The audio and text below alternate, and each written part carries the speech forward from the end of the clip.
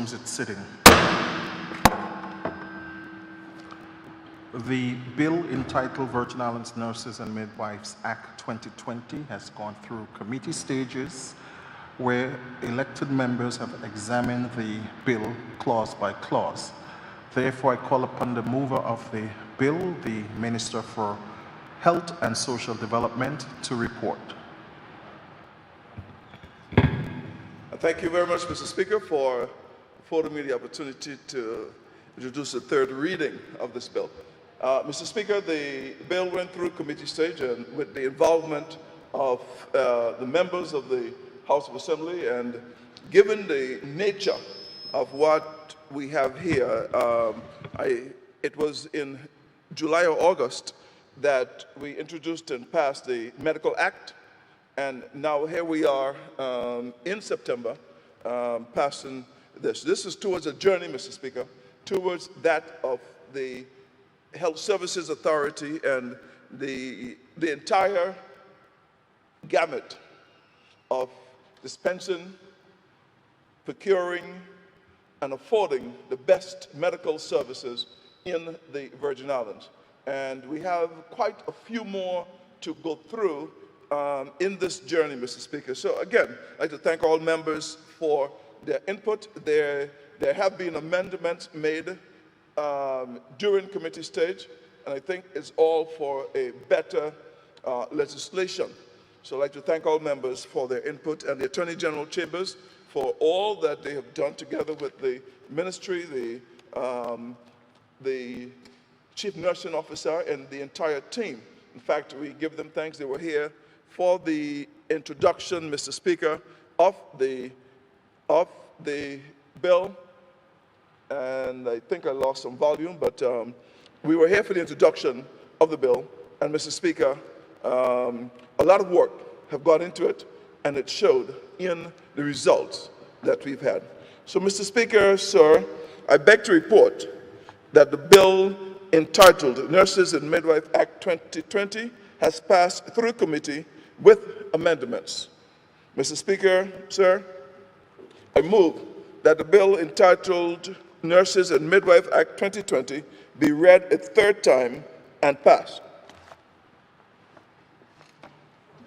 Second.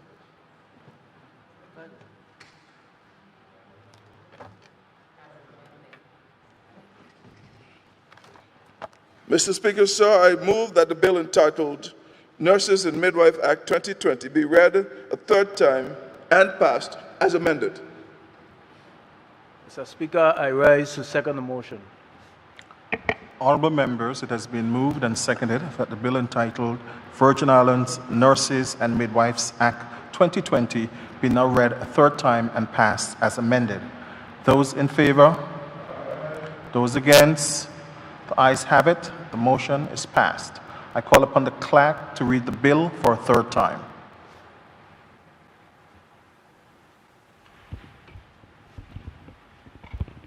This act may be cited as the Nurses and Midwives Act 2020.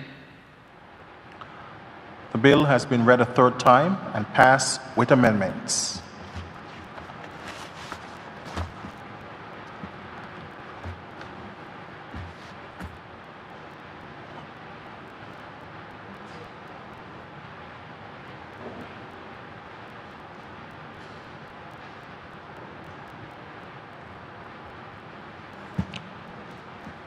Okay. Thank you, Minister, for your presentation also. I now call upon the clerk.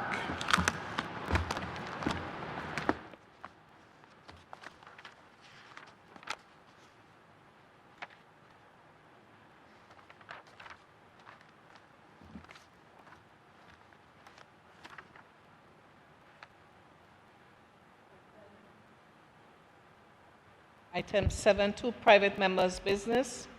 Item number 8, other business.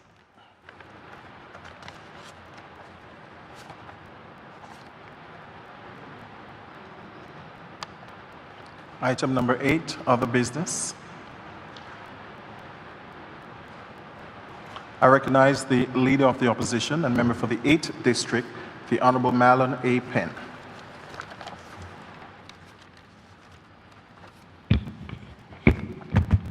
Thank you, Mr. Speaker, for the opportunity to make my brief but comprehensive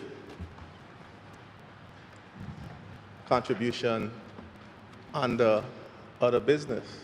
Speaker, it's been a little while since we were here last officially. This meeting was a meeting that was previously scheduled and was postponed, and I'm finally getting a chance to close this meeting out. Mr. Speaker, so we've been away from the people of the territory for quite some time, and much has happened during that period. I think it's important for us to speak to our people on some of the issues that affect them on the local level and some of the issues on the national level. Speaker, I'll start at home. They say charity begins at home, and all politics is local.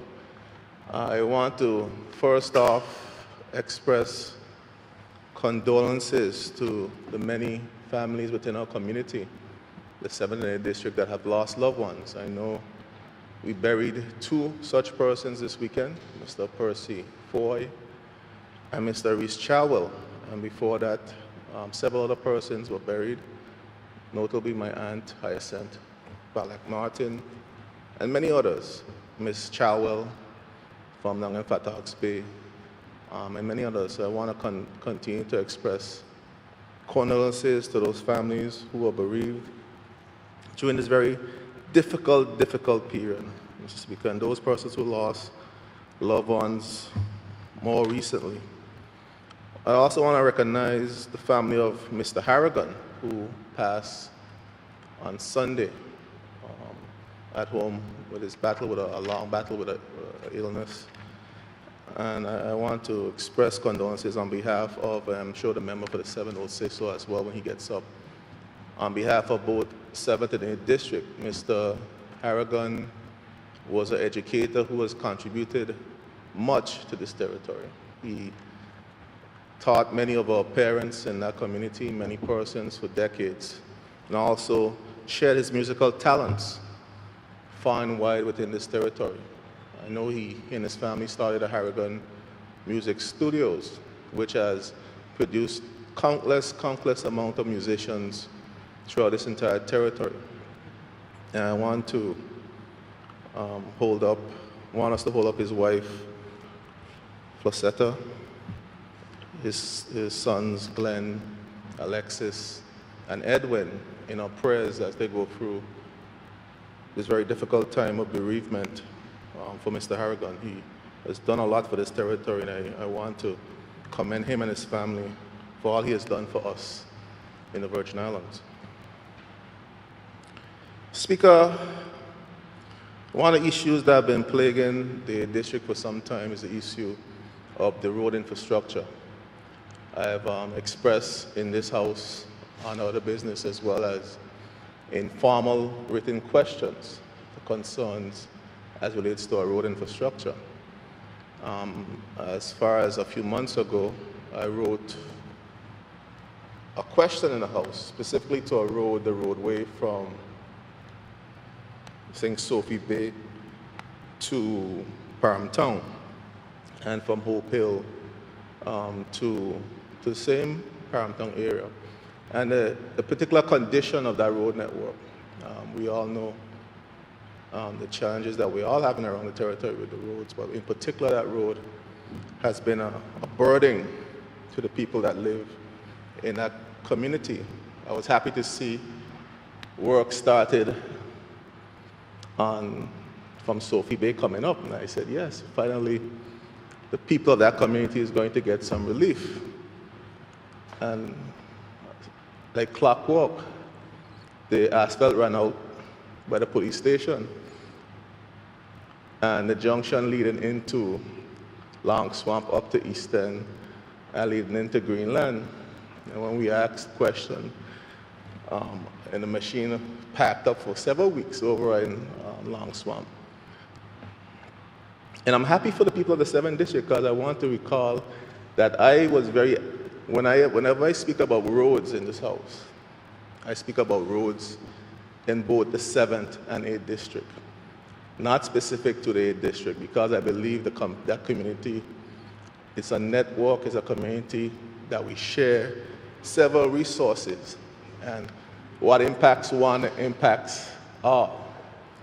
And I believe that we need to make sure that when we fight for both communities.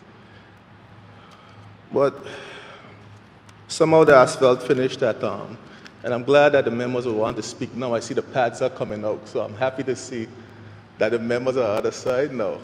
And I like when I prompt your thoughts to get up and say, talk to the people of this good community and this good territory. But the issue of roads is a challenging one. It's a very one that we've been fighting with. I know we've been getting the arguments about sewage is coming and we can't fix the road because of sewage. But at a bare minimum, we need to address the issue of the potholes and patching the roads until we get to the sewage, like we did in the 7th district.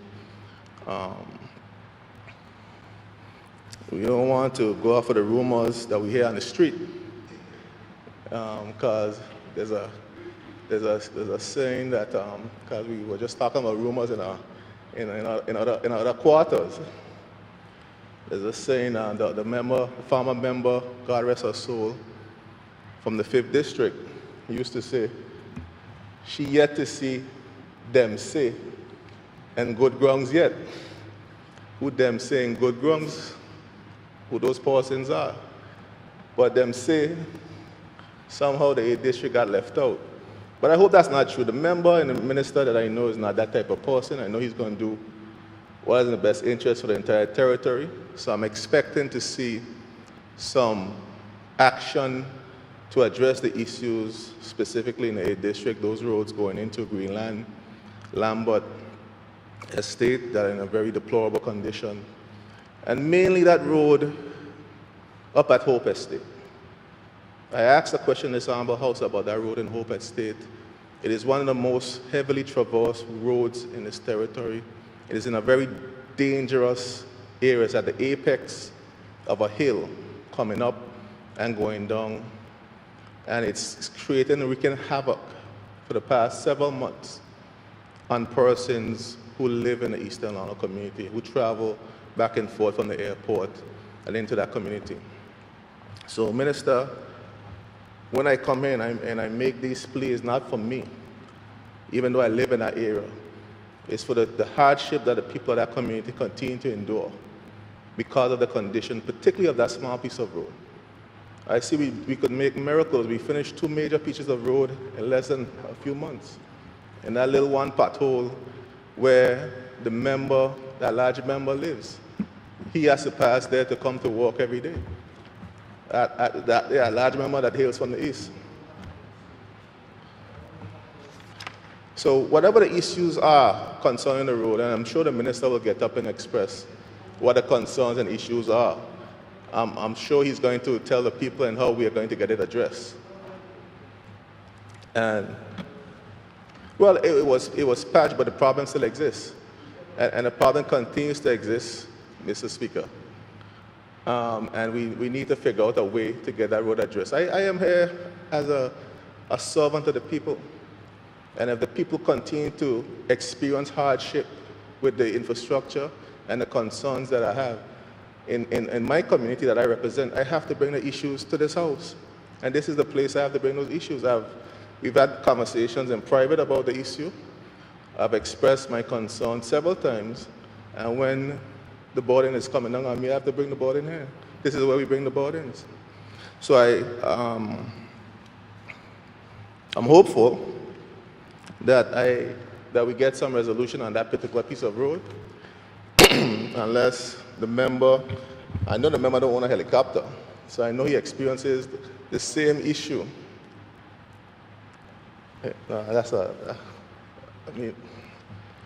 I'm being scorned here, Mr. Speaker. I know the member don't own a helicopter, as I said, and I know he traverses that road every day like I do to come to town to do the people's work.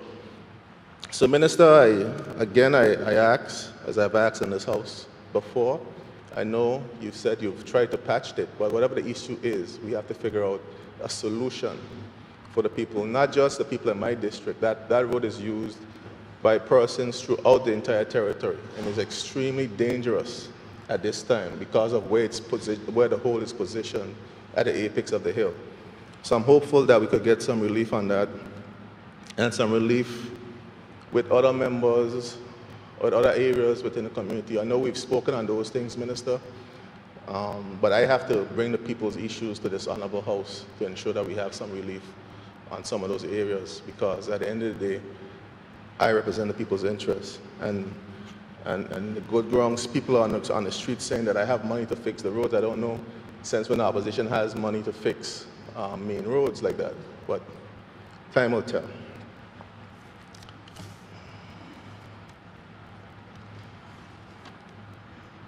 Speaker, additionally, the sewage, I know I've been hearing that the sewage is coming and the issues surrounding that, and I'm hopeful that we also could get that started. I know we're heading into October, and typically it's difficult to get things moving during this period, but I'm hopeful to see some movement at least so we could get that finally done, and the road infrastructure further up east could be addressed as well. So, Speaker, there's a lot of things that were happening that's been going on nationally. And there are certain things, Mr. Speaker, and certain subjects in this honorable house that cross political lines. And one such subject, Mr. Speaker, is the subject of financial services. For the years that I've been here, it's one of those issues that we all sit down as a collective, as all leaders of this country, and figure out a way forward and at least have a conversation on the issues that have plagued that industry, the issues of concern with that industry to the leaders and to the people of this territory. Mr. Speaker, I even know this to be true when I was an employee at the Financial Services Commission, when we had discussions with members of the House of Assembly, specifically when we were doing the Virgin program, and there were those concerns. We had open dialogue, open conversation that relates to that industry. So there's one issue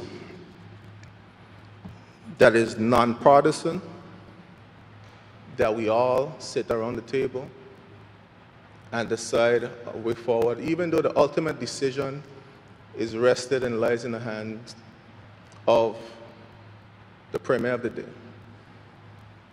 And that's been consistent even with outgoing Premier. I can remember when we had the issue of economic substance. I know we had many long meetings and discussions at the House, informal meetings in the House chambers, even at formal sit-ins.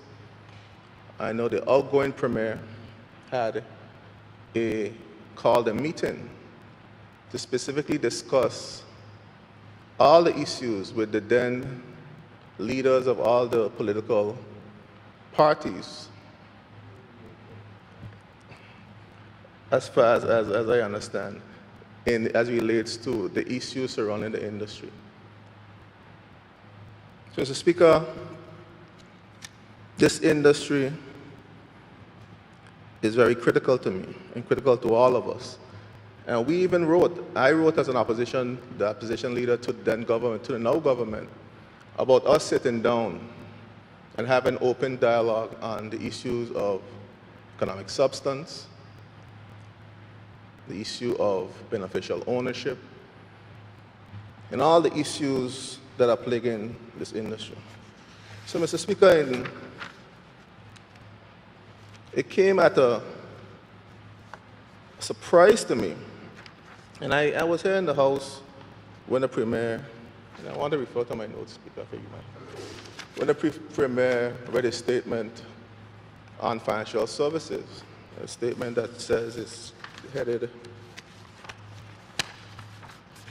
at the fourth sitting of the second session of the House of Assembly. It says framework for policy, publicly accessible registers. Speaker was here, all of us was here, I believe, and I listened to the Premier's statement. And I never really got the gist of what was actually said that day, because it's impossible that an issue so important like beneficial ownership, an issue that thousands of persons in the Virgin Islands marched the streets of Roachtown. A march probably only second to the 1950, it was, remember, for the 7th, 1949 march on Government House in terms of its contextual background. An issue where all of us as elected members were in that march because we understood and we always had that sense of this is one issue, a nonpartisan issue where all of us will stand united on and fight this battle as it relates to the maintenance and ensuring that this industry continues to thrive and continues to survive, because it represents so much to the people of this territory. So, Speaker, I vividly could even recall some of the signs that we had at that march that day. It was right after Hurricanes Irma and Maria. I remember vividly, and I could see it right now, the former member for the 5th District and her sign. And we used to tease her, member for the 2nd, with her rubbers on and her sign up saying, "I want to rule my destiny." Lyrics from a song from, who's singing that song again? Buju Banton, "I want to rule my destiny." Collectively, the then leader of the opposition, now Premier, was there. He spoke at the rally. We all came together, put aside our political differences, as is always the case with financial services. So it struck me that I heard the statement, but I didn't understand, because I said, no, it is impossible that an issue so important as beneficial ownership, an issue that all of us who were elected at the time matched to ensure whatever position we had was a joint position, an issue where the then Premier took the then leader of opposition and Premier, now Premier, to UK to have joint discussions on. And likewise was done across all the overseas territories. To read a tweet from Baroness Snug, the overseas minister, Minister for Overseas Territory, that says, "Great news that at BVI government has announced it will join all the other overseas territories by committing to adopt publicly accessible registers of business owners by 2023. This is a strong signal of the UK family's commitment to tackle the global problem of illicit finance." Mr. Speaker, I saw that tweet that was retweeted, and I said, I'm waiting for the fake news stamp to go out and says, this has to be fake news. A decision like this, of this magnitude, would never be made, even though it's the right of the Premier of the day to make that decision, without consultation with and discussions with the elected government of the day, without a public conversation on the issue with the people of this territory, thousands of which marched the streets of Road Town to protest this very same issue of beneficial ownership in public registers. I really don't believe that the people understand that we have actually signed on to this issue of beneficial ownership in public registers because we're too silent. And then I had to go back, Mr. Speaker, and reread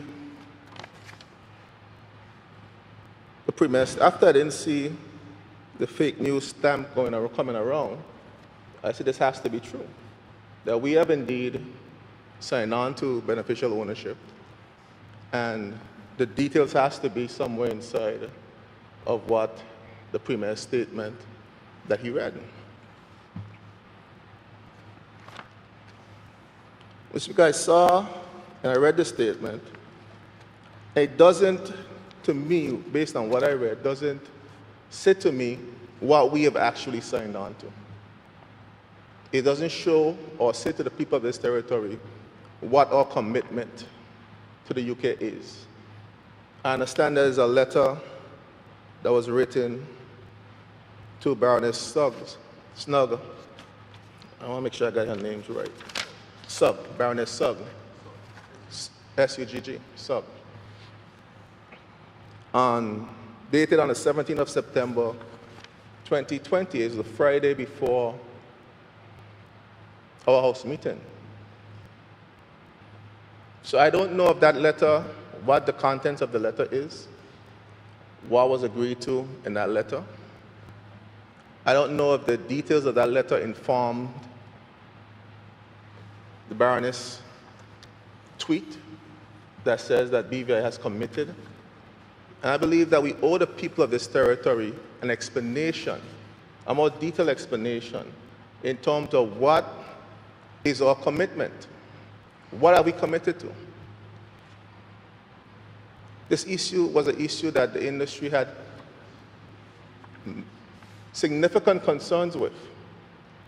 Concerns of the possibility of the erosion of the industry. Have these concerns been addressed? Have they been availed? Have we had comprehensive consultation with the industry? If we were afforded a conversation, those are the questions I would have asked. Is the industry comfortable with this decision to commit or to sign on to public registers? Are we indeed signing on to public registers in 2023? If we are, what does that look like?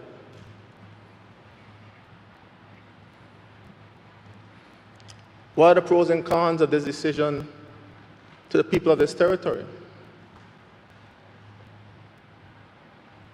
These are important decisions. These decisions are too important for us, whether it's the 13 of us or any of us, to make, or the 9 members on the government side, or the 5 cabinet members, to make in a vacuum, without apprising the people of this territory, especially the people of this territory who came out, thousands of them. And all the members on the government side don't get their time to answer these questions. I see the expression, you'll get your turn. These are important decisions. While the Premier, you pay the cost to be the boss, but there's a consistency with the relationship. There's a consistency in terms of how this industry and how we work collectively as a body as it relates to this industry. And for us to hear about this in a reading of a statement in the House, for the people to hear about it just the same time that the people of this territory heard about it,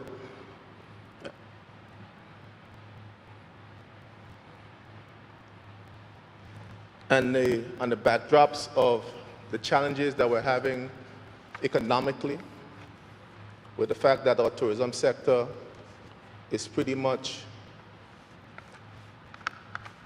shut down, has been shut down for the last 6 months, with little to no activity. What is the impact? What impact does this decision have on our financial services economy that was already in decline because of COVID, as was brought out in a question in this Honorable House this year? We saw the numbers from March to June. They were down some, at least I think it was about 10%. I'm sure the numbers of the research, people would do the research and say whether my numbers is right. But there was a noticeable decline this year over last year in our financial services industry. Mr. Speaker, these are questions that we need to know. Members of this House need to know, and members of the public need to know. And I want the members of the public to understand this is the same issue that you marched on, marched the streets of Rotong on. This issue of beneficial ownership. So we need clarity. Let's not start now making financial services a partisan issue. It's never been a partisan issue. It's always been an issue that we all sit down and talk through, and we express our different opinions, and ultimately the leader of the day would make his decision. But at least it will be informed from a conversation, an open dialogue on an issue that's so important to the people of this territory, and even more so now, considering the current state of not just the beaver economy, but the global economy. And to buttress it with the issues that are happening in Hong Kong, and the challenges between Hong Kong and China, mainland China, and the destabilization and the level of destabilization this could potentially have. If there's not, it might be a non-issue, Mr. Speaker. There might be some issues that have been worked out that we're not privy to. We don't know. But we need to have those questions answered to the people of this territory. The decision has already gone public. The Minister of Overseas Territory has already made her comments on the issue. The Governor has made his comments on the issue. So now the people need to understand, what have we committed to? What have we signed on to? And how this impacts our way of life, how it impacts our livelihood, how it impacts our economy, how it impacts our standing in the industry, and what this particular arrangement would look like. Not what we want it to look like. Yes, that's important. We need to know what we want. But what have they agreed to? What have they committed to, if anything? So that all of us could be on the same page in terms of what is happening with this particular industry.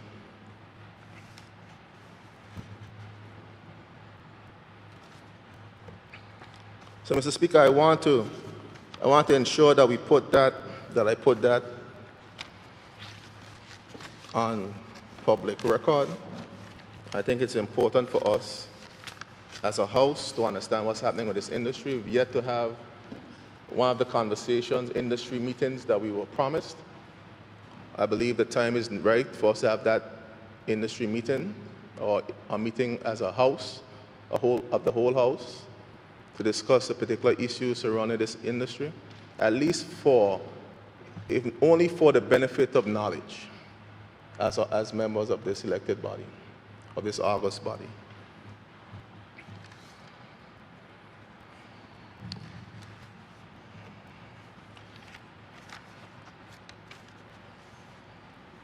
Mr. Speaker, I won't be much longer. Mr. Speaker, it's another issue. There's one other issue that has been bugging me. I'm a person, I was raised in a community where you've taught discipline, you've taught respect, you've taught how to hold how to be calm under pressure, and how to be respectful in how we deal with each other and what we deal with and interact with persons. Speaker, I've been following the U.S. elections, and you've been hearing all the back and forth and the conversations going on in terms of interference in the political process. You're hearing that there's the group out of Russia that supports Trump, and they want to see Trump re-elected. You're hearing about the Chinese now who got into the game. They can't afford to have Trump there, so they're supporting Biden. And you heard about this interference, and you never believe that in a small territory like the BVI, you have to deal with those type of interactions and jostlings and the likes in terms of our political process. Well, it's not just, we're probably not in an election yet. But you never could tell these days. We've seen snap elections, we've seen all kinds of things happen in the political process, so anything is possible. Mr. Speaker, I had an incident in the last budget process at the House of Assembly. And when we were then at the chambers, we had a little battle of the minds concerning participation of the opposition in the debate, which eventually calmer heads prevailed and democracy prevailed. And we participated in the debate, and the budget debate happened. But before that happened, Mr. Speaker, and while we were in those discussions and conversations, I went outside, and there was somebody that I didn't recognize. I didn't know who the person was. It wasn't part of the media cohort, the typical media cohort that you see around and doing their reporting and doing their regular conversation, and have the interview, et cetera, et cetera. And I asked the person, I said, look, I don't know who you are. Please do not take my picture. Why are you taking my picture? Why are you taking my picture? And I swear, Mr. Speaker, I apologize. The person was going to take my clothes off of my body. And God bless one of one of our media personnel was there. Because it seems like the fellow had planned to take and the member is right here in the room now, he knows what I'm talking about. The man had planned to take my clothes off of my body. I said, but what is this?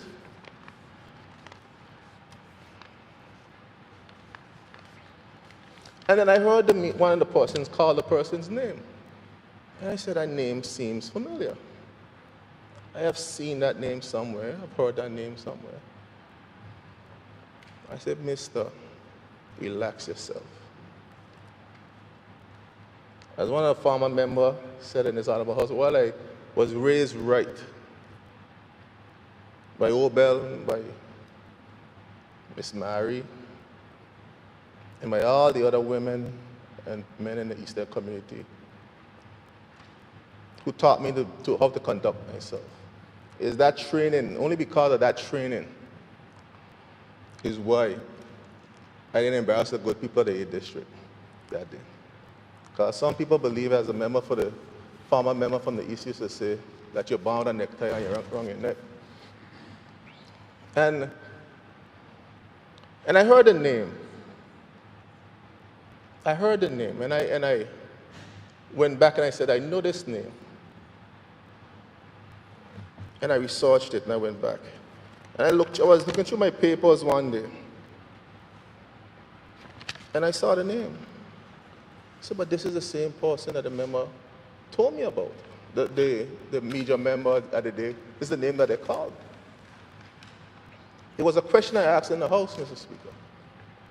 And the name was on one of the answers to the question. It's a name out of a Shakespeare play. Hamlet, something. And I see this name listed as special advisor to the Premier. In the Honorable House quarters, being paid $98,000 of taxpayers' money on robing a member of parliament, a special advisor to the Premier.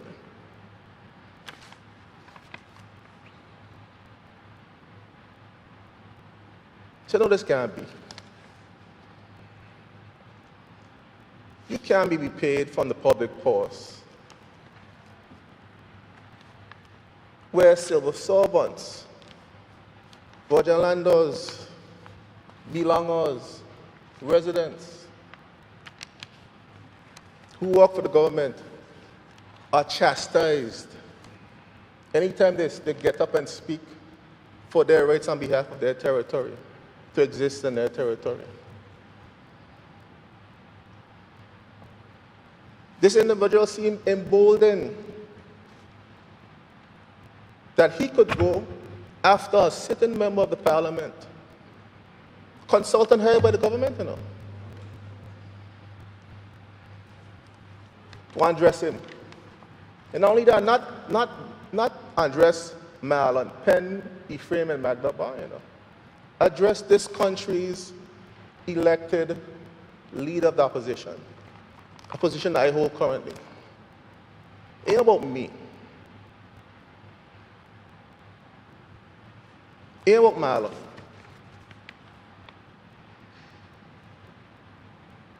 Is this where we're heading? Persons being financed through the public purse, and with that type of behavior in our territory? That's the level of infiltration that we're looking at.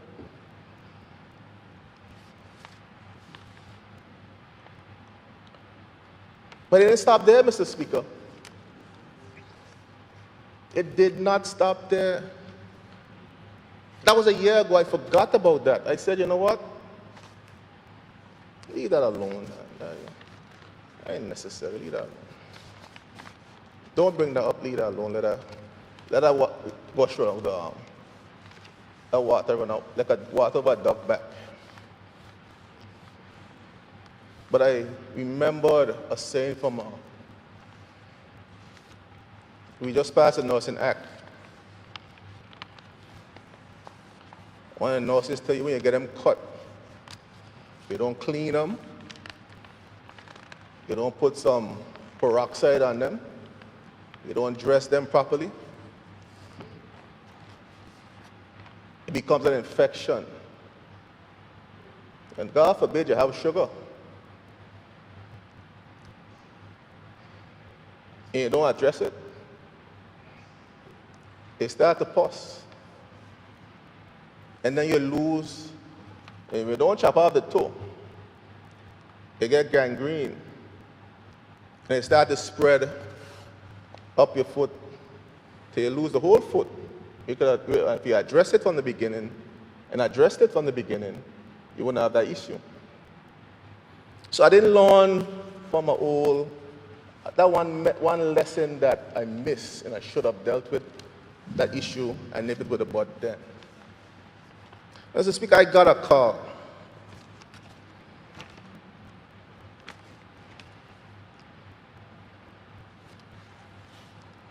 And I was told, I did an interview.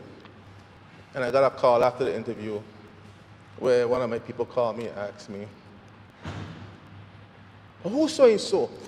Why them on top of you on Facebook, sewing on you, and everywhere you go on this post them over your name on social media? I said, man, leave the people It is their right. It is their right to express their concerns in the blogs and whatever. They have their right. It's a democracy we run in. We ain't running a dictatorship. The BVI is a democracy. Allow the people to express their right. So you are stripping this. Go see who the person is on your Facebook page, on the particular news story. And I went. I said, but that name looked familiar as well.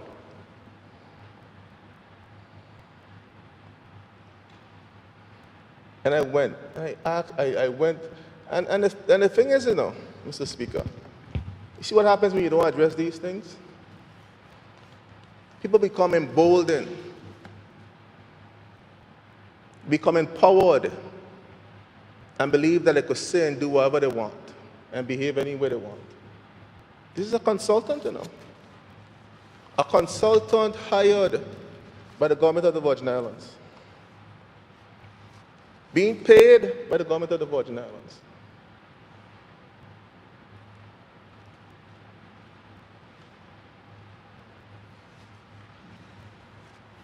Playing politics with our taxpayers' money.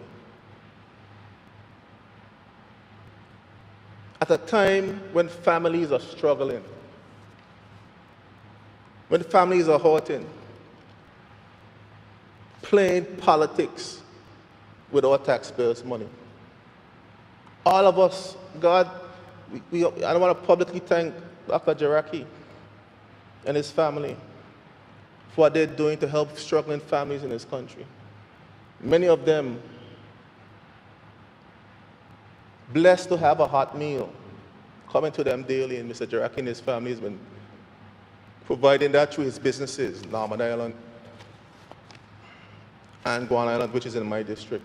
They're my constituents. So the struggle is real, Mr. Speaker, for people throughout this territory. And here it is. Someone who is fortunate to come to the BVI, to be employed by the government of the Virgin Islands, to work in the Premier's office, is out there creating mischief, political mischief. And he had a sense to hide his name. He had a sense, the good sense, as my cousin from up Manchester does say, the good landlook sense that we'd get up there. To use a pseudonym, to go on there and blogging and doing whatever you have to do. So I saw the name, and I went back to my little sheet.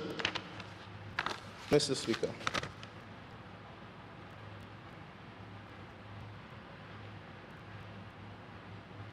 This is a man being paid $78,000 a year. $78,000 a year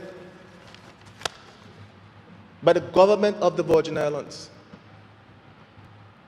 Here meddling in BVI politics. You being paid by the taxpayers to meddle in BVI politics. Well, hard-working Virgin Islanders, some of them have been unemployed for 6+ months.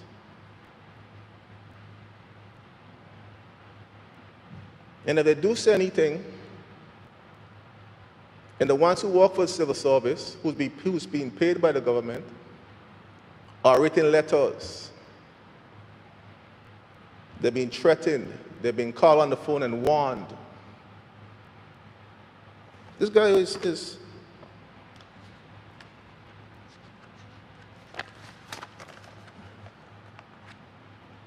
the same name on the Facebook page, the same name here in the consultancy. Sonel. He's been hired by the government of the Virgin Islands to do research, policy analysis. That's what he hired for. I hear you write speech too. He's emboldened to attack the opposition and attacked sitting members of this parliament while being paid by the government of the Virgin Islands. Premier, bail them cat. Bail them cat. It's right here in the report that your office gave to me from a question I asked in this honorable house concerning consultants. I have evidence that the budget day 2019, Mr. Hamlet attacked me in the House of Assembly, in the House of Assembly yards, trying to take my picture when I asked them not to take my picture. And almost undressed me and unclothed me. Huh? And another one, paid by the taxpayers of this country, paid by the taxpayers of this country to play politics. Tell them to them work. Tell them stop playing politics with the taxpayers' money. Keep out of BVI politics. They were done here on the campaign already. They were done here on the campaign already. They're getting paid now at the government dime. Tell them stay down. Go sit down. Tell them go sit down. Because I come after them every day in this house. Tell them go sit down. And I'm going to share the screenshots from the one who won the news story and share the same consultancy that he has. I'm yet to get the contracts. I get a list of the consultants, but I've yet to get the contracts and what he's actually being employed by the government of the Virgin Islands to do. Tell them keep out of BVI politics. They're already getting paid through taxpayers' money when many Virgin Islanders are unemployed. Can't get food to put on the table for their families. I have to stand up now. I listen to too much fibs. Fibs. Fibs? Fibs. Is the Premier calling me a liar, Mr. Speaker? Listen to too many fibs. I have to stand up, Mr. Speaker. Mr. Speaker, is the Premier Mr. calling me a Speaker, liar? point of information. Honourable members, Point of information. we cannot have two members. We cannot have two members standing at Without- the same without time. being some clarity. Honourable, What am I being Point interrupted of for? information, Mr. Honourable Speaker. Leader- What is the information? Point Honourable of members, information, honourable Mr. members, Speaker. honourable members, can I ask both members to sit, please?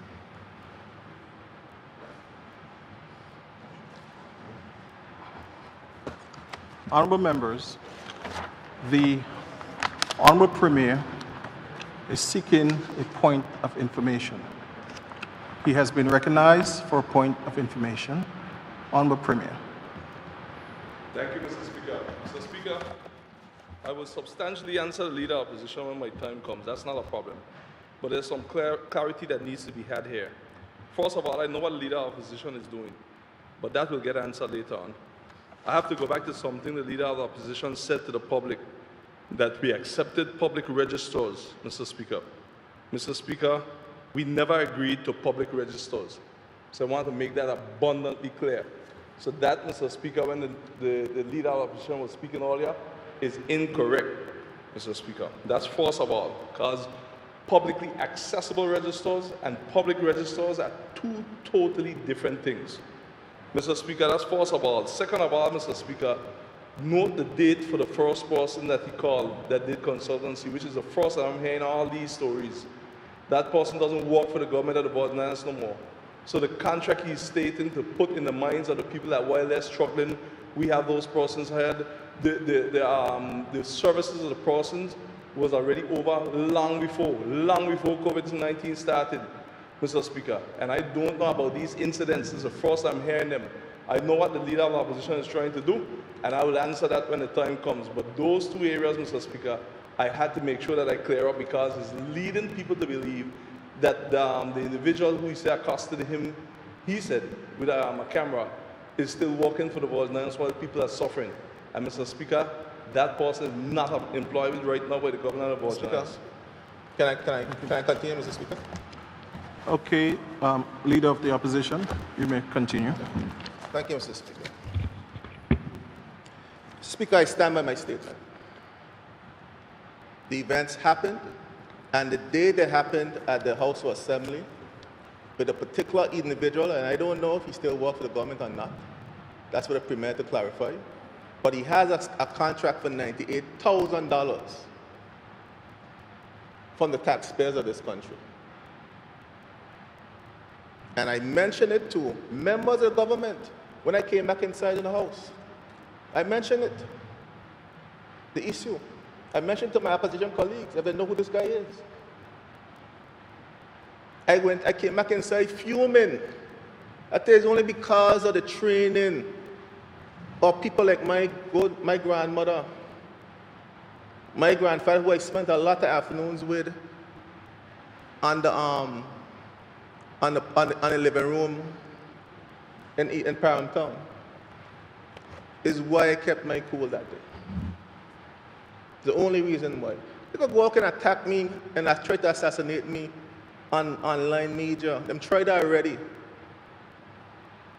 Them tried that already.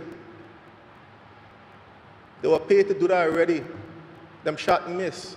And better believe I come in well armed now. Your shot then miss. And I'm not going to stand quietly while your mischief is being financed by the people of this territory.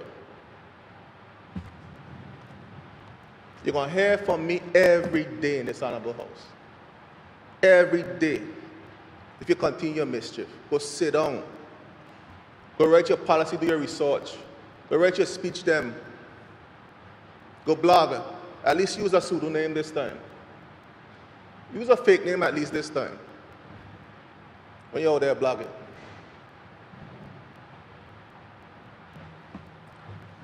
At the same time, you got members, people, good people who stand up for their country.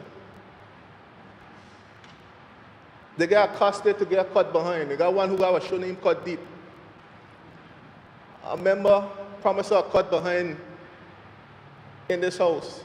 The Virgin Land have a right to speak. They speak on me too. They spoke on me too when I went in the government. When we were in the government, they spoke on us too. I was happy then. You were happy then when they chastised us. They never got a letter. They never got a letter from the then administration. And you can ask them yourself. Not one of them were written up. The same one that who get promised a cut behind in here. Ask her if she ever got a letter from the former administration concerning her speaking on issues affecting her country. Well, good for the goose, gotta be good for the gander. So, Speaker, am I allowed to speak in peace? All the members going to have a chance to speak, Mr. Speaker. Honourable members. All the grumbling and mumbling. I get up and attack when I have a turn. Honourable members, let's continue to maintain some order in these chambers. Continue, Leader of the Opposition. Poor girl afraid, but I know she ain't afraid. She come along. Look anyway, she ain't afraid. She ain't going to speak her mind. And do it responsibly and do it respectfully, as she did against us when I was in the government. We are democracy. But we have paid consultants who walk around who fool with them chest high. With them chest high, feel like they can attack anybody in the opposition. Being paid by the government, the taxpayers' dime. But nobody belling that cat. But we sending letters and suspending others when they speak against us. We gotta be consistent. We gotta be consistent. And beg your consultants them, slow their roll. They're getting paid by the taxpayers at a time when people are struggling. And many Virgin Landers, many of them can't get anything to eat. Check your people them. Instead of coming up, getting up here, jumping up, check them. When the former administration, I wasn't a part of it then, used to talk about Glover Park. We got Caribbean Park now. We got Caribbean 106 in Park.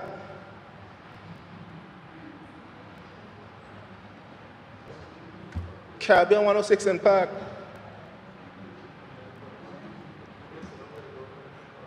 I get sent out. I keep on hearing this shouldn't by getting sent out. I get sent out. Me? Honorable, Mr. Premier, Mr. Speaker, talk to your members. Honorable Leader of the Opposition, give me 1 second. Mr. Speaker, you heard accusations over here for you, the leader of government business, Honorable and the Leader, members in the backbench. Give me 1 second. Let me just address the House. Give me 1 second. Honorable members, I think in the life of the Fourth House of Assembly, it's a little too early for us to be so contentious. I expect this kind of behavior perhaps 6 months out to when the House is going to be dissolved. Let's ensure that we conduct ourselves in a manner that is respectful to each other and respectful of the office that you hold. The leader of the opposition is to be speaking uninterrupted. If there is any person wishing to speak, while he's speaking, you can do it via a point of information, or you can do it via a point of order. And I'm sure members are well aware of the distinction between the two. So with that said, I'm going to ask the leader of the opposition to continue his presentation. And if there's any interruption, you will do it either point of information, where you're interrupting to seek clarification or a question, or point of order, where you're querying on a debate about a procedure, etc. With that said, I'm going to ask the leader of the opposition to continue.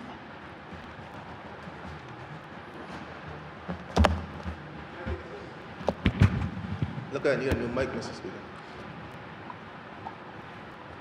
Thank you, Mr. Speaker. Mr. Speaker, I sit there, calm, collective. I'm hearing all kind of improper motives being imputed across the aisle from me when the minister says a house slave, them send me. So, Speaker, the only people send me here is the people from East End.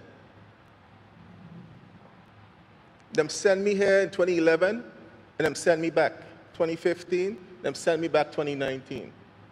I'm going to continue and stand in this honorable house and represent their interests. Many of them are being affected. Them is who I represent. It looks like whenever I open my mouth, whether it's informal or informal meeting, they think they could jump on Magda and Ephraim boy. Can't believe. Somehow they feel that, I don't know, you look at me and I feel like somebody could jump up on. Look at the size of me. It look like people feel like them look at me and somebody could just jump up and beat up on so. Mr. Speaker, I don't appreciate the imputing of improper motives by the members on the government side. The only people send me here are the people from East End, Hope Hill, Greenland, Commander, Scrub, and all points in between. And I'm going to continue to stand here firm, solid like a rock, and represent their interests. No matter who get vexed. Who get vexed, boss? So, Speaker, this issue is an issue that has been a problem, and I should have addressed it in 2019. You're saying it's too early, Mr. Speaker, but any later, I'm going to lose my foot.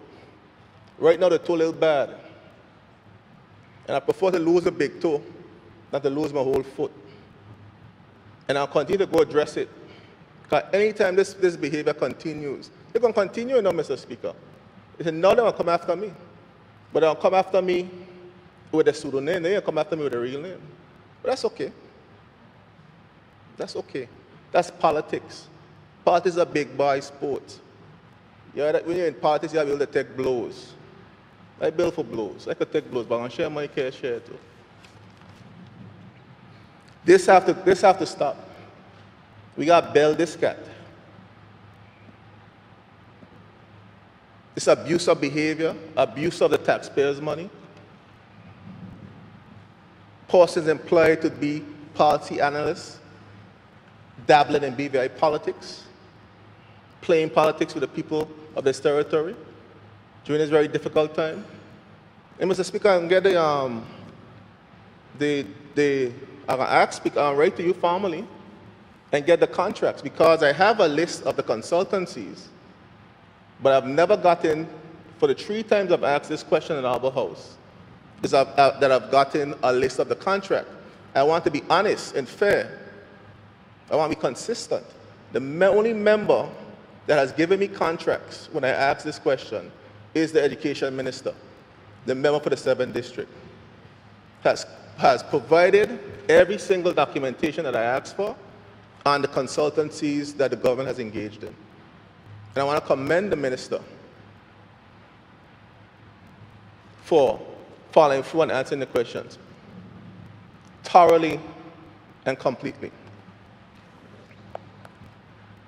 And this point, and I'll come back to this, I ain't finished yet. And this point about point of information on the public registers, public accessible registers of business owners or public registers. Potato, potato. If it's different, tell the people. Let us know what we've committed to, what the implications are, and I've asked that in my earlier deliberation, what the implications are for the people of this state. That's what happens when you don't communicate. There's misinformation, misinterpretation, people form their own opinions. Mr. Speaker, am I going to have to deal with this all day? The members of the government that get up and say what they got to say, on and all kind of subjects. All kind of subject. Mr. Speaker, I read exactly what was here. I don't know what the Premier heard, but I read exactly what was here. Just like how I went to school tonight, my school fee.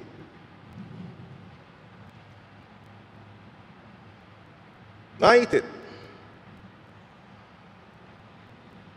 So whatever it is, if there's a difference, if there's a distinction, the people need to know. The 3,000 plus people that marched through the streets of Rotong, fighting to defend this industry, need to know what we have signed on to and what the implication is for us as a territory. Even if you don't want to tell us over here, you don't got to tell us nothing. That's your right. You don't have to tell us anything. But the people need to know. And I've asked the questions early on in my deliberation. Let the people know what it is. What have we signed on to? What is in the letter on the 17th of September? What is the contents of that letter? Did that letter inform the tweet by Baroness Snub? We don't know. We don't know.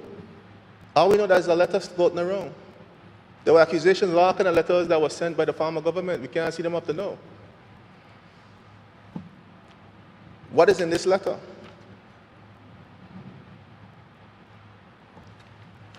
So I'm sure we'll hear about it and hear the clarification with the Premier gets up. And I assure you, Mr. Speaker, unless it's a misrepresentation of anything I say, I will sit down quietly and listen. And listen to every single word. I wouldn't leave, because every time I am here to keep a 7 to make sure he wraps up and says what he has to say. Even with 9 members on the government side, I sit here religiously to make that 7 and listen. I ain't got nowhere to run. This is my country, Mr. Speaker. This is my country. I told somebody the other day, my wife is a U.S. citizen, and I ain't signing up for that. I ain't going nowhere. This is my country. I ain't got nowhere to go.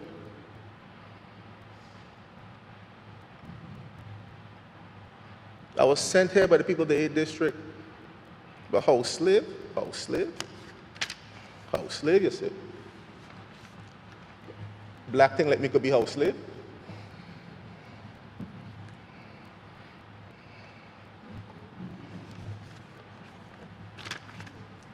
Do right by the people of this country. Be right to the people of this territory.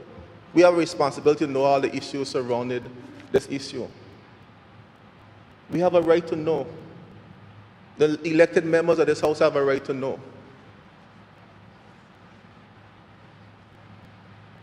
And deal with them people we paying a set of money, $78,000 a year, when people can't even get a day work. Deal with them, tell them go sit down, write them speech in the background.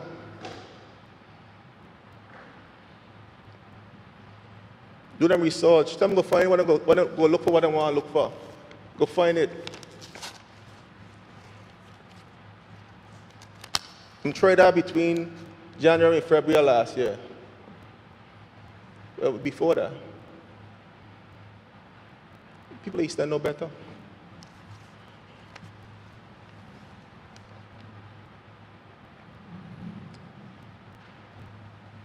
On that note, Mr. Speaker,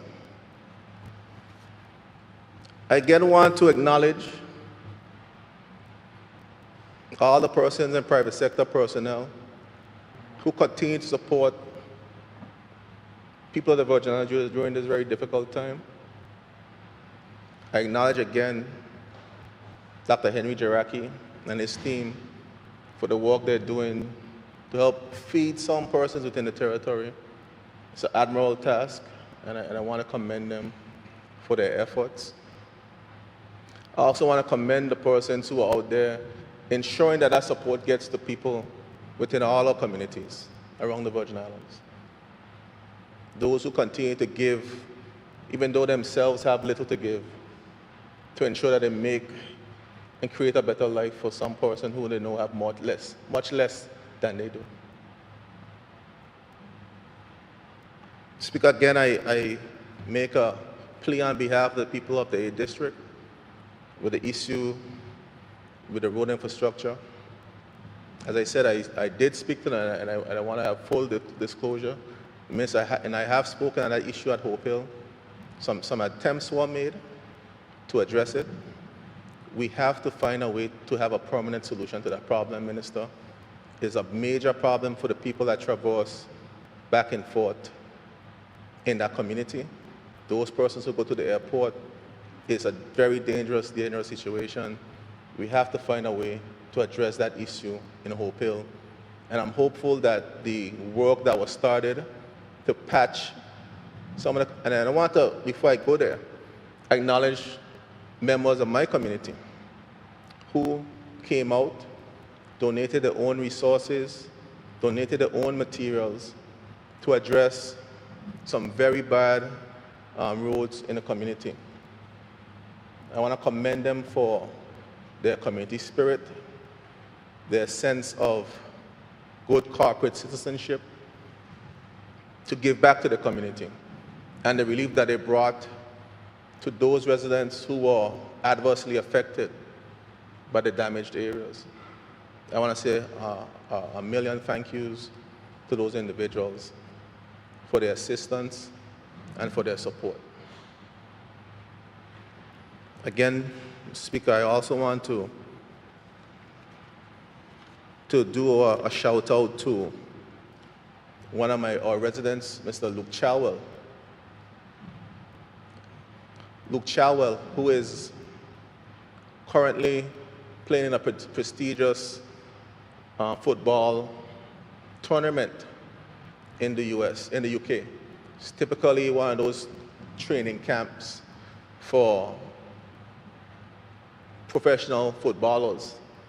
It speaks to the commitment that has been made by persons like Andy Bickerton, persons who continue to contribute to sports in this territory, and the programs that have been put in place to usher in new talent in football, and the work that we're doing with building that beautiful edifice in Greenland that represents both the 7th and 8th District.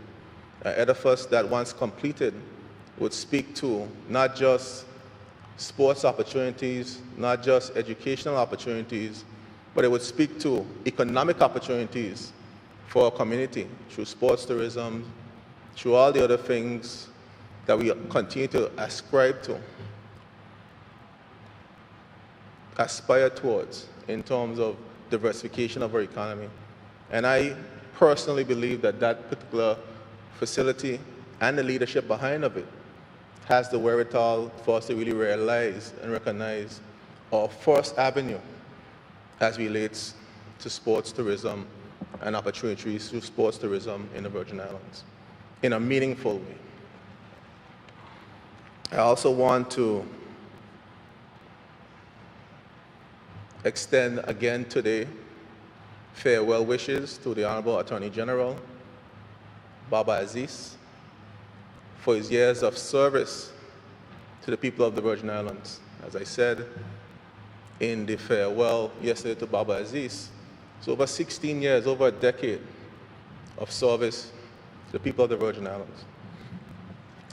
Baba Aziz has truly been a friend of the Virgin Islands. And on Thursday, we would acknowledge the incoming Attorney General, and I'll save my comments for then.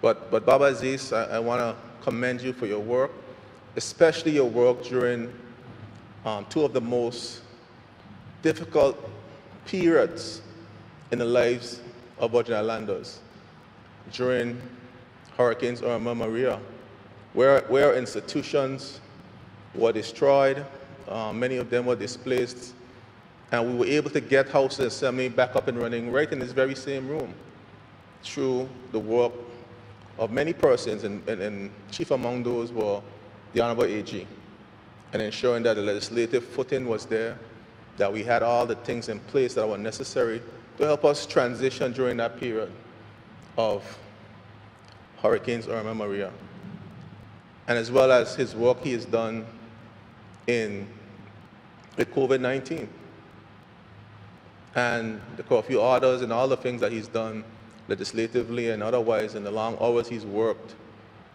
to support us as a territory, to support the people of this territory. I must commend him. He's been truly been a good friend of the people of the Virgin Islands. And I want to commend him for his work, for his commitment, for his diligence in executing his work over the years, over the 16 years that he's worked for us as a territory. Again, before I leave, I want to also continue to express condolences to the people who have lost loved ones in this territory, the people in the Eastern Long community and particularly, again, Mr. Harrigan and his family, the Harrigan family, the Chowell family, the Bo Chowell families, the Foy family, the Valak, the Martin family, and all the other families who've lost loved ones. I want to again express my deepest sincere condolences to you and your bereaved loved ones who you leave behind. And to the people of the 8th District, I want to continue to thank you for your words of encouragement. Continue to thank you for your upliftment over the many years that I've been privileged, and I always count it as a privilege to serve in your honor. I don't serve in my honor. I serve in your honor in this humble house, and to ensure that the issues, the social or otherwise, that impact your lives, that I ensure that I agitate, I speak to the necessary ministers that are responsible, and that I come to this humble house and lay your issues to the feet of this humble house to ensure that you are aware that I am fighting for your issues, your concerns, and I will continue to do so in your name. Not amen. not in Jesus' name, in the people's name.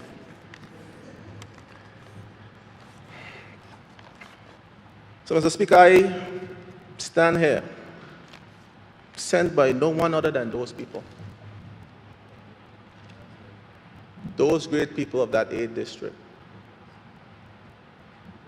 who has the confidence, and have shown their confidence in me, despite the public relation and the blogging and all the other things that the adversaries will try to achieve. Yeah, so I expect to see more of those coming out soon. So I bill for that, man. Keep it coming. Again, Mr. Speaker, I thank you for the opportunity to make my brief contribution. I thank the member for the 8th District for his contributions. Honourable members, we have a list of 5 persons who have indicated to me that they wish to speak, so we'll go in this order. Honourable Flax-Charles, followed by Honourable Turnbull, followed by Honourable Fraser, and then the Deputy Premier. Before the next speaker, I just want to make a general statement referring to standing orders. 38-7. Standing order 38-7, just a gentle and humble reminder that no member should use his privilege for defaming individuals that are not members of the House who have no legal redress. That's just a general statement for members' clear understanding. At this time, I call upon the Junior Minister for Trade and Economic Development and Territorial Member, the Honourable Shireen D. Flax-Charles. Good day, Mr. Speaker. I always promise to be brief, and I will try my best to err on the side of efficiency today. But I have a lot to say today, and I ask your indulgence as I refer to my notes from time to time. Permission granted. I too would like to thank the Attorney General Baba Aziz for his service. I also, Mr. Speaker, would like to extend condolences to the families of all those who have lost loved ones, namely Mr. Joseph Harrigan, a musical icon in the British Virgin Islands, as well as a lady that lived among us for many years and was a motivational speaker, and she left an indelible mark on most of us in this community, especially the females in the community, and that is Miss Laura Lyons. Mr. Speaker, today I want to continue on the highest of high notes by acknowledging the incredible work of the Department of Trade, Investment, Promotion, and Consumer Affairs. Mr. Speaker, as we stand here today, the team at that office has been tirelessly working to allow for the execution of the Premier of the Virgin Islands mandate to aid the small businesses of the territory. As a facilitator of this initiative, I can tell you that the workload was immense, but the director and her team have powered through a mountain to allow for the impending distribution of much needed relief to our business community, and I must add that those checks have started to go out, Mr. Speaker. I also want to thank the Honorable Premier and his entire office team for ensuring that all eligible businesses are helped as best as we can. Mr. Speaker, as the voice of the market and the ears of the government to our entrepreneurs, I can tell you that the challenge that they are faced with is great. But I can also tell you that their innovation and perseverance are boundless. I quiver with anticipation when I think of the next wave of entrepreneurship.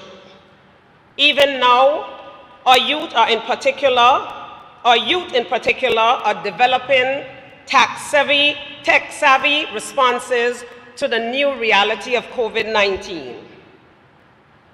And so, I am hustling to respond. Firstly, Mr. Speaker, I want to touch on the seamless process that the department was able to mastermind with the Department of IT. While there were a few hiccups, most of our applicants reported a smooth, easy experience and praised the effectiveness and transparency of the process. Meeting the demand and recognizing this new era of BVI business unusual, I have already commissioned the department to implement a new digital process for trade license applications, amendments, and renewals. I am confident that next year this process will be hands-off, contactless, and much more speedy and efficient, fitting for the new normal and our new phases of BVI business. I am certain that our young people in particular will find this new system to be marvelous. But I am happy to report that my priority on their efforts extend well beyond this. Mr. Speaker, on Tuesday last, I launched a BVI business video competition to promote buying local and also the limitless talent of our young creatives. They will be aiming their cameras to remind our market that our business people are still on the grind.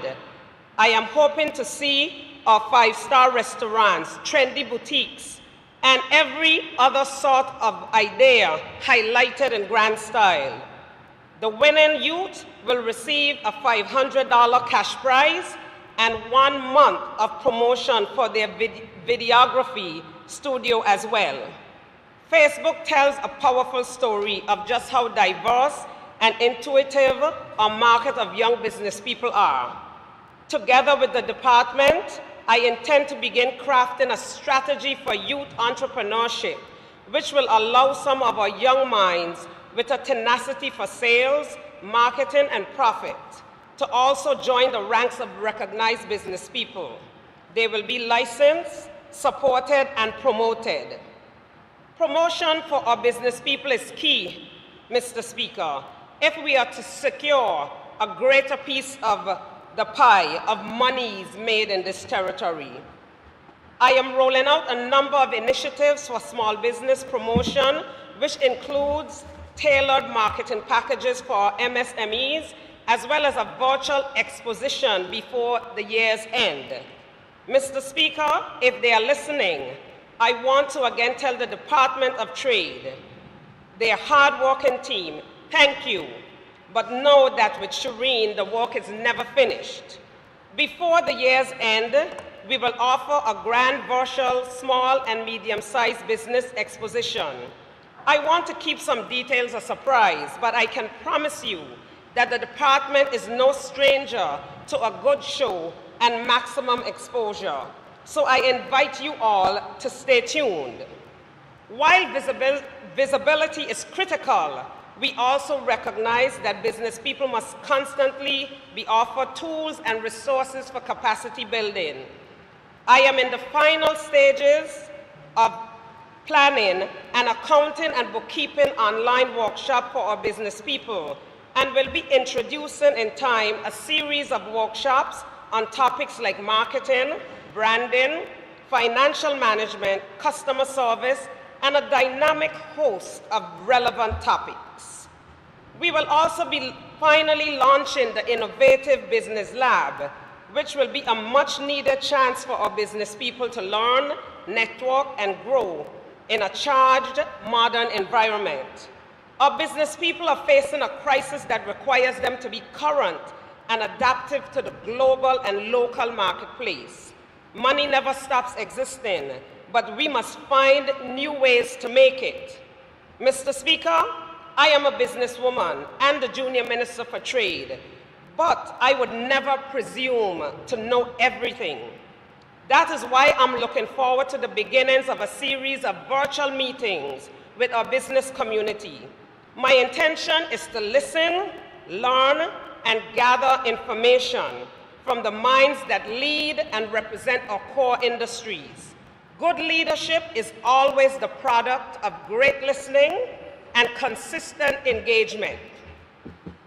The people that shape our economy will continue to do so once given the opportunity to inform policy and guide the decisions that determine our future.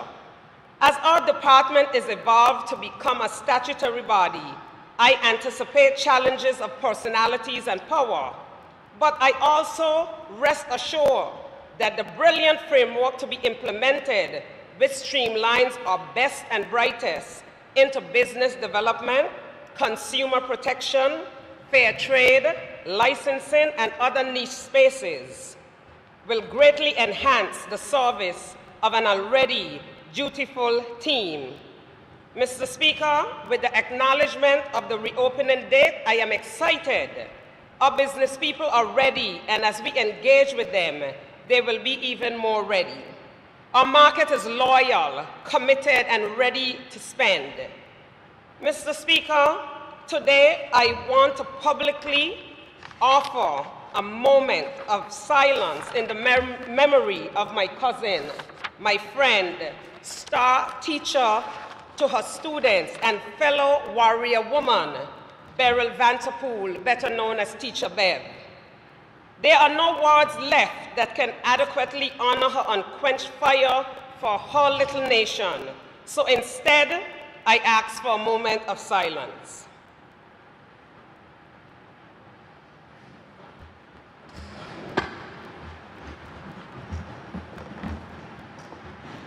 Thank you.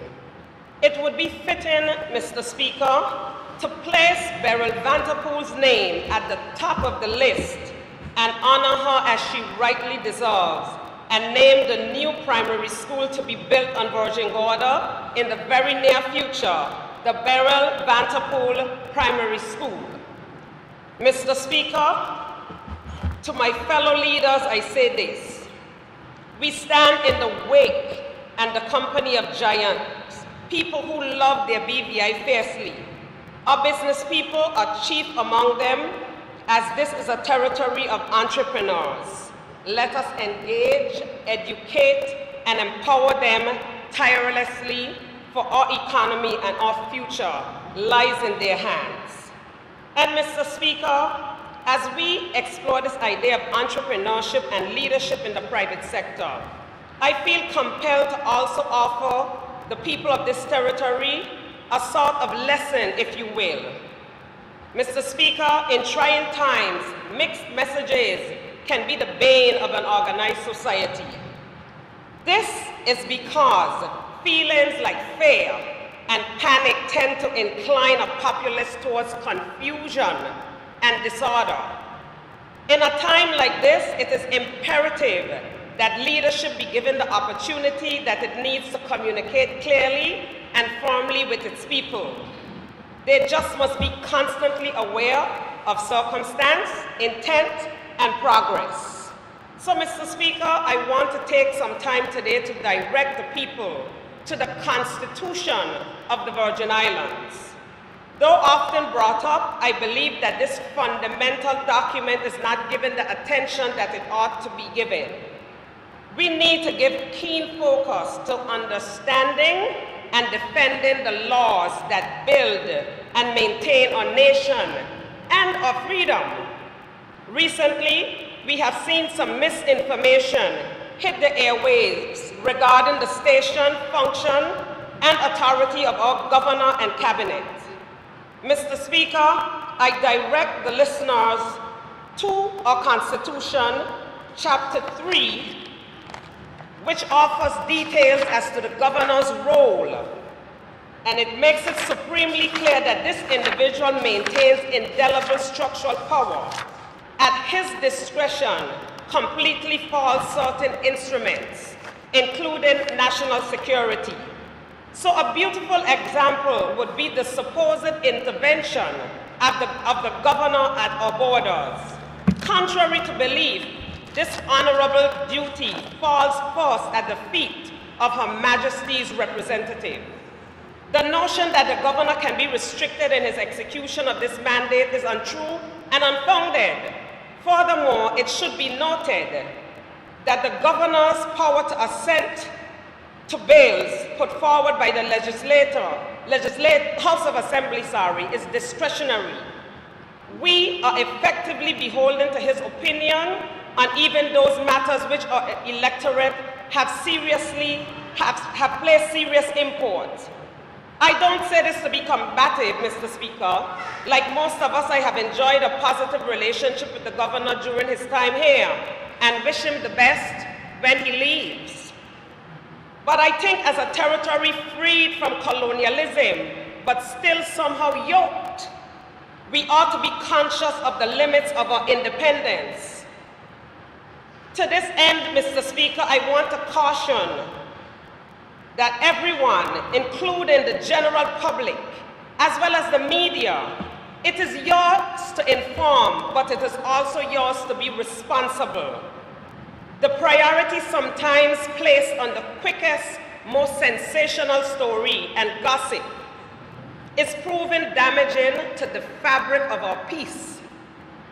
Just yesterday, Mr. Speaker, I was appalled at a twisting of a positive story that I myself was a part of. The comments on these blogs, as they call them, urged us to rethink our desire to be trending. Seeds of divisiveness cannot be sown at this time, when, as the elders would say, the barrel bottom is close to bursting. We must be responsible. Everyone out there in the community must be responsible. Inclusive of the media, we have to be careful. We have to be honest, Mr. Speaker. And I want to read an excerpt from the Constitution on page 25, chapter 3, section 40, where it speaks to the exercise of the governor's functions. The governor, clause 2, I believe it is, the governor shall not be obliged to consult with the cabinet or the premier if in his or her judgment, A, Her Majesty's service would sustain material prejudice, B, the matter is not materially significant so as to require consultation, or C, the urgency of the matters require the governor to act before he or she can consult the cabinet or premier. So as I said before, Mr. Speaker, a lot of these things that are published, that people are out there saying we all need to read and understand the Constitution, understand the powers of the governor, and so national security falls squarely. And I just simply want to say, could you imagine, we have the Sir Francis Drake's channel. Could you imagine a street or a highway in London called the Holocaust Highway? There would be a great outrage, Mr. Speaker. We have fought long and hard, Mr. Speaker, to get where we are today, and we are not going to turn back. And I say to everyone again, before I close, Mr. Speaker, we need to make sure that when we open the newspaper, when we click and pull up an online news site, don't look at the headlines alone. Read and understand and do your research as it relates to whatever the subject matter may be when it comes to a particular article. We are a proud people. We are an independent people. And again, I want to caution everyone to be very careful, because what we are seeing happening, seeds of divisiveness are being sown. We are pitting different nationalities and different races against each other for no good reason, Mr. Speaker. And this cannot continue. This is not what the BVI is all about. This is not the reason that we came to this house. We are here to help the people, not to divide the people. And with that, Mr. Speaker, I will take my seat. Thank the territorial member for her contributions. At this time, I recognize the member for the 6th District, the Honorable Alvaro Maduro Keynes.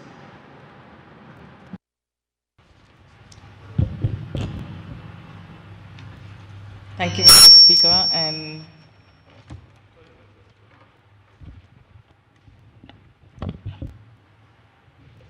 And as usual, I'll be very brief. Permit me to look at my notes every now and again, Mr. Speaker. Mr. Speaker, I would first like to comment on the deaths and incidents that occurred in my district for the past couple of weeks. It's truly heart-wrenching to see loved ones lose loved ones, unnecessary death, unnecessary incident. Mr. Speaker, only God could help us now. I truly pray that these senseless acts will discontinue. No one has the authority to take another man's life. Vengeance is mine, says the Lord. If you know something, say something. I express condolences to those who have lost loved ones, especially to the family of my very good and close friend, George Barrows. All of us used to call him Chocolicious. He will truly be missed, a great sportman he was, and a dear friend, and also to the family of the late Matthew Daly and V. Matthias. Condolences to their family, because I do understand, how it feels, and just continue to ask God guidance and protection and to strengthen you for this journey. A quick word to persons, Mr. Speaker, who are still out there struggling, and I know that the struggle is real here in these islands, but this too shall pass. We understand that the wait is a bit long, but we're doing everything we can do to get the help to you as fast as possible. Just a reminder that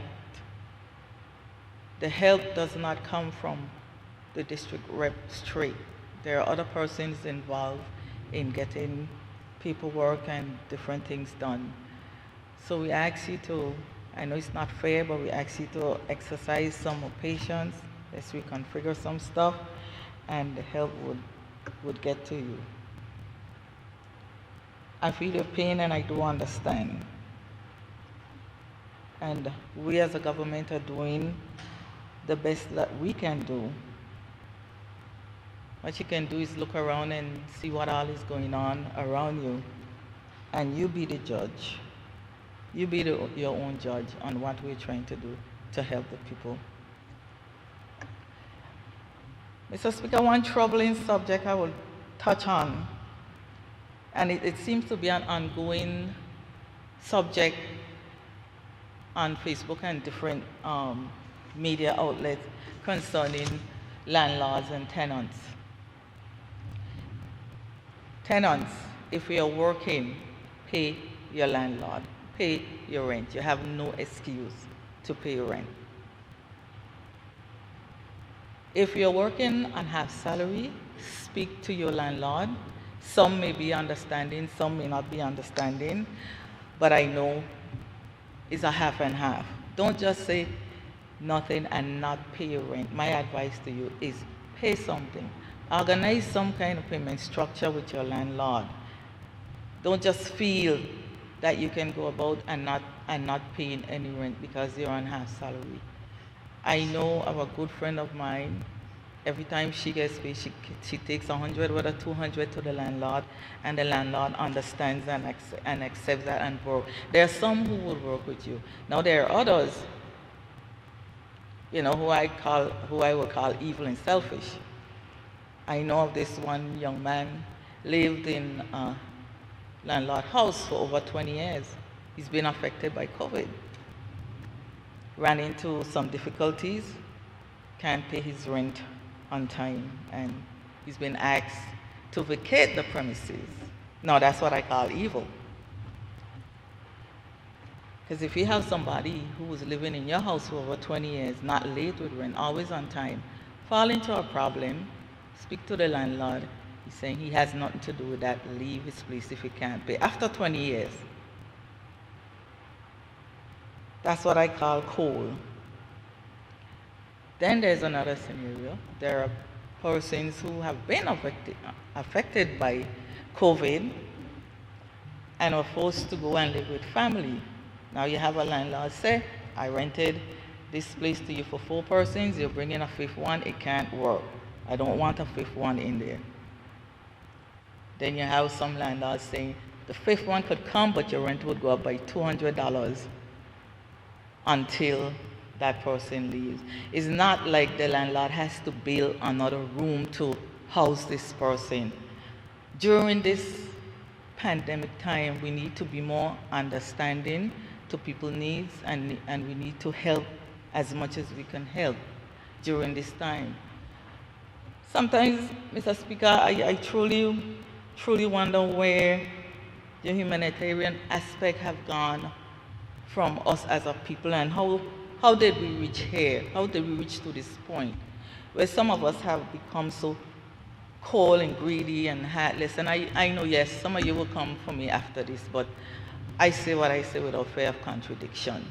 We need to do better as a people in a time like this. I've been through Irma and I've been through Maria. This COVID, to me, has affected us worse than Irma and Maria.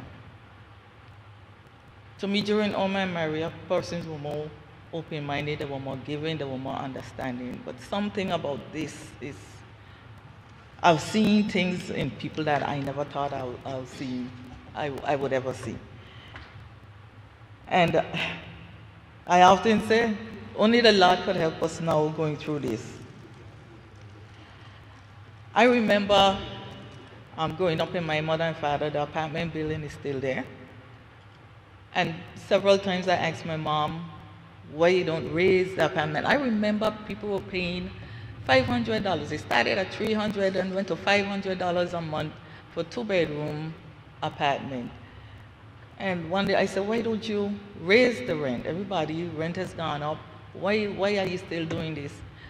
And she would always say, my dad, your father don't owe for the house. He doesn't owe the bank for the house. So why am I going to kill poor people by putting up the rent?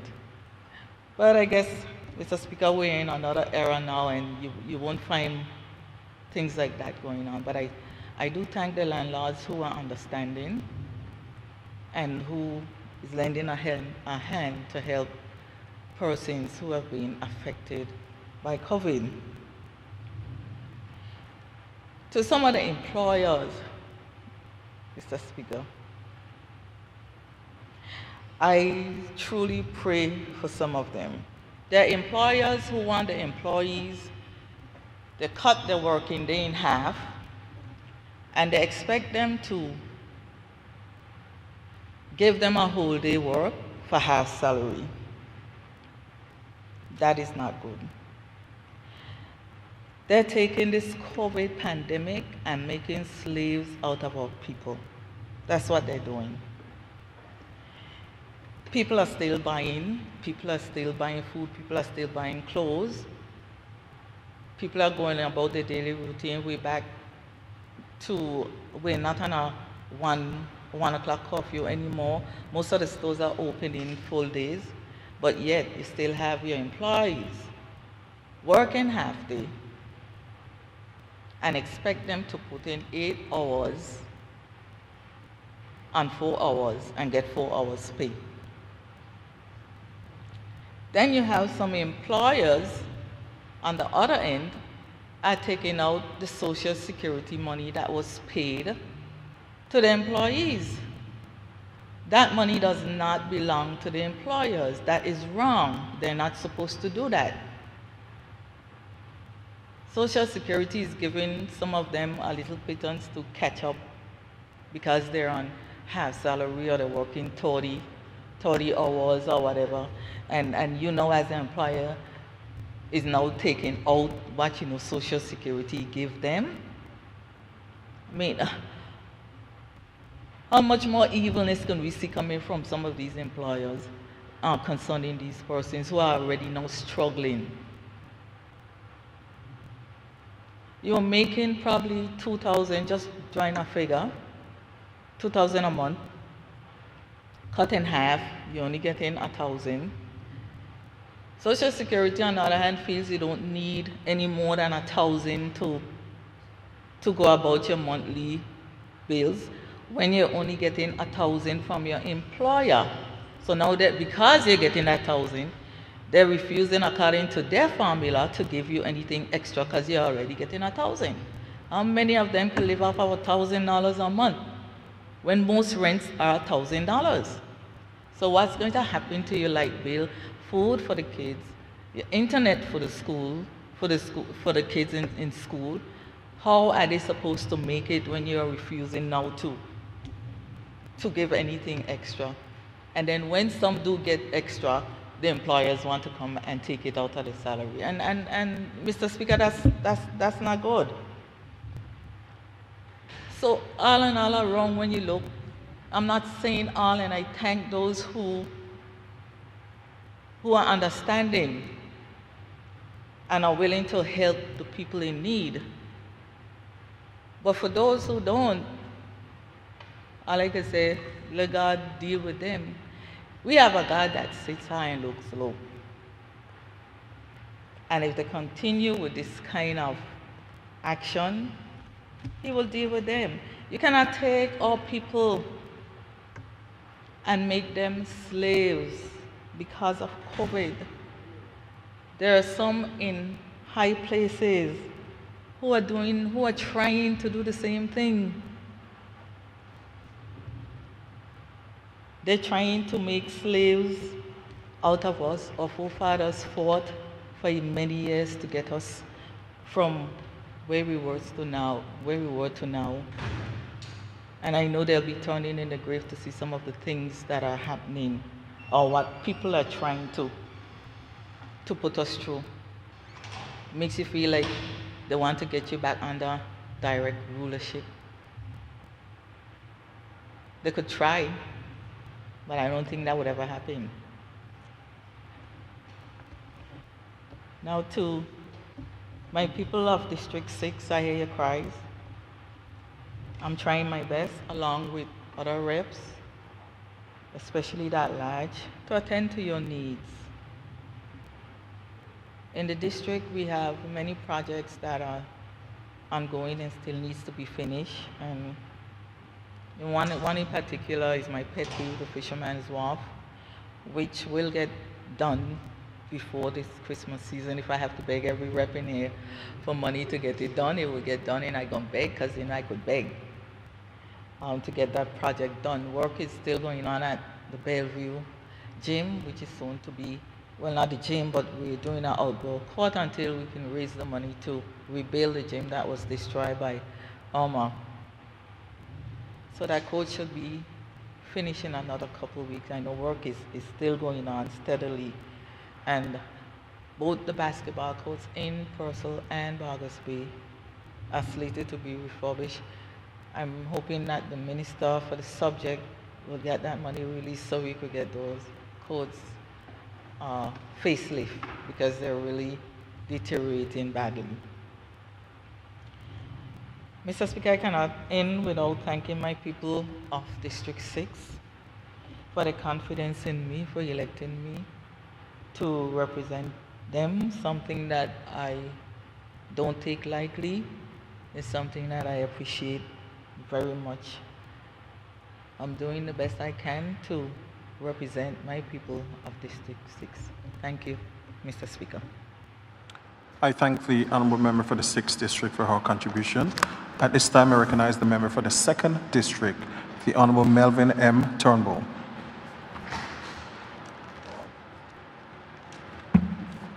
Mr. Speaker. Mr. Speaker, it has been a little while that we have been able to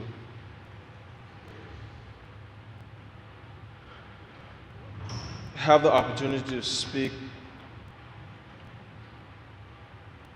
on the other business with all that we have been faced with all the happenings that have continued to occur and present itself in this year of 2020.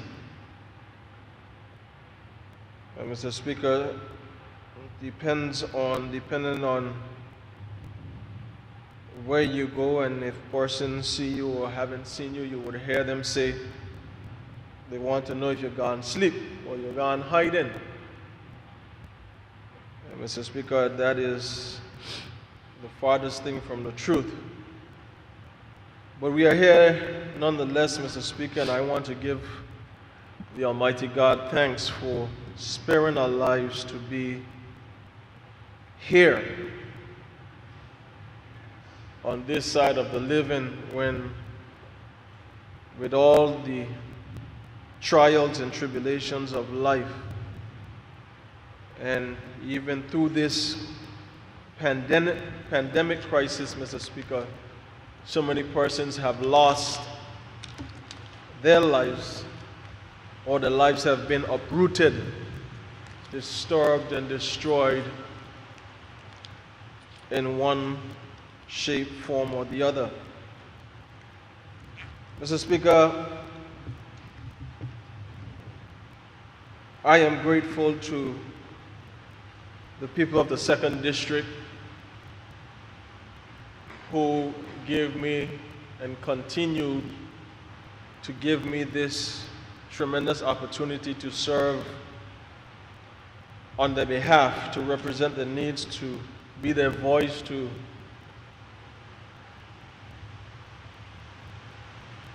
represent them in the best way possible, that I know possible, Mr. Speaker, and that it is my plan every waking day. I am grateful, Mr. Speaker, that even now, showers of blessings fall, and we have much to give God thanks for.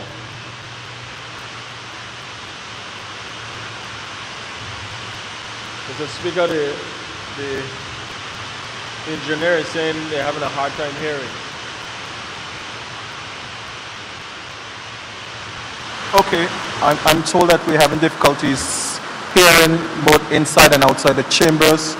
So at this time, we'll take a 10 minutes recess and resume at 6:15. 6:15. It's more than 10, but we'll resume at 6:15. Honorable members, this House is now in recess, and we'll continue with the member for the second when we return.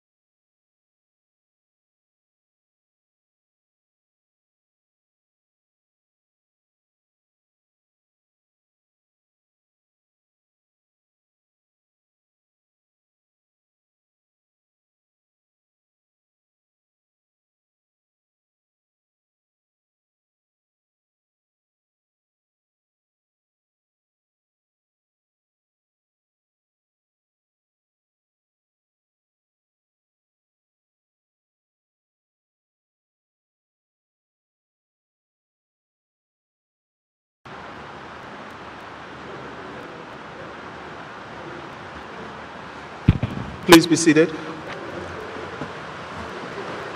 This Honorable House resumes its sitting.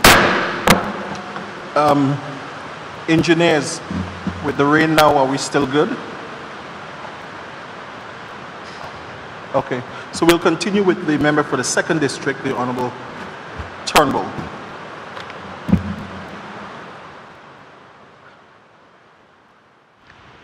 Thank you, Mr. Speaker. There's nothing. They say when it's nice to do it twice, so since it's for District 2, we're going to start over again. More rain coming, Mr. Speaker. Blessings of the Lord, we must be giving thanks. Be grateful with a grateful heart. Give thanks, Mr. Speaker. Mr. Speaker, I started before and I wanted to give thanks to Almighty God for sparing our lives to be here. On this side of the land of the living, while there is so much turmoil, so much chaos and tragedy happening throughout the world, and especially now with this pandemic. And Mr. Speaker, the Word of God says that in everything we ought to give thanks. Because when you think you have it bad, there's somebody else that have it worse than you do. So, Mr. Speaker, I'm grateful to the people of the 2nd District for giving me this tremendous opportunity and continuing to send me to this honorable house to represent their needs, to be their voice, to voice their concerns, because that's what I was elected to do, be a servant leader, Mr. Speaker. And while we're here, Mr. Speaker, knowing that times may seem uncertain, but there is nothing, Mr. Speaker, that is, one, too hard for God, and there is nothing unknown to God. And that's who I put my trust in, no matter what. I believe each of us, Mr. Speaker, here are here in this life to serve a purpose, and we must all live out our purpose. Live out our dreams, live out our ideas. Because dreams without goals, Mr. Speaker, are just dreams. And if we don't set goals, we will never achieve those dreams. Mr. Speaker, I want to take some time to lend my voice to comfort the people of the Virgin Islands as they go through these uncertain times.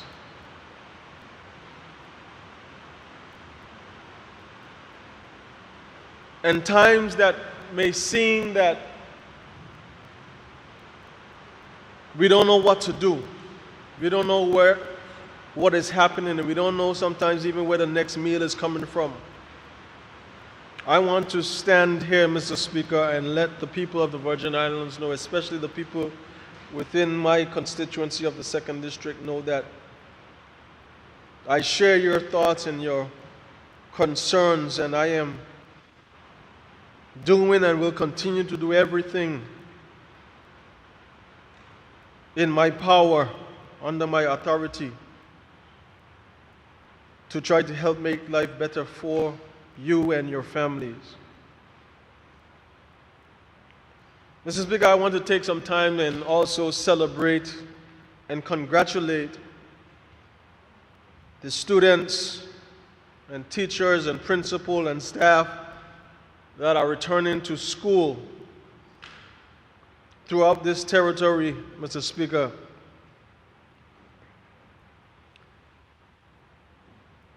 I know it is not an easy job, it is a thankless job, but I want to thank them, Mr. Speaker. I want to encourage them. I want to encourage the students to stay focused, remain steadfast in your goals. Stay focused on your education, Mr. Speaker.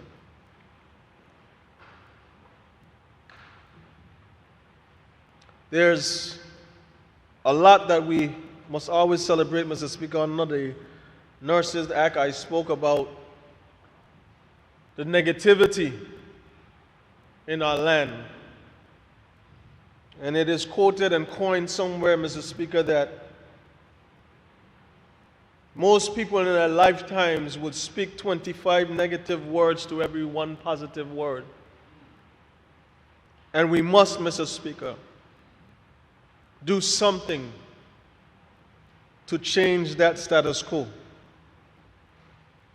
So while celebrating our students, Mr. Speaker, there's a young man among many, but this one I would highlight. His name is Ian Smith Jr. Mr. Speaker, it is noted that he unofficially has earned the highest grades in the CSEC and CXCs throughout the territory. A young man from St. George's Primary School who just graduated from college, from high school, Mr. Speaker. And 5 or 6 years prior to that, he was one of them on his class committee for Class 5 in primary school that ensured and wanted that I speak at his graduation ceremony for primary school. And it was a pleasure to witness him and Miss Hopkins and the rest of them who graduated from St. George's. Even your son, Mr. Speaker, Mr. Willock, was a part of that class as well. And I want to celebrate Mr. Smith for his accomplishment, along with all the other students, Mr. Speaker, throughout the territory who had tremendous success in the CSEC and the CXCs here in the territory. Mr. Speaker, those are things that we must celebrate. Those are things that we must highlight. Those are things that we must continue to promote and keep in front of us, Mr. Speaker. There are some other young people, Mr. Speaker, who are blazing the trail in this uncertain time.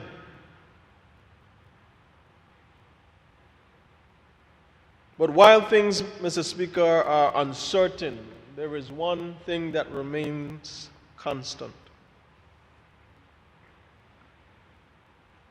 That is God. And his word said, Mr. Speaker, if we have faith the size of a mustard seed, we can move mountains. And there's people all throughout this territory, young people, Mr. Speaker, specifically, who are moving mountains, who are blazing the trail with this different businesses, ventures, and ideas in these very difficult times. Because, Speaker, anytime you have a disaster, there is always opportunity for development. I don't want to go and take the time to list them, Mr. Speaker, but they know who they are. They are promoting businesses. They are promoting the BVI. They are developing entrepreneurship skills in the non-traditional way. And I want to recognize them and let them know that they are a source of encouragement to a lot of persons, to people who may even think or thought about giving up. We have to realize our dreams. Mr. Speaker, as I said before, because we haven't had this opportunity to speak on other business in this forum, given the challenges that were facing us and have been facing us, it is important that I do my job to represent the people who have sent me here. Mr. Speaker, when we look around the territory, there are some other things that are happening specifically in my district, in the constituency of the 2nd District. I received a call this morning, as well as an invite on last week, that the Ballast Bay, Mr. Speaker, road that leads right by the gut, that there's a contract signing set up through the RDA. Next week, the contractors have already been named, and I want to congratulate them. And I will be there present, Mr. Speaker, because that road, that bridge, that gut connects the eastern side of my district when you come into King Garden to the western side, going towards Carrot Bay and Windy Hill. Also, Mr. Speaker, I want to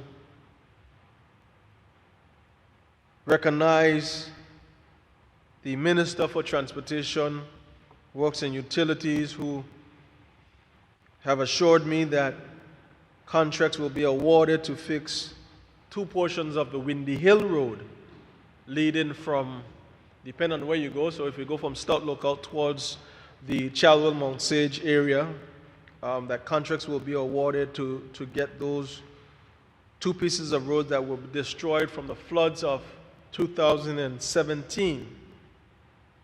And further destruction was done after the hurricanes of 2017, as well as the reinstatement of the walls in the Just Van Dyke area, the 3 retaining walls that were constructed by the persons within the Just Van Dyke community, the contractors within the Just Van Dyke community. That road was closed for some time. We became innovative and had a shuttle service, and now the road is fixed, Mr. Speaker. So I want to recognize when good is happening. There's also a piece of road that is being paved and has been paved, Mr. Speaker, from the top of Sky World down to New Bush, the New Bush area, heading back towards the Enos Adams Primary School.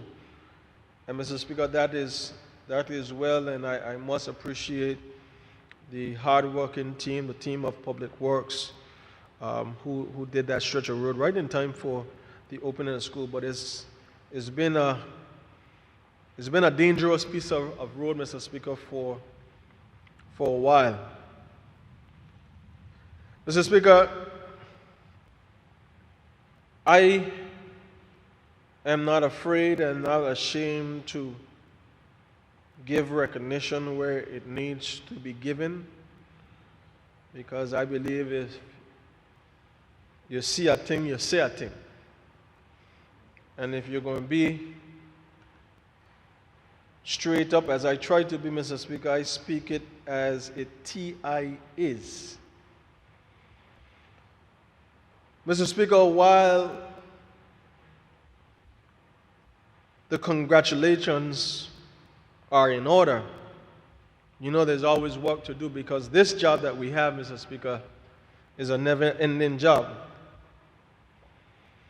So I want to emphasize, Mr. Speaker, the importance of, while celebrating, let us not lose course, let us not lose faith, let us not become comfortable or complacent in ensuring that we miss some of the other major things that needs to be accomplished, Mr. Speaker.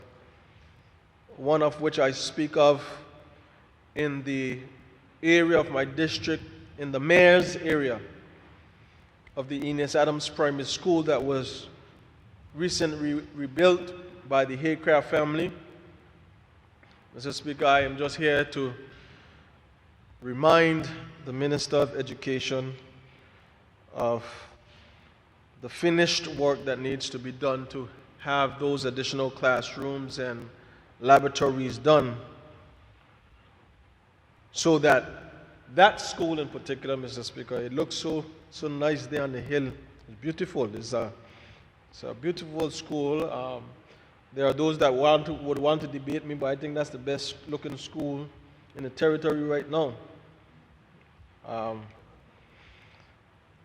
And we just need to finish that school, Mr. Speaker. As it relates to Just Van Dyke Primary School, that is the thorn in my flesh, and I would share that thorn with the minister of the subject.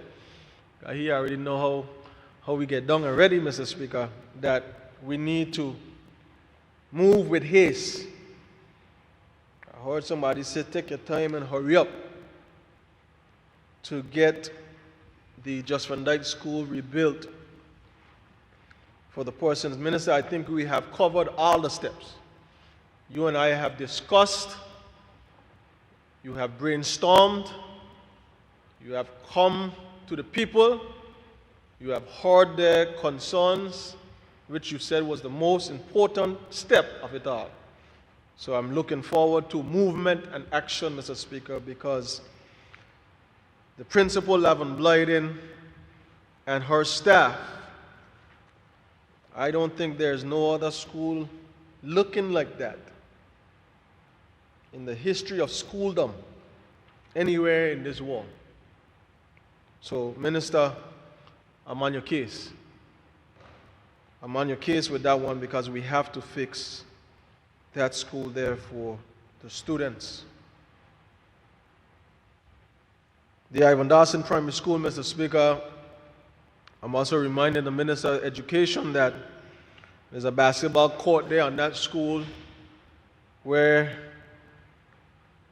I heard a member for the 6th talking about a touch-up on our basketball courts, but those who have received touch-ups before.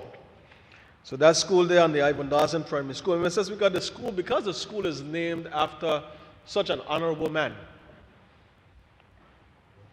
as the former Representative Honorable Ivan Dawson, blessed memory, I think we could move, Mr. Speaker, and get that court rebuilt. We had already discussed, Mr. Speaker, in the 2019 going into 2020 budget of the reallocation of funds from the basketball court next to the community center in King Garden Bay, because there is extensive damage to that court facility. There's issues with mold and sinkholes in the court. It's going to take a lot more resources. And then it would also involve a comprehensive plan to secure the premises, as well as the community center, which falls under the Minister for Health and Social Development, to be able to allow that court to rebuild. So, Mr. Speaker, I am again pleading that the funds be transferred. I think it was some $40,000 that was in the budget to redirect those funds from the basketball court in, as we call it, in the bottom, to rehabilitate and refix and remake the court at the Ivan Dawson Primary School. Mr. Speaker, the roads in Just Van Dyke, the roads in Mayors, the roads in Chalwell, the roads leading from Chalwell to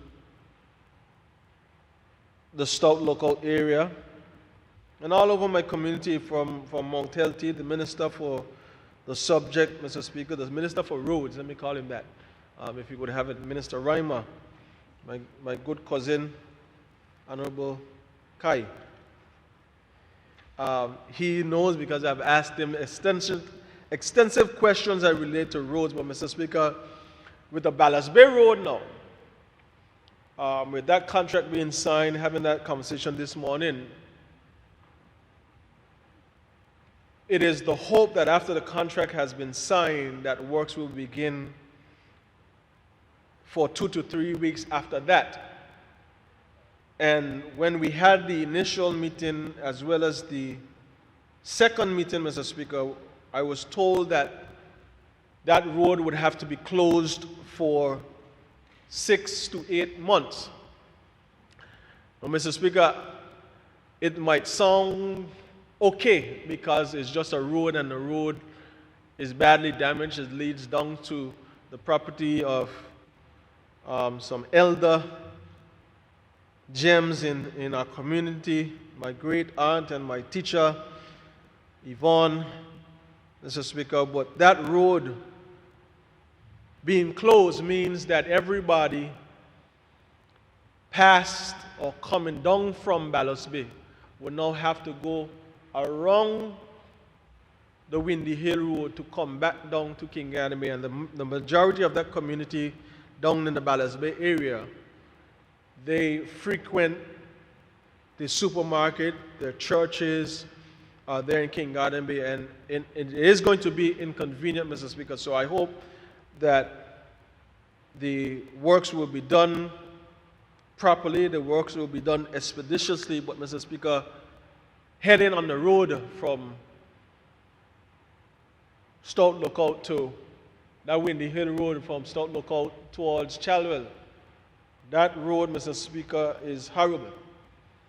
There is asphalt there, has been there from time I think it first get put on, and the floods take up some, or might lick up the rest, and you have to almost play chicken. Most people don't know what chicken is, so you have to drive on the other side of the road most times and hope a car ain't coming around the corner, because you're either going to mash up your transmission, you're either going to mash up your shocks, you're going to mash up something, and something going to bring up. So, Mr. Speaker, the Minister for the subject, I think we need to identify some sort of remedy for that road, if that's going to be the road, because it's not just the people coming out of the 2nd District, Mr. Speaker, the people coming out of Carrot Bay and coming out of Long Bay that come to town from that way, Mr. Speaker, all will now be traversing that particular road. The Dog Hole Road, Mr. Speaker, on Just Van Dyke, the Mountain Road on Just Van Dyke, Foxes.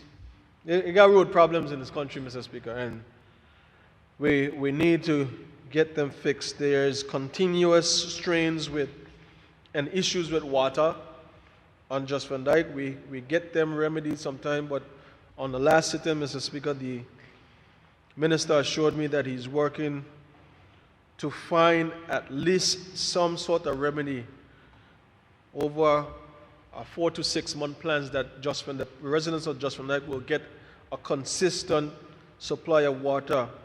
And I don't expect the Minister to do it, but I will do it on his behalf, Mr. Speaker.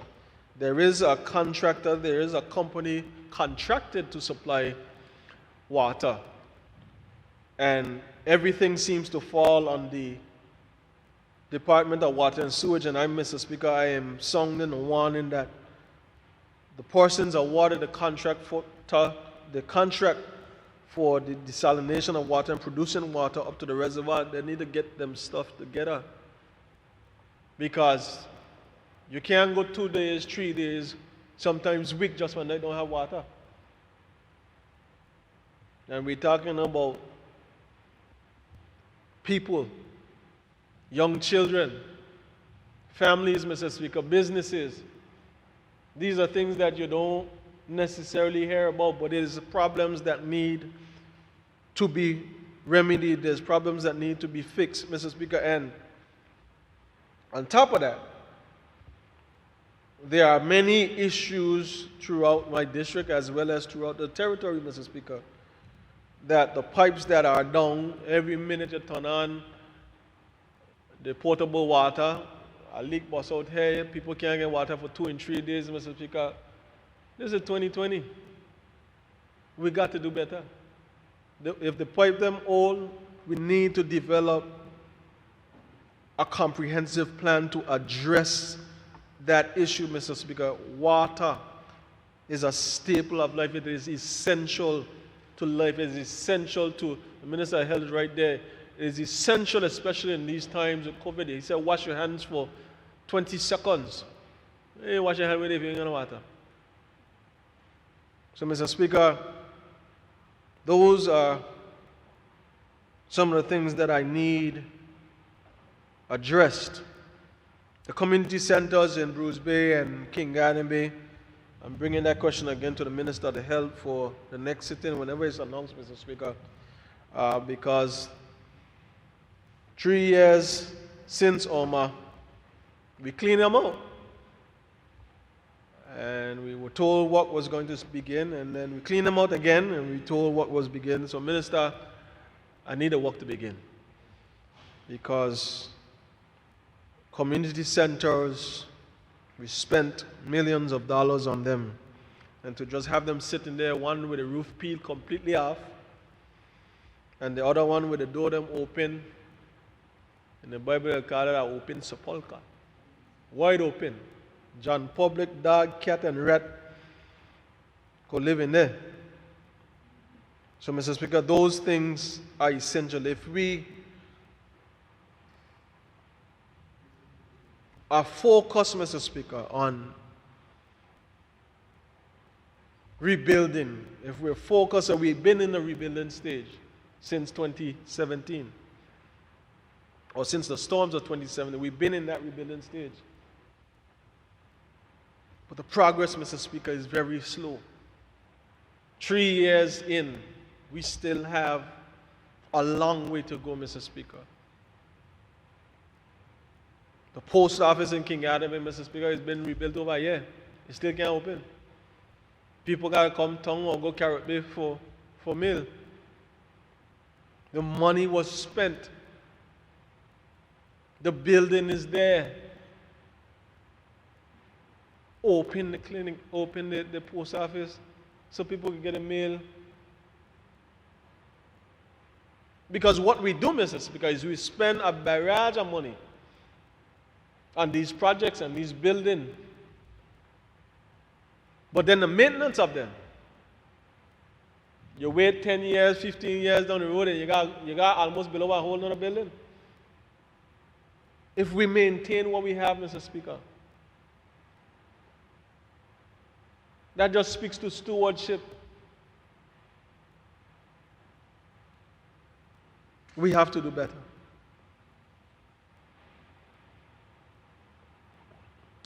Mr. Speaker,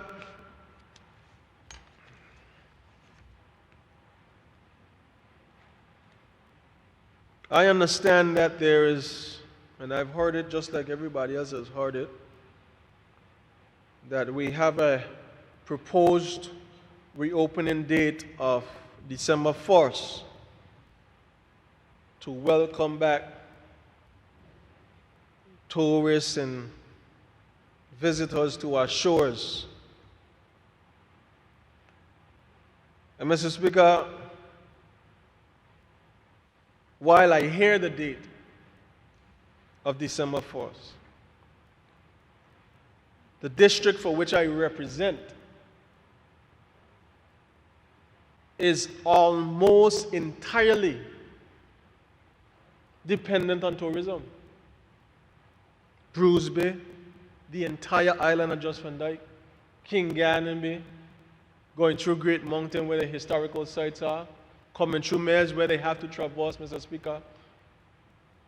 The entire district. And Mr. Speaker, what I am yet to hear is what is the plan to get us to this reopening. The industry meetings with persons in the tourism field,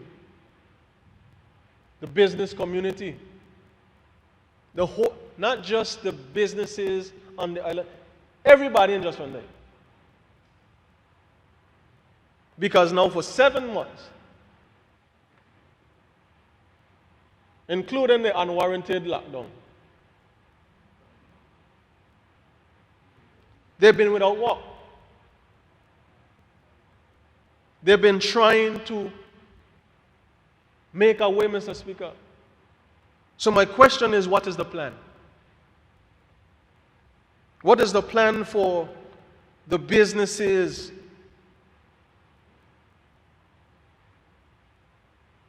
as we prepare to reopen these borders?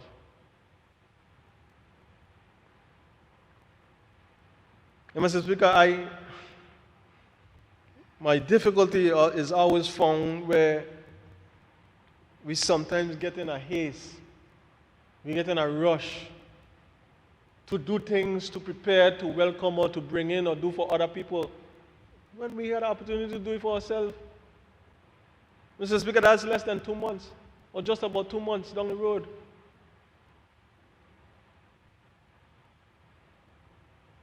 So I'm asking, Mr. Speaker, as a representative of the people, the business community, what is the plan? Get them involved to understand where we're going. Yes, reopening is one thing, but how is it going to work? What role do they have to play? What needs to be done? Mr. Speaker, these are the things that they're asking. How can they be involved? They need to be able to share their input, Mr. Speaker. The entire district depends on tourism. It has been the Mecca, Mr. Speaker. Here in Tortola, within the 2nd District, for tourism.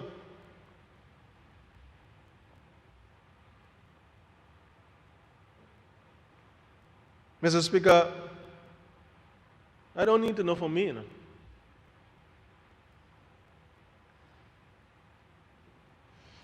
But I need to know so I can inform the people.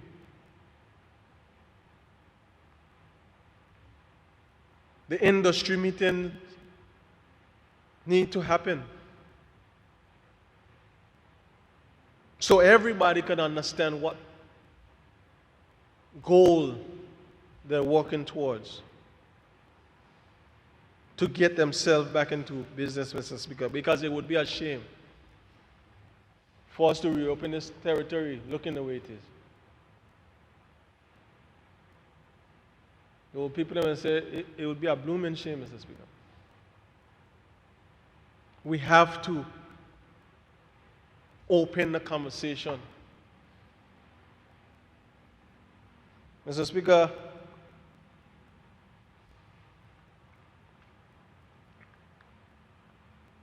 cleaning up of the districts is that simple. I said it many times before in this house, Mr. Speaker. Team rocket science. There are 9 district representatives, 4 at-large representatives. If you clean up each district, you clean up the country. Yeah. But doing things in isolation, Mr. Speaker, that's what the problem continues to be. We continue to do the same thing them over and over and expect a different result. We continue to say things, Mr. Speaker, that sound good in public, but are far from the truth. Mr. Speaker, I keep hearing we in this together. We in what? When elected members of this House of Assembly, Mr. Speaker, hear things on the street, the public hear the thing when we hear the thing about what's going on in the country. When you have constituents who look up to you because they put confidence and trust in you to represent them, coming up, what are you doing with this? Because them say, are you in it together? I don't know. And I ain't sugarcoating in no more, Mr. Speaker. I don't know because the information is not shared.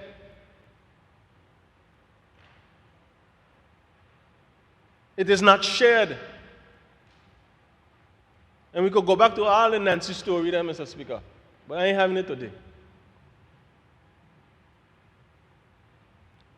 This pandemic is affecting every single one of us. It's affecting our families, it's affecting our livelihood, it's affecting our communities, it's affecting everybody, Mr. Speaker. The easiest way to tackle it, Mr. Speaker, is to bring us together.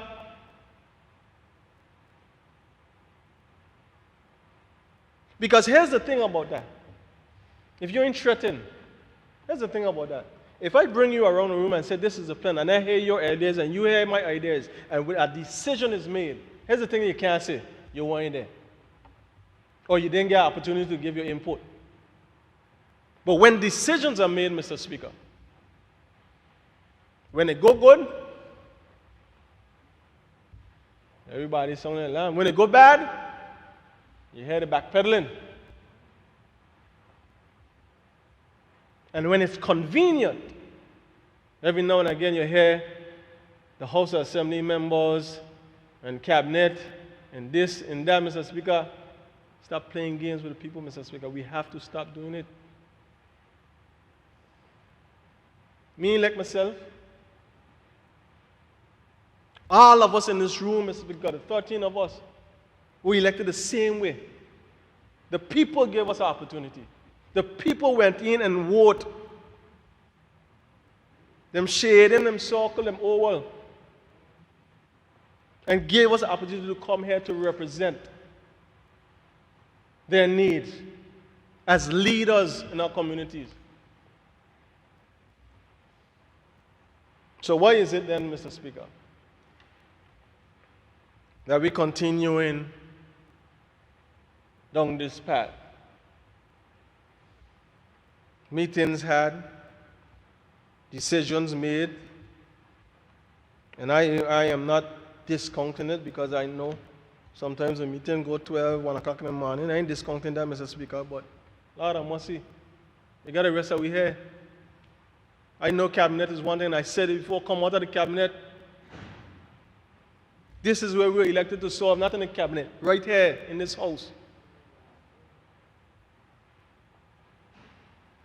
Go back to the people in the next election and say, you're the minister. They didn't elect you to be the minister. They elect you to represent them. Go tell them about ministerial position and collective responsibility and all of that. See if you get a vote. Mr. Speaker, we got to do better. We got to stop the nonsense, Mr. Speaker. Stop saying what sounds good when it's far from the truth. It sounds good to people, but people read in between. And Mr. Speaker, I'll tell you the truth. I am not sugarcoating. I am not covering it up for anybody anymore, Mr. Speaker. Because we act in private. We suggest the leader of opposition right. Let me come together. Not when they get completely chaotic and you want to call a meeting. At the end of the day, you are the leading government.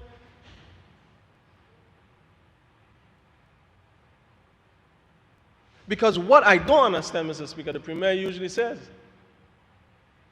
he doesn't intend to do what was done to him when he was in opposition, but he's doing the same thing, Premier.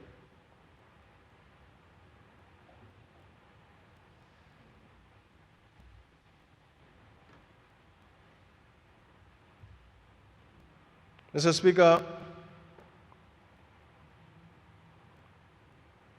the leader of opposition just touched on the beneficial ownership.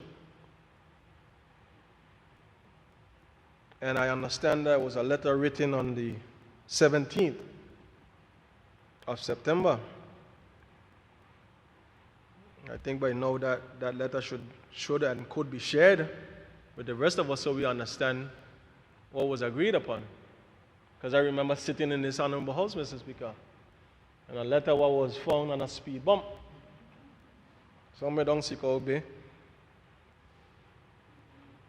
Had some information in it. So, Mr. Speaker, I hope we don't have to wait till it's found on a speed bump because, Mr. Speaker, as a matter as critical as this,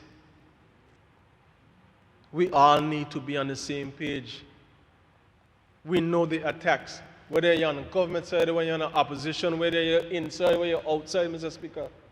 We all know the importance of financial services and every implication, Mr. Speaker, as leaders of this country, whether we have different opinions or not, whether we have different ideas or not, Mr. Speaker, at the end of the day, the one thing we can agree on, or should be able to agree on, is the direction that we head collectively as it relates to financial services and its survival, knowing all the attacks. and the threatening happenings surrounding that field, Mr. Speaker. We know it. It's nothing new. But the easiest way for anybody to break you down, for anybody to get through with their plan, which we know what the plan is to divide and conquer.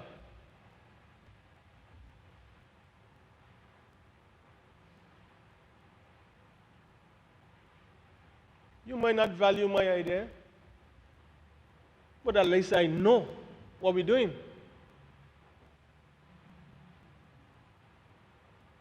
You might have had to make the decision, but at least inform us, Mr. Speaker.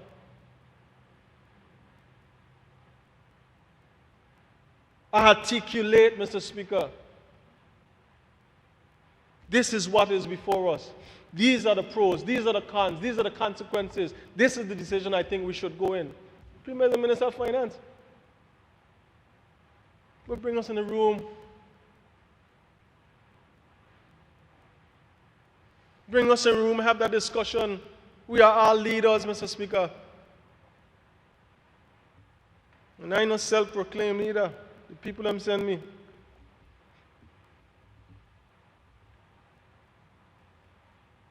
Mr. Speaker, I want to take the time to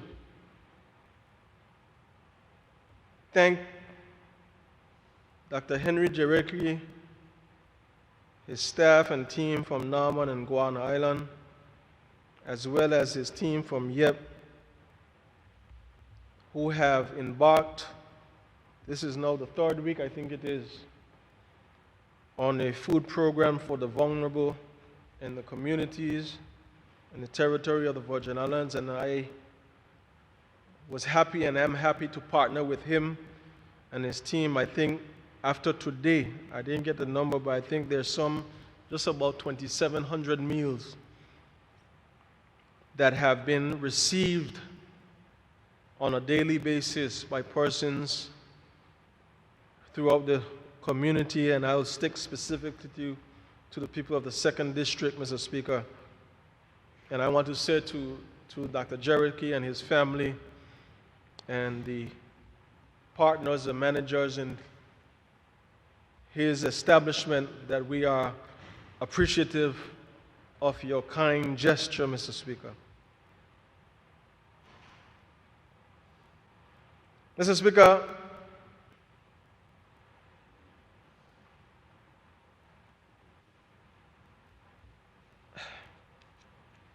there is the meeting that we had yesterday, I think it was, where we were able to give our words of congratulations and our thank yous to the Attorney General, who is now sitting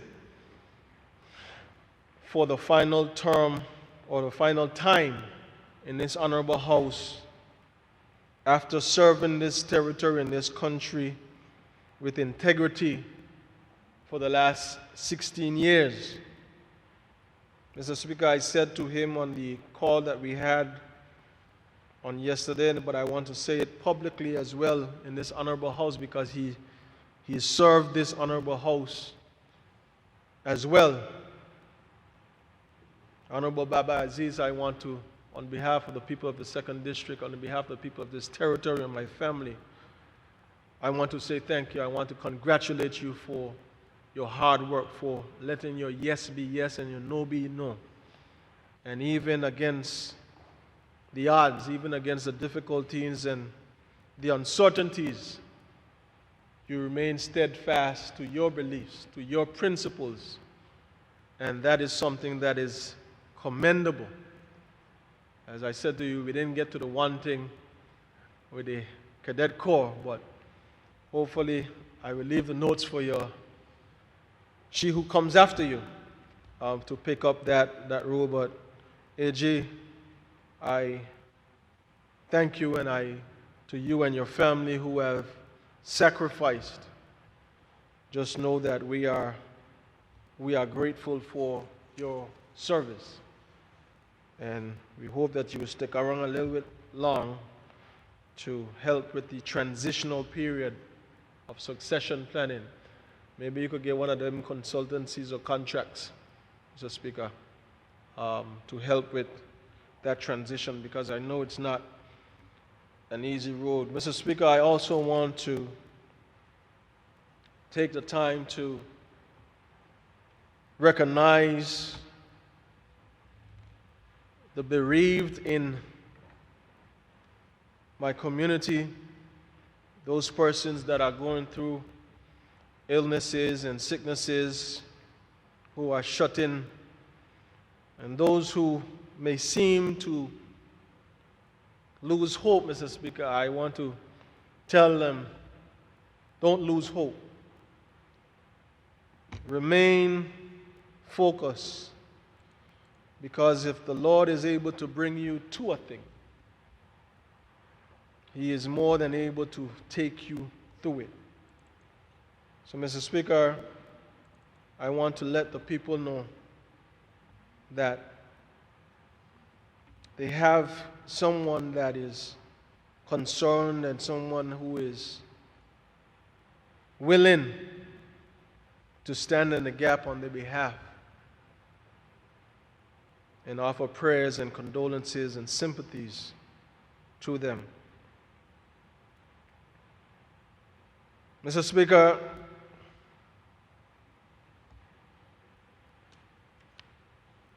we have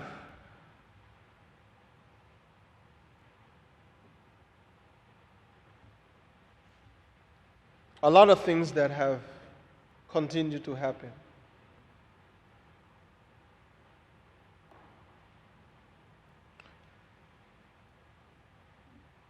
And it is seemingly okay for persons in the community, because it is in fact a democratic society. We do in fact have the freedom of speech and the ability to express ourselves. But, Mr. Speaker, it seemingly is becoming dependent on who said what. People decide that they could jump up on them and prance up and kick up and say what they have to say. But when it comes to others, Mr. Speaker, there's not a iota, not even at gese. And Mr. Speaker, that's a double standard. That's what you call contradiction. I had an old friend of mine, he said, that's a pedink-a-dink.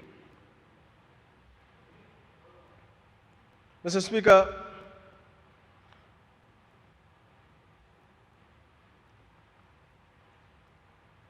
some time ago there was a press conference that the opposition held. And I like the fact that when the opposition speaks, you get responses and you get action. And you get all manner, whatever you want to call it. But the job is being done. At that press conference, Mr. Speaker, and I echoed a number as it relates to the barges that are out there securing our borders. I echoed a number that I received from good sources, because I confirmed that the number was the first number that was proposed of $17,000 a day per badge. And Mr. Speaker, I repeated the number, not on the basis to go after the individuals whose company it is, because that same individual, Mr. Speaker, is who helped I and the people in my district, in the 7th district, in the 8th district, in the 3rd district, in the 1st district after the hurricanes. Let me bring it up. September 9th, 2017. That's the only time in my life I think I forget my body. I end up East End. I don't know what that been name on a pen. That one there outside that child with them. That one out there with the badge, with them they're pulling the big badge them. Harbour View. Oh, they're by Diane them. Yes, Mr. Speaker. James Young. Okay, they got a fancy name. I like Harbour View. Mr. Speaker, me and some persons from my community ended up on Mr. Chalwell, big badge. I don't know how much tonnage the badge is, but it's a big badge. It's huge. And I remember by hand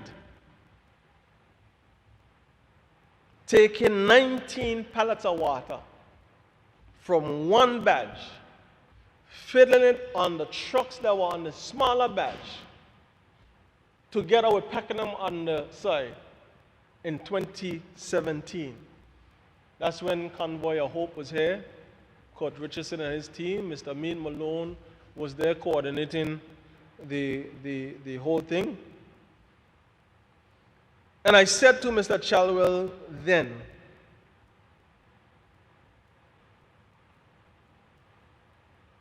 that he would never know, or probably would never be appreciated for doing what he did at that time. Now, Mr. Speaker, I understand that it is being purported that I don't want a BV Islander to get nothing. And I attacking him and his family. Mr. Speaker, let me tell you something. You see me? If you got a problem with me, and I hear you have a problem with me, I come into you. And I reached out to Mr. Chalvin and I told him, after we spoke, that I will come into this honorable house, just as I did in the press conference. The number that I said then was renegotiated to what it is now. It was 17,000. That was the original number. And now it's renegotiated down to 4,600 per badge.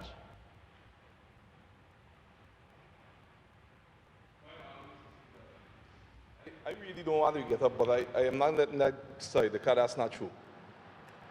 Mr. Speaker, it was always negotiated for the 4,000 change per badge, Mr. Speaker. As a matter of fact, Mr. Speaker, there were extra things put in there, so you even got more for the price, because we got more badges, Mr. Speaker, for a certain time. So, Mr. Speaker, factually, that is not correct. Mr. Speaker, I stand by my statement. I said the original figure that was proposed was $17,000 per badge. That's what I said. That's what I said, because that's what I was told. Remember, you cannot come to this house and put something on the record, Mr. Speaker, based on somebody telling you something that was not. The mic. Remember, it has to be more responsible, Mr. Speaker, than this. You cannot come to the honorable house and mention something that was never factually dealt with. It was never nothing finalized, Mr. Speaker. So whoever it is, give the member this information, obviously was not accurate, Mr. Speaker. So I cannot stay here and let the businessman name go down the mud with something that was never to that level, Mr. Speaker. There was a formal submittal, because there were quotations from different badges that customs organized, and they brought in their different amounts, Mr. Speaker. So if something has happened that's not on the file, I'll have to find out, because this, Mr. Speaker, the member is saying, he can hold to what he's saying, but as for what happened in the offices based on custom, that is not factual. Mr. Speaker, and I will hold to what I said. I will hold to what I said.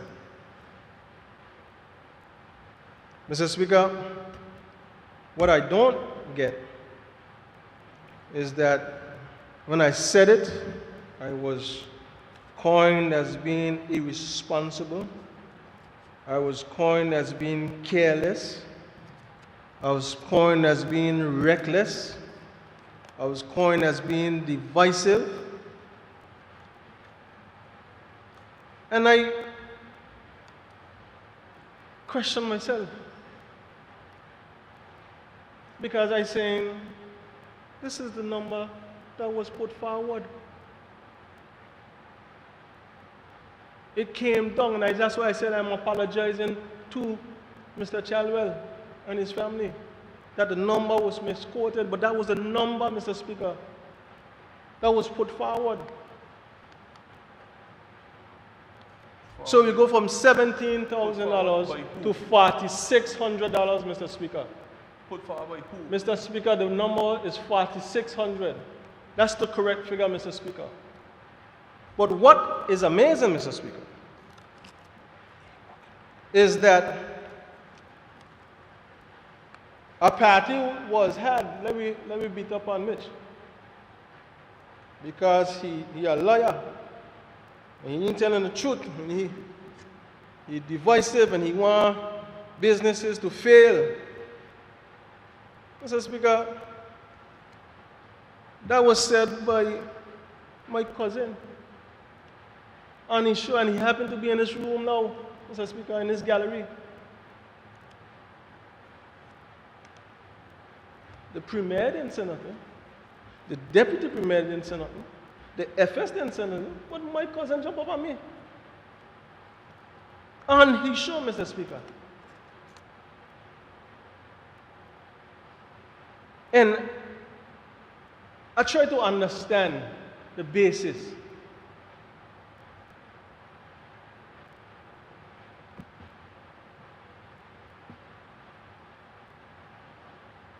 I quoted a number that if they're going to be truthful, Mr. Speaker, if they're going to be truthful, when the original quotes came in, that number was there. Don't play with me on numbers. I know better. To make it look like, okay, it's only 46. 46 is still $500,000 a month. Where it coming from? Is it in the budget? Where the money coming from? But Mr. Speaker, what I don't understand is,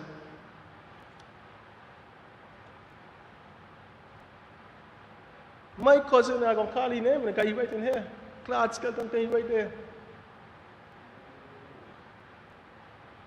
Mr. Speaker, on his radio program, echoed my name, echoed the fact that I was telling lies and being divisive and causing confusion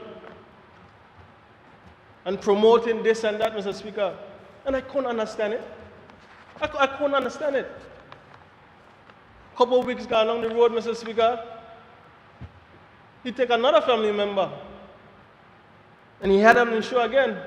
So I said, okay, well, the first one, we would have meet up and we would have talk about it and understand. But then the second one happened, I said, well, no man, this is a trend.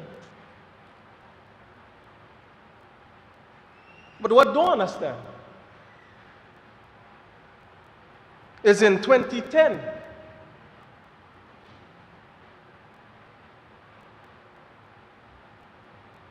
the still unaccounted $600,000 for the neighborhood partnership.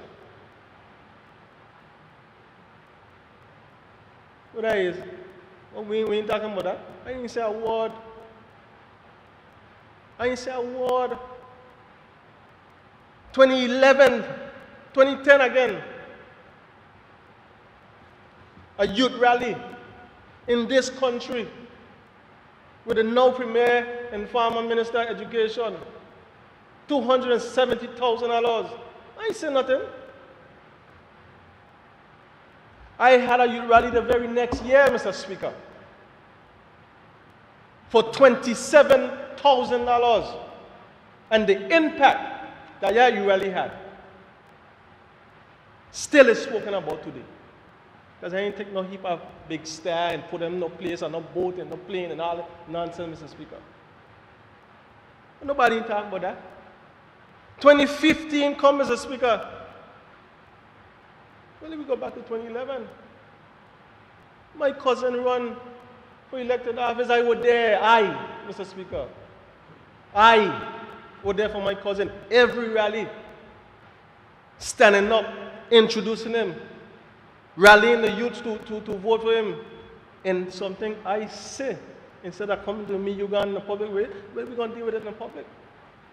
I hear.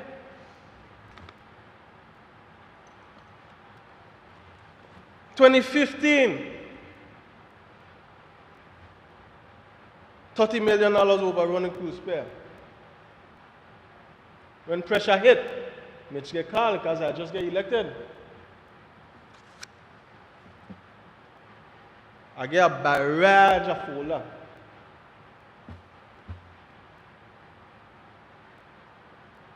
And I call a number where you know, in your heart, if you were privy to it, and you try to destroy me, who stand with you, for what? For what? That's why I don't understand.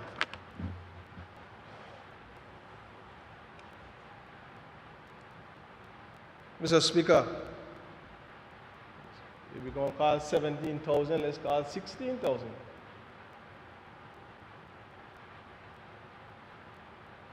Because that's what your contract is now. But what is being done with the reports, Mr. Speaker, on this consultancy contract? Because the only time you hear him is on the radio on Tuesday, Thursday. God bless me, yeah, no. Because he would have been in there prancing up.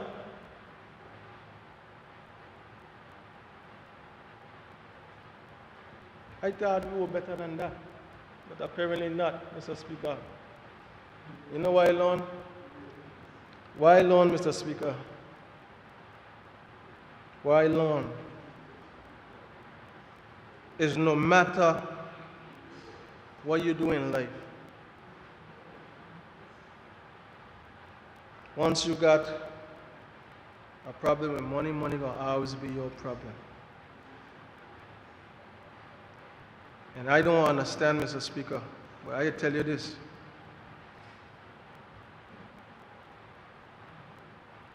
You don't have to worry about me no more. If that's the lengths that you are willing to go to promote what you call your government, because only when your government doing good, you speak about it. When they're doing bad, everybody else getting blamed.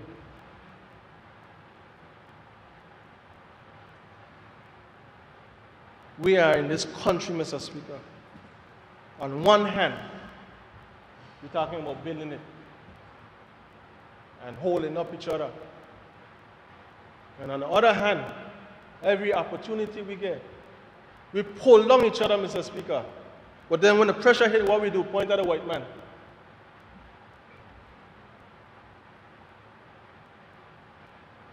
Speaker, no white man, no other man, nobody have to tell we what's wrong in this country. We know what's wrong, and we're doing it to ourselves.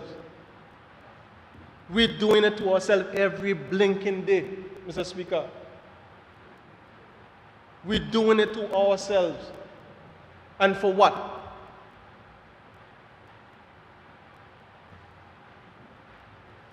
Because of power? Power gonna come and power gonna go. Prophecy has to be fulfilled, Mr. Speaker. Who the Lord raise up, he the hold on to. Get ready for the fall. Because it's coming. Because it's coming, Mr. Speaker. Don't just take the one part of the prophecy. He had another part too. He had another part too.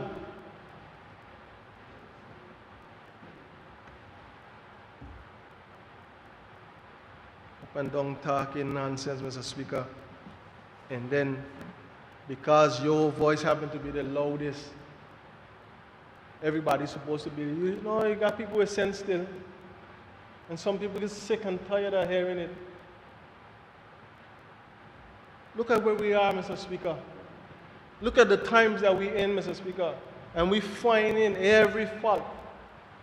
Me saying the governor always right and he right or he wrong, Mr. Speaker.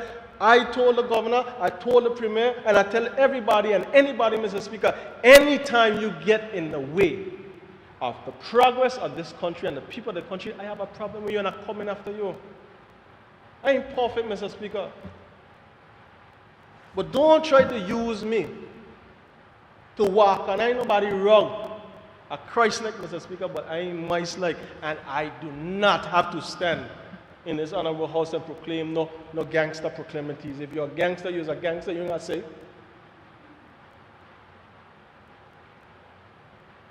If you want to be real, be real. Mr. Speaker, I am not going to be swayed. I'm not going to be moved, and I'm not going to be shaken by the rhetoric and the chatter. Because nothing could work itself out of our life. Nothing but the truth. And if you continue, Mr. Speaker, along the path that we are now on,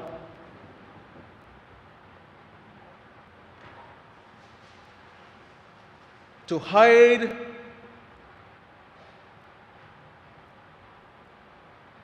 what you think people ain't seeing, and then promote what you think they want to see. Did they come in? Mr. Speaker,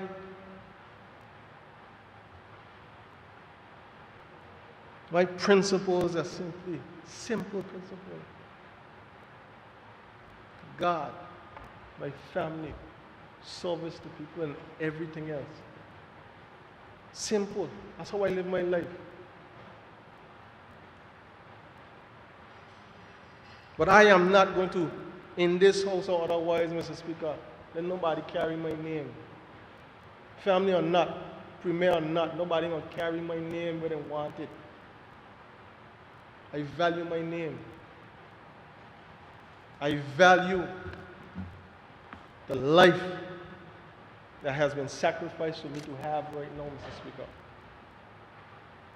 And that's why I believe that the people at 2nd District give me another opportunity to serve them. And that I will continue to do.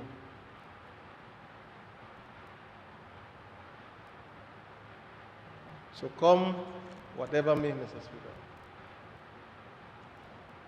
I know that the weapon's going to be formed because they've always been formed.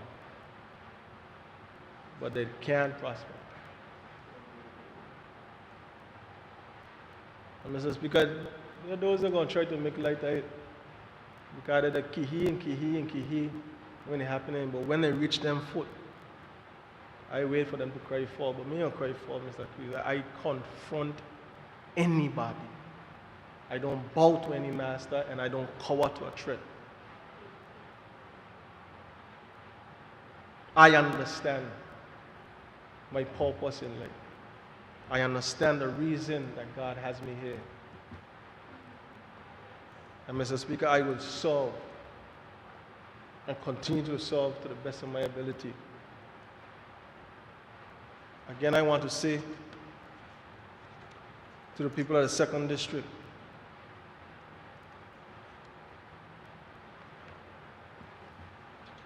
that some of you have been waiting months for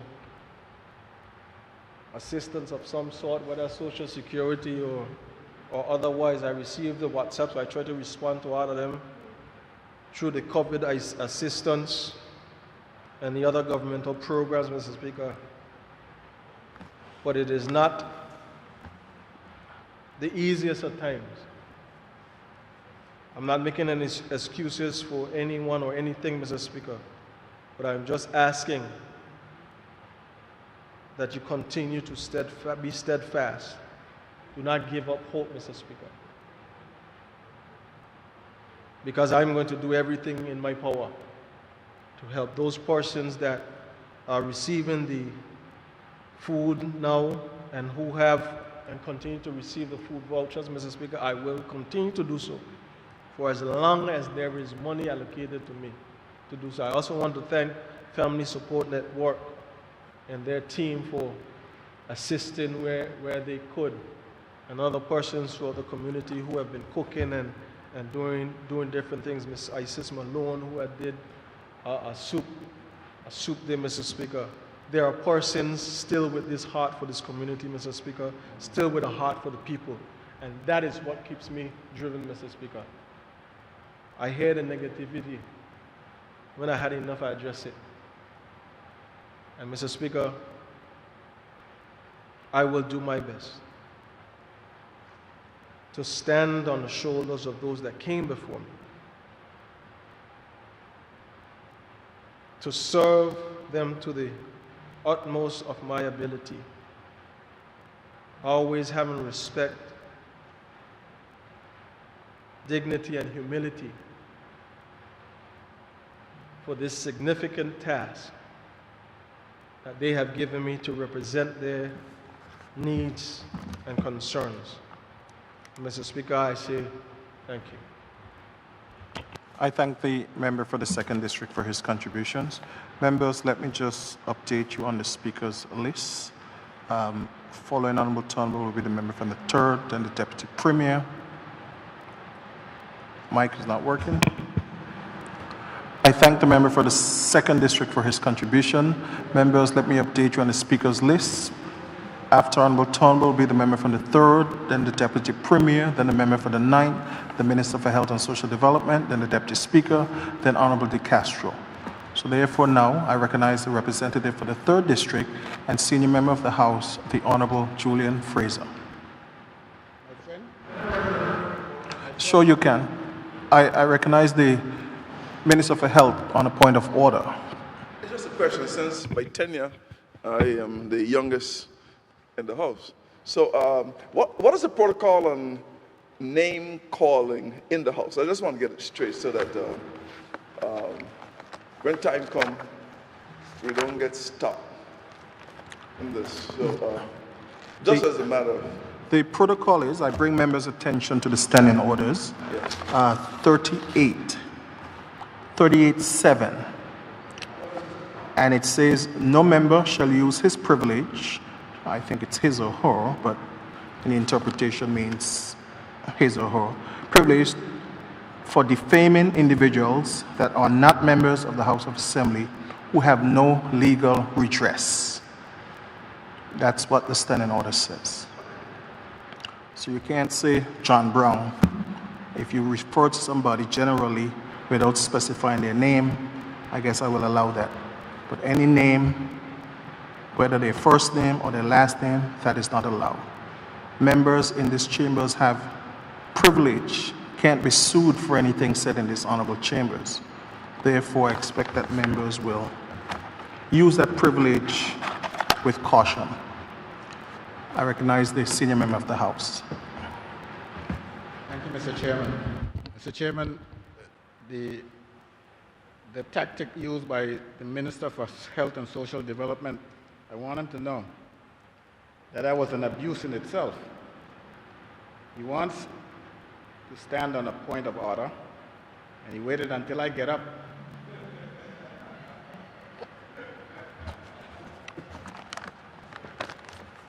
"20 years ago, I wouldn't mind, but today, I'm not going to take it.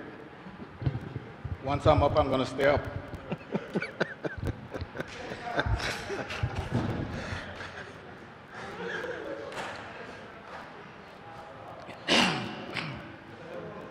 I'm happy that you lightened the moment, Senior Member.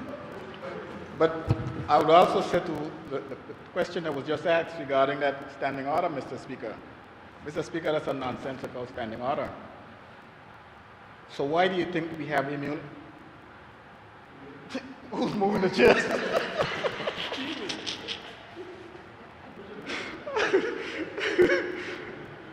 Mr. Chairman, Mr. Speaker, having immunity is for a reason. There's a reason for having immunity. If you're not going to exercise a particular privilege, why do you have it? And that particular privilege gives you the right to say what you want to say. I don't subscribe to what I saw happening in Antigua. But of course, that's not our culture and we would not behave that way, but you should have the right to say what you want to say in the House of Assembly. That particular standing order crept in there, Mr. Premier, when we were over here. I'm sure that, like others, I don't know where they came from, but they just happened to find a way in there.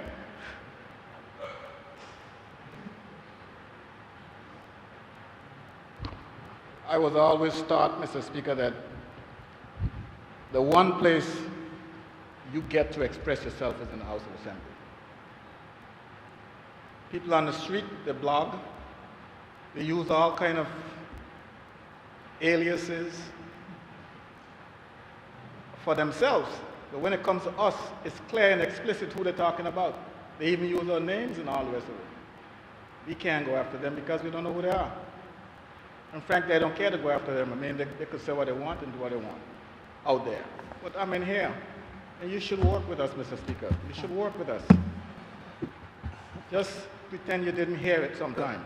You don't have to hear everything. Senior member, let me just state that I have an obligation to be governed by the standing orders that I met here, and that will be what I will be guided by. And Mr. Speaker, yes, I agree with you, but you don't have to hear everything. And I was a little taken back by the person who asked the question because that's the chairman of the Standing Orders Committee. And that's exactly who I'll be going to get these things amended. He seemed not to be interested in having these things done. You have a unique privilege being in the House of Assembly. You're not going to get it anywhere else. So don't come in here and be muzzled. I don't think any of us is going to be disrespectful unless we were disrespected. And if you're out there disrespecting us, you can't expect us to come in here and still pretend to be choir boys and girls. Anyhow, I did not see you with that brown paper bag. I did not see you. Mr. Speaker, we all have districts to run. And sometimes it has become increasingly more and more difficult to manage the simple affairs of your district. Things that I took for granted years ago have become almost unsurmountable. Last Friday, Mr. Speaker, I was making a run, delivering food, sir. Food. And I was driving past Ellis Thomas Downs. And I looked at the facility, Mr. Speaker, what's left of it. And the yard, when you drive in the gate, it's filled with bush. The fence has been torn down just about. And I said to myself, I can recall not too long ago when there was a dedicated crew working full-time, maintain that facility. Dedicated crew working full-time, maintain that facility. And look at it today. Those people are nowhere to be seen. I mean, it's not something that disappeared when you took office. They've been gone for a while. I mean, just since before Hurricane Irma, they had disappeared. I mean, give me a break. You drive the streets. The sidewalks, even the sidewalks, weed have crossed the sidewalk. Bush. You're driving in the road, the bush. I'm getting at something here. I'm not picking on anyone, I'm getting at something. And this is in every district, it's not just in my district. I'm making a point. The point is that when I was first elected 20 years ago, the budget was $118 million. Today it's $414 million. What officers are doing is taking advantage of the change in governments, various change in governments and ministers, and cutting out certain programs. We cannot continue to look this way and expect to be respected. Respected by visitors, respected by our own people. It can't happen. We have to move back to maintaining public facilities. Guts needs to be cleaned. Drains need to be cleaned. Got to cut the bush. Bush is expensive, I know. I don't need to ask you, I know. When I clean my yard, all I see, the rain comes, 2-3 days later the bush come back, the weed come back, and the grass come back. You got to cut it again. And what happens? That money's gone. So you know what happens? People get smart. They start thinking, well, if I don't cut my yard, I save X amount of dollars. But does that make sense? Your yard is a part of, it's an extension of you. It's an extension of your house. You got to clean it. I got a pool. It costs me a fortune to keep it maintained. But if you don't maintain it, what happens? The water turns black. The frogs take over. Consider yourself as a government. These things being your yard and your pool. You have to maintain them. We have a basketball court in Seacoasville. And listen, Minister, this is not directed at you. This is a general comment speaking to governments and what we need to do. There was a toilet. You can't find the toilet right now unless you take a machete and you start looking for it. And I'm not talking about the thing you sit on, I'm talking about the building, the whole building. You got to take a machete to look for it. There was a man hired to keep that facility maintained. Same thing with the softball field. We cannot sit and start looking at the balance sheet and saying that we got to save money here, we got to save money there, we need money, we're going to take it from here, we're going to take it from there. Don't build these facilities if you're not going to maintain them. But you have to build them anyway. You need to build them. And while I'm on the subject, I'd like to know when we're going to rebuild Ellis Thomas Downs Grandstand. You have to rebuild it. And I know you're looking at me, Premier, saying that, well, you know, it happened in 2019. Why I didn't tell the last government that, why they didn't rebuild it and all this. But you asked for the job, you got it. I mean, you promised us that you were going to rebuild it.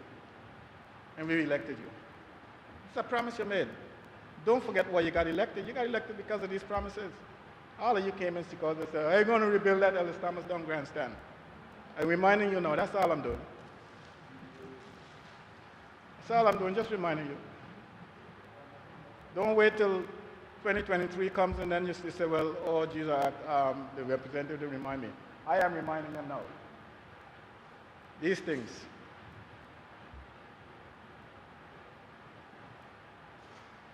Mr. Minister for Communication and Works, or for Trade, not Trade, Works and Utilities and Works. You know we've been having our issues with water, and you have moved assiduously to rectify the problem. You installed some pumps to boost the water up, and I understand you're waiting for the electricity. Now, I would submit to you that those pumps have been installed no less than a month. And they're still sitting there waiting for electricity. I don't know why they don't have electricity yet. But if you don't be careful, by the time you get electricity, those pumps will be gone. This is still the BVIP. These things get legs and they move, walk around. So talk to the Minister for Electricity. I know you're probably waiting for a PO and all these kind of things to get these things done. But there are ways you can get these things up and running before you get the PO and all the rest of it. Just a phone call sometime from the right minister and you get these things done. Just make sure you pay after you get the service. Premier, I don't know what kind of vehicle you're driving these days. I know one time I used to see you in a Cadillac. I don't see it anymore, but I don't know what you're driving now. But you need to drive a Ford, like me. I'll tell you why. I used to drive a Ford, and then I got a Lincoln, And I was amazed at the difference in the suspension. Amazed. Dropping a pothole you don't even know. You need a Ford. Because I know you drive the same road I drive to go to Causeway. And it's impossible for you to drive that road and it be the way it is. You don't know what that road is like. Get a Ford. And you will see that road need to be fixed. All them potholes, I mean, like, come on. Drake's Highway has got to be the worst highway in the BVI.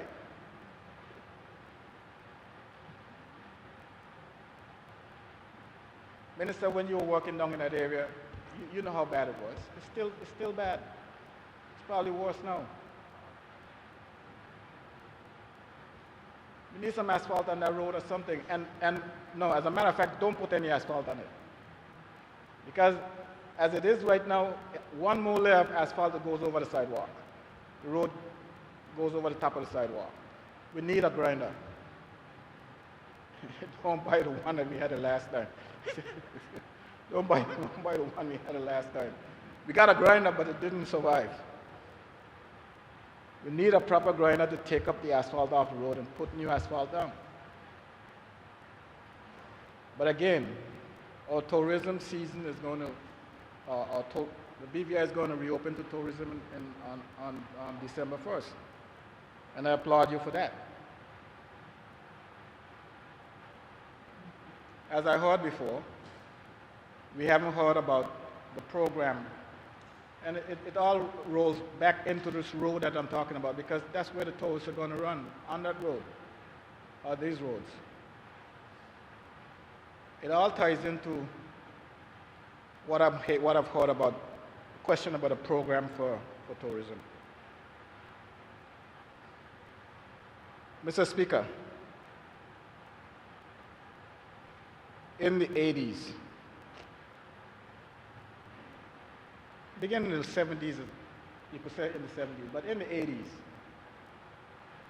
there was a thing that came up called terrorism. It just came out of the blue. Hijacking of aircrafts, kidnapping, bombing of public facilities.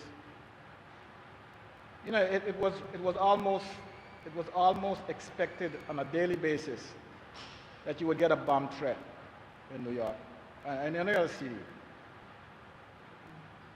back in the 80s. So adjustments were made to the way business were conducted, to the lifestyles. Adjustments were made. Then, September 11, 2001, World Trade Center bombing. Another set of adjustments were made. You know, prior to that, prior to the 80s when the terrorism started, you were traveling, you could have gone to the airport the night before and leave anything you want in lockers they had, just like those blue things down the wall. And leave your stuff in the locker and catch a bus to go to the airport the next morning. Get a friend to take you to the airport the night before, you leave your stuff in the lockers and catch a bus to the airport in the morning. After those bombing starts, they cut that out. You can't do that anymore.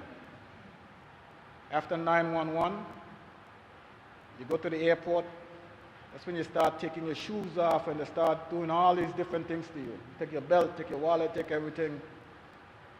And for us who knew different, it's a nuisance, Mr. Speaker. But for those who came along and met it that way, that's the way life is. As far as they're concerned, it has always been that way. But no, there was a time when you can go on an airplane with everything on you. No one checked anything. Walk through the airport. That's not the way it always was. But life has changed. Adjustment has to be made in order to facilitate or accommodate the situation the way it is. The point I'm making, Mr. Speaker, is with COVID, we have to make adjustments. Life cannot be the way it was. If you're waiting for life to be the way it was, you will never get back to your business operations. We have to make adjustments. For instance, Mr. Speaker, people are coming to the territory. Why is it that after COVID, as it was before COVID, why is it that people coming into the territory has to come in a ferry, dock at Road Town Ferry, go through customs and immigration, catch a cab, go to the moorings, go to Conchata, wherever they're going? Why they still have to do that after COVID? Why is it that you can't have a dedicated ferry to take those people and take them to the moorings or wherever they're going? Peter Island, they go into Naniki to catch the boats and they go off like that. I know, yes, I know what you're thinking. How are we going to check? How customs going to clear the boat? How is customs going to this and how is immigration going to that? Remember what I started out saying. Adjustments has to be made. You have to make accommodations for these people or make adjustments in order to accommodate these people. If a person came from the United States or wherever they come from to go sailing on a yacht, that's where they're going. And you tell them, they agree that that's where they're going. And if they're caught anywhere else outside of the parameters which they're signed up to, Mr. Speaker, penalties will be assessed. We have to change the way we do things. Those yachts, those boat yards and marine facilities, I have 3 of them in my district, 3 marinas. Road Reef Marina, Simmons Marina, and Naniki. A conversation needs to be had with these people. And they got Naniki has a boat yard, as to how they can get their industry up and running in the midst of COVID. Because this thing, as it seems, is not going away. You hear them talking about spikes in the United States still. At this stage, they're still having spikes. New York City, still the same problems going on right now with spikes with COVID. So let's not sit here and wait for COVID to leave us. It's not going. We have to be proactive, Mr. Speaker. Make adjustments. Our lifestyle has to change. And I know the Premier can get out there and talk and talk and talk and convince people that the lifestyle has to change. But he has to talk. Bring that message to the people.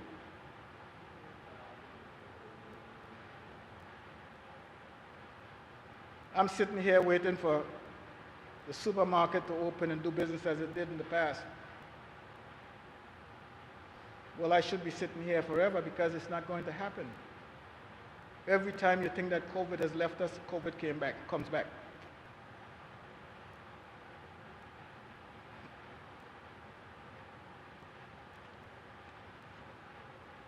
So I am all for the conversation to be had with these businesses, with the government. I'm all for seeing the country getting back on its feet. I'm prepared to live with the adjustments. I don't like the one where every time you come into the territory, you got to go into quarantine. I can't see myself sleeping in another bed in Tortola but than my own. I just can't see that. If you make me do it, I'm going to sneak out and I'm going home. Well, when I say I mean people. People are going to sneak out and go home. That's what they're doing. They're going to sneak out and go home. So I don't want to see the media saying, Fraser say he's going to sneak out in bed. Fraser ain't going to sleep in the quarantine place. He ain't leaving the country, so you don't have to write that. But that's what people are going to do. They're going to sneak out and go home.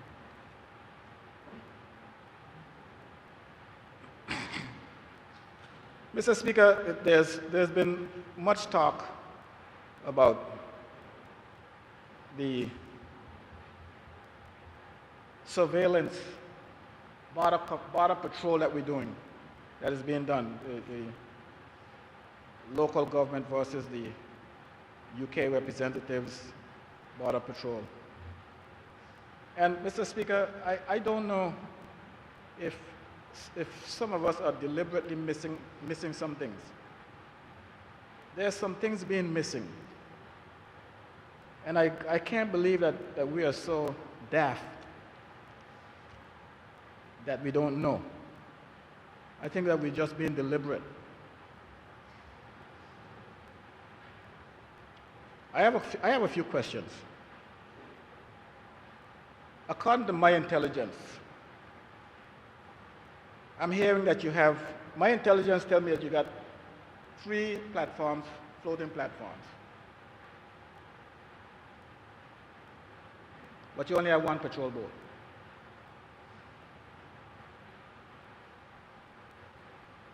I would believe that he would have 5 patrol boats or 3 platforms. You have more patrol boats than you have platforms. That's what my intelligence, that's what my imagination would tell me. I don't know if this is true. This is what my intelligence is telling me. My intelligence also told me, Mr. Speaker, that on Sunday, a vessel came in. The vessel was chased, and the occupants escaped. The vessel was captured and released. The occupants are still somewhere. That's Sunday. That's my intelligence. I'm not going to say, like the man said, I saw the people get off. I'm not going to say that. My intelligence told me this.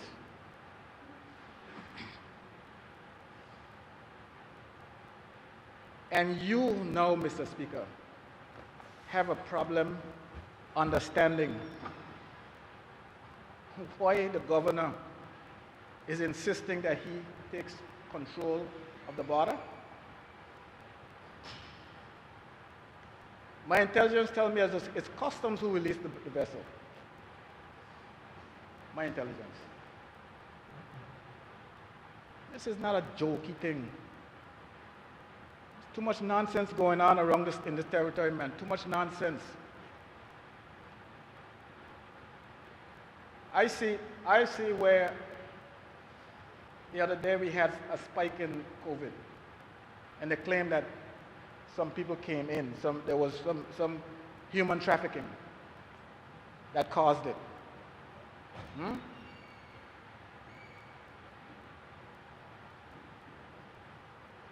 People have been involved in human trafficking in this territory in broad daylight. Broad daylight.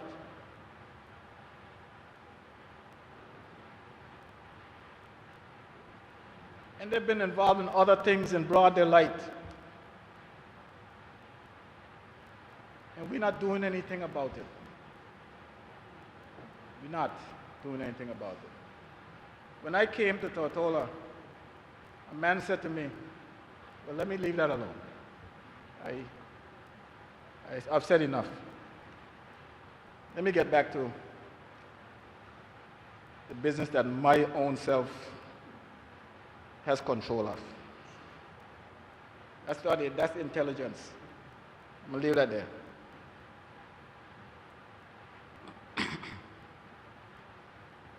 Mr. Speaker, I was on,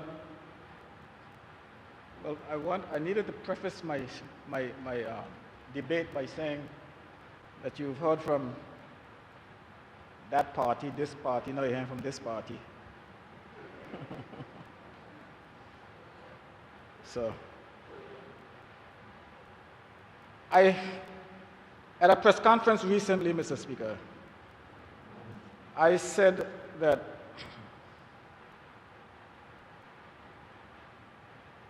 I've been a member of the House of Assembly and I've been a member of Cabinet for X amount of years and all the rest of it. So I was making a statement regarding Cabinet and how it behaves, what happens at Cabinet. And one of the statements I made is that the governor does not deliberate in Cabinet. He doesn't make decisions in Cabinet. He's the chairman.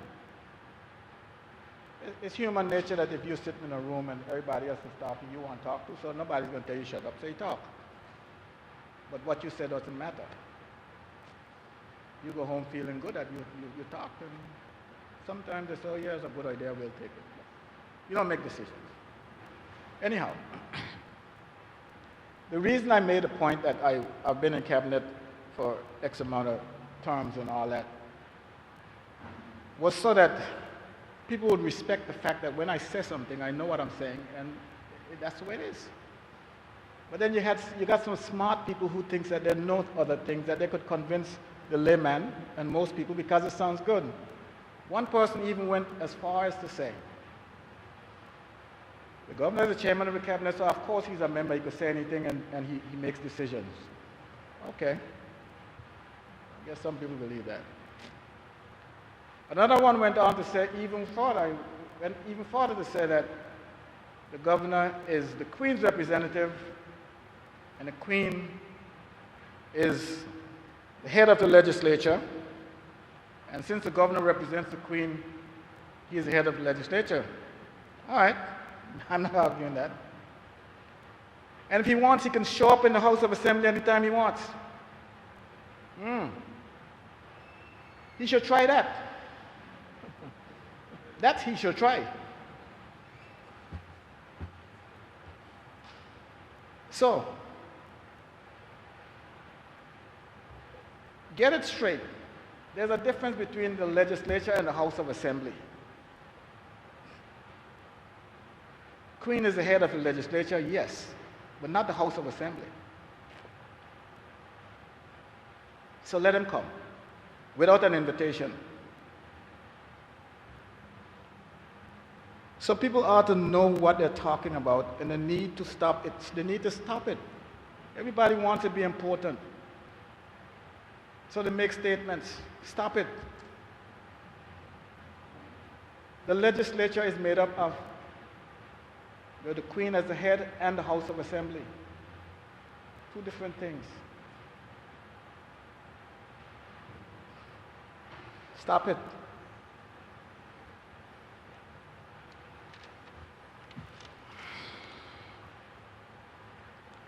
Mr. Speaker, I want to talk about health care for a bit.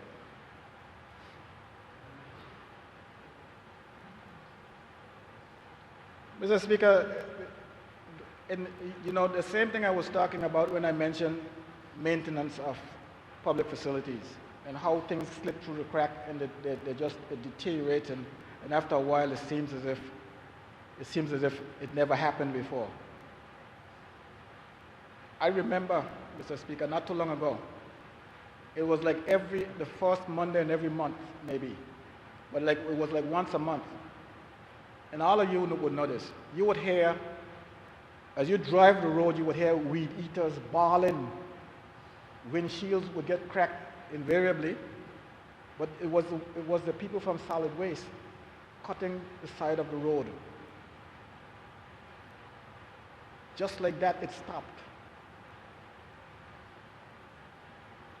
And when you speak to people about it, they pretend that they've never known about it. It doesn't happen. This was going on for years. Why did it? It's supposed to be simple. Why did it stop? Who stopped it? How can we get it restarted? Because it's necessary. It was beautification. It made the BVI beautiful. It was a part of the program. It was a project. Just like the TIF. The minister isn't here. The TIF, the money from the TIF is supposed to repair the roads. It just disappeared. You find it? You put it back. I know you know. You know different. These things just like so.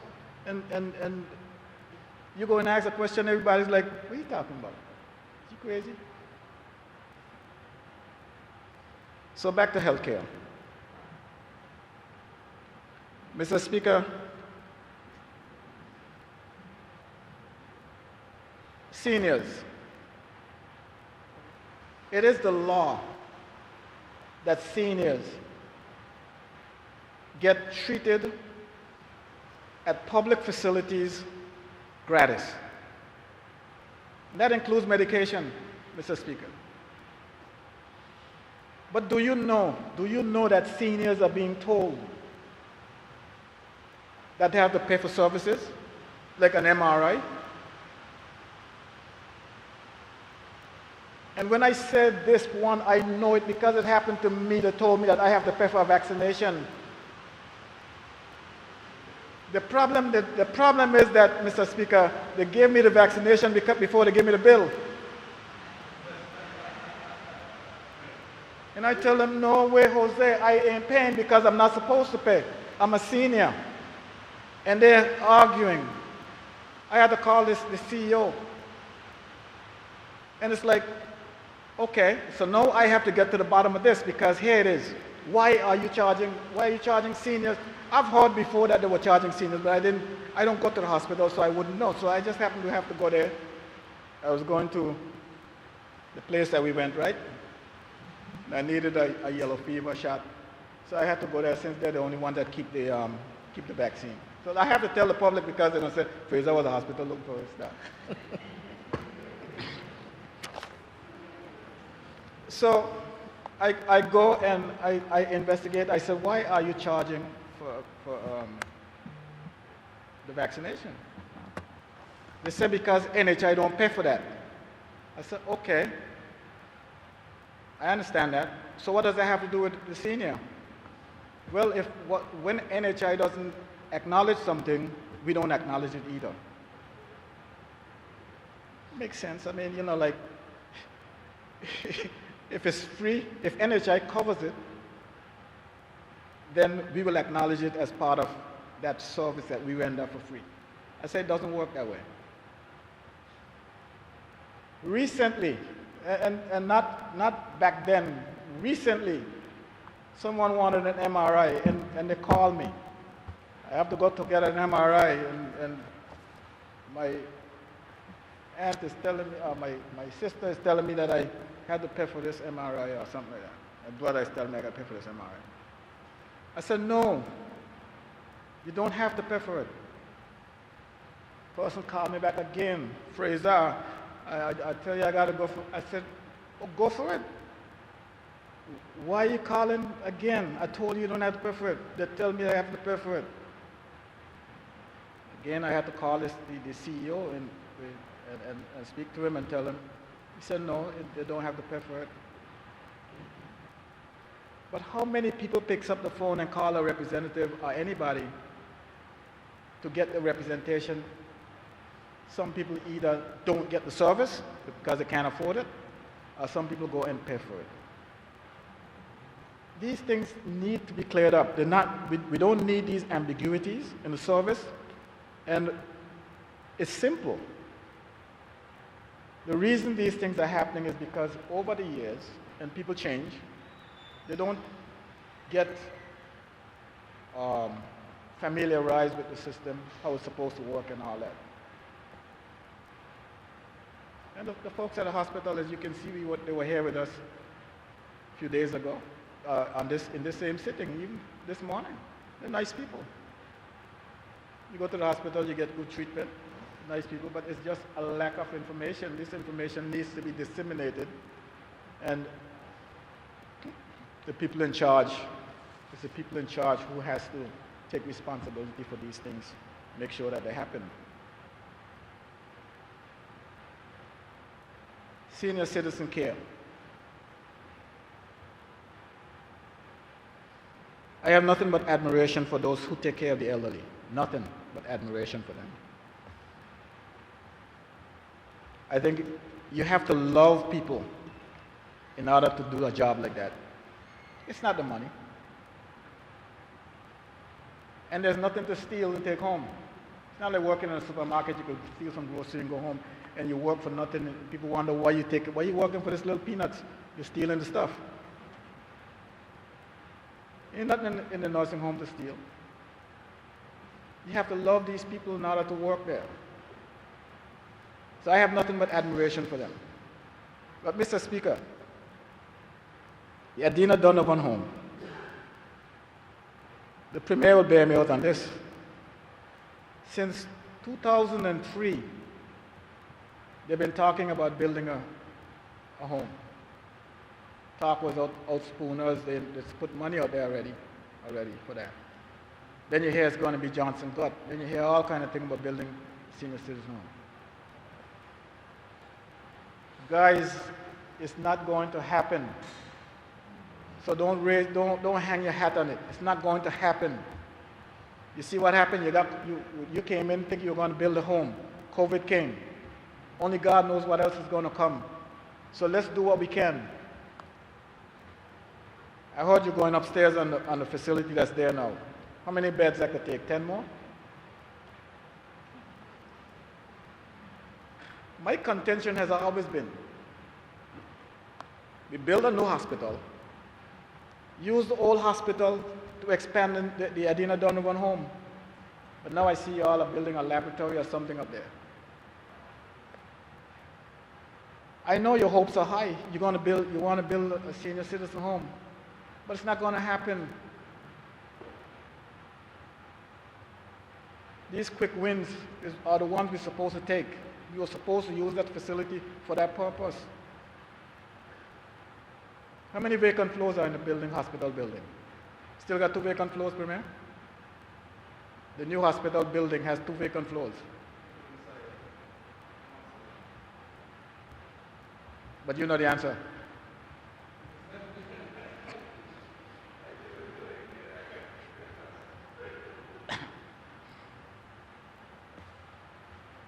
But I'm still at this Adina Donovan.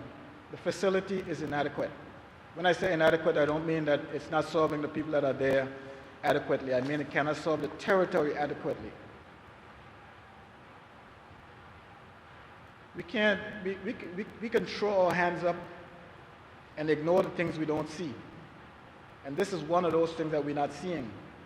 So we can ignore it. But you have people who need that care. They're at home and they're not being treated or cared for properly. The urgency is there.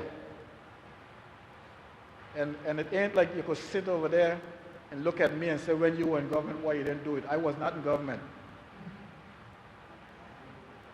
I tell you, this is this party talking now. I was not in government, so you can't blame me for not doing it. You can't blame me for not doing it before.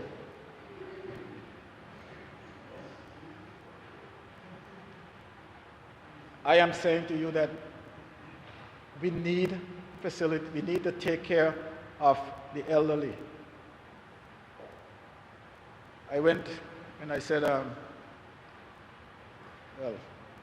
everybody's saying that the children and all that stuff, I ain't going there. Mr. Speaker, also, I know that the Minister for Health, the Minister for the subject, was on board, but he got sidetracked and derailed with COVID. When we talk about the senior citizen program, extending it, getting it back on track. Because right now, it's off track, and the seniors actually are at home. You understand? These people are like, remember when you had the babies, the children? You either had to stay home with them, take them to your parents, hire a babysitter, and now you got nurseries.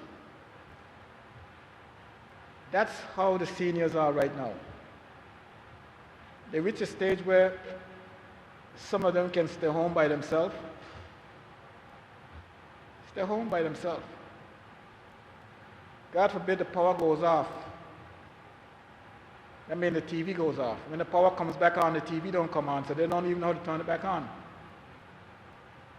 So they'll be home just there all day, watching TV or something.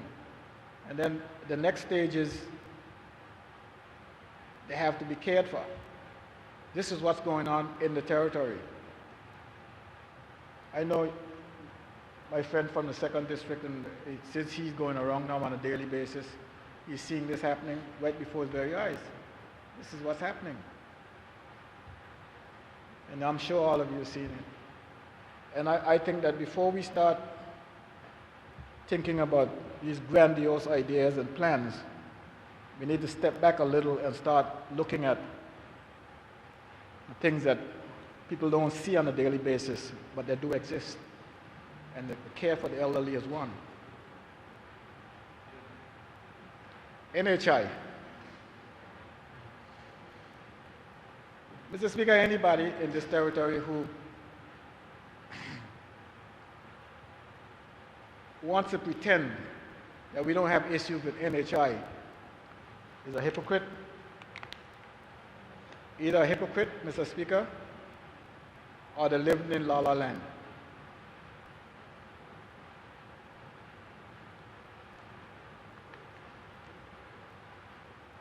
Mr. Speaker, before NHI, we had private health care. Working as a government, we had Atlantic Southern. One time we had Lloyd's of London. And when you want care, Mr. Speaker,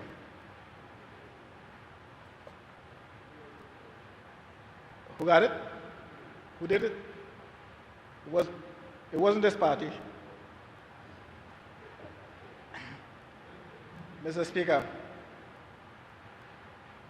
you wanted care.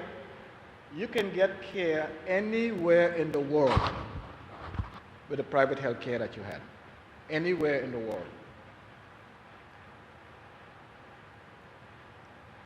Government came up with a plan where it's mandatory.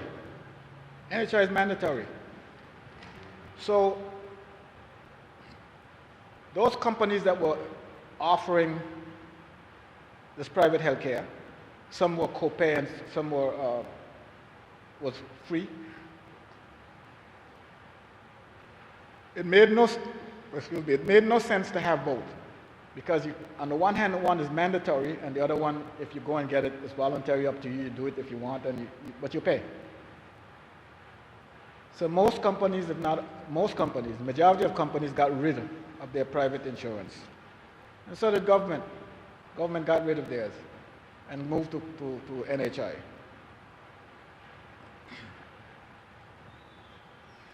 If you want to go overseas for treatment, Mr. Speaker, it's almost a no-no. It's almost a no-no. What you have to go through, and I pull myself back from this particular picture that I'm painting, Mr. Speaker. I pull myself back from that. But the majority of Virgin Islanders, if they want to go overseas for treatment, using NHI is almost a no-no. Many times you get rejected from the NHI itself. And when you do get acceptance to go abroad, you go in there on a wing and a prayer. So I don't want the minister responsible for the subject right now, which is the Minister for Natural Resources, to take offense to anything that I'm saying, because this is a reality. And if he takes offense to it and doesn't address it, it will be his downfall, basically. This thing is a monster and it has problems. It has to be addressed. Mr. Speaker, when NHI was about to be birthed, we had discussions. Questions were asked. Some were given, answers were given to. Others were to be looked at and considered, were to be considered and looked at. You would have thought that you would have heard, well, what the outcome was. One of the questions that came up, Mr. Speaker, the contributions that are to be made to NHI is, I think it's 7%, 3.5% and 3.5%, 3.5% by the employee and 3.5% by the employer, 7%. So the question that came up was, if the employer has to pay 3.5% and the employee has to pay 3.5%, naturally you're talking about a particular sum, which is a salary. $300, $100 you're making, so 3.5% each is What, $7? 7%? But what if I'm not working? I have zero salary, $0 salary. Because the employer ain't paying anything. I don't have an employer, so he ain't paying anything. So what does the employee have to pay? The answer to that question should be nothing. I'm not working. So the system was supposed to be adjusted in order to accommodate the unemployed. But do you know that they haven't done that, Mr. Speaker? If you're unemployed, you still have to pay contributions to NHI. And if you don't pay contribution to NHI, you end up being delinquent.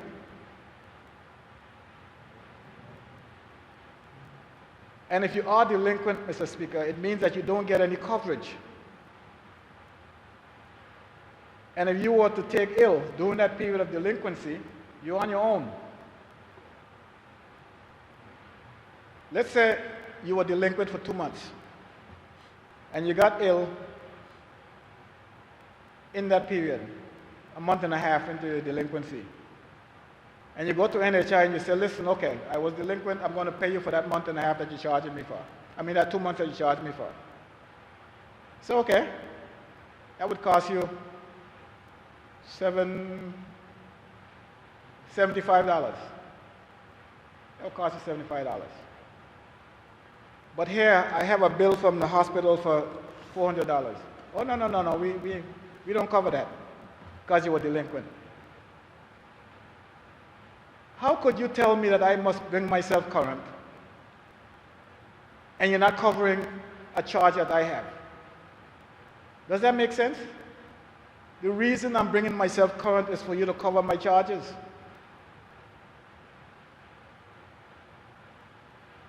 Somebody has to look into this. It doesn't make sense.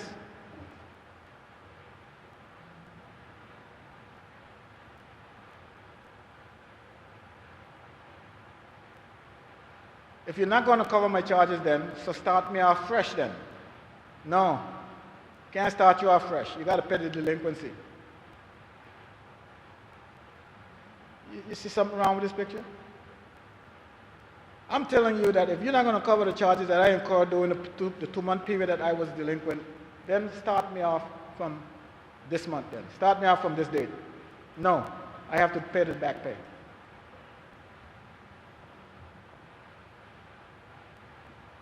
So, Mr. Speaker, the same way Social Security was commissioned to be here, we need to get NHI here, Mr. Speaker, because these anomalies cannot continue. They can't continue because what they're doing is they're robbing the poor guy.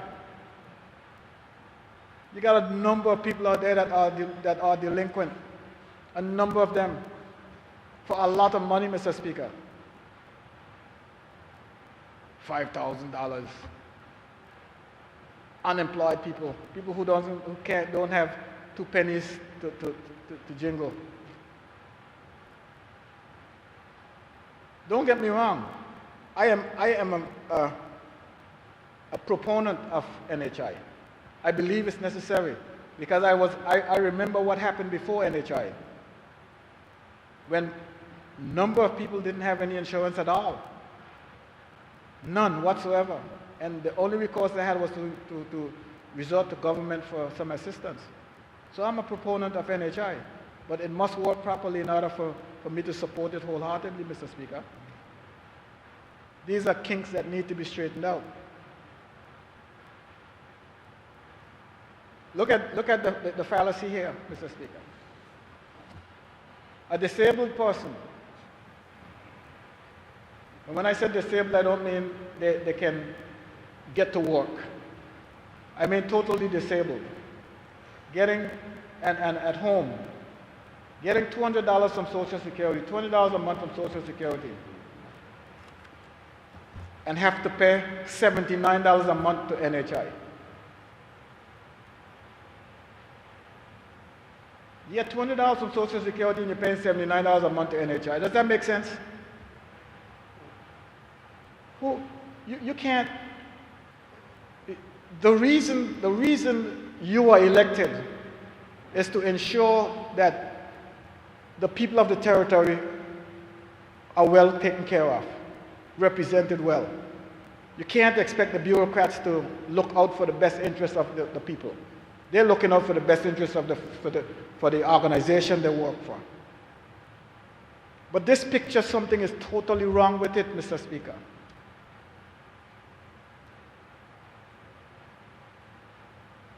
I didn't see NHI come back here for any legislation. I would imagine that all these things are done in regulations. All these policies are made up by NHI itself. Can't let that happen. We can do better. Another one, Mr. Speaker, with this NHI. And just to expound upon this ridiculous policy of delinquency. You got a 64-year-old person who retires from government. 64 years old, retires from government. And upon retirement, Mr. Speaker, the NHI contribution stopped. But guess what? 1 year later, the person turns 65 and they're no longer required to contribute to NHI, but they're still eligible for benefits. You know what NHI telling the person? You're 1 year delinquent. Pay that delinquency in order for you to benefit as a senior citizen. I don't have to pay any more money at age 65, but in order for me to benefit as a senior, I must pay that 1 year delinquency. I mean, it's like being a Mexican. You jump over the wall and you had such a hard time getting over the wall. You come over on the other side of the wall, they pick you up and send you back. Give me some credit for climbing the wall now.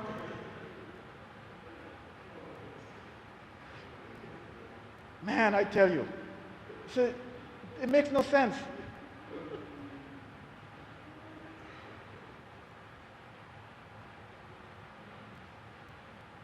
So we need to fix these things. Because I don't want for when you guys get to that stage of your life, you have to face these things. So let's fix them now.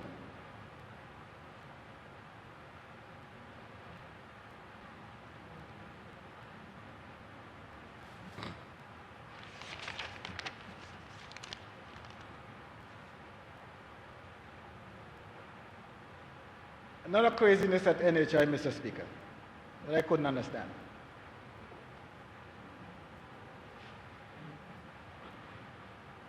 Cancer patients needing a transfusion,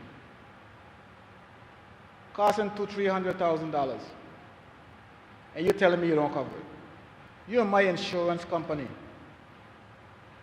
and you're telling me you don't cover it. So what essentially are you telling me? Goodbye? How does an officer sit behind a desk?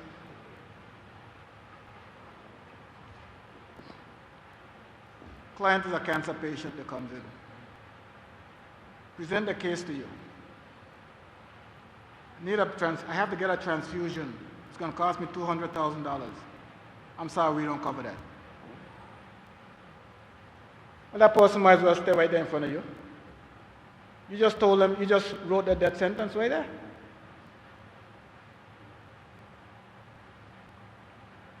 These things has to filter up. They got to filter up to the minister level and to the executive level. And if need be, new laws has to be passed, Mr. Speaker.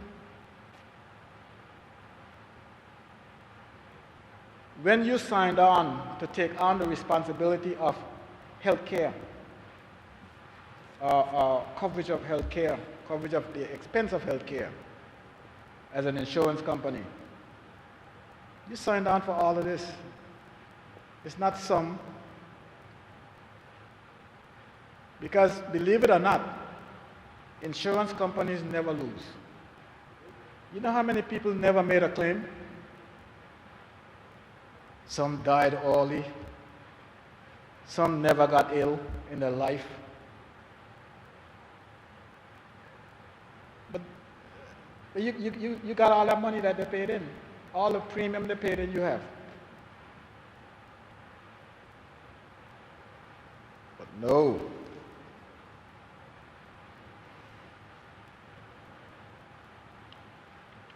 So,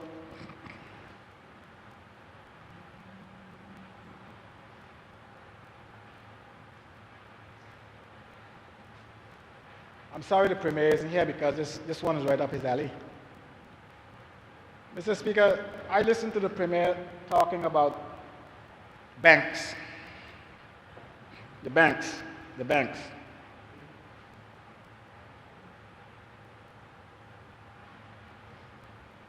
And he really made me laugh because he said one time they threatened him and he told him this time around, threaten me now, I'm the Premier. I laughed because I said, you finally realize you're the Premier. Let me see what you can do. But the argument was, Mr. Speaker, how banks are treating the locals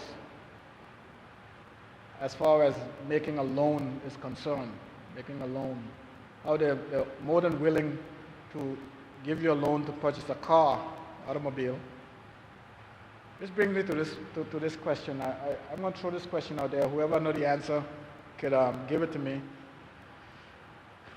sometime, anytime. Why is it that when you go to the bank to buy a car, they send you to a law firm? And when you leave there, you end up spending $300 or something. Well, 20 years ago, it was $300. I don't know what it is today.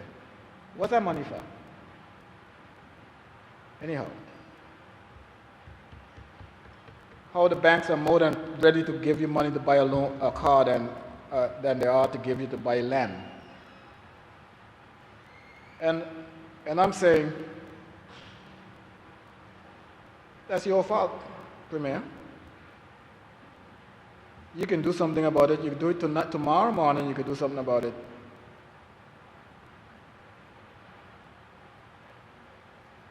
You don't even have to open your mouth to do it.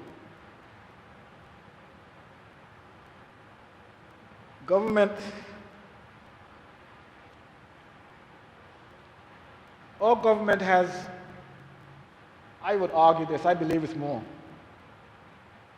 I saw over $150 million in deposits. Well, half of that alone is the reserve. Over $150 million liquid. And they don't have it at the Treasury. Is it in the Minister of Finance office or the Financial Secretary's office? It's in the banks, local banks. You know how much money that is, Mr. Speaker? It's a lot of money, $150 million in the banks. And we own a bank. We own a bank. What do you think we have in that bank? Like 13 million of it. So where is the other $140 million? It's in those commercial banks that we are here complaining about treating our people like, are trying to keep, not trying, being very successful in keeping our people down. For most of us, the only thing we ever own in our life is a car. Maybe two. Because it's an insatiable appetite. Once you get one, you have to get another one. Then like after the first one is gone, you could just say, well, to hell with that, I don't want a car anymore. You got to get another one. The other one's going to be more expensive. So I would suggest, Mr. Premier, that it starts with you. You go to them banks, and tell them, I got 60 million here, I got 40 million here, carry it over to my bank, and my bank is going to start giving my people loans. Not car loans, but loans to do things that will benefit them, the people. I bet they'll come to their senses. The same way they're giving those loans that are meaningful to other people in other countries, they'll start giving to all people in our country. Business loans, actual development loans, they'll start issuing those loans.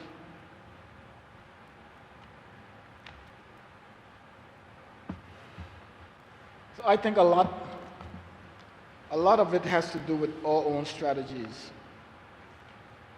as to how we go about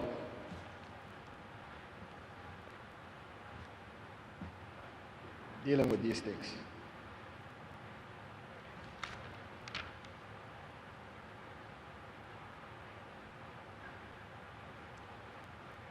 Mr. Speaker, I was listening to the little back and forth between the leader of the opposition and the Minister for Finance, Premier.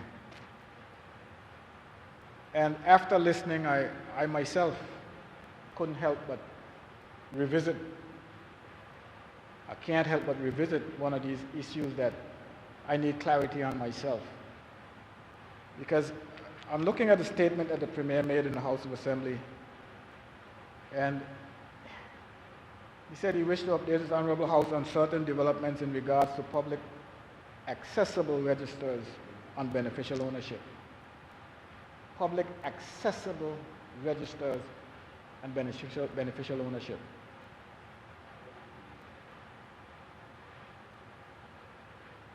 Publicly accessible. And I'm wondering if these terminologies is a change in terminologies with the change of administration. I have always heard about beneficial ownership register being made public. And the Premier is saying that it's two different things. And he went on to say in an update to the financial services industry in July 2020, I mentioned that your government had recently written to the government of the United Kingdom to remind them of our continued commitment to the exchange of beneficial ownership information under the Exchange of Notes signed 2016. I saw the Premier just publish a letter, but in reading the letter, I basically see the same thing that's in the statement. So I read other parts of the statement. I think the Premier needs to educate us as to what this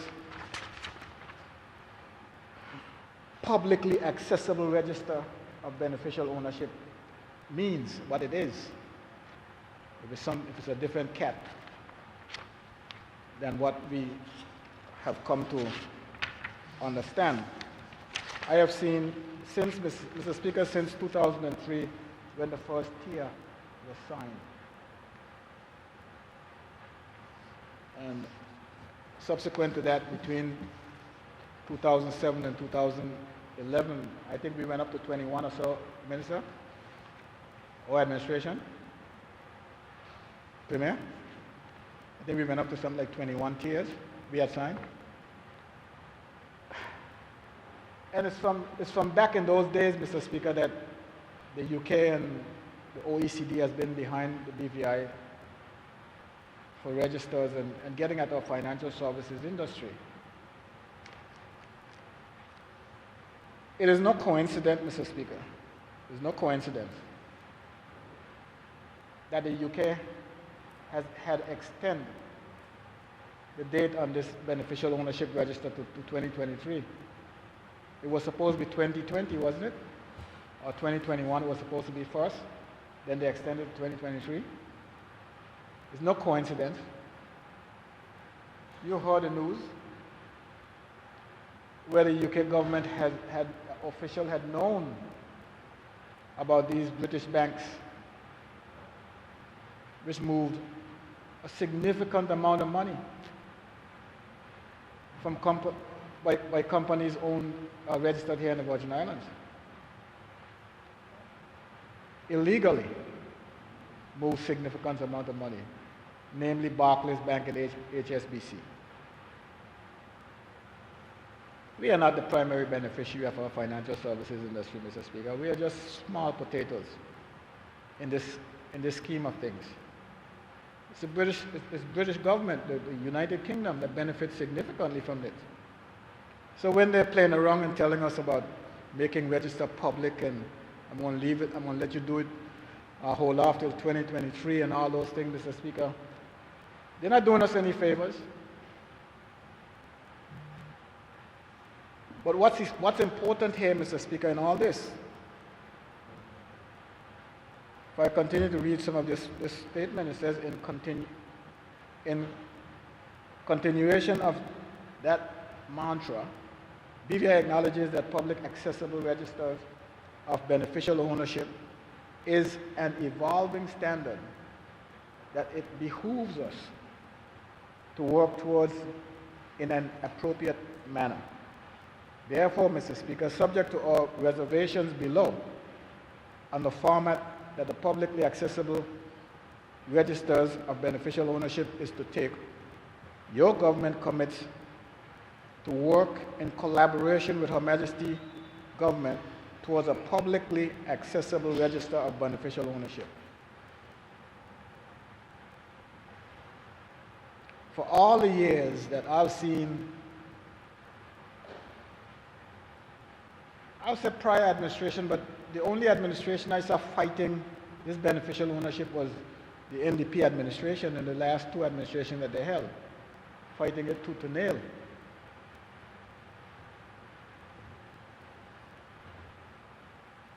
Despite being told in no uncertain terms that the rest of the world believes that the industry is corrupt. It aids with money laundering and human trafficking and terrorism financing and all those things. We continue to fight it tooth and nail. They came up with a system referred to as with the acronym BOSS, and according to us, that was a silver bullet.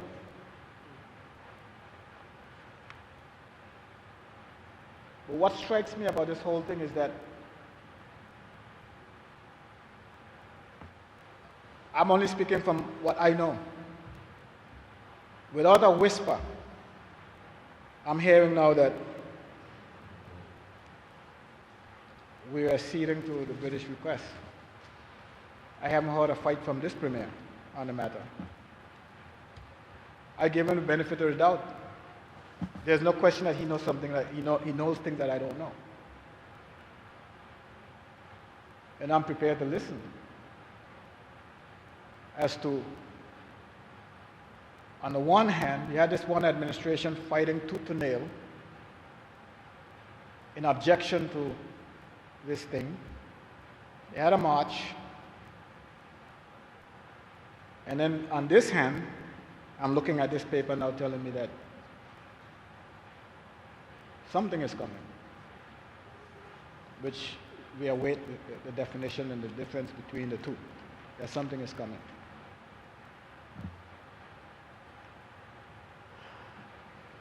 I saw the writing on the wall. As far as I was concerned, Mr. Speaker, I didn't see us being a match for the UK's push.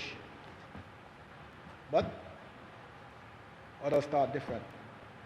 Maybe the Premier saw the writing as well, that we're not a match.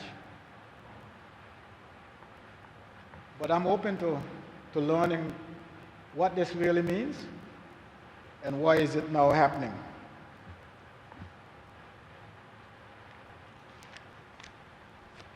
But make no mistake about it, Mr. Speaker. Financial services and between financial services and tourism.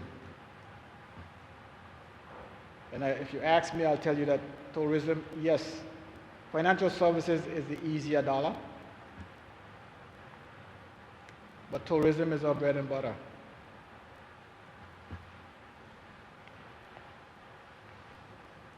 And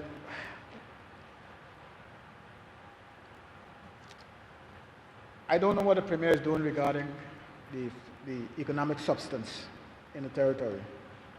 I don't know what we're doing about that. Granted that we had this pandemic, and I'd be surprised if much of anything else could have been done or was being done during that period, during this period. But we have to be very, very transparent in our dealings when it comes to financial services. We got to be more open. No one in this house should be guessing what's going on or wondering what's going on.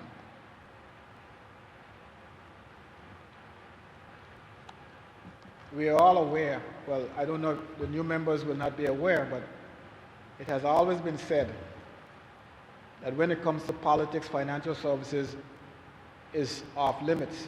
In other words, we are not supposed to get involved and in any way, shape, or form seem to be influencing what takes place with the financial services industry, politicians. And that has been a policy that's been adhered to. The Premier don't use his political influence to deal with the financial services. Politicians don't get involved with it. They don't come before us for anything, to explain anything, discuss anything. Whatever money the financial services collect in the form of company registration or any other service they render, it goes to the FSC. By agreement, the FSC gives the government a percentage of what they collect. And the government cannot and does not muscle the FSC around with their fees and rates.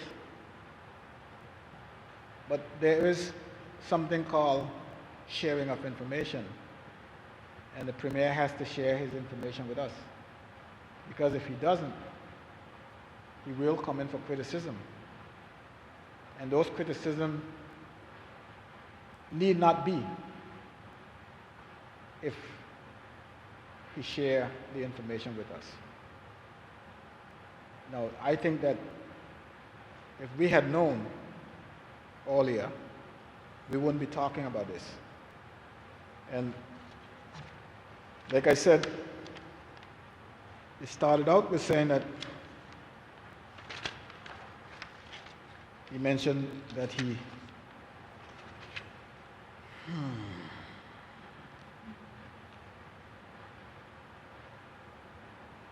sent a letter, he wrote a letter,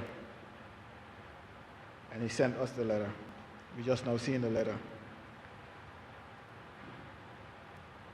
So, Mr. Speaker, I would hope that some of these things could be cleared up by the Premier when he gets his opportunity to wrap up this evening.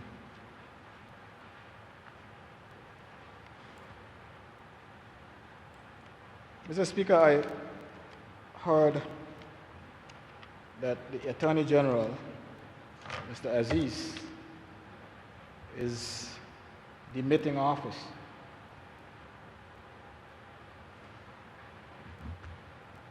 At least, Mr. Aziz, you could let me see your face at least for one last time. Yes, sir. I'm talking about you now. Mr. Aziz is demitting office, and there are some people whose back you don't mind seeing. But Mr. Aziz, I would say to you that I'd rather see your face every day than to see your back any day. We're going to miss you. You know some people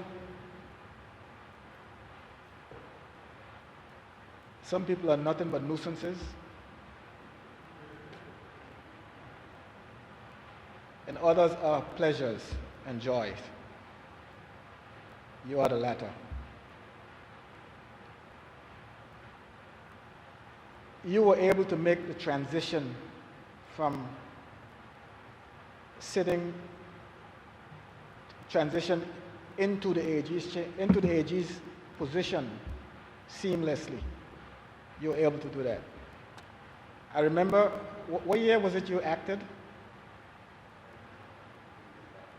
10 to 11. That was the final year of our term.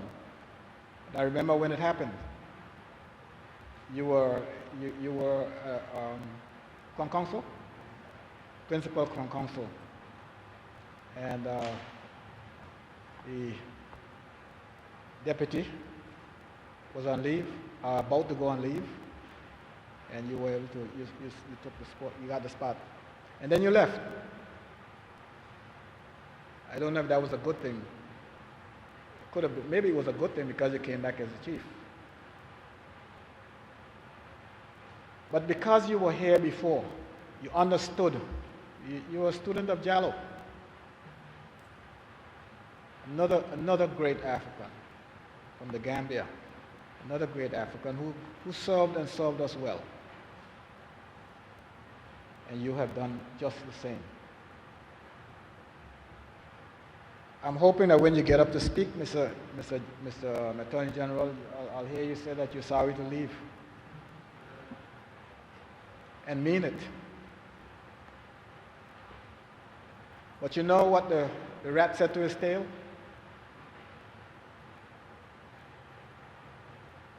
When, you know, rats, not for one moment suggesting that you're a rat, but just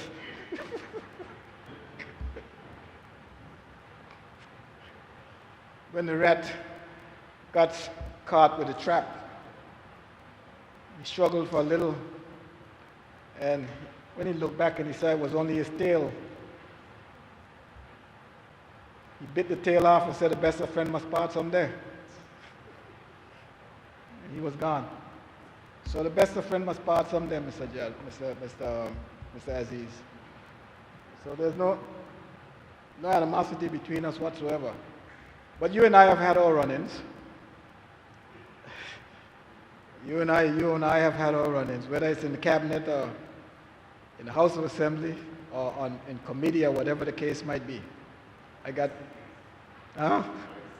in secrets? Oh, in secrets. Oh, in secrets. You know what your job is, so everybody trying to get you to shave, bend a little, and bend a little, twist a little. But my position about the AG, Attorney General, Mr. AG, and I argued this when we were reviewing the last Constitution, and I want to repeat it because it's consistent. My position about the AG is that you don't belong in this House of Assembly, nor in Cabinet. You're not needed. And the majority argues different. Because I'm sure you would not find a single person in this chamber right now that would agree with what I'm saying, that would say what I'm saying. My position is AG. And I could say to you, because I've said it several times before, I said it to Jallow, I'm saying it to you. My position is, there is nothing that happens in this house that anyone needs legal opinion on. We make the laws. And just the same way we need financial opinion and assistance on, we call the financial secretary and we get the opinion and all that stuff. We do the same for the AG because the financial secretary at one time sat right there where you sit. Sat right in the area, vicinity. As a matter of fact, prior to 1995, the AG sat in the back. He wasn't between these guys here. But I get irritated, Mr. Speaker. I get irritated when I see a dispute comes up in the House and the Speaker calls on the AG. It just bothers me. I'm looking at the poor guy and I'm saying to myself, what do you expect him to do but side with the government? He would argue that would never happen. I side with justice and I do what's right and all that stuff. What do you expect the poor guy to do? Leave him out of this. He has no business in it. The speaker is supposed to be versed in parliamentary procedures. What the speaker rules is final. He doesn't need to call on the AG and why?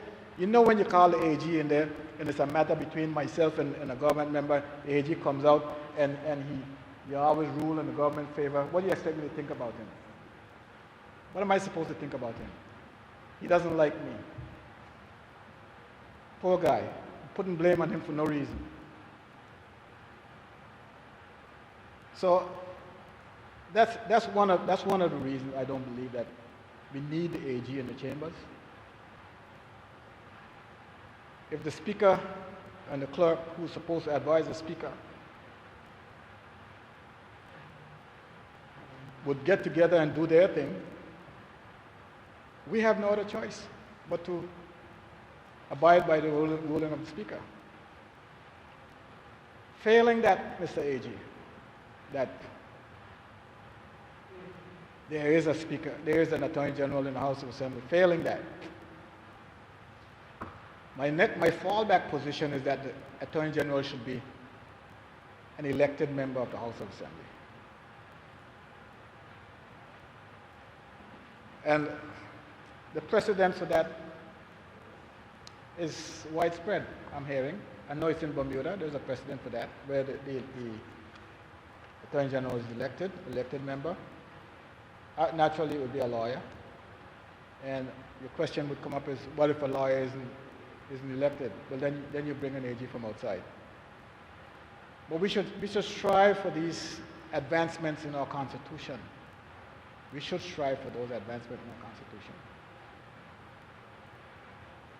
AG, I don't know what your future is going to look like, if you're going to be looking to hold the same position in another country or your own country. But with all the experience you've gotten from me, you could always go back home and be a politician.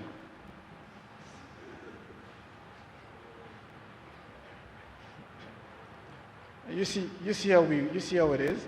I mean, we don't make any money, $35,000 a year. I mean, you know, we don't make any money. You get a lot of flack and all the rest of it. But you can do it. You're rich now. You can go home now and just do that. So with whatever it is you do, AG, I wish you the best. And I want you to know that I'm one of those guys who never one day held any animosity towards you.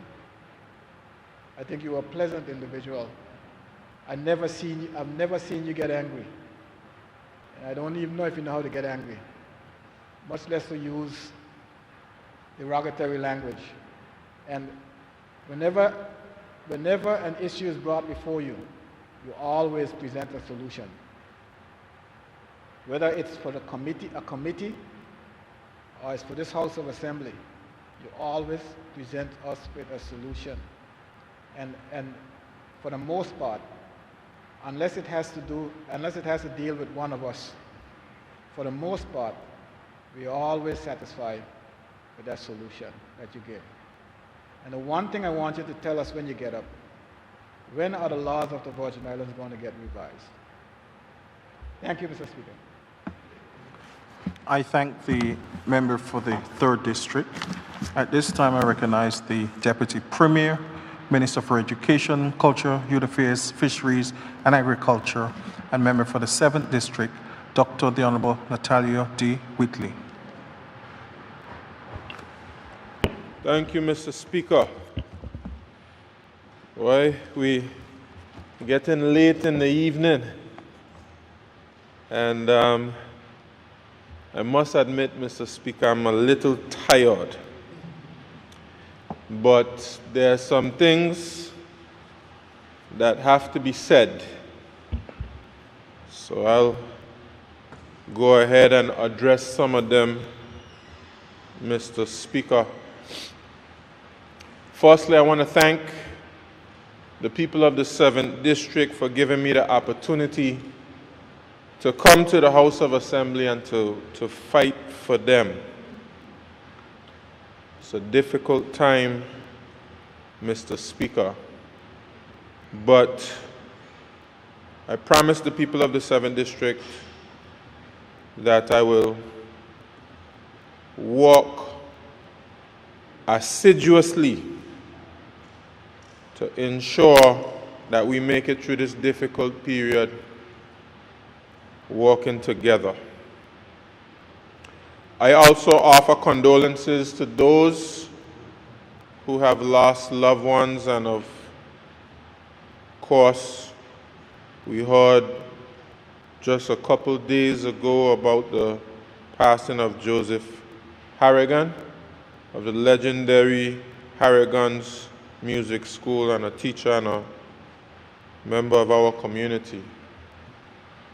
And I certainly want to extend my sympathies as a representative for District 78 and as the Minister of Education, Culture, Youth Affairs, Sports, Fisheries, and Agriculture. And I extend condolences to all the other families who have lost loved ones. The Attorney General has gotten up, so perhaps I'll save what I have to say until he returns. I want to, in this forum, Mr. Speaker, congratulate those students who did their CSEC exams, who did well despite the COVID-19 pandemic. They didn't get the usual preparation that they usually get because, of course, we had to switch to online learning. And I was impressed with the way that they were still able to get their grade 1s, their grade 2s, their grade 3s. I celebrate those students who did well in their exams, and I encourage them to use their success, and even in some instances their lack of success, to push them on to greater heights. Push them towards their purpose. And I also want to thank the permanent secretary in my ministry, the chief education, acting chief education officer, the education officers, the principals, the teachers, and everybody who played a part in the students' success. I want to recognize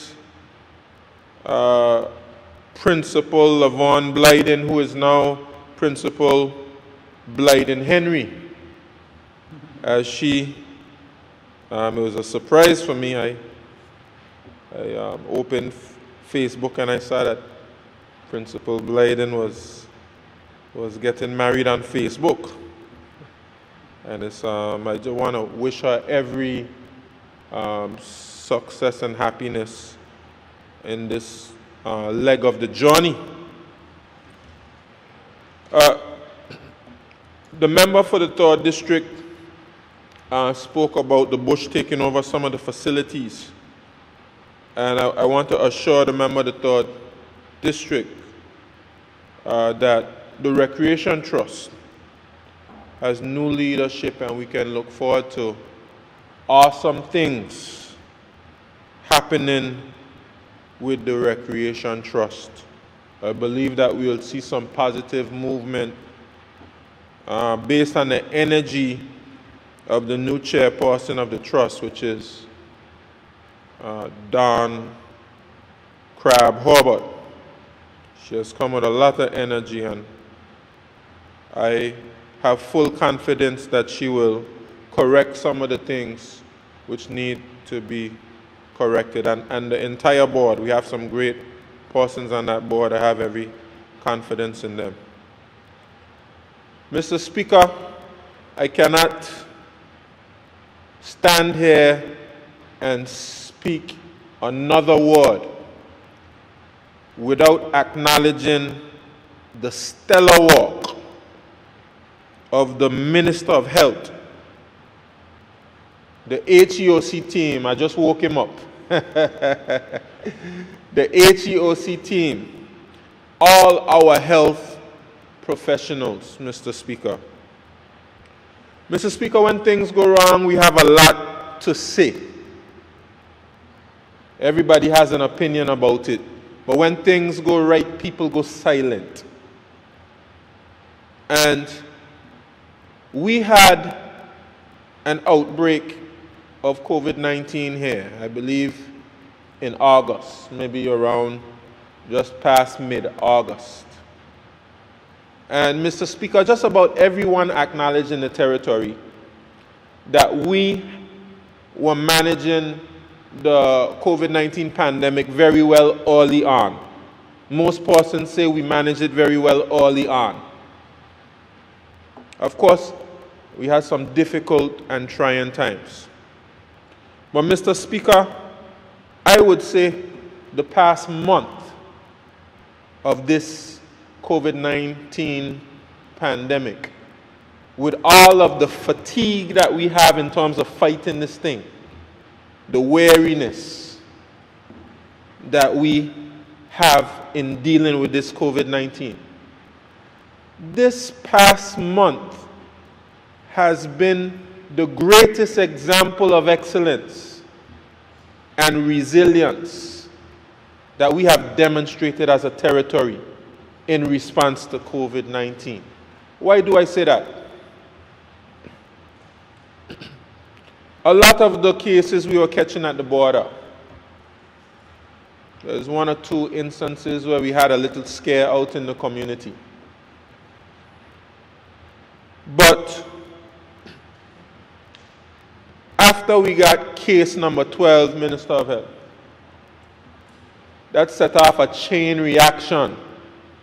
And in a few days, we had dozens and dozens and dozens of cases. The cases shot up through the roof. I think maybe in a 2-week span, I think we got up to somewhere close to 70. Mr. Speaker, 70 cases in maybe a span of 2 weeks. They had travel advisory on us. And the team contact traced, they isolated, they tested. And Mr. Speaker, we have to recognize them and congratulate them. In fact, Mr. Speaker, a comment was made about Jas Van Dyke, and we have to say, Mr. Speaker, the team has been very responsible in responding where there was a threat to the health of any of the people in the territory. Jas Van Dyke, Anegada, Tortola, out of a great deal of concern for the health of the people, we took measures to secure their safety. And we have to show the health team our gratitude. It is not an easy thing, this thing of keeping the public safe. It requires energy, it requires lots of hours of hard work. Let us not just experience the benefits of that work without recognizing that work. After that spike of 2 weeks, for the next 2 weeks, we got those active cases down to, what is it now, 3? From 70-something to 3, and not many persons say anything about it. I don't understand it.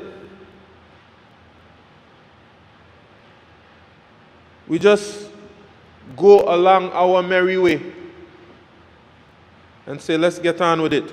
But that is amazing, and I'm not sure if anywhere in the world has experienced that type of steep decline in such a short period of time. They deserve our commendation and our praise for doing so well.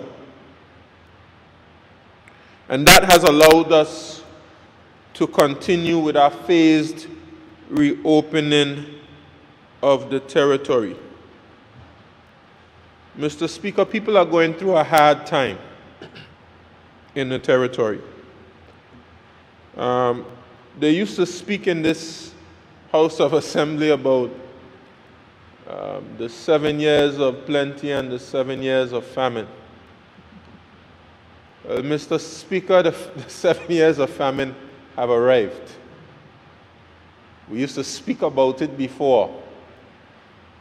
And God must have placed me and every other member of this House of Assembly in this position for a particular reason. You know, sometimes I think about all that could have been done before this point, all that we didn't accomplish before this point. And then I quickly dispel those thoughts,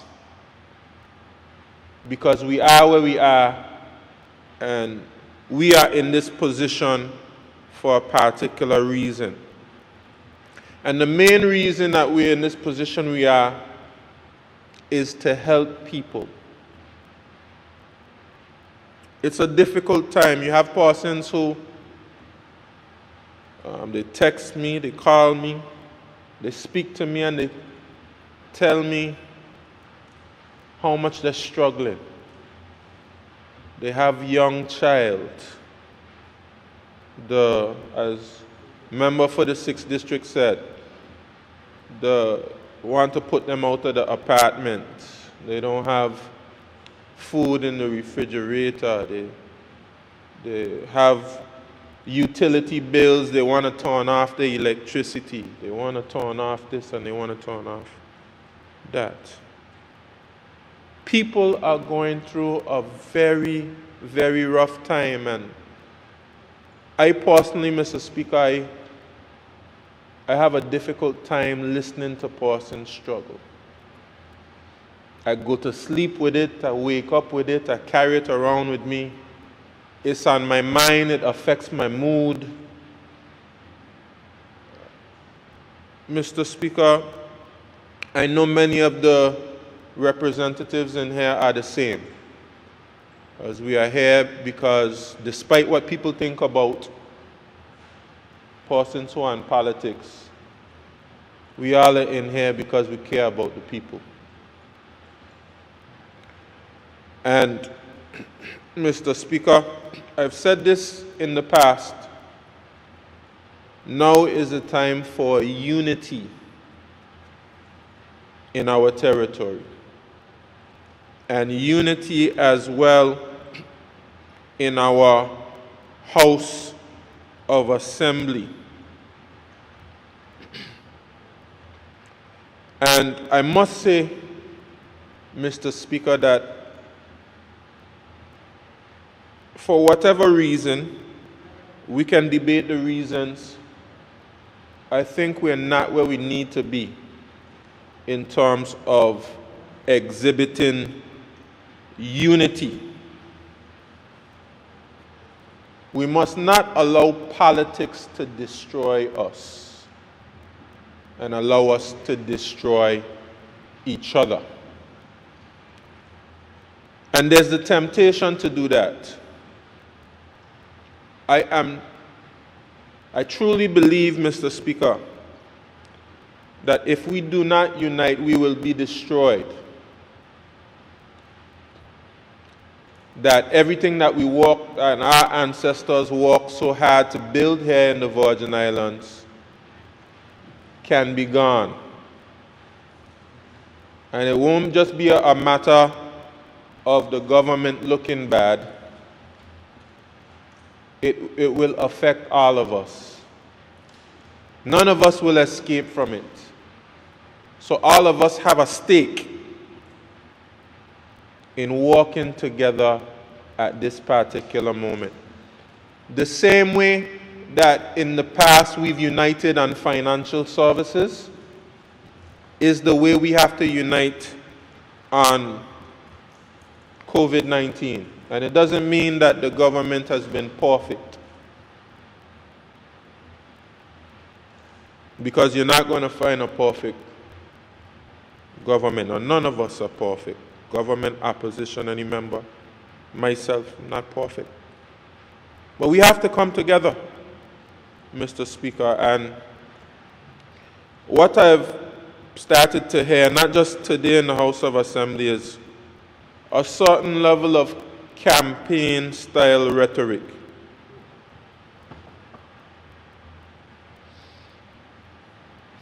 It seems like we started the campaign early. And I don't think it's too late for us to dial it back. I don't think it's too late for us to get it back on the right footing. But I think we started down the wrong road. And I would ask everybody, let's give this thing another go. Let's put today behind us and give it another go. Disappointing for me is that we have persons with political agendas exploiting the pain of the people. They jump up on Facebook, talk shows, they're out there in the community, and they're criticizing everything. Of course, we're in a democratic society, and ideas must compete to get the best ideas, constructively. That's important. But what I see is not that. What I see is persons who smell blood in the water. And they say, well, the territory is experiencing a hard time. The government is looking bad. This is our opportunity. Let's see if we can capitalize on the fact that the people are hurting.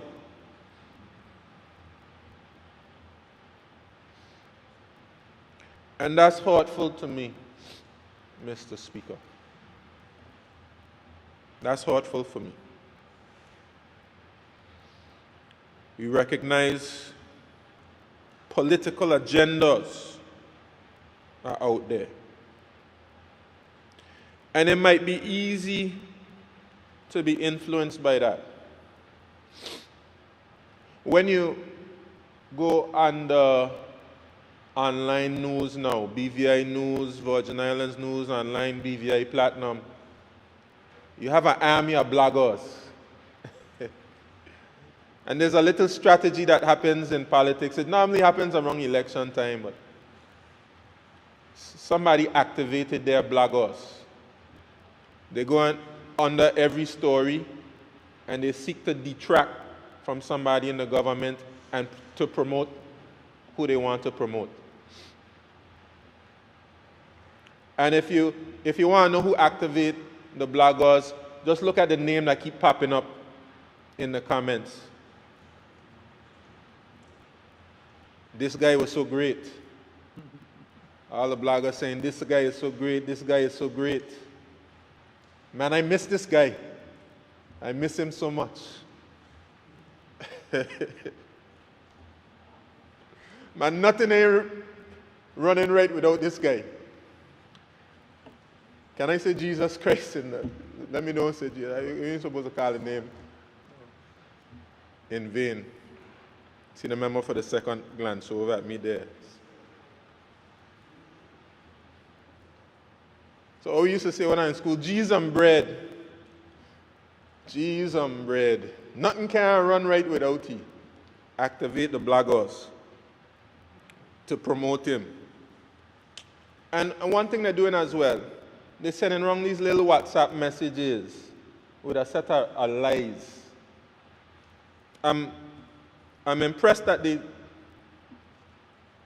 see trying to defame me and destroy me as key to their political strategy. I'm impressed. I didn't know I was that important. Yeah. They boost my ego a little bit. I don't really have an ego, but they kind of boost my ego. They're coming after me. But I thought it was a little early for that, Mr. Speaker. I want to let my cousin know, my good cousin, the leader of the opposition. I don't want him to listen to some of the people out there trying to lead him wrong. I know a lot of them probably telling him, well, you got to get a little bit more aggressive and a little bit more confrontational in the House of Assembly, just to justify holding on to the leadership of the party. You get elected, the rest of them ain't get elected. Them ones who are aggressive. I would like to tell the people, let me take my seat down. Sure. It seemed to be a talking point for the party line. I reiterated already. A little tired now, I ain't able to jump up so often. I reiterated earlier, there's only one person sent me here. One group of people, them from the 8th district. So this party line or this talking point that the two consultants, them giving you out to say, please stop it. Please stop it. There's only one set of people sent me here, the 8th district. Mr. Speaker, I thank the leader of the opposition. But I mean, I agree with the leader of the opposition. That's exactly the point I was making, Mr. Speaker. The people of the 8th district sent him here not because he's aggressive and hostile, because those who are aggressive and hostile are not here anymore. So that was the point I was making, Mr. Speaker. So I want him to be himself. My cousin is a nice guy and a statesman, conducts himself like a statesman. I don't want him to feel any pressure to conduct himself in any particular way to prove that he's leadership material for the party. I think he's doing well being a statesman. Don't take that posture, would be my advice to the people who are trying to encourage him in that way. So that would be my advice to those people. Stop encouraging that type of thing, Mr. Speaker. And Mr. Speaker, as well, I would have to say, Mr. Speaker, my good friend from the 7th district, this is my good friend, we went to school together. I do have to say, Mr. Speaker, that I was just a little disappointed, and I'm hopeful, Mr. Speaker, that I can share this in love with my good friend from the 7th district, 2nd district. In love. Just in love. We can't allow the politics. This is my personal view. We cannot allow the politics to tear us apart.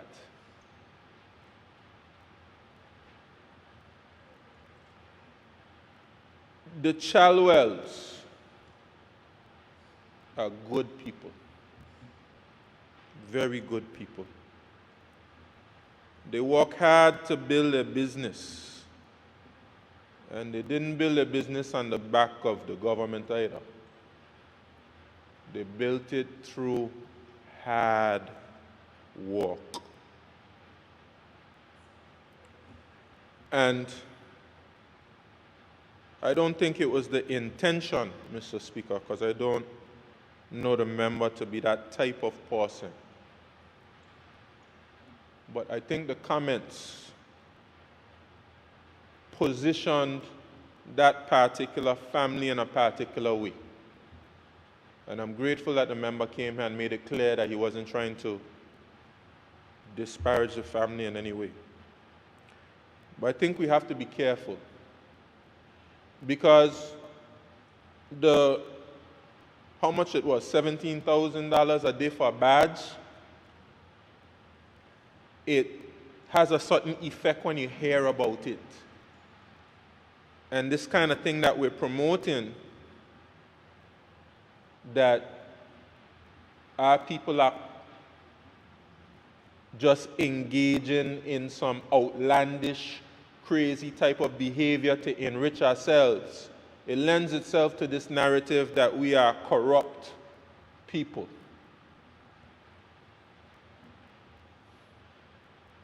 And when people hear it on the street, they say, oh, look at those. They're just trying to fix up themselves and take care of themselves, and while the rest of us are suffering. Now, Mr. Speaker, the borders are as secure as they have ever been in our territory. And while we don't have it confirmed, Mr. Speaker, illegal smuggling is a real threat to this territory, especially during this time with COVID-19. And the case number 12 and the spike that resulted in that directly affected so many businesses, affected families who wanted to send their children to school, don't have persons to take care of their children with child care. You know, it set us back. We had plans to reopen. I certainly had plans to reopen the schools earlier. It set us back. It set the businesses back. We were on a great course. A wonderful course, Mr. Speaker. It set us back. So is it 4,500, 4,600, whatever the figure is, to be able to proceed with our reopening for a temporary period?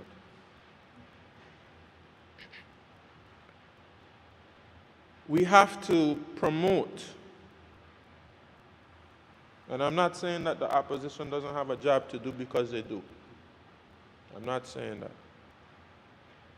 But in this fight against COVID-19, and not just COVID-19, Mr. Speaker, there are entities out there who would have you believe that we, as a people, cannot do what is necessary to secure our borders and to secure ourselves. There are entities out there who are sending the message that, you know, building your own capacity, that's not as important as us doing what we've been doing for the last decades, years, whatever. I mean, we have ships coming to the BVI around hurricane season all the time. But yet, in 2020, our borders are still porous. And now we've now started to take some steps under the Premier, the leadership of the Honorable Andrew Premier, Andrew Foy, who has said, well, we cannot allow this thing to continue any longer. As long as we've had governors here, and we've been a territory of the United Kingdom, our borders have been porous. And the Premier now says, well, we're going to put an end to that. And we as a territory, proud Virgin Islanders, have to unite and say, this is exactly where we need to go. Premier, we support you on this. Because it's so important to our safety and our security with COVID-19, but with other things such as well. Human trafficking, drugs, guns, etc. So, Mr. Speaker, let the Premier know I back him 100% in his efforts to help us secure our borders. And I back the joint task force led by the head of customs. I back customs, I back immigration, I back the Royal Virgin Islands Police Force. I back them 100%, Mr. Speaker, because we cannot take our security as a joke. Mr. Speaker, one thing that the political opportunists say is that the government doesn't have a plan. That's one thing that's popular. And Mr. Speaker, you know, I wish I would have said something earlier, because when you don't respond to these things, sometimes they become gospel. Mr. Speaker, in government, one thing that you can always find is a plan. Now, sometimes we don't have the will to execute the plan, but you go on the shelves in any of these ministries, you're going to find a bunch of plans. Because, Mr. Speaker, we have technical persons. They're professionals. You think that they will come to cabinet and advise cabinet and they have not put a plan together? It's almost an insult to their intelligence. The persons who are out there saying we don't have a plan, they might be thinking that they're making the government look bad, but it's actually like a condemnation on our senior civil servants, who are the ones who put these plans together. Well laid out plans, statistics and charts and different phases of the plan, detailed plans. Now you could say that perhaps maybe we should have published the plan. You can say that, but don't say that we don't have a plan. Tourism has a plan, the health sector has a plan, education has a plan, and these plans were passed in cabinet months ago. Now those persons who say now, once they discover you have a plan, they change the subject. They say, well, publish the plan. And you think they're saying publish the plan so we can see how we can improve the plan? No, they just want to punch holes in the plan. That's all they want to do. Because like I said, they have an agenda. Mr. Speaker, we speak about consultation. Mr. Speaker, I don't know if there's a government in history who has consulted more than this particular administration. I don't know if there's a government that has consulted more than this particular administration. And now that we have Zoom, it's even worse. We have the video conferencing.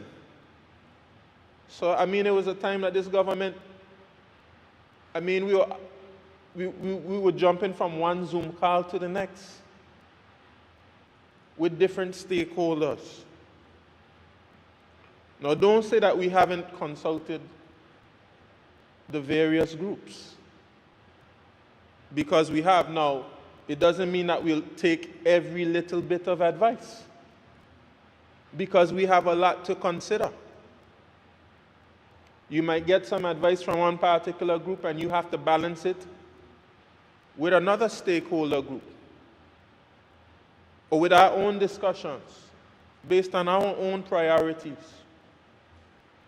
So I continue to ask the different groups out there, don't get weary in well-doing. Continue to put forward your plans, your proposals. They're not being ignored.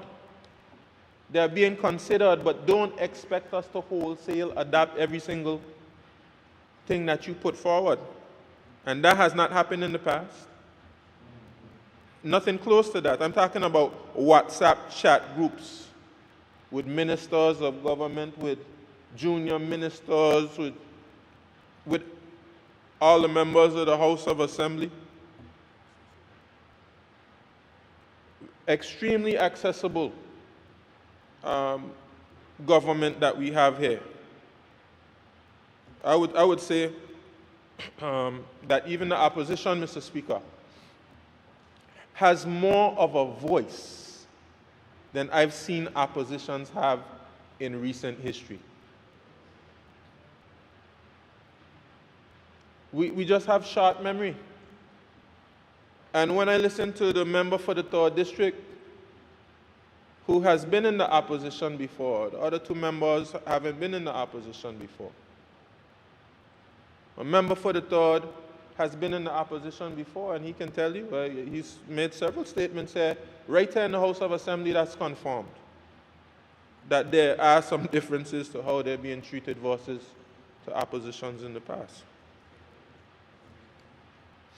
So, Mr. Speaker, I'm not saying that we can't improve. I'm not saying that we can't improve. But let's keep things in context, Mr. Speaker.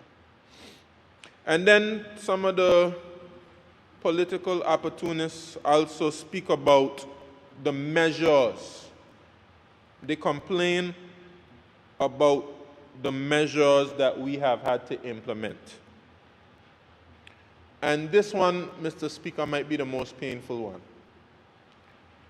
As a government, as a mature government, Mr. Speaker, we recognize that the measures that we have to implement are painful. Nobody likes pain, but they're necessary. Mr. Speaker, it's like going to the dentist. Sometimes you have a cavity, and the dentist has to do some work. Now, you could say, I don't want to pull the tooth, you know. But if you don't address that problem, you infect your whole gum, you can't sleep at night, they can't give you enough medication to deal with the pain. So eventually, you have to bite the bullet.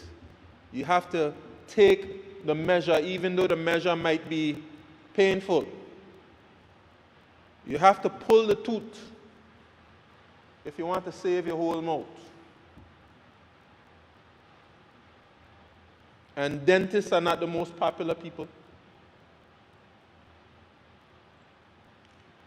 But Mr. Speaker, when you have somebody whispering in a little child's ear, this dentist here don't like you. This dentist here just wants to see you in pain. This dentist here, you know, he don't have to pull the tooth. There's some other things that he can do. You know, the dentist should just give you some candy instead. Would we be a responsible government, Mr. Speaker, if we didn't take measures that we knew, even though painful, would help people in the end? If you go around the world, Mr. Speaker, it's not just here. I challenge anybody to go on the internet and Google stop orders. COVID-19 and Google stop orders. You'll see statistics and all the places in the world that have issued stop orders. All the places in the world which have had school closures. All the places in the world that have implemented either partial or full lockdowns. It's not just the BVI, it's the entire world. Because, Mr. Speaker, if you allow COVID-19 to spread without taking measures, and of course, we have the mask wearing and the social distancing, which are important to follow. But if you recognize a situation where you have a spread in your population, you have to take measures. Responsible governments have to take measures to stop that spread, to mitigate the spread. Because guess what's going to happen? If it continues to spread, eventually you're going to have to take the measures anyway.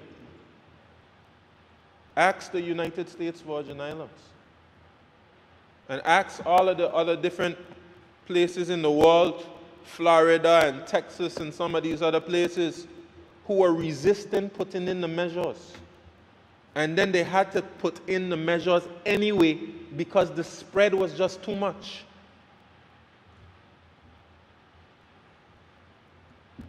It's best for you to do it early so you can have pain-free later, as opposed to prolonging the situation, Mr. Speaker. That's what we were able to do, Minister of Health, with this latest spike. Boom, we did what we had to do, we brought it under control, and we can proceed with the reopening. As opposed to just letting it linger on. You take it for granted. That 70 could have become 140, it could have become 210, it could have become 300. You do what you have to do with it and let it be over with, finished with, and you continue with your reopening.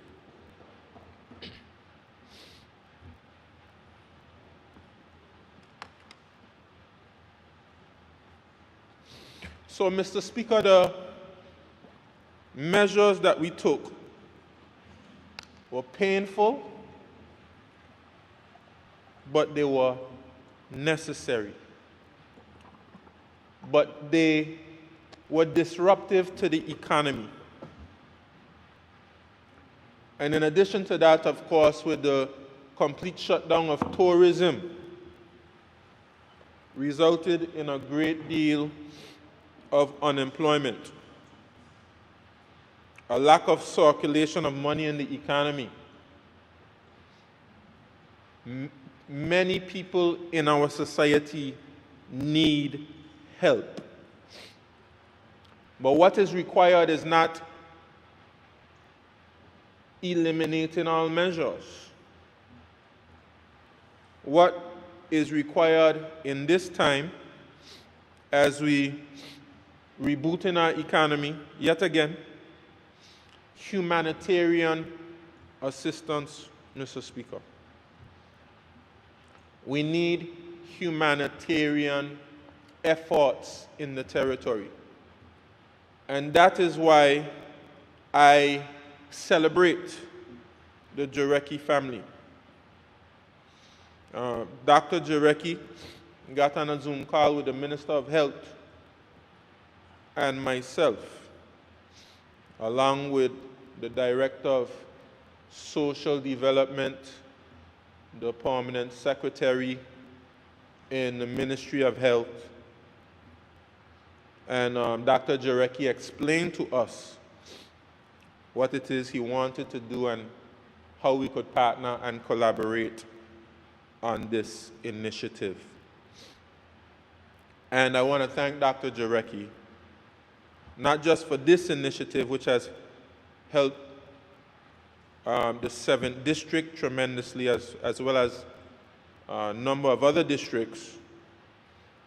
But I also want to thank him for the acts of kindness he has displayed in this territory for many decades. I'll just point to one well-known one, which is YEP, which Dr. Jarecki, through Guana Fund Foundation, has financed YEP for the last around 15 to 16 years, just out of his pocket, financing YEP. And it's expensive to run that facility. I'm grateful that as minister I've been able to support YEP. And I would like to continue to support it into the future. And Dr. Jarecki has been engaged in so many other things that persons don't know about, things that he's just done, that don't get that type of promotion. I want to thank him. And I want to thank others as well who have been involved in humanitarian efforts like Family Support Network and Red Cross. I also want to recognize the churches. I was struck by a sermon by T.D. Jakes. T.D. Jakes said, and I think this is the attitude that churches should adopt. T.D. Jakes said that God allowed the churches to be shut down so the members of the church could leave the four walls of the church and go out into the community and help persons. I want to acknowledge the Church of God of Prophecy in Long Look because they started a food pantry. So, church is not, and I love my churches, I'm Minister of Ecclesiastical Affairs, but church is not just about getting together on Sunday morning.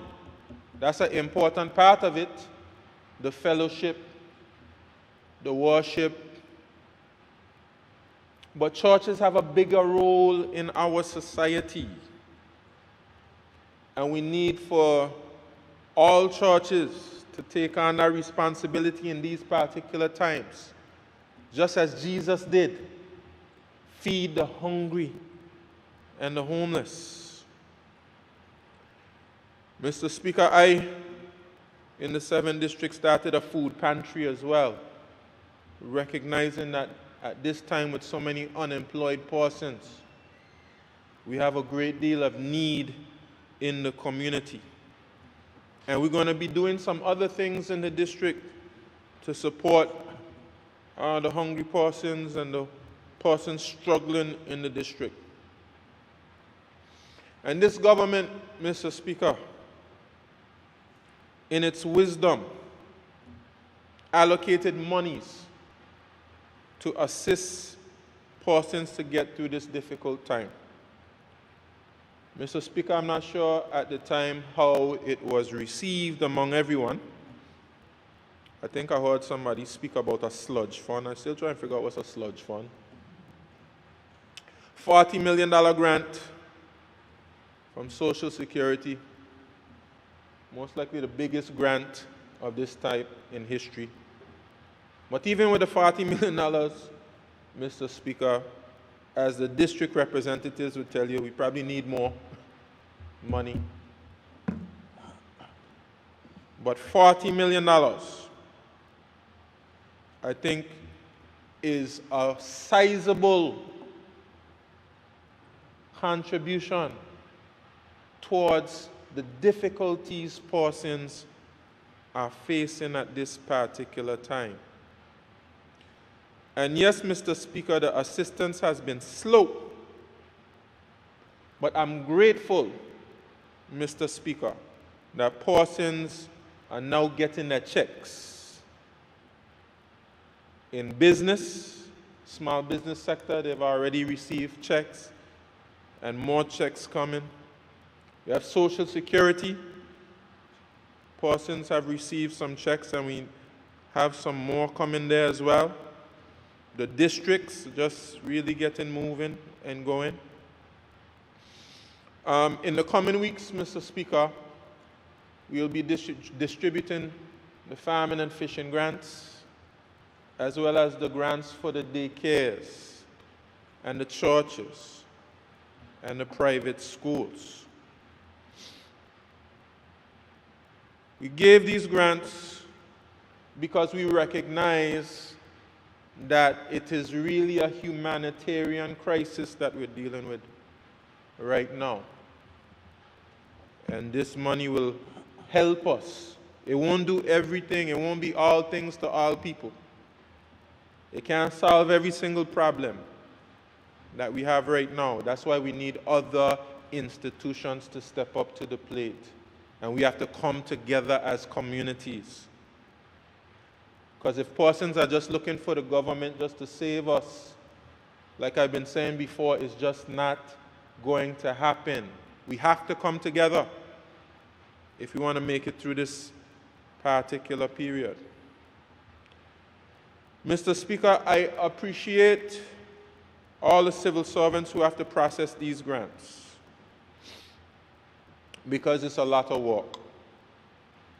But I also ask, echoing the words of my Premier earlier in this sitting, I ask that we have a spirit of compassion for those who are struggling. Because there's a tiny minority of persons sometimes who perhaps feel that the persons who getting access to this, sometimes what it's referred to as free money, do not deserve it. And sometimes we have a small minority of persons who put up obstacles and stumbling blocks in the way of the processing of these grants. But I want to focus on those persons who have taken on the spirit of service and who are working their hardest to make sure that these grants are processed in a timely fashion. But we must recognize as well, Mr. Speaker, that we have many civil servants who are afraid. They think they'll be sanctioned in some way for trying to help the people. And they're not afraid of the elected representatives. That's not who they're frightened about. The elected representatives trying hard to get the assistance to the people. So it's not the elected representatives who have persons frightened. It's those who are sitting on high who are unelected. So if we don't cross a T and we don't dot a I, then our applications are rejected because persons are afraid of getting in trouble. Because of the same thing we've been speaking about before, Mr. Speaker.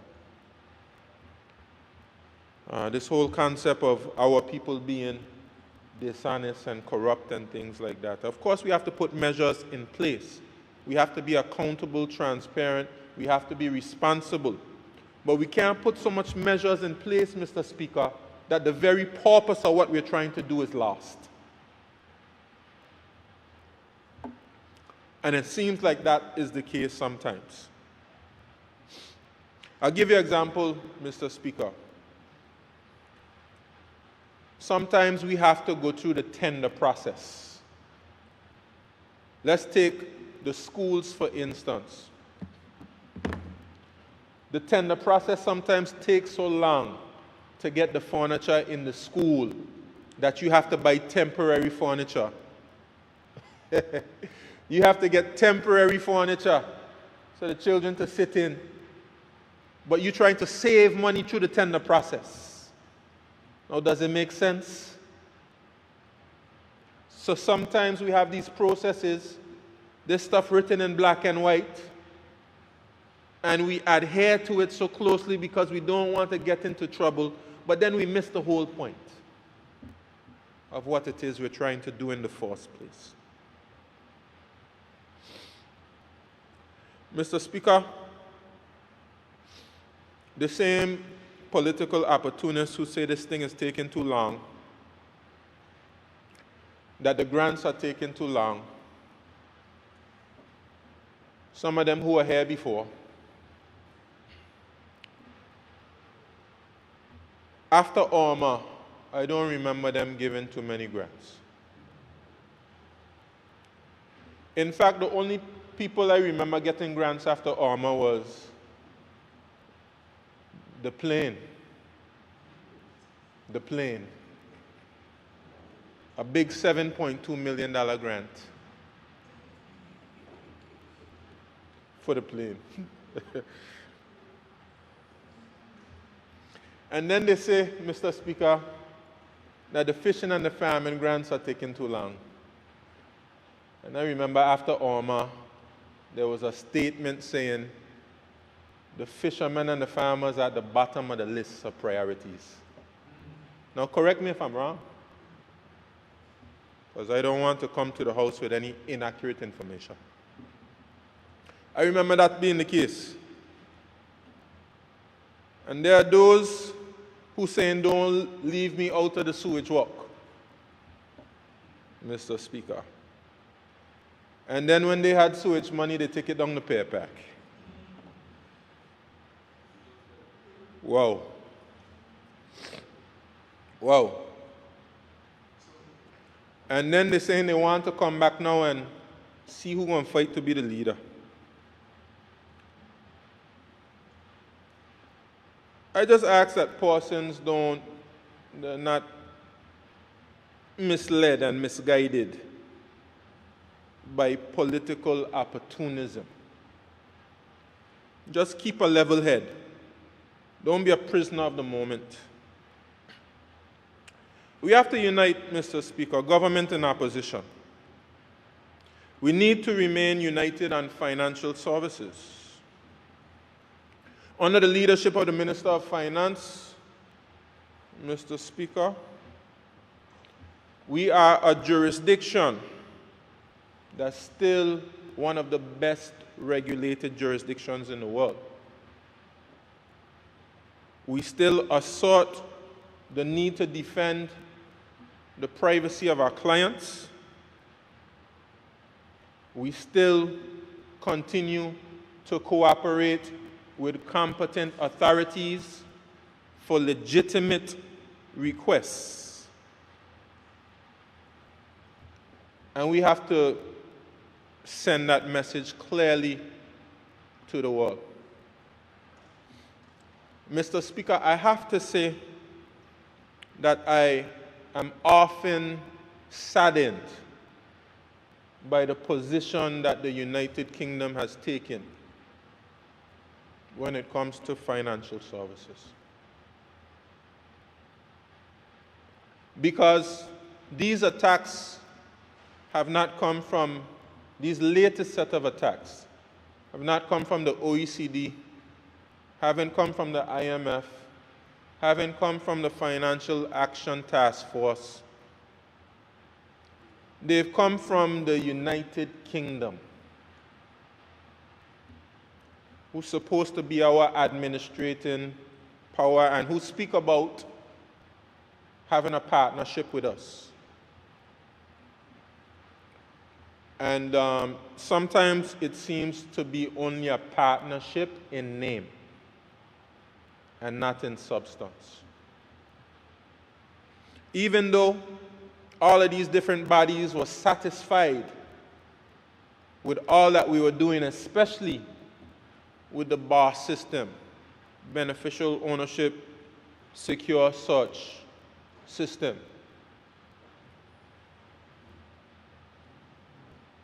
Very satisfied with what we were doing to combat terrorist financing, money laundering, tax evasion, any type of financial crime. But the United Kingdom, who saw a good scapegoat in the overseas territories for their financial challenges, especially after the global economic crisis, started to beat up on their own territories.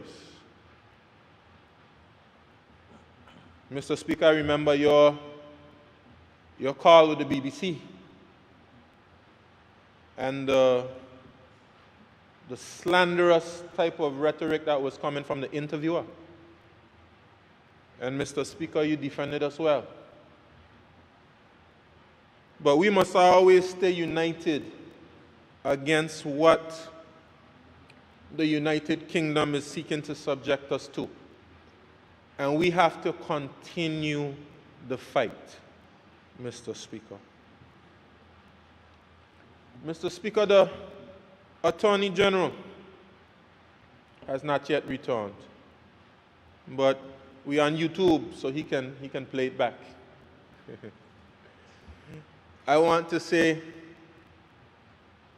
to the Honorable Attorney General that it was a pleasure to serve with him in Cabinet and the House of Assembly. He was a professional in his dealings. He recognized the need to always be well researched. Always had a great deal of opinions to be able to draw on. He did his research. Of course, he would have been at the center, my friend coming here, at the center of some of the most interesting and controversial debates as it pertains to constitutional interpretations or interpretations of various laws, Mr. Speaker. And certainly the territory would have been engaged in some very interesting debates on some of these questions of law. And certainly the Attorney General is someone who's a real academic and someone who certainly loves law and loves a good argument. He's from the motherland of Africa, specifically Ghana. I was fortunate enough to be able to travel to Ghana, and what a beautiful country it is. And I am a big follower. In fact, I consider, I believe it's the first president of an independent Ghana, Kwame Nkrumah. Consider him to be a role model of mine. I've read several of his books, like Neo-Colonialism and Africa Unite, and some other books that he's written, and maybe about 5 or 6 of them of his books I have. I love Ghana. It's a beautiful place. And I have to tell the Attorney General to prepare the guest room for me, because I'm coming home very soon. Soon as this COVID-19 epidemic eases off a little bit, and I love my staycations, Mr. Speaker, but very soon I'm going to see if I can get a change of scenery. And Ghana just might be the next step. The Attorney General always conducted himself with dignity, with great professionalism. It was a pleasure to serve with you, sir. And I thank you for rendering service to the people of the Virgin Islands. The night is fast spent, Mr. Speaker, and I know there are other persons who would like to make a contribution as well. So having said those few words, I will take my seat. Thank you, Mr. Speaker.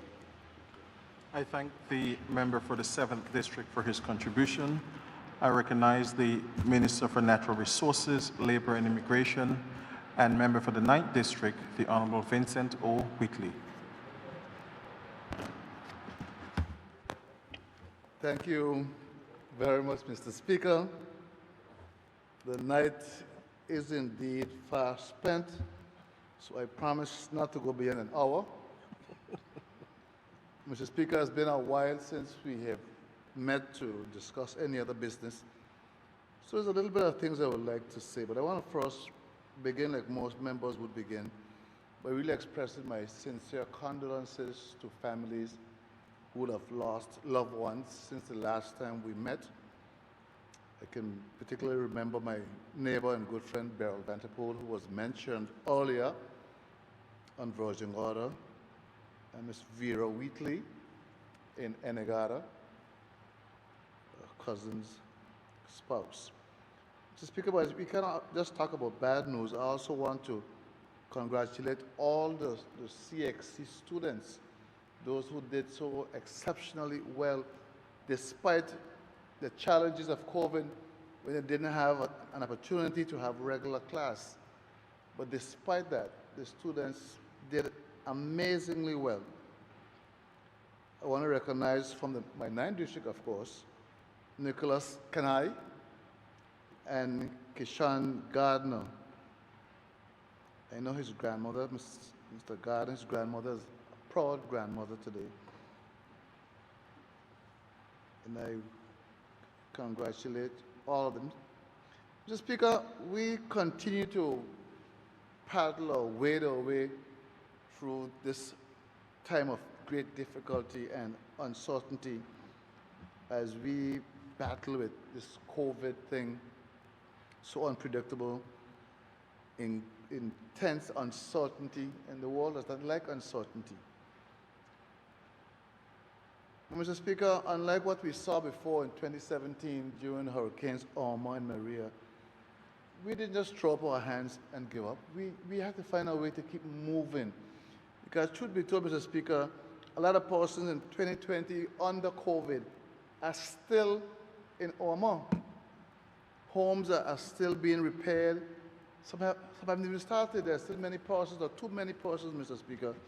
When the rain falls, they're still uncomfortable. But we had Irma, we couldn't play dead. Because, Mr. Speaker, we're all in this together. One person helping the other. So, Mr. Speaker, I really want to thank all those persons who, despite it all, despite going through a very difficult time, still take time to call. And then they call probably all of us. With an encouraging word, a positive word. Sometimes you get a little text in the morning. Persons who would pray for you. And Mr. Speaker, those who would pray with you. Now and again, I get a call in the morning. You need some prayer, pray with me. And I always welcome that. Of course, in Sunday time, we get plenty of that. Mr. Speaker, we have to come together and stop trying to be divisive and work together. And I want to really commend those many groups and persons who have gone, in my opinion, beyond a call of duty. They've stepped up to the plate, Mr. Speaker, to make sure our districts, our communities, and our country move forward. And I want to recognize VG Rock and Virgin Gorda, the VG Resilience Team, Virgin Gorda and Enegada, VG Red Cross and Enegada Red Cross, the SOAR teams, both Enegada and Virgin Gorda, FISA, very important for marine safety, and the Virgin Gorda Churches United, where the pastors have come together to make sure that they play a vital role. Because like I told them when we met, in times like these, most persons have is just their faith to get them through this very, very difficult time. So if we all come together and focus together, we will all get through it together. I want to recognize the district officers. They're doing a phenomenal job. And of course, led by the Sister Islands coordinator, Ms. Sasha Flax. These persons, Mr. Speaker, they really have come to the plate to make sure the districts are functioning the best they could under these very, very difficult times. Mr. Speaker, I want to recognize too the supermarkets. Yes, it's a business, but they too could have just closed the doors and say, forget about it. Box, the Rosies, the SNR, the Little Bits, the Rotan Wholesales, who've played their part to make sure there's food still. Even though sometimes they have to wait so terribly long to get their money from government, they still never said no. True community partners, making sure that through the most difficult of times, no one is going hungry. Mr. Speaker, every Sunday I have my little community get-together online because with COVID, we can't really have in-person meetings. So I've decided to try the online thing. We all now go on Zoom and so forth. And I had a program on May 24th with the students. And the Minister of Education was also on that call. And during that call, we wanted to know how students were doing in this online environment. And at that particular call, there was one student who said to me that she was having difficulty because she didn't have a laptop. Her laptop was broken. So I got together with some private individuals and we promptly bought her a laptop. which we sent over to Enegada to the student. A parent called me and she said, that's a very good thing you did, but I can assure you there are many others in the community like her who will not tell you they're in need. Mr. Speaker, I got a call earlier last week from a gentleman over in Enegada who had found out these persons who might have been a little bashful to ask. And he quickly called Rotary, and Rotary called me to verify are there really students in Enegada who are in need of laptops. And with a combined effort of Rotary and myself and Honorable Neville Sheep-Smith and Mr. Kelly Faulkner, we were able to raise the funds to purchase 11 brand new laptops to take to Enegada so these students don't have to struggle doing their homeschooling on a phone. For them, it was very, very difficult. Sometimes they had to borrow their parents' phone. So I was very happy that we could partner. As I've always said, government itself cannot do things. We have to do the government, the NGOs, and the private sector coming together with one common purpose to make sure we all get through this together. Mr. Speaker, I was also very pleased to see that our animals were not neglected. Through the NGOs like ARC and PAW, almost every month they were able to rescue stray dogs or dogs that were lost and had them adopted overseas.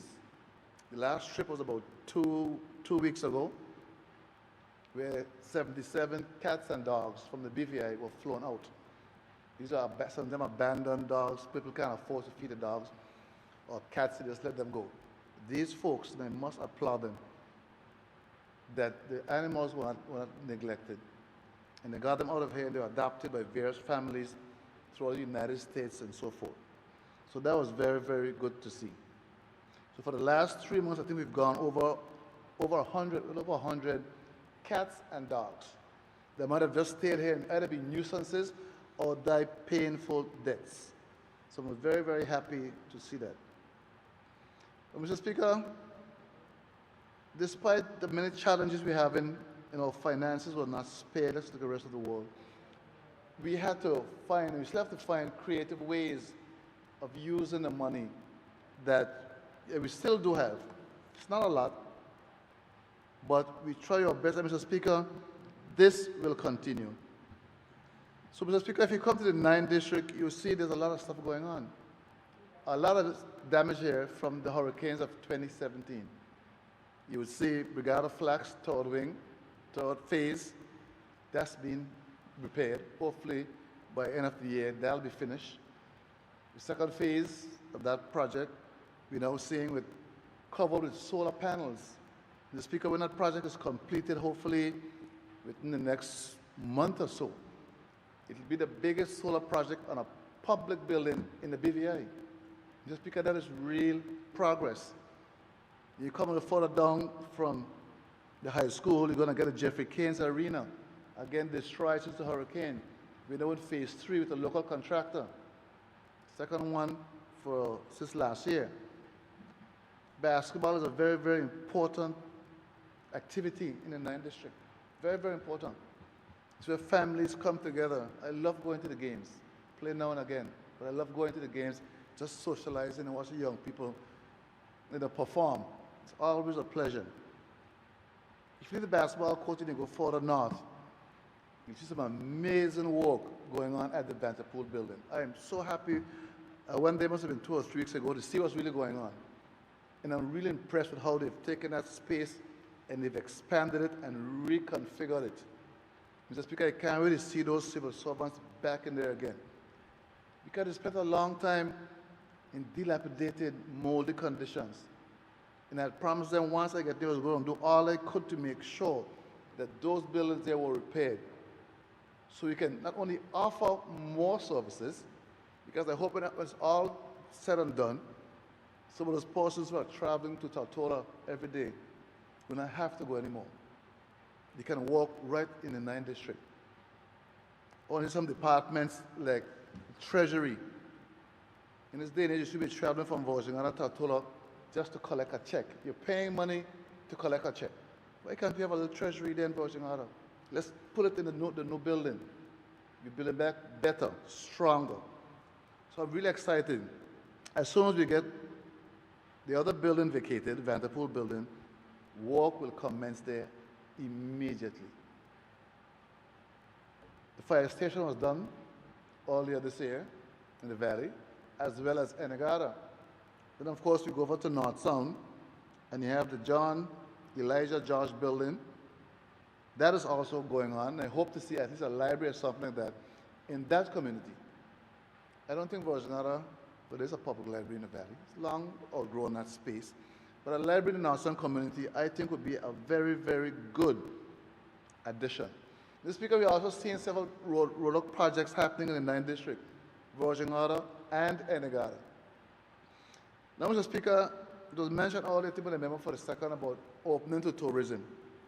Well, while we work out those little protocols, and they have to come, we know they have to come, and they will come shortly, but meanwhile, we have to get ready for when the tourists begin to arrive. So we have to continue keeping our place clean. So you're going to be seeing a lot of road walks, bush cutting, and so forth happening. So when the tourists come, they can see we were ready for them. Apart from demonstrating our COVID preparedness, wearing the face mask, frequent hands washing, social distancing, they will see a clean environment. And if you choose to exercise, like walking towards the baths, you can even walk in the night now because you have street lights there. Nearly every pole, street light. You can walk there safely at night now. You know, those folks have been asking for that for a very, very long time. This Speaker, we are also starting a project on the road, small roads, a pilot project from the ferry dock to Speedy's Corner. So a person driving that road there over the next couple of weeks, we'll see quite a bit of action happening on that road. They're going to be repairing those walls, they're going to be trimming all those trees back, start putting in some nice flowering trees. It's a pilot project to see how we're going to really go about making Virginata a very attractive place. We start doing the whole area. But that there is our pilot project, partnering with the private sector as well as the Sex Street Massive Club, getting that place pulled together. That's the name of the club there. Sex Street Massive. The name of the group who live there.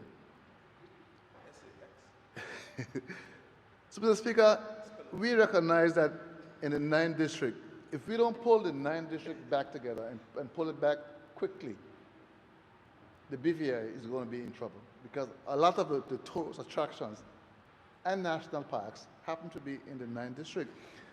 And that's why, Mr. Speaker, we went to great lengths to make sure we had those development agreements put in place for Bitter End, Sabre Rock, Byros Creek, Blunder Bay, and so forth. We have to get ourselves ready for when the tourists are ready to come back to a safe, COVID-free environment. And like the member for the servant said, we must congratulate the Minister for Health and his team for doing an exceptional job, keeping COVID under control. I'll leave it at that. Mr. Speaker, I've been a public officer for a very long time. And I was a very active public officer also. And one of the advantages of being a public officer, you get to see and hear and understand a lot of things. Mr. Speaker, the member for the 7th alluded to the situation about officers not being afraid of ministers. And you say, I think sometimes they probably think they mean well, but we are dealing with a situation I've observed for many, many years. And sometimes you're dealing with some very tricky people. And I was thinking about this a while ago when I was preparing my little notes. I watched Roots, that movie Roots, a long, long time ago. And one scene came back to me. It was a scene where there was a slave master and he was beating a slave. And for a very simple reason. He wanted to change the slave's name. If you watch Roots, you remember that part of the movie. And it may seem like a very trivial thing. And he would beat the slave, and what's your name, Kunta Kinte, shout, shout, what's your name? Kunta Kinte, shout. Until the slave was almost dead, and close to being dead. He said, my name is Tony. The slave said that, my name is Tony. Or whatever it was. I think it's Tony, he said my name was. Toby, sorry, Toby. I know something with a T and an O. Toby. Now it may seem like a trivial thing, you know. But truth in fact, Mr. Speaker, it doesn't matter what people call you or what people do to you. What matters is what you call yourself and how you react to people calling you different things. I take it somewhere.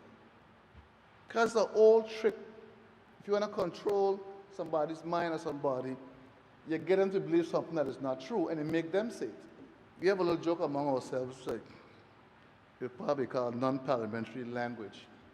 But you see, you have some people, they want to harm you, but they don't want to harm you really directly. They want you harmed. So what they do, let's say they want to poison you with some food. They trick you into buying that food, poisoning that food that you're going to eat. At the end of the day, you buy the food, you poison the food, you ate the food, and now you're dead. Who are you going to blame? It's you who did the whole thing. There used to be an old saying, don't throw urine in the air and call it rain. But they're not changing it around. They want to put it in the air and make you call it rain.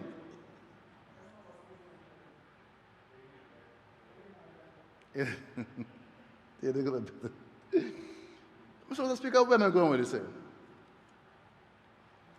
I've looked at the public service, and it's what the minister alluded to earlier, and I've really kind of reduced it down to almost an academic observation as to how did we get to this point, to where elected members are often frustrated to death trying to do what they're elected to do. Like the minister said, like a member said for the 7th, the civil service are not afraid of us, but they have a fear about doing certain things. Where is that fear coming from? Where is that fear coming from? And every single person in this room could attest to hearing this phrase at some point in time or the other. I ain't going to jail for nobody. Every minister in here, or anybody who ever went to an accounting officer, have heard them say, Minister, you ain't going to make me go jail. So they're afraid to act. And all we are trying to do is to help our people. And if you know how to do it, help us to do it. But they ain't going to do it because they're afraid of something. If they do something wrong, they may end up in jail. We have all heard that. The Premier heard it too. Premier, you make me go jail. Premier, that can't work. Premier this, Premier that, or Minister this, Minister that. So we looked at this here, and we realized that the principles that once promised to enhance democracy and independence in the British overseas territories, that's the BVI in us, are now increasingly being used to undermine them. That poison candy, it tastes sweet, but it is killing you. It's meant to help you, but it's disguised. It is undermining you. The words accountable and accountability have for years been huddled in the British rhetoric in association with post-colonial era and its democratizing effect, usually coupled with instances of efficiency, openness, and auditing. Accountability is commonly used to delineate the fabric of public in British overseas territories and promote a sense of good governance in modern British policy documents. We've heard all those words there: accountability, good governance, transparency. They sound good. You have to look, Mr. Speaker, sometimes beyond the pale. Look beyond. Really look and see what it is. Is this thing doing what it's supposed to do? Don't mind how it's sounding. You've heard it tonight too. It sounds good and look good, but it's really good. So I come up with this philosophy that I've dubbed the weaponization of accountability. Not a man here would argue against accountability and say it's a bad thing. It's a good thing, accountability. But it can be weaponized like any other thing. But it's very, very difficult to detect. Took me a lot of digging to figure out how in the world could you elect 13 members and you can't get nothing to do. What is it? How is it even possible? How is it even possible to happen in a day and age where so much thing, if you try and push, you end up in all kind of problem. The way the other thing where you're doing this and that and the other. Mr. Speaker, however, in a practical context, particularly as it relates to the constitutional relationship between the United Kingdom and its overseas territories, accountability moves away from passive policy text to an instrument used to exert implicit influence. It's a little academic here. I'm going to break it down. This divergence is recognized in the dichotomous definition of accountability. On the one hand, in what we call democratic terms, accountability is understood as procedures requiring officials, institutions, and those who seek to influence them to adhere to established regulations and process outcomes, and to demonstrate that they have followed acceptable protocols. We have all these systems in place to make sure we're doing the right thing. We have the systems in place, and they're there for very good reasons. Conversely, Mr. Speaker, in the practical interrelationship between the UK and the British overseas territories, accountability is a situation where one party has expectations of the other, and the other is obliged to provide information about how they have met these expectations or face the consequences for not doing so. Mr. Speaker, the Premier got criticized about this ship over there as if we didn't want the ship. But these things all come at a price. Poison food will kill you.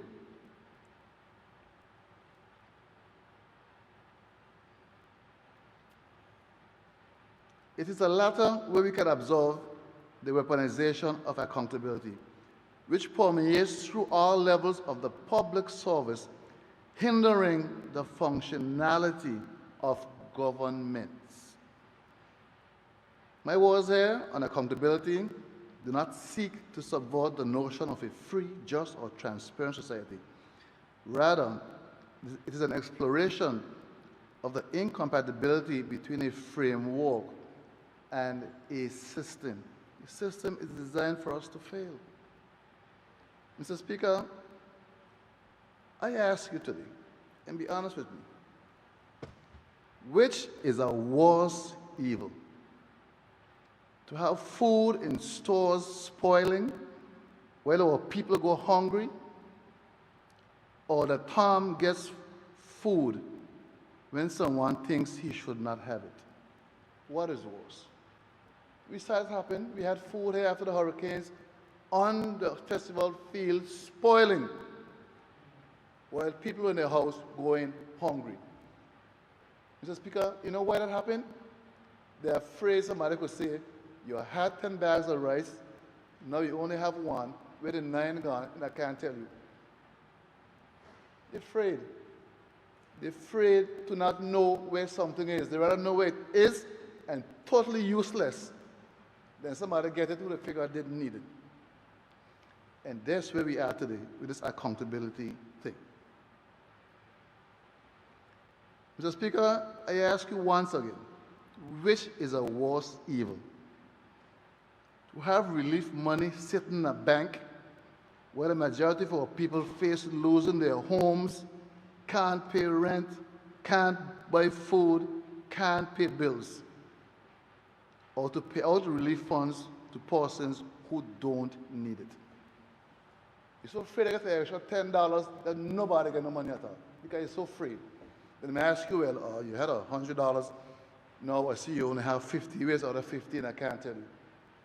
The food is going to help somebody. You see, Mr. Speaker, this here is based on a simple fallacy.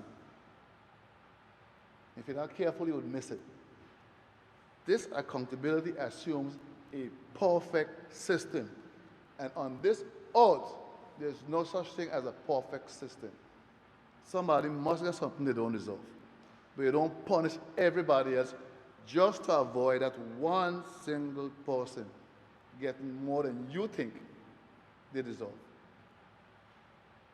So you have people giving them help, you're getting $45 because somebody tell you, I'm making $9.55 and $1,000 is the max, so I guess give you $45, and you could have a few $1 million there, could feed everybody 10 times, but you're afraid I get an extra dollar.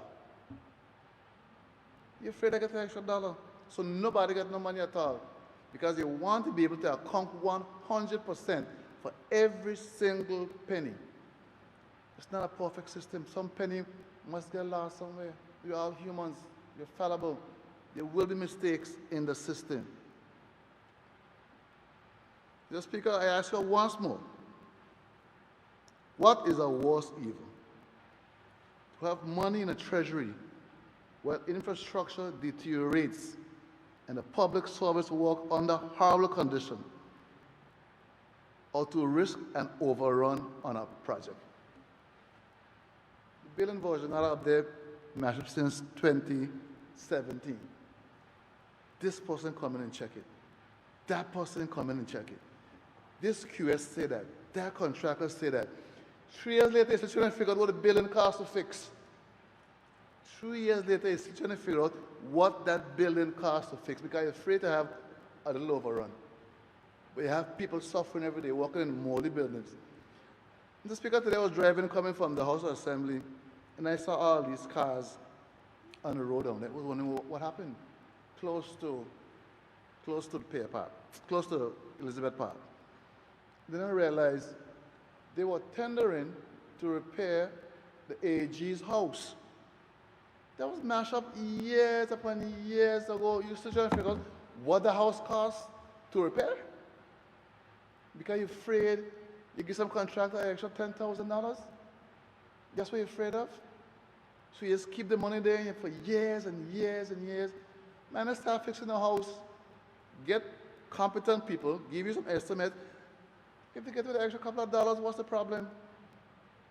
But you cannot just keep these buildings here deteriorating. Remember, for the second set too, you have these buildings there, you're afraid to fix them. You're afraid to fix them because, well, I ain't quite sure they're going to cost, and I want to have $10, and I want to spend 11. If them tell me it costs 10, and all sort of story.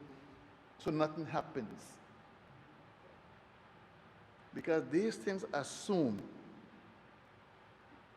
a perfect system. And there's no such thing as a perfect system.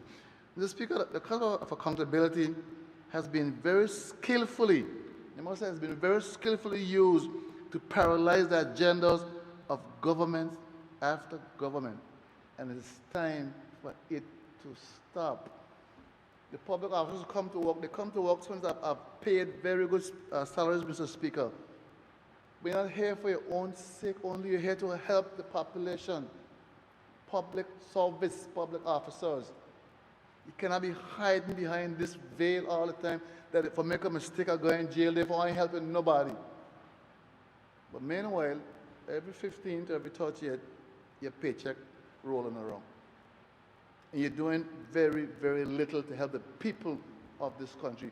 You are sent here, Mr. Speaker, to help the people, not to help ourselves, to help the people. But because you're afraid to make a mistake, because somebody instilled fear in you that if you make a mistake, it's the end of the world. You're going to jail until you're dead. Because they made a mistake in extra dollar gets spent here. Or somebody get a bag of flour they should not get. Or a pound of rice extra. Paralyze the whole system. Make a whole nation of people suffer out of fear.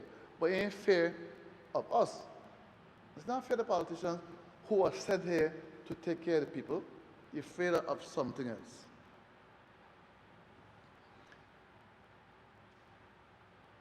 Mr. Speaker, I have my dialogues every Sunday, my community chats. And I discuss all kinds of things that people want to talk about. If they're concerned, nothing's off the table. If it's an issue affecting the community, I want to talk about it. Mr. Speaker, a few weeks ago I had on immigration. We were talking about immigration issues and so forth. It's being reformed. You're making great progress with our new system. I'm so excited.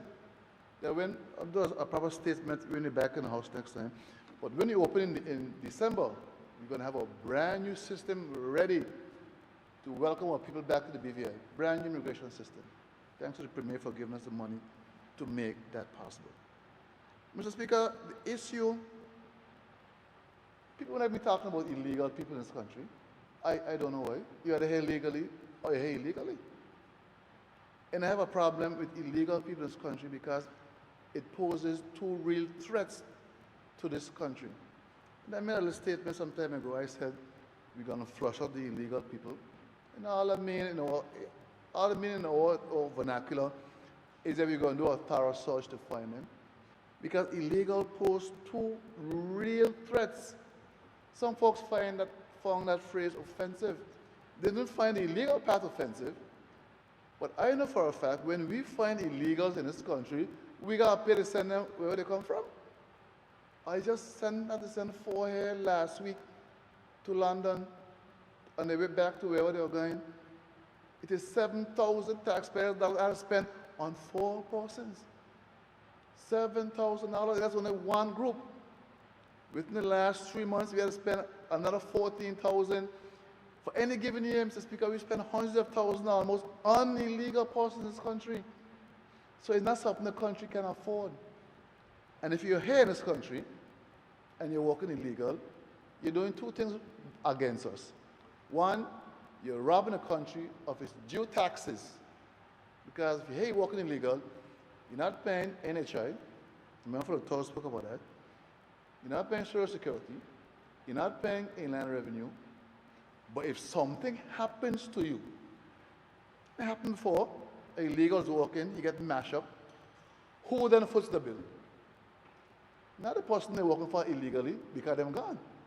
It is the same very government who you've been robbing must turn around and take care of you. The same very government. So it is a costly thing to us. And all we're saying, if you're here, you're illegal, get yourself sorted out. Let's get you organized. So the country don't have to bear the expense, particularly in a time like now, when money is scarce. Money is scarce. We cannot afford to lose a penny. I mean, thanks to the Premier initiatives, you're getting a lot of little holes here, block up. But Mr. Speaker, we cannot afford illegal activity in a country like that. It costs. It may not be costing individuals, it costs the country. Money that could be used to do other things, we have to plan a plane to fly people all over the world. You got another set you got to fly out again too. Those tickets are thousands of dollars each. Thousands of dollars each. The last charter, I think, with the Haitians, they found Virgin Islands, cost us $14,000 just to fly them out. $14,000.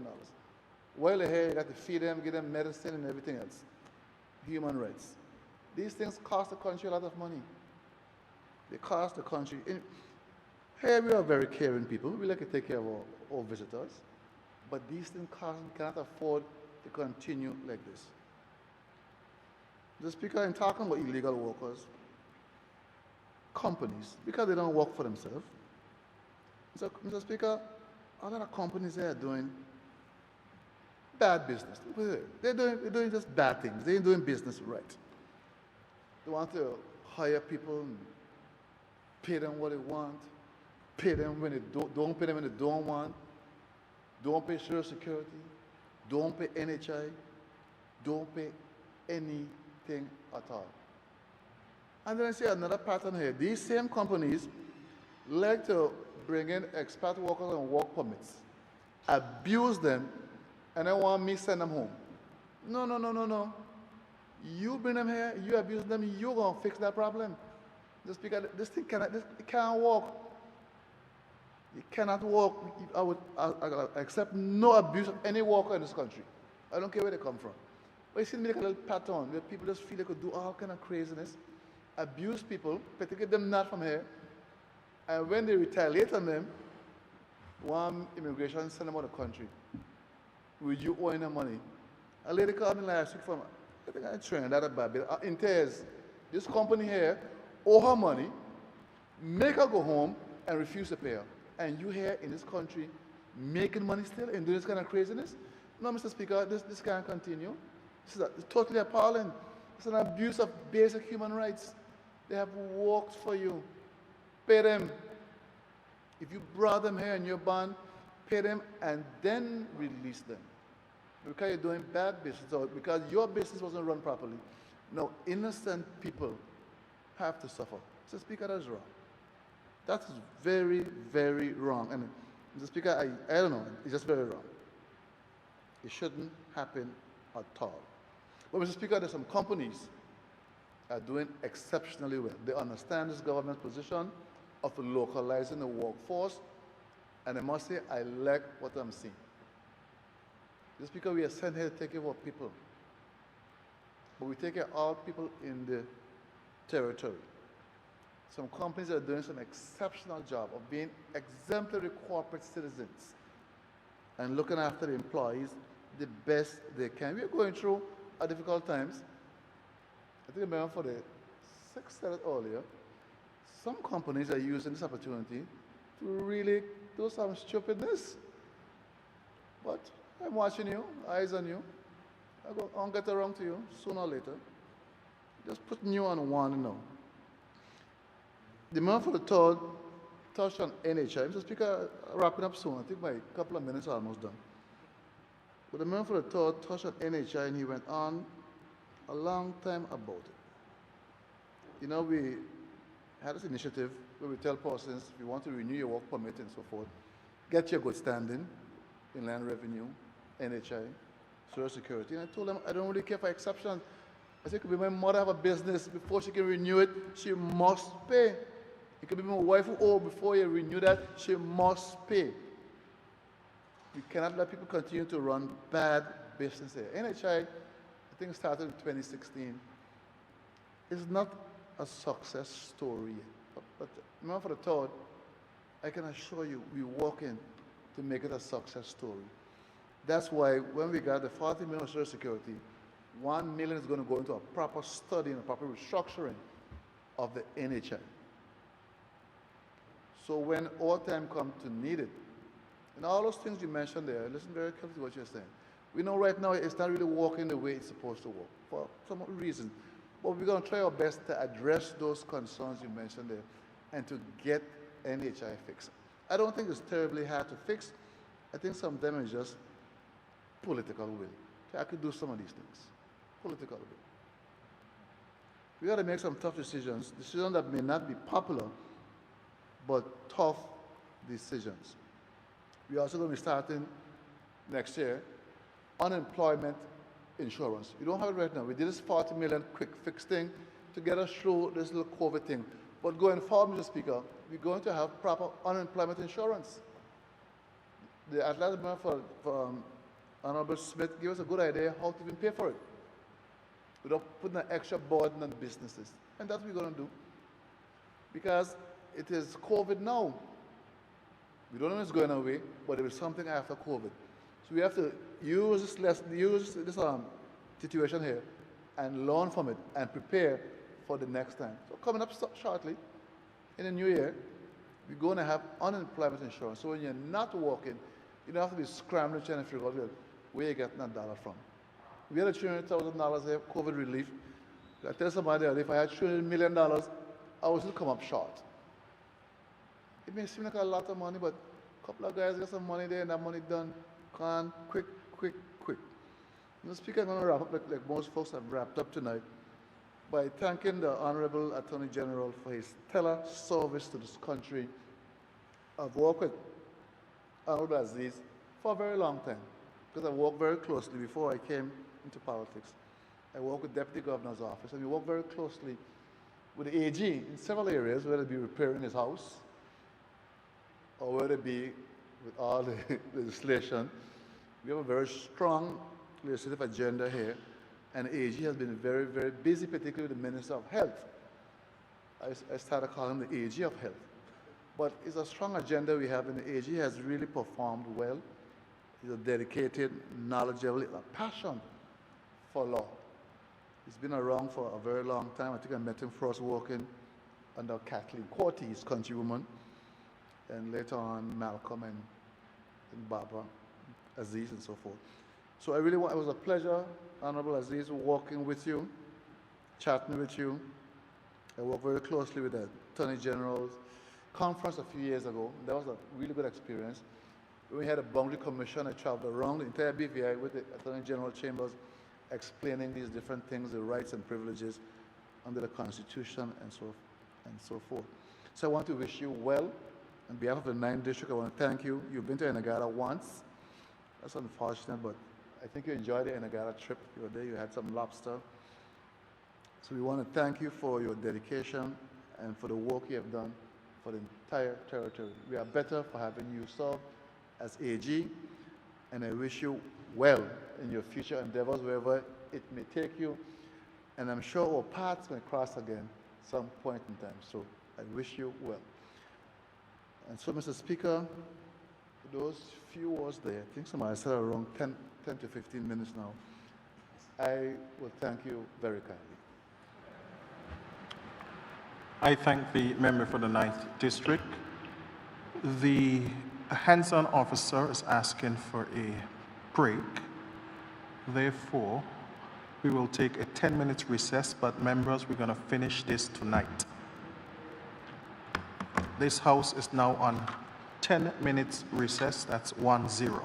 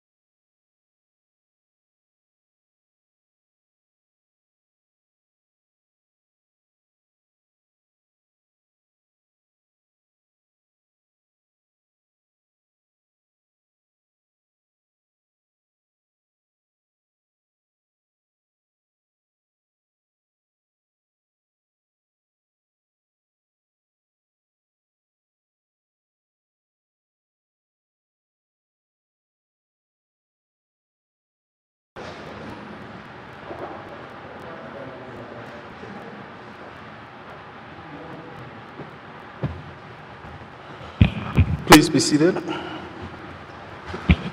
Honourable members, the sitting now continues. According to the list, we'll have the Minister for Health and Social Development, then the Deputy Speaker, Honourable De Castro, then Honourable Reimer, followed by the Attorney General, and then the Premier. Okay, at this time I call upon the Minister for Health and Social Development and Territorial Member, the Honourable Carvin Malone.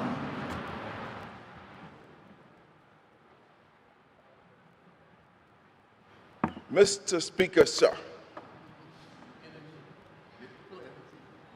19 months later, well, 19 months and 4 days later, I'm finally able to speak under the any other business segment. And what time am I afforded? 11 o'clock.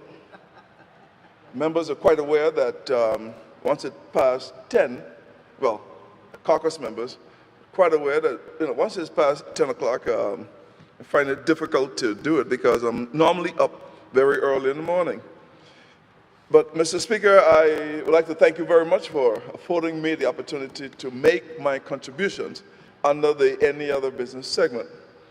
I would also like to offer my condolences to the many families who are in mourning because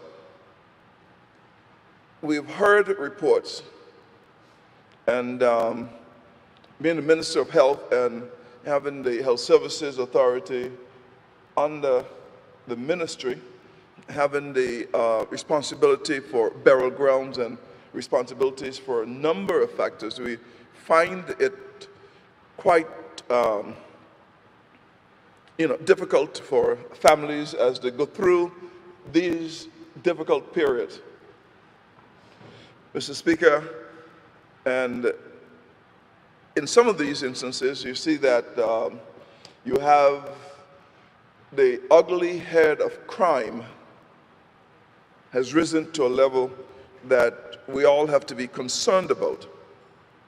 And as we mourn, not only those who have lost their loved ones from natural cause, but those like my good friend Panchi and his brother Burrow family, the Daly family, and those who have suffered as a result of heinous crimes.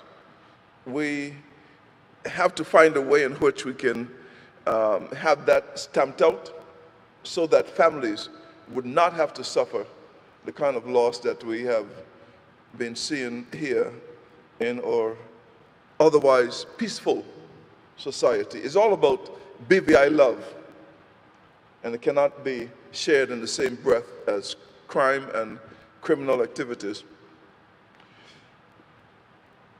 As I opened up my group chats for comments tonight, it was trying to get a feel, because earlier in the night I tried to get as many views as to what angle should this segment take. Because when we speak, Mr. Speaker, because we have constituents and all of the district persons have spoken thus far, and save for one at large, who represent all 9 districts. We will bring up the rear, yes? My other colleagues have opted for me to be short tonight, and I would not let them down. But I'll start, because most of the speakers waited until the end, but I would like to start with my honorable friend, the Attorney General, Honorable Babar Aziz. Now, he would be shocked if I don't go into a little bit of his history in terms of what contributions he's made. Honorable Babar Aziz is the 26th person appointed to the post of Attorney General since we have Crown Counsels and the others since 1954. He initially joined the Attorney General's chambers in June of 2001 as a senior Crown Counsel and was subsequently promoted to the post of Principal Crown Counsel in 2007. he acted in the post of Attorney General from June 2010 to November 2011 and was appointed to the substitute post of Attorney General from the 1st of January 2015 and will demit the post in 24 hours. He has been deemed the Attorney General for Health and Social Development. And there's a reason for this. We came into office and not knowing that from November 2019, right? 2019, Premier and I were scheduled to go to London, but could not because we had this pandemic. Well, we had this coronavirus that was identified, and based on the movement of it, we were cautious and cautioned not to make that trip. In fact, that meeting was called off, yes? Mr. Speaker, then came February and came March, and the pandemic hit. And in the middle of this, the Attorney General has written 33 curfew orders. He has written 7 suppression orders for COVID-19. He's amended the Public Health Act and made amendments to the Quarantine Act. And during that period, we have 3 substantive legislations that we worked on together: the Red Cross, the Medical Act, and today we passed the Nurses and Midwives Act of 2020. So no doubt, in his last 7 to 8 months, he has seen more health and social development measures than he has seen in all the years since he came into office in June of 2001. In fact, when I showed him the list of work yet to be done, I'm not sure if he's regretting leaving now while the getting is good. Mr. Speaker, the Attorney General, I have come to appreciate the thorough nature in which he addresses his particular subjects without favor, without seeking to pander, and straight up law. He said, if you're going to ask me a legal question, then I'm going to give you, I have to research it because I cannot talk off the top of my head. I found it to be an area of solid advice. And I think that the territory, as I mentioned in other quarters, the territory would be better because of the services rendered by the Attorney General. I think that the persons whom he has worked with will be better because of his attention in terms of imparting and with his knowledge and his skills and the way in which he does stuff. He is not without criticism at some quarters, and all of us at some point would be.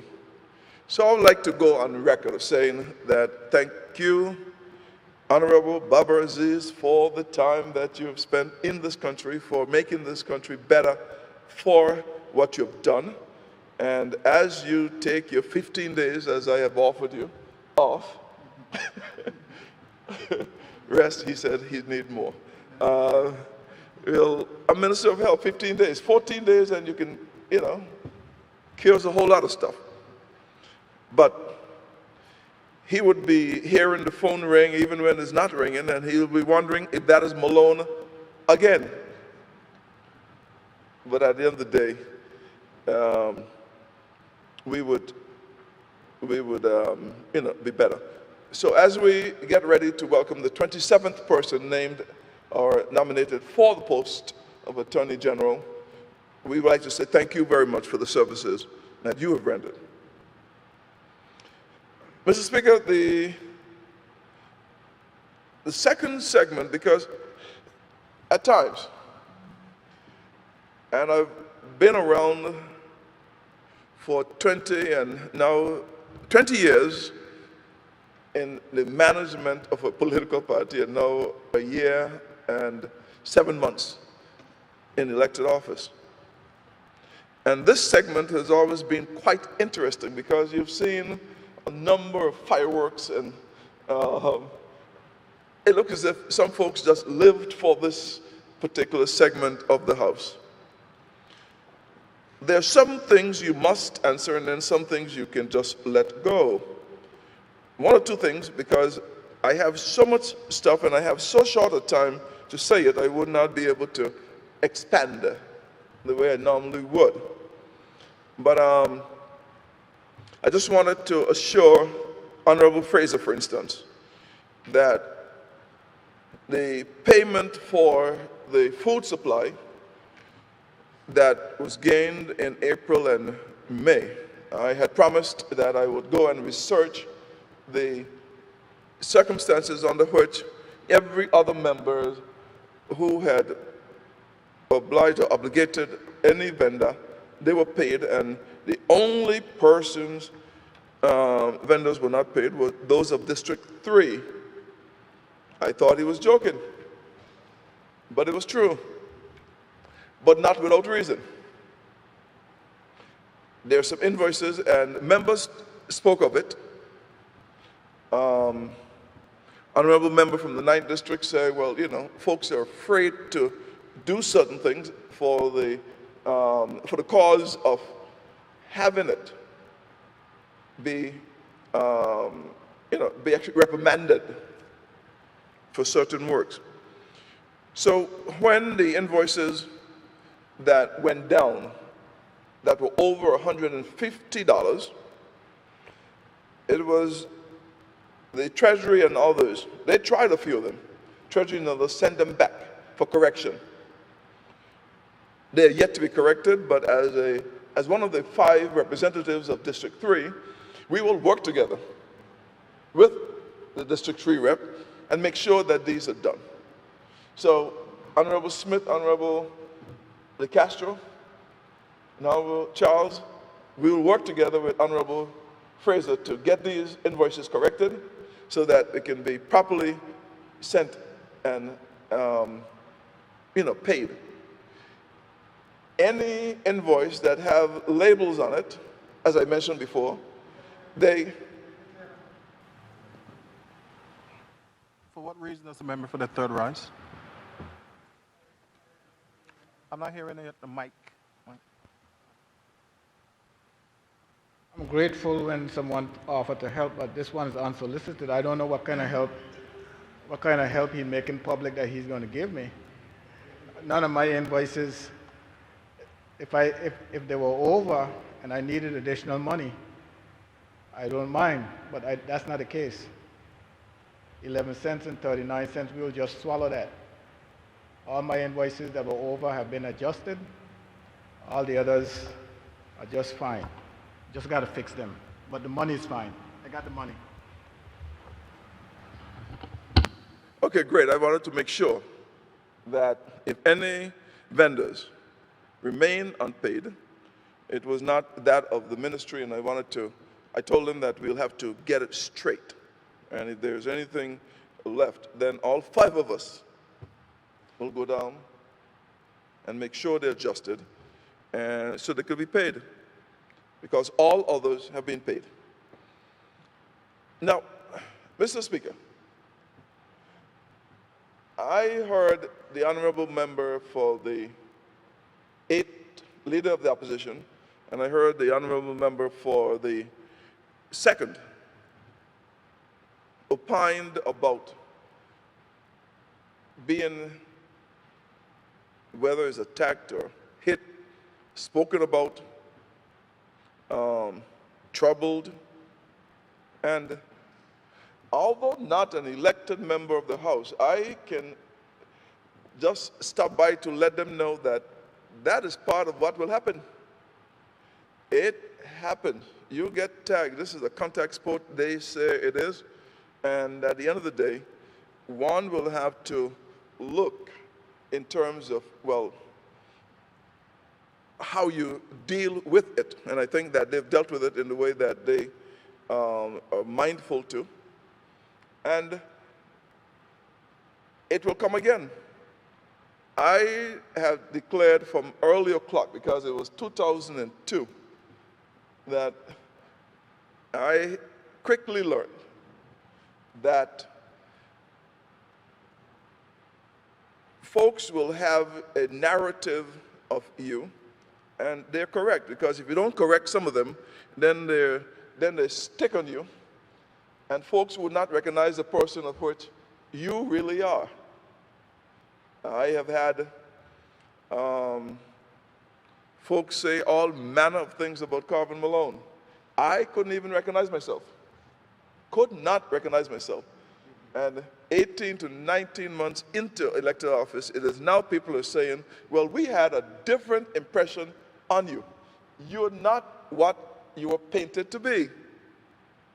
So you do have to correct some of it, but then there are others you just have to shake and let go. So I would encourage members to,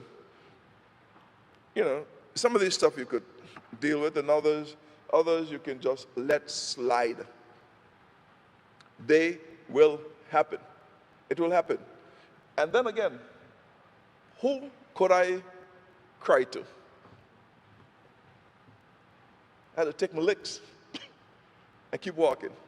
Who could I cry to? The honorable member for the 7th district have said it best, we have a quiet and gentle nature, and we shouldn't let anyone take us off that track at all. It is in us. It ain't me. Mr. Speaker, when we look at what transpired in the past 7 months, even today I found myself, I took up the earphones and I had to go to YouTube, because there are 3 or 4 songs that I play every time I want to be comforted.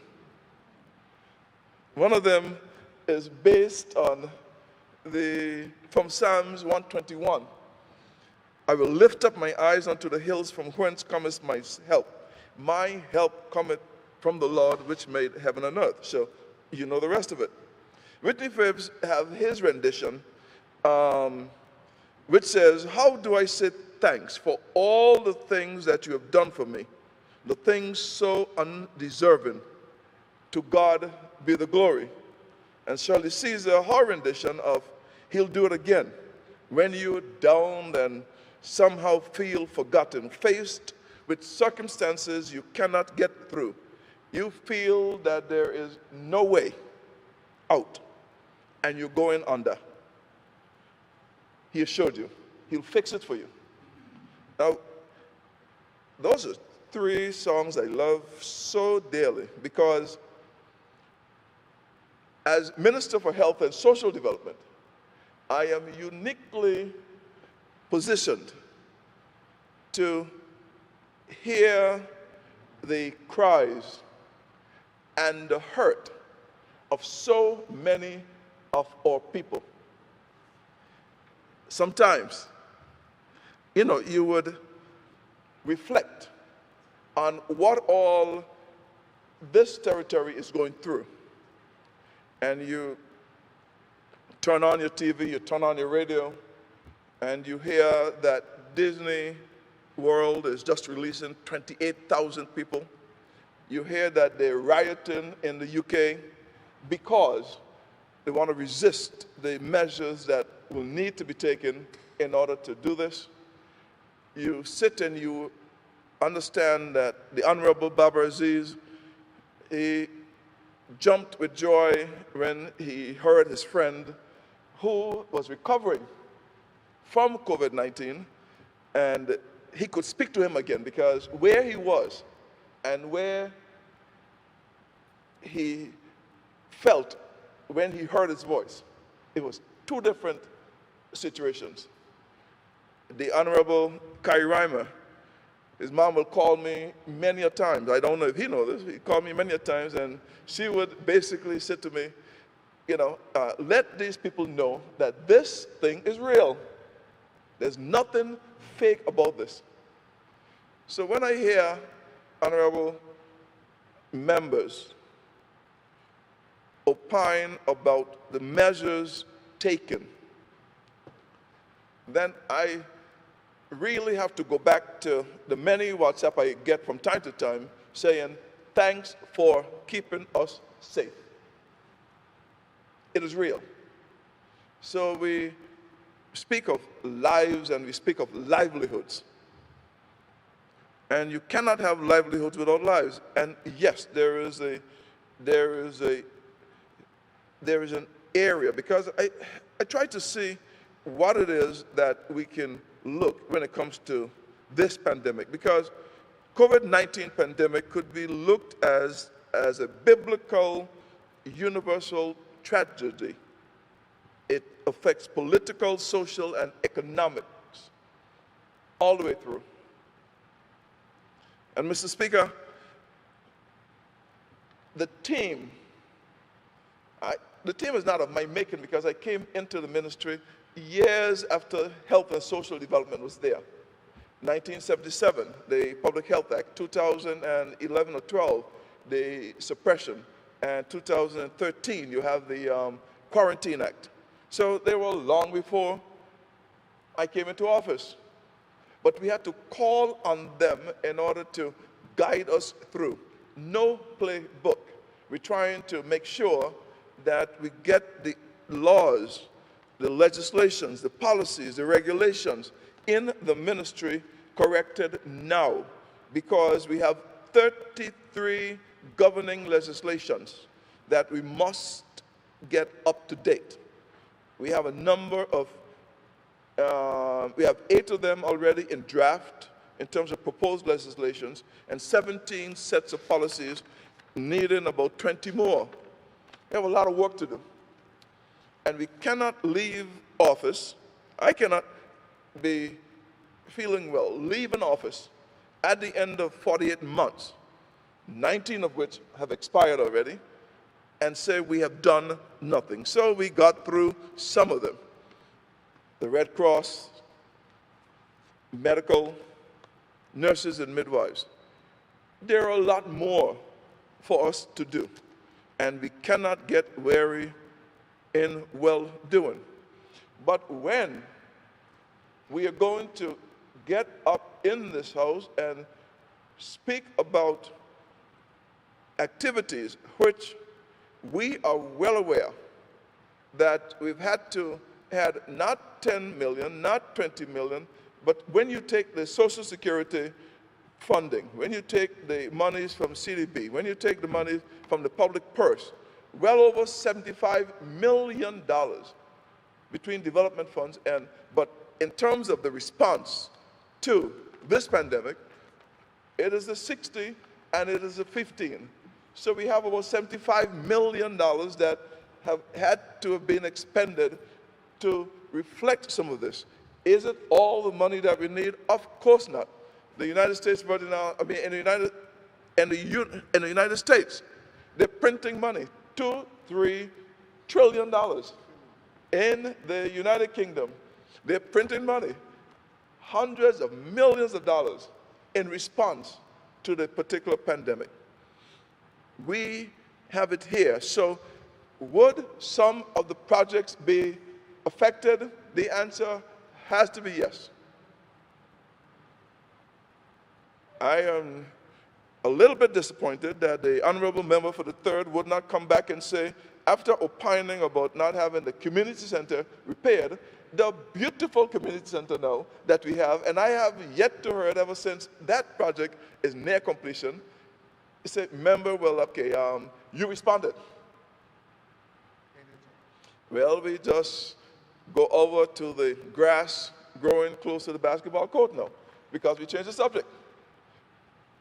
Honorable member for the 2nd is well aware that we've had commissioned Mr. Adams and some other, if I'm not calling the name correct, but I'm not supposed to call names, Mr. Speaker. We have commissioned an architect to look at the Bruce Bay Center. It is well on its way. We've commissioned works to be done. It is slower than we would like, but save for the fact that we have to follow certain protocols and save for the fact that certain things will not get done in a timely manner, given the disruptions we had. We have works commissioned for the Bruce Bay Center, for the King Gardner Center. We are going out on bid for the Eastern Longlook Center. We have works that were done in North Sound, works that are being done all over. The clinics are being repaired. The community centers are being repaired. And we are doing it in the midst of a pandemic. We are moving even as we speak. What else we've been doing? We've had situations where we've had accreditation of the hospital. Again, could not be just my making in 19 months. So this was being done for time, but we could not stop it. Even in the midst of the pandemic, we had to keep moving. So we have a situation here where we have just, in this session, we've made announcements that the certificate have now been received for accreditation. I would like to boast again that this is my second one. I was there when the HLSCC was accredited. I am here now that the HSA is being accredited. One radio talk host called and he said he wanted to have the criteria for which need to be met in order to be accredited. Because I'm not sure if he was listening to the many comments which state that it was probably purchased. I know this radio talk show host, and I'm sure that he wouldn't feel that way, because the hard work that this went through, and this thing went through many administrations, because when the new hospital was being built, it was built with accreditation in mind. When it was taken over by the other administration, it was built and continued with that in mind. There are things that had to be put in place, ripped out, put in to make sure that it conformed. And might I say, with all of these actions, I was looking at the account. I was talking about $200 million in assets. The HSA had over $400 million in fixed assets on their books. The depreciated value is about $300 and somewhat million. So when you look at $300 million in assets, buildings, furnishings, equipment, and we are spending about $42 million that the central government is given to the administration in order to have proper health care. So simply saying, if we are spending this kind of money, we must demand the best in primary and in secondary health care. And we are committed to doing this. We are also looking in terms of how do we get the Ministry of Health and Social Development up to par. We are commissioned, we are in charge of 5 24-hour operations. The health services, the Dina Donovan and the Virgin Gorda Home for the Elderly, that's 2. The HM Prison, the Rainbow Children's Home, and Safe Haven Transitional Center. So when budgets are being cut, we will have to look and make sure that these 24-hour operations can function. Mr. Speaker, the $9 million that was afforded for the housing center, there are people who have been waiting for 3 years, and they have been promised that money is here. So I am well aware that there are other areas that will need additional monies, but I'm sounding it that this money is to put shelters overhead, put in windows, put in rooftops, put in windows, put in the other areas in order for them to be able to afford homes until everyone is home is the whole mantra here, is the particular area that we have to make sure that will happen. So there are a lot of areas that would have to benefit from what we are doing from the Ministry of Health and Social Development. I cannot go without thanking all of the persons who have worked with the HEOC, because they have done such a fabulous job that is just, it's just beyond. They can be lifted and taken to any place to show what they've done to move this. When we came in May, I think it was May 28th, 8 cases. We held that all the way up until the 14th or 15th of August, and then BRAM, up to 71. And here we are, down to 3, all with efforts. And we in this together? The answer is yes. What did we do? We had to put under quarantine the first time so that we can get the labs up to date, so that we can get the quarantine centers built, so we can get the testing facilities built, so we can get our tracing teams mobilized. We had to do that in the first instance.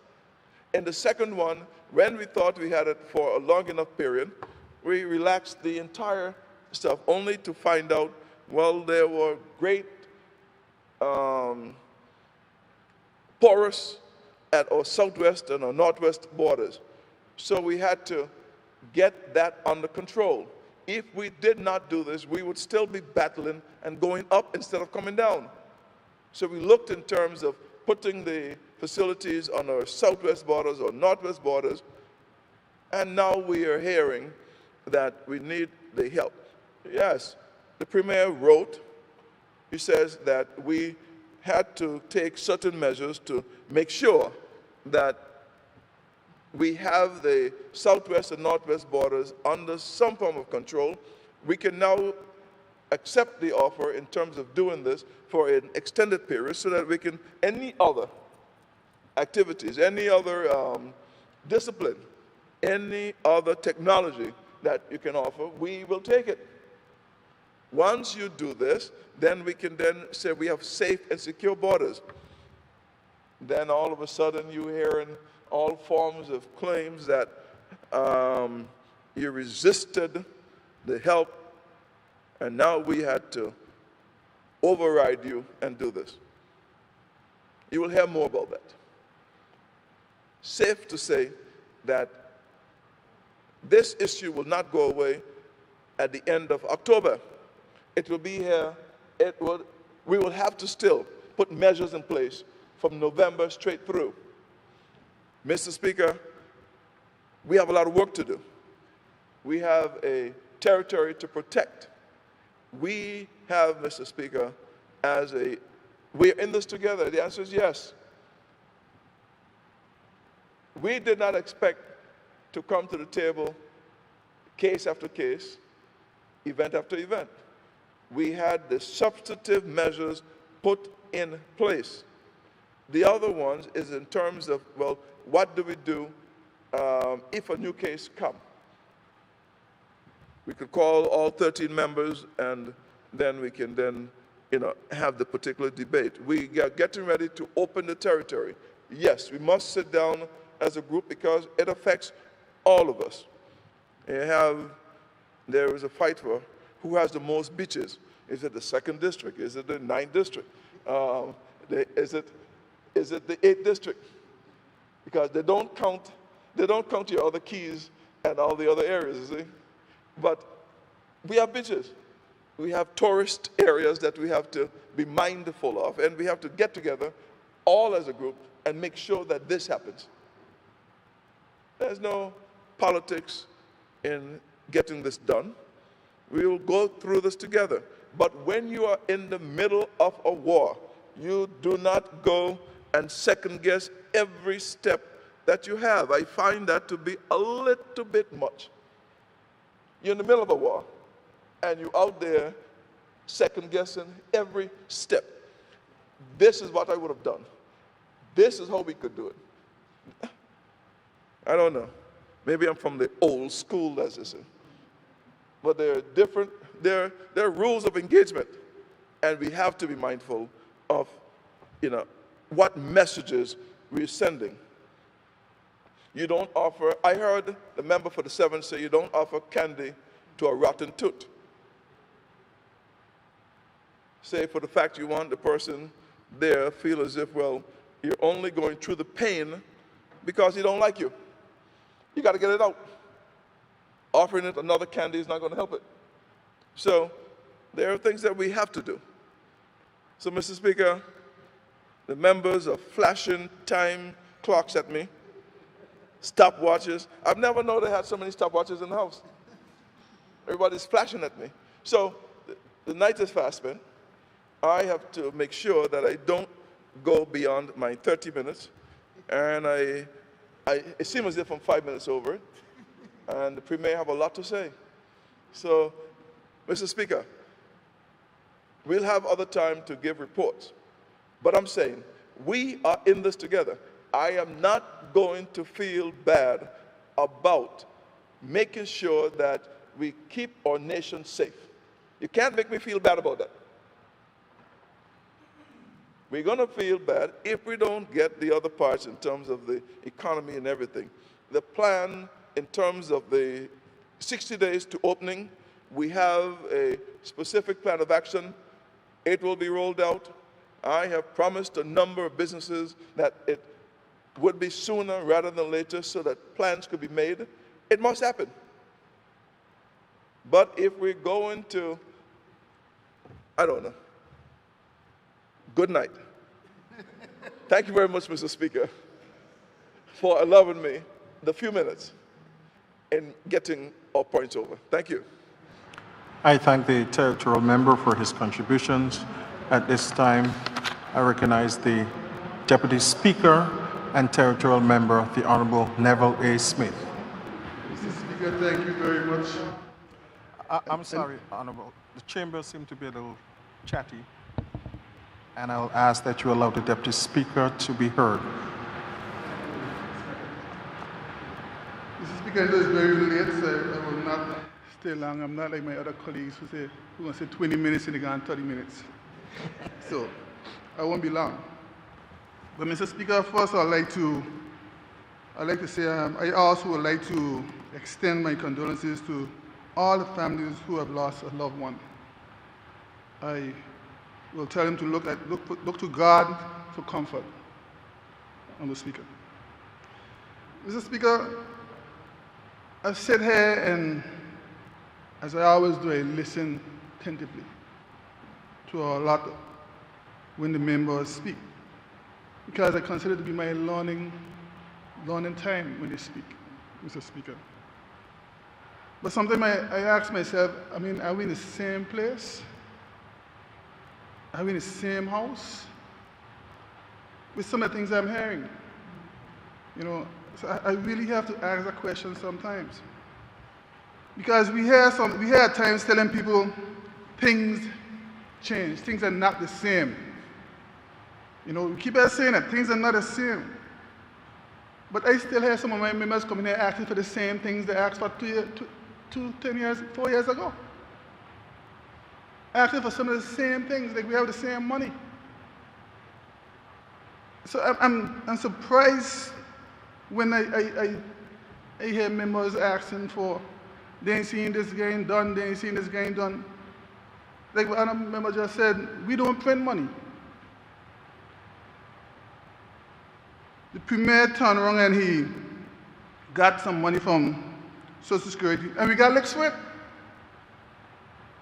Let's be reminded, we got licked for it when we got our money. But still, I keep hearing members saying they need this, they need that. Where's the money coming from? And still you make it sound as if the government is not doing anything, Mr. Speaker. That's not right. It's not fair. I'm seeing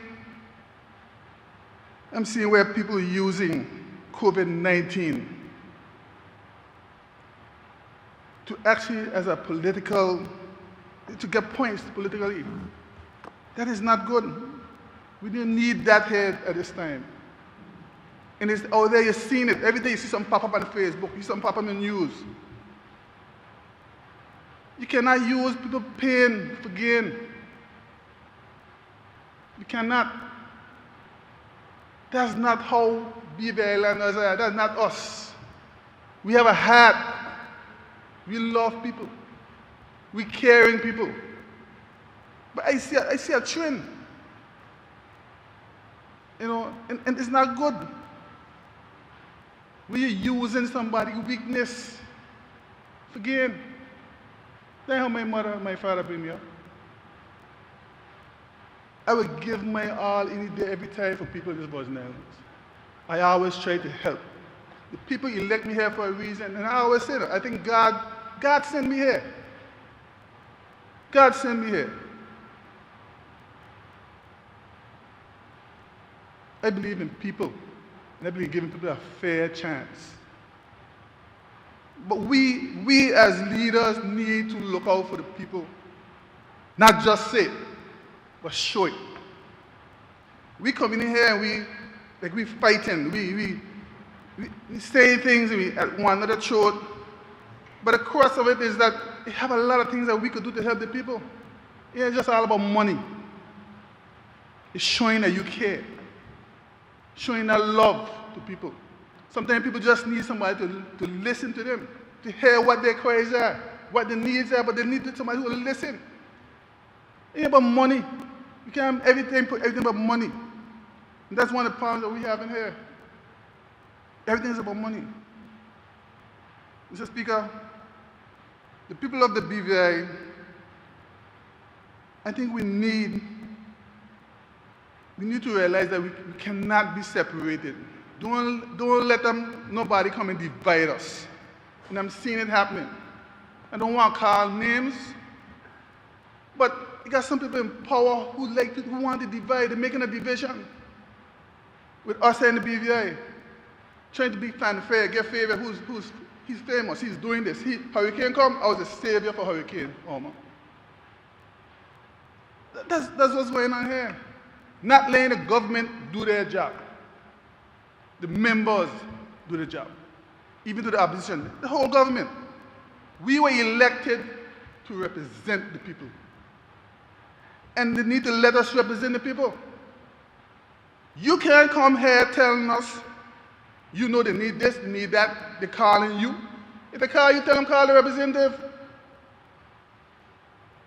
You're going to say you need this because people call you for help. You want what's going on. Mr. Speaker, I'm not going to be long, like I said, but I have to touch on these things because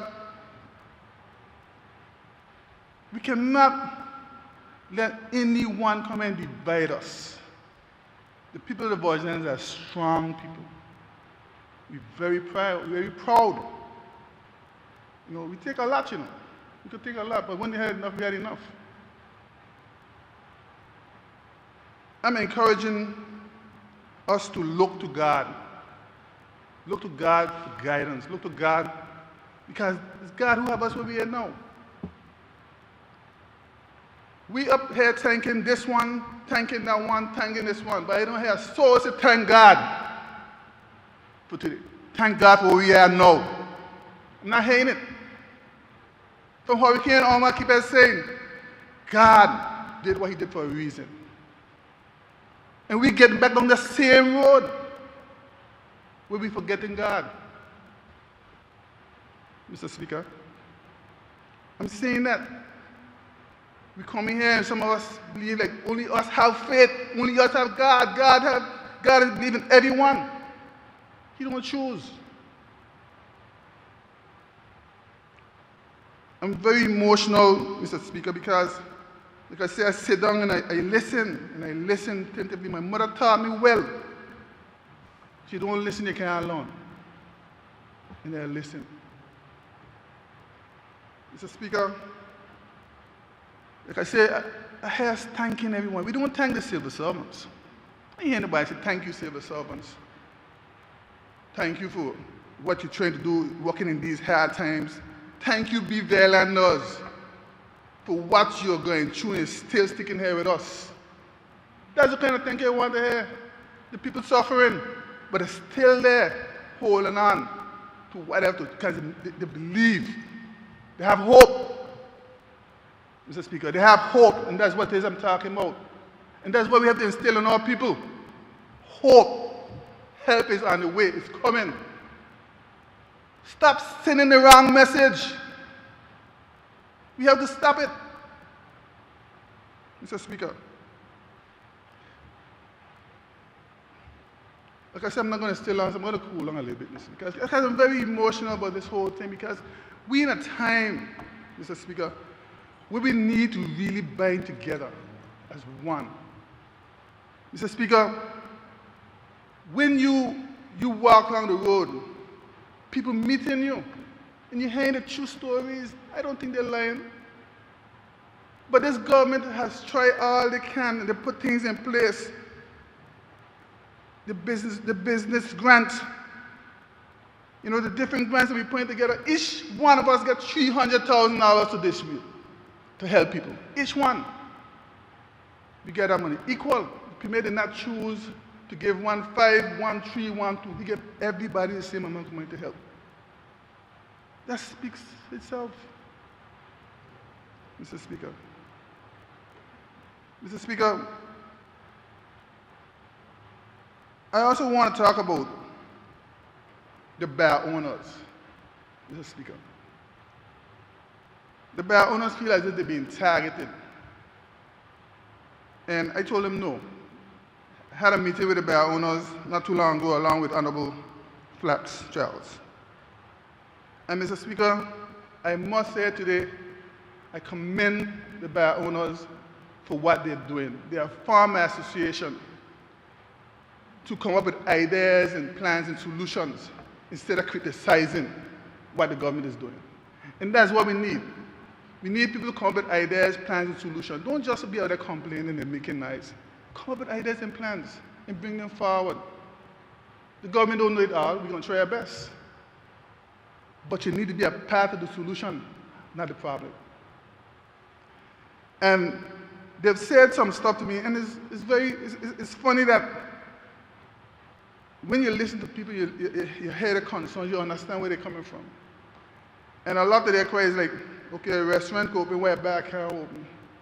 It's the same thing basically. You know, I say, yeah, something, so, but remember also, you have to realize that alcohol plays a very important part of this whole aspect. People think you drink, you out your money, do different things. But I explain to them, change your strategy. Adapt. Make some changes. And I realized they have done that. They've brought some documents to me, which I'll share with my members, so we can sit down and revisit this whole deal. Mr. Speaker. Mr. Speaker, I also want to talk about the fishermen. Mr. Speaker, I'm concerned at the trend I'm seeing when it comes to fishing. Some laws have been put in place, and to me those laws are only going to hurt your own locals. And we need to look at those laws and see if we can make some adjustments. And I'll make some examples of them. When I was a young boy, I could go down land and bay fish. I could jump in a boat and go outside and fish. Okay, I carry my children to go down and fish. Now, you're telling me I cannot go in a boat, go out and start to fish. We have to be careful what we're doing. Seriously, very careful, because that's the way we grew up. That's how we learn. Or teaching our children, that's what we learn. So now you're going to tell me I cannot go out to fish just for recreational? I must have a license to go fish. Mr. Speaker, we have to put laws in place to protect beaver landers, to protect what we have, our heritage. Not destroy it, not change it. Because they're saying, it's best to teach a man to go fish so he can catch you a fish. You understand? Instead of giving him that fish. Can't take that away. So I am appealing to my members, and my member, which I think we already spoke, I know he knows what I'm talking about, the Honorable 47. So we have some amendments we have to make. And there's also next amendment, Mr. Speaker, that we need to make. this fish gun law, they have banning fish gun, spear gun. I don't understand where that came from. That's something that I grew up knowing happening, but even though if you decide to a law like that, I can't see how you're going to ban it. Why ban it? Because 2 incidents happened? How much people here getting shoot? Answer me, how much people here getting shoot a gun? But still you could go and apply for a gun license to carry a firearm. And here it is a man using a fish gun to fish to feed his family and the children. You tell me you can't do it. Why? Because somebody come and say, hey, I don't want no fishing gun out there anymore. Fish pots kill more reefs than fish gun. Let's really be realistic and see what we're doing, what we're saying. We cannot destroy our own. I have a lot of people that they're living. That's how they grew up. So I think that's the next law that we need to sit down and look at and revise it, make some amendments. We could put things in place.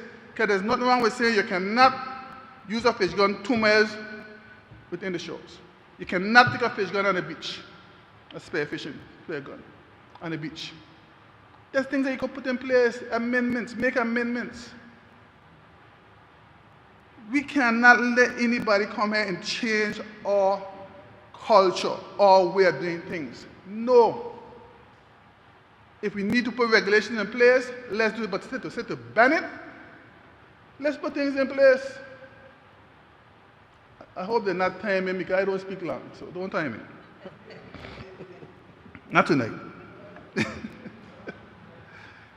No. Mr. Speaker,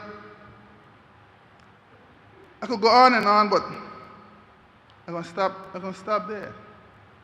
But before I stop, I must say thank you to the AG, Mr. Baba Aziz. It's so funny, but the first time that I really had anything to do with the AG is when we had a case. We had a case with, and I was going to court with the speaker as his sidekick. And I heard the AG got up and he spoke, and the AG said something, and I listened to the AG, and at the time I was getting upset. And he could remember, like we spoke about it, we had lunch and we spoke about it, but the AG could remember that. But I realized what the AG was doing. The AG was not against the government. The AG was defending his position as Attorney General and as law. And I learned more of the type of person he is when we went for lunch that one day. You remember that AG, right? And we had some long talks. And I always tell the AG, I said, AG is one thing I want to do while I'm here. I think I was elected because we were supposed to make laws, but there's some old laws that we have there that we need to sit down and what we don't want, show them out, what we want to amend. But we cannot be in this time now, and we still have them old laws there. We have to pick. And I told AG that, and that's something that we spoke about more than once, a lot of times. And I heard the member of the third even ask when there'll be a review. And the AG could tell you, I've been on him with that. I've been on him every time with that, saying that we need to amend some of these laws, we need to look at some of the old ones and get them fixed. And I'm putting the new AG on notice, because when she comes, I'm going to be on her with that also. We cannot continue living the way we're living with some of the old archaic laws that we have. With the new generation that's coming up, we have to amend them. But AG, it was a pleasure working with you. The little bit of work I had, I'm not in cabinet, but the little bit of time that I spent with you, I cherish it. And I'll always remember some of the things that you tell me. It's not, basically like saying, it's not something you don't just listen to a case. You have to go back and see the history and check up on it. And being my daughter's a lawyer and my wife has studied law, I learned that. I mean, I realized when you're arguing, Don't just argue for argue's sake. You'll never win. Have your facts in place.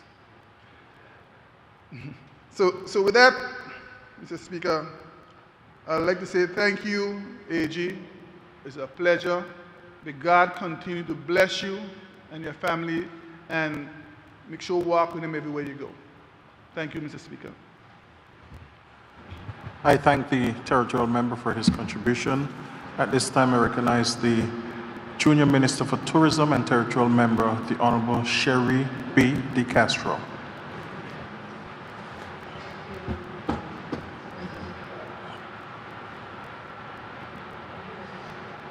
I don't think we're hearing your mic.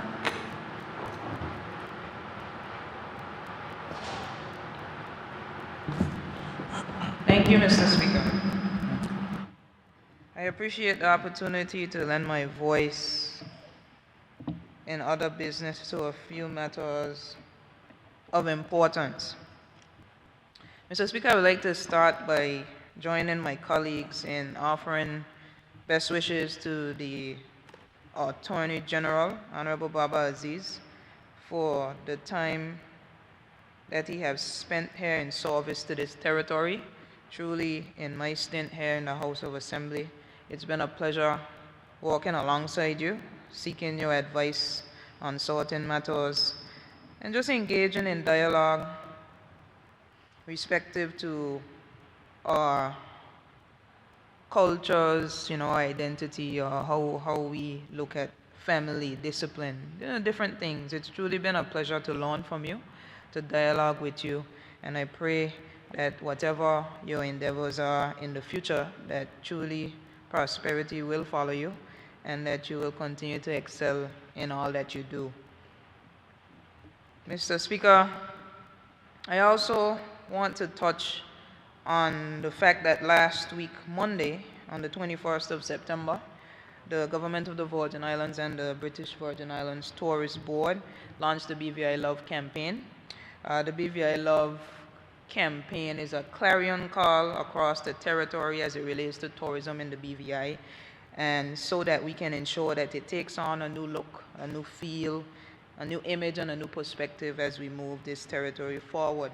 The Premier also announced the reopening date to visitors for December 1st, and I would like to say that the BVI Tourist Board has drafted a protocol and is presently making some amendments. They should be ready for dissemination in the coming week, and I look forward to, along with this, continuing dialogue with the industry partners on the protocols and procedures, as well as the reopening strategy as we continue to roll this plan out.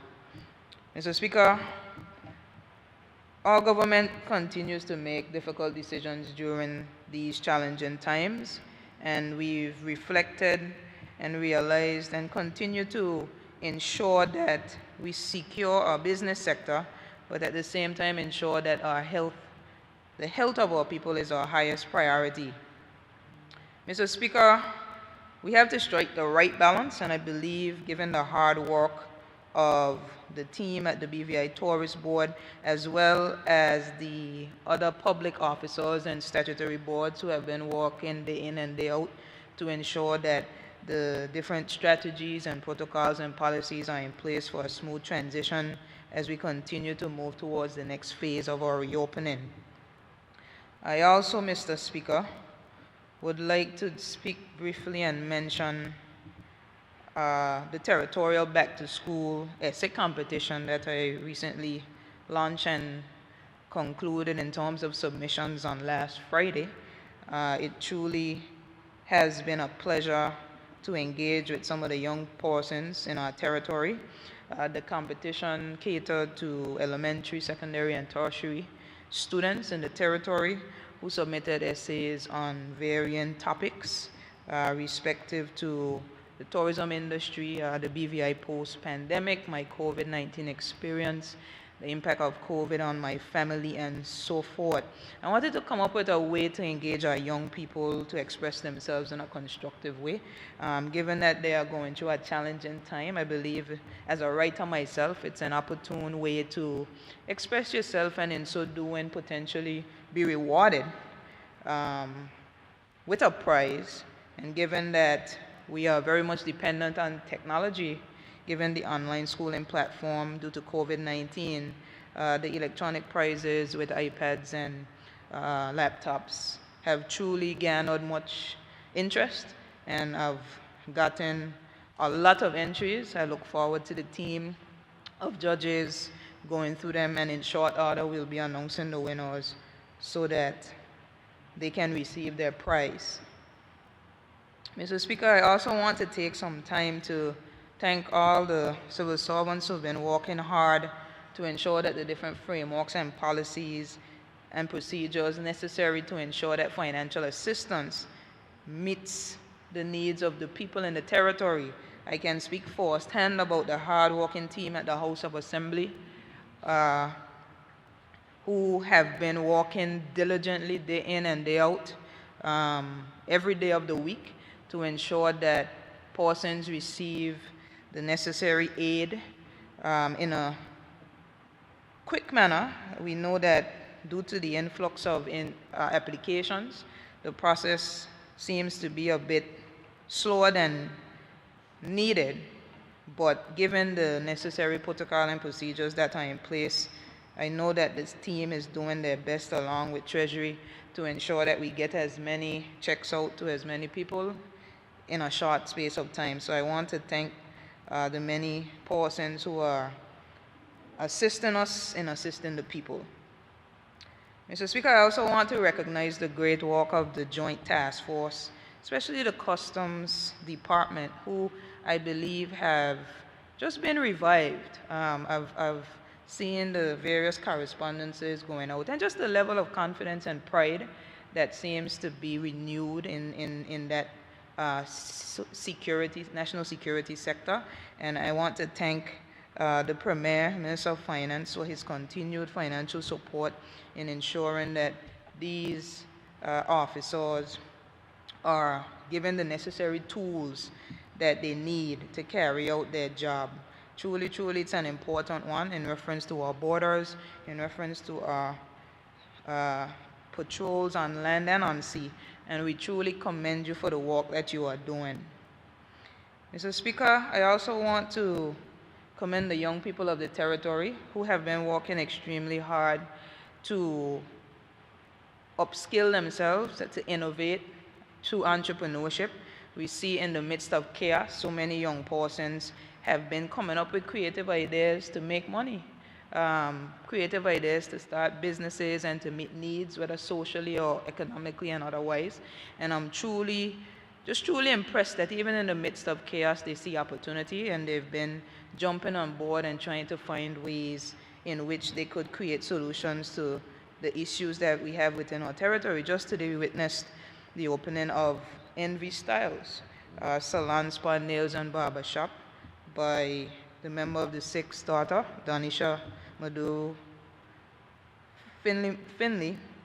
And truly, truly, I was just elated to see her vision come to reality. And I know that there are so many more. So I pray that today would be an encouragement to many of our young people to follow their dreams and their passion, write the vision, make it plain, carry it out.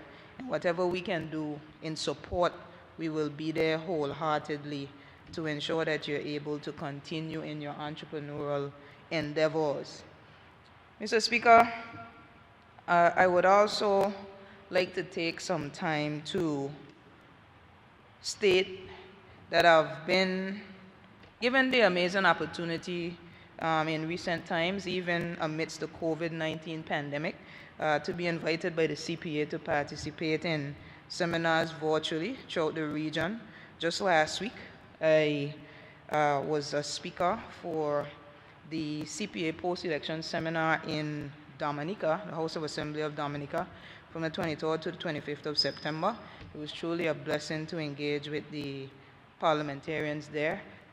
In July, I also spoke at the CPA post-election conference in Anguilla, did about 3 sessions there with their newly elected government, and it has truly been a pleasure to continue dialoguing with parliamentarians throughout the region. I believe the CPA is a great medium by which we can continue to share in terms of our experiences as newly elected parliamentarians, how we can give parliamentarians a voice through amendments, questions in the House, debates, motions, and so forth, how we balance government and parliamentary roles. You're a member of the House, but you're also a minister. How do you balance that? And so it's been, even though I am a newly elected member as well, it's been very engaging and much of a learning process as well, being on panels with prime ministers and premiers throughout the region, as well as other elected members, whether on the government side or the opposition side, to continue to dialogue and share and learn with each other as we seek to develop our territory. So I'm truly grateful for that opportunity, and I look forward to continued opportunities like that. Mr. Speaker, lastly, I would just take time, as others, to offer my sincere condolences to the many families who have lost loved ones, even amidst this difficult time. I pray that God would continue to strengthen you and uplift you. I pray that you would continue to lean on Him in this difficult time. I would also like to join with my colleagues in just really send a clarion call when it comes to criminal activity, in particular murder. We've seen 2 deaths in our territory in recent times, and we just want to continue to enforce that if you see something, say something, and let's continue to find mannerable ways to solve disputes and just do our best to ensure that we do our part in that regard. So, Mr. Speaker, it's truly been a pleasure to serve the people of the territory, and I end by thanking the people of the territory as a territorial at-large member for their continued hope, their continued prayers. I believe if it is one thing in this time that we are appreciative of, is the constant prayers of the many persons in our territory who continue to lift us up and strengthen us with their prayers so that we can continue to do the job that they have put us here to do. We are truly grateful, and once again we want to say thank you very much for your continued support and prayers. With those few words, I thank you, Mr. Speaker. I thank the territorial member for her contribution. Members, just a time check, it's 12:05 a.m. At this time, I call upon the Minister for Transportation, Works and Utilities, and member for the 5th District, the Honorable Kai M. Reimer. Thank you, Mr. Speaker. First, I'd like to say good morning. It's a pleasure being here with all of us this early Wednesday morning, and it's a day well spent. Mr. Speaker, I too am happy for this opportunity. We haven't had this opportunity in such a long time, but we understand the times that we are in, COVID situation, and you know, we give God thanks that today we only have 3 positive cases, despite we had an influx of cases just a couple weeks ago. Mr. Speaker, as I stand here today, I must acknowledge God and thank God for His blessings that He has bestowed upon me in being able to be here and represent the people of the 5th District and by extension, the entire territory. And Mr. Speaker, as I mentioned, the people of the 5th, like always, I want to always acknowledge them and, you know, tell them thanks for their support. And Mr. Speaker, I should acknowledge the House and the Premier at this stage for the collection of the checks that have started to come, those stimulus checks that my constituents have been asking about for such a long time. So I'm quite ecstatic about that. And so we can give help to the people of the district and also the territory. Mr. Speaker, as we mentioned, condolences to persons within the territory. I acknowledge those persons within my district as well, Mr. Matthias, that he passed away suddenly. And Mr. Speaker, I just want to acknowledge him and his family at this time. And Mr. Speaker, as we talk about death, I want to acknowledge all those persons within the community that has passed recently, and even those that have passed due to murder. gun violence. Mr. Speaker, I acknowledge my friend, Shawala Barrows, at this stage, and Mr. Daly, who both were recently killed. Mr. Speaker, Shawala and I, we go way back. We go way back. We played softball from I think my first year in the league. I played with Shawala, and the softball actually cemented our relationship, our friendship, our sportsmanship, and that grew until his passing just the other day. Mr. Speaker, I know, Shawala, he was a loving, caring father. Recently, he lost his wife as well. I think about his children at this time, because I know they're actually going through a hard time. And all of the kids were actually in the house when this tragic event took place. So I know it's a traumatic time for them, and I hold them up in my prayers. Mr. Speaker, gun violence has no place within our territory, and I condemn gun violence within this community. And we must also, as a community, condemn gun crimes and gun violence. We see guns within our community, but they are only there to destroy, to kill, to maim. And Mr. Speaker, for those that have the ability to use them, we ask those that in the enforcement agency to use them wisely. So, Speaker, I recognize the Firearm Act. It imposes strict penalties. It was amended in 2015, where for simple possession of a gun, the sentence is 5 years or $50,000. And Mr. Speaker, as other members mentioned, these gun crimes, for those persons within our community, because obviously we have killers within our community, and it should be something that we should be concerned about. And Mr. Speaker, if you know something, I think you should say something. There's an anonymous hotline within the police force that if you have any information that can lead to the arrest and conviction of any one of these crimes, I think, I implore you to reach out, call the police, and get your information to the police. Mr. Speaker, these are times where we need to protect ourselves, protect our communities. And gun crime have no place within this community. And again, I do condemn gun violence. Mr. Speaker, as we talk about, policing, I do hope that the police would come forward shortly with an arrest as well. I understand that they have good leads, so I hope that something would come forth soon, Mr. Speaker.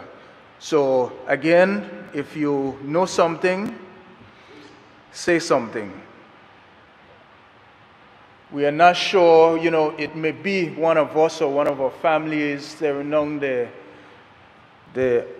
opposite side of a gun one day. So, and we would want someone to say something if they know something. So, Mr. Speaker, I do hope that we could hear something coming forth shortly. And at this stage, I too want to acknowledge the Premier for providing additional resources that would be beneficial to the police doing their jobs. I know recently the Premier made available, I think, financed about 15 new vehicles for the police. And I know this government, we have financed millions, invested millions into our surveillance system. And I think we are at the stage now where we're working to install those CCTV cameras that would be a deterrent and an aid in fighting crime within our community. So that is something that I look forward to seeing within our community, where we have CCTV cameras within and throughout the community. And as I mentioned, the amendment for the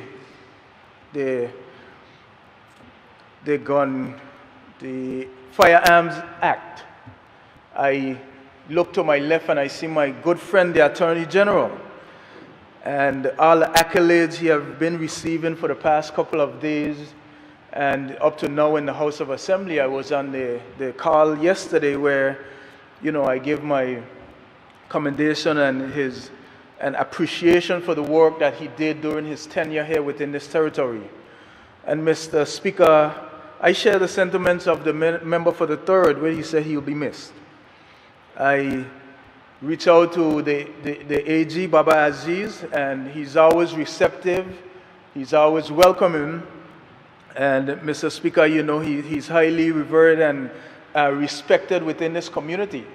I heard the legal fraternity, they gave him all his accolades yesterday, and members of the House today are showing their appreciation. I know he will speak after us, and I didn't really expect anyone to say anything bad about him because he's right here with us, but he has been admirable in his duties, and he mentioned that where he lives back in Africa is similar to us here in the territory, so the transition will be easy, and just as he transitioned home, I wish him well, and him and his family. I know his son is somewhere listening, because his son is always making sure that when he's on the way home, he calls him so that he makes sure that he has a safe journey home. So I too want to join in on behalf of my family and my district to wish him well. He did well in his tenure here as the Attorney General, and I appreciate all that he did.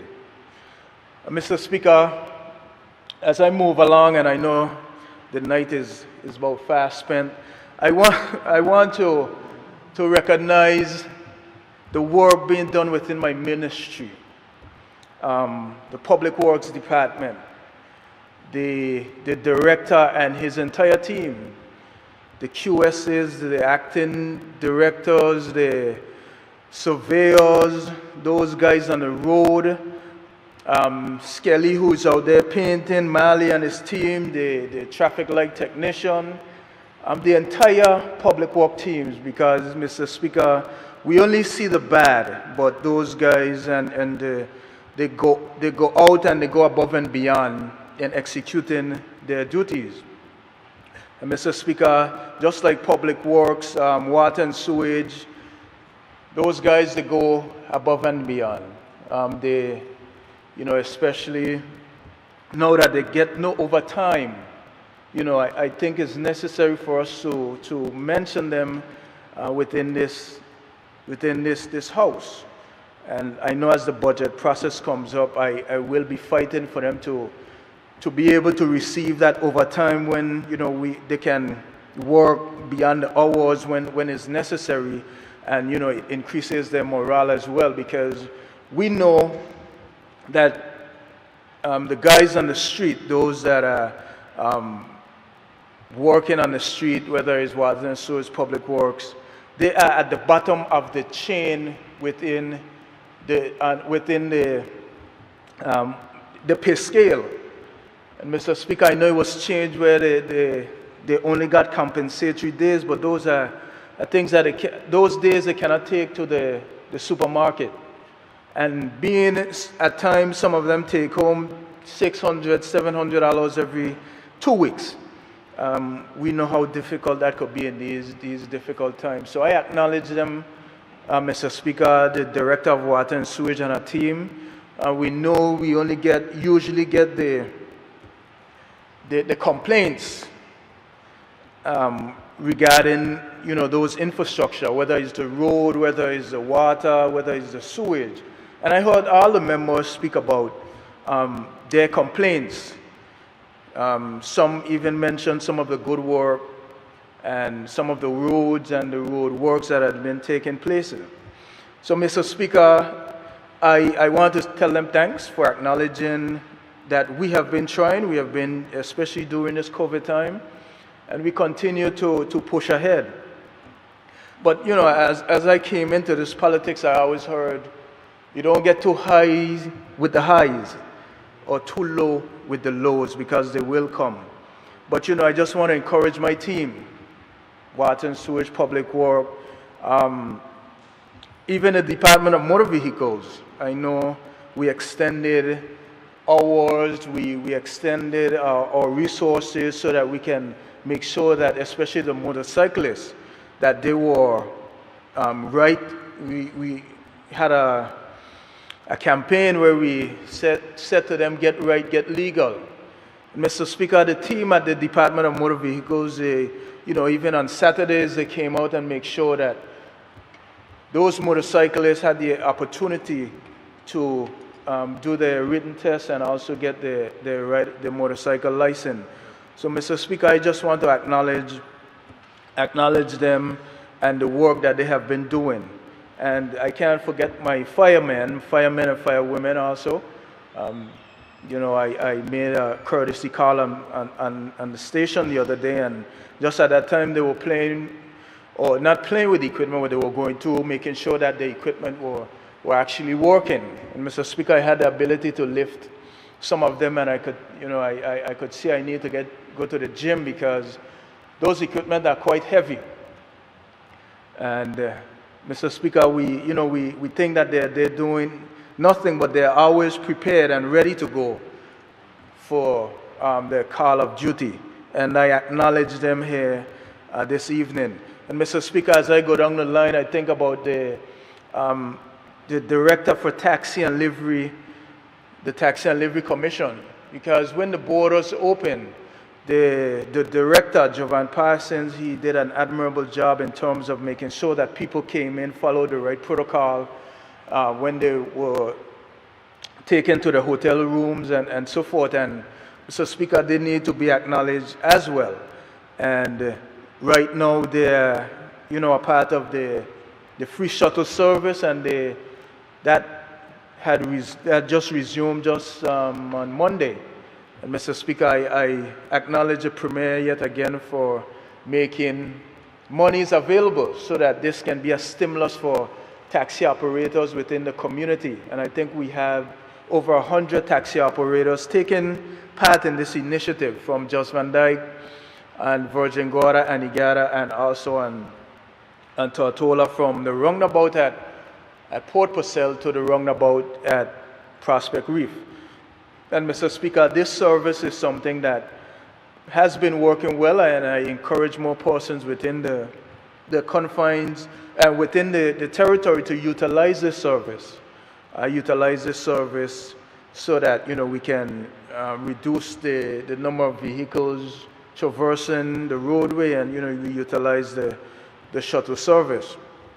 And Mr. Speaker, as I speak about shuttle service and in Road Town, I ask that I can read my notes, because I sat for about 6 hours, and I thought it was necessary for me to mention the Road Town beautification. And Mr. Speaker, I just want to give a quick update as to what is happening there, and I ask that, you know, I refer to my notes. And I would like to address these matters pertaining to the city of Road Town and the state that our city has been in for a number of years. This is even prior to Hurricanes Irma and Maria. And Mr. Speaker, as a people, we speak proudly, and we boast about being the sailing capital of the world. We speak about the Keys and our different islands and the natural attractions such as the Bats and Virgin Gorda. We speak about the beaches and so forth. Mr. Speaker, those are the physical attributes of the BVI that has attracted thousands of visitors each year. And one of our selling points, one of our biggest selling points, Mr. Speaker, is our pristine waters and our untouched destination. But yet, Mr. Speaker, we drive or we walk into the heartbeat of the territory. That's our city, our business where we conduct business, the capital. And we lose that prideful boastfulness as the state of our capital has been deteriorating. It's quite embarrassing if you ask me. Mr. Speaker, just last week in our last sitting in this honorable house, we voted for the territorial song to replace the national anthem at sporting events such as the Olympic Games and so forth. And I think about the lyrics of this song. In particular, the line that resonates with me, "Your success is second to none."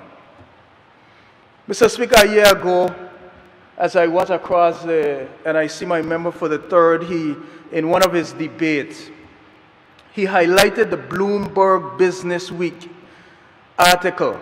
It was written by Stephanie Baker. It was entitled "Sun, Sand, and the $1.5 trillion Offshore Economy." Mr. Speaker, the article commenced with the author finding no evidence of this trillion-dollar offshore economy. No evidence whatsoever. And she talked about the city of Road Town. Mr. Speaker, I even remember she spoke about the look of the homes, the houses on Main Street, the folk in the street. She spoke about no lines within the city. And Mr. Speaker, that was disheartening to me. And again, I reflect on that territorial song where it says, "Your success is second to none." And as the author of the article said, we cannot see the successes of this territory when you're in the capital city. Mr. Speaker, Road Town is the capital city.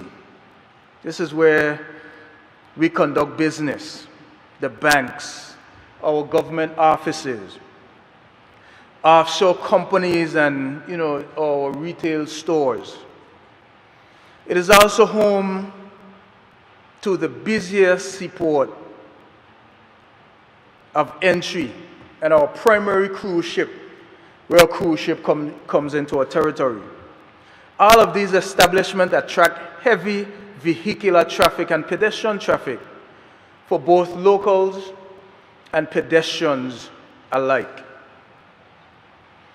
Mr. Speaker, and I'm going somewhere with this, so I ask for your indulgence. I know it's a bit late, but I think this is necessary for me to speak about. And Mr. Speaker, when some of the tourists, when they come off the cruise ship, they just walk around town, and some of them, they go right back onto the ship. And I know for that short stay, they themselves are a bit puzzled because our city looks so appalling.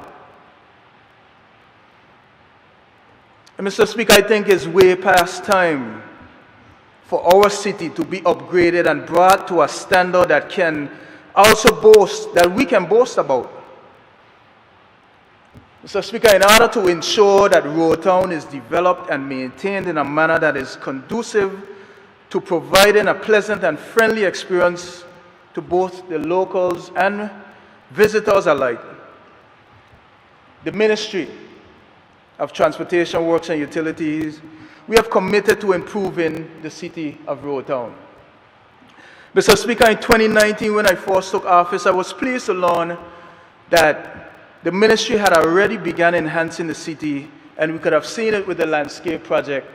The first phase of this project was the beautification of the highway. where we saw some trees planted and hedges and so forth. Mr. Speaker, additionally, the restoration of No Light Park was also underway. Since the start of my tenure, Mr. Speaker, I'm proud to say that the ministry has revitalized the Sir Oliver Georges Plaza. We have implemented a traffic turnaround to make the city a bit more pedestrian friendly. We've installed and we have just constructed an additional lane on Waterfront Drive. We have also installed a holding lane, constructed a holding lane on going into Pazier that would ease the traffic flow and continue traffic along that road for persons who are headed into Pazier Estate.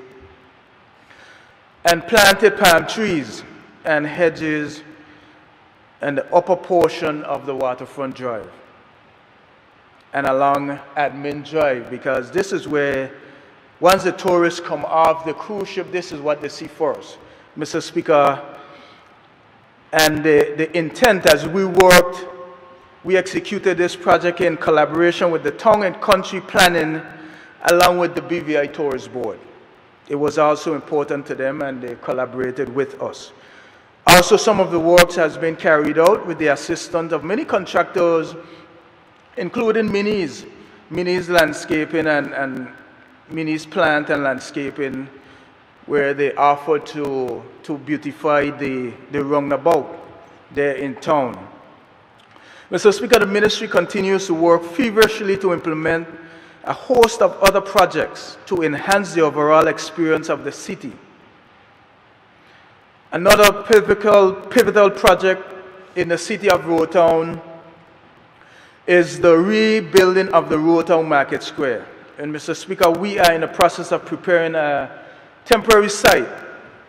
We are almost finished and we are ready to move the vendors in there so that we can start the construction of the market square.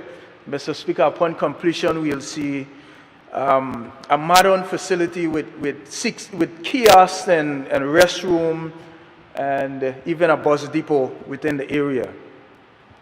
Mr. Speaker, the ministry is responsible for the development and maintenance of the territory's infrastructure, and we remain dedicated to ensuring that the city of Roetown conforms to the international standards as far as it relates to road design and road network design, improved lighting, signage, road marking, and so forth.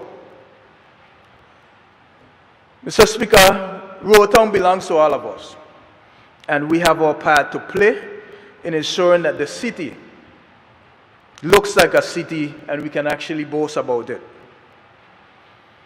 The capital city in any country is supposed to be like a crown jewel. Persons should be proud of their city. It's supposed to be inspiring and attractive within itself. And it's supposed to be a pride as well for the territory.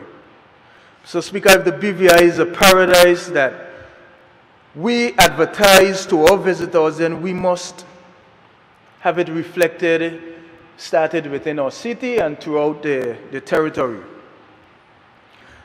So, Mr. Speaker,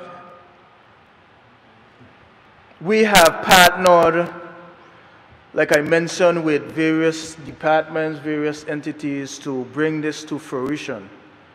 And Mr. Speaker, I would also like to thank the business community. Some within the business community, they have committed to making a contribution to adopting a palm. And Mr. Speaker, I know the member asked some question about the cost of the palm trees, and those will be answered when we have the next sitting of the House. And I look forward to giving them all the questions pertaining to the palm trees and how much it costs to plant them. But Mr. Speaker, again, I just want to acknowledge some of those businesses that have committed to adopting one of those palms. And I think the palms they have made a staple. And Mr. Speaker, those palms were ordered before last year, actually sometime around November last year, because this was discussed and approved within caucus, within cabinet, and we work to have purchased the palms. And Mr. Speaker, though the Lord has blessed us so far with the hurricane season, I know persons were saying that we plant them during that time, but the Lord is good to us always, and we give him all the honor and all the praise at all the time. Well, Mr. Speaker, unfortunately the palms arrived, and they have been planted, and we have more to plant within the city. And Mr. Speaker, I think it's the start of where we intend for a city to go and to look. And Mr. Speaker, I think it's necessary for us to continue to beautify, lighten up our city, and show that pride that we say that we pride ourselves in. Mr. Speaker, I say thank you for that opportunity to say those words relating to the city. And Mr. Speaker, before I go, I want to acknowledge our Premier for being nominated, or the Vice Chair for the ECLAC. It's a subcommittee of the United Nations in terms of the UNDP, and I acknowledge him for that, and I know he will serve as a vice chair to the Minister of Finance for St. Vincent and the Grenadines, and I know he will continue to do us proud, Mr. Speaker. And as I speak about the market square, and I just want to jump back there for a second, because we will be doing a groundbreaking within the coming weeks. And Mr. Speaker, I look forward to that, because this is something that has been spoken of, and I'm excited for that to come on stream. And Mr. Speaker, as we talk about groundbreaking, within the 5th District in the Huntum Guts area, we will also be breaking grounds there, Mr. Speaker, for the economic zone. This is where we'll erect warehouses for new businesses and businesses within the community, so that we can give them the economic start with minuscule rent, so that they won't be paying any high rent or anything. But we've had a lot of interest in persons that will be interested in utilizing the space, and that is something I look forward to. We will have the groundbreaking on that within the coming weeks as well. And Mr. Speaker, that is something that I look forward to seeing started and come to completion during my time. Mr. Speaker, that is something the residents of the 5th District have been telling them to expect it. So I know they're gearing up and getting ready for that. And Mr. Speaker, before I go, I just want to mention the hot topic at this time about reparations and the comments made during the comments made by the governor in a press some time back. And I think, Mr. Speaker, I think the governor explained what the UK stance is on reparation. And Mr. Speaker, that is for us as a people now to listen to what was said and for us to address that. Mr. Speaker, what I always heard coming into cabinet, I always heard this modern partnership that we speak about. And I think now it's time for us to actually have this modern partnership that we speak about. But I think the BVI, we should align our position closely with CARICOM. And I did a bit of research, and I saw that there's a commission, a reparations commission within CARICOM, Mr. Speaker. And, they have previously called for reparations from the European countries that were colonial powers in the Caribbean who perpetrated slavery. And I think I've seen the Premier made speeches to CARICOM, and I think, we can align ourselves with those, with that. And Mr. Speaker, the chairman, Sir Hilary Beckles. Sir Hilary Beckles has called for massive investment into our region by those countries, Mr. Speaker, those corporations and other institutions that exploited the Caribbean for centuries and which can help to place our societies on solid footing for the future. Mr. Speaker, I think if as the governor said where they stand on reparation, I think, though, Mr. Speaker, if they are remorseful about what took place during slavery, then I think they should let us know. I think, they should be forthcoming with that information and let us know, and then we will know how to address it from there. I know when, based on history, it was in the March of 1949 that brought us to regain our legislative council. And I know we were left. Since then, we have gained our prosperity, and we are here today. Mr. Speaker, we are grateful for our forefathers for fighting for this territory. And Mr. Speaker, I think, like I say, if it's necessary and the field is necessary, Mr. Speaker, I think it's a good time for them to tell us how they feel about that. Mr. Speaker, I know my time is fast spent, but I just want to acknowledge some of the contracts, the Eastern Long Loop sewage contract, the project that is coming up. And Mr. Speaker, hopefully within a week or two, we would be signing some contracts for works to begin up there. Because this government, we are seriously going to make sure that this project gets started and we complete this project, because the Premier has made available the fundings for this project. And I'm happy and excited for him being resolute in making sure that this project gets up and running. And Mr. Speaker, I acknowledge also the works being done by the RDL, the projects that they are doing when it pertains to the road. Hopefully we'll see those barricades that are on the side of the road no more. And I know on Monday we'll be signing a contract for the additional road in Great Mountain, where that should start quite quickly. So, Mr. Speaker, the RDA, they have been, based on the funding that was made available by the CDB, they have gotten off the ground and they have started with these contracts. The reservoirs and the metering projects and all those things were needed and are getting done. So, Mr. Speaker, with hearing all that is being done, I want to say that we are moving, we are recovering, and we are working to get these works done. And Mr. Speaker, as I look across the aisle, I think this is the first I've seen my members here, and this late, and I see my member, the leader of the opposition, and I must acknowledge him.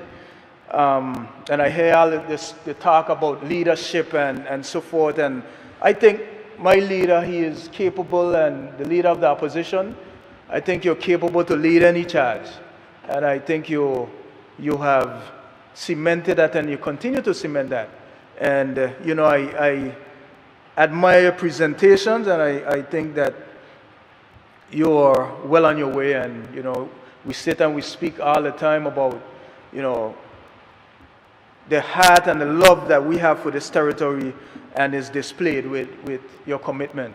And I just want to say, besides me getting the road done, I'm sure that you understand that during this COVID time, it's the toughest time, but we continue to persevere, and these are things that wouldn't get done overnight, because you get all the calls, you're so accessible, persons call you about everything, potholes, burst pipes. We have an aging infrastructure, but we are working to get all this where we can have a normal way of living. So, Mr. Speaker, with those words, those few words, I just want to say thank you and good morning. I thank the member for the 5th District. Before I call on the Premier to wrap up, I'm going to invite the Attorney General, Honorable Baba Aziz, to make a contribution.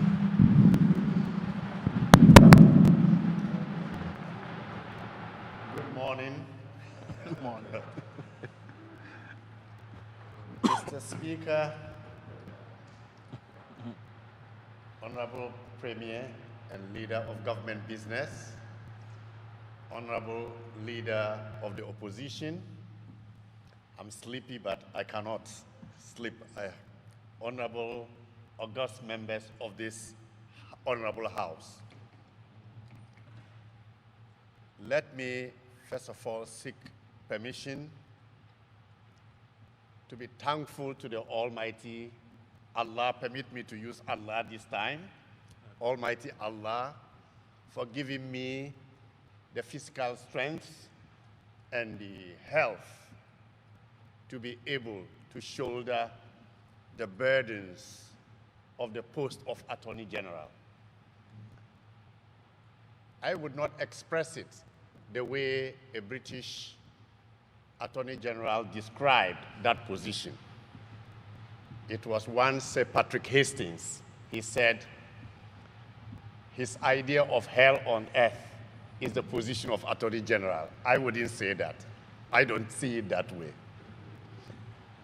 But I am really grateful for the opportunity to serve the British Virgin Islands for 16 years. I am grateful for having the opportunity to serve two governments, the government of the VIP for 3 years and the government of the NDP for 4 years. Mr. Speaker, I am grateful to the governments and people of the Virgin Islands. It is a rare privilege to have been given a seat in cabinet, in the House of Assembly, and in the National Security Council of this country. I didn't expect to be here. How did I get here? From a village in Ghana, where I grew up. It's 168 miles from the capital, Accra. Members of this august house, you have a big responsibility. I am here because of providence. I'm also here because politicians like you made it possible. There was no way I could have become a lawyer, but for the good policies of a leader of a country, of the leader of independent Ghana, who provided proper education for people whose parents had never known school. I didn't be here. I couldn't have become a lawyer. It was impossible. But it is those politicians. They are like you. So the burden is yours. You can move the Virgin Islands and its people to wherever you want them to be. And may I say that there was no way that I could have also been here, but for the fact that the foundation had been laid in the Attorney General chambers by those who came before me. And I came into the Virgin Islands and to the Attorney General's chambers, meeting a cadre of professionals. Jallow, Evans Welch, Terence Williams, Arden Warner, Ian McIntyre, Billy Kasimamba, Shona Griffiths, Carla Card, Odia Reed, Natalie, Joanne Roberts, David Abednego, and Candice Huggins. These were 14 lawyers. That was the group that I met. Today, the Attorney General's chambers has only 8 lawyers. something has to be done if that chambers is to perform to the highest level. Interestingly, I was brought up by my grandparents. My grandmother was a wonderful woman. And interestingly, when I came to the Virgin Islands, I had wonderful, whether I'll call them aunties or mothers. Mrs. Ines Archibald, Antoinette Skelton, Julia Christopher, Patsy Lake, Lorna Smith, Mrs. Catliff. These were my good friends. People don't know, but these are my good friends. These are sisters and mothers. They have been supportive. In my office, I have had wonderful ladies who have been behind me. And during this pandemic, but for them, I couldn't have delivered. I managed to be able to get to them on phone, however late that we stayed in cabinet. Mrs. Abina Solomon and Chris Bowen. But I'm thankful. I led a group of ladies in the Attorney General's chambers, and I had a good relationship with them, and they had been very, very supportive. And I thank them so well for their support. I cannot finish thanking this roll call without mentioning Janelle Hodge, who was my first secretary. She is now studying law in England. You can't work with me without becoming a lawyer. My other secretary, Celine O'Neill, she has qualified as a lawyer too. And currently, Marcia Leonard is my secretary. And the ladies in my office, but for them, I could not have handled my son. When I'm busy in cabinet, when I'm busy in the House of Assembly, they voluntarily pick up my son from school. I'm grateful to them.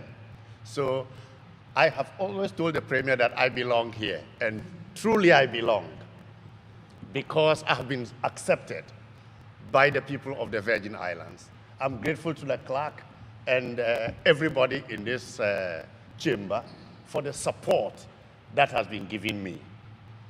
My father has taught me to always show gratitude wherever I have been. And in fact, they demonstrated it. In my home back in Ghana, there was always a pot for guests who will come at any time. And I'm not surprised that the people of the Virgin Islands, people from African descent of the diaspora, is the same genetic composition. So I'm not surprised that I had that good reception in the Virgin Islands.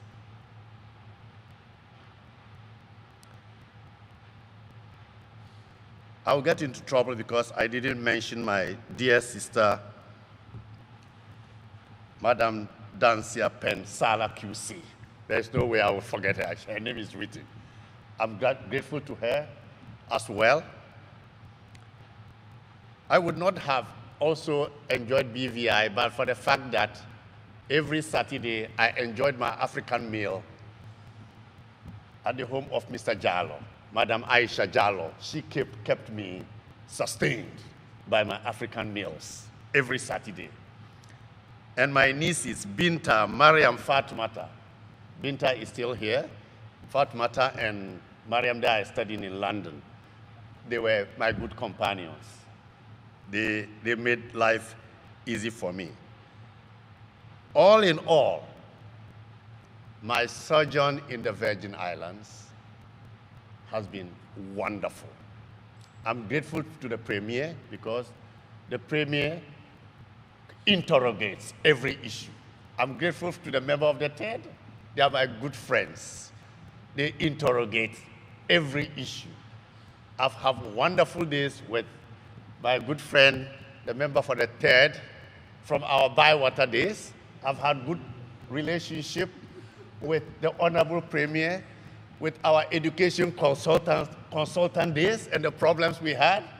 I've had wonderful experience with the Honorable Speaker when he was Permanent Secretary. Whilst he was Permanent Secretary and the member for the TED was the Minister. We've had our wonderful days. So never mind our disagreements. We are all good friends. And I cherish all the relationships that I built in the former ministers and in the ministers and members of this House of Assembly. What can I ask for? I can only say, thank you, thank you, thank you. For those who tolerated me, thank you. For those who disagreed with me, for those who criticized me, a bigger thank you, because you made me better. You made me to mature. You made me to conduct research, to be able to give you the best of me. Thank you.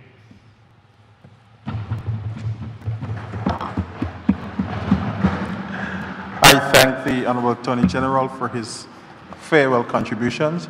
At this time, I call upon the Premier and Leader of Government Business to wrap up the debate.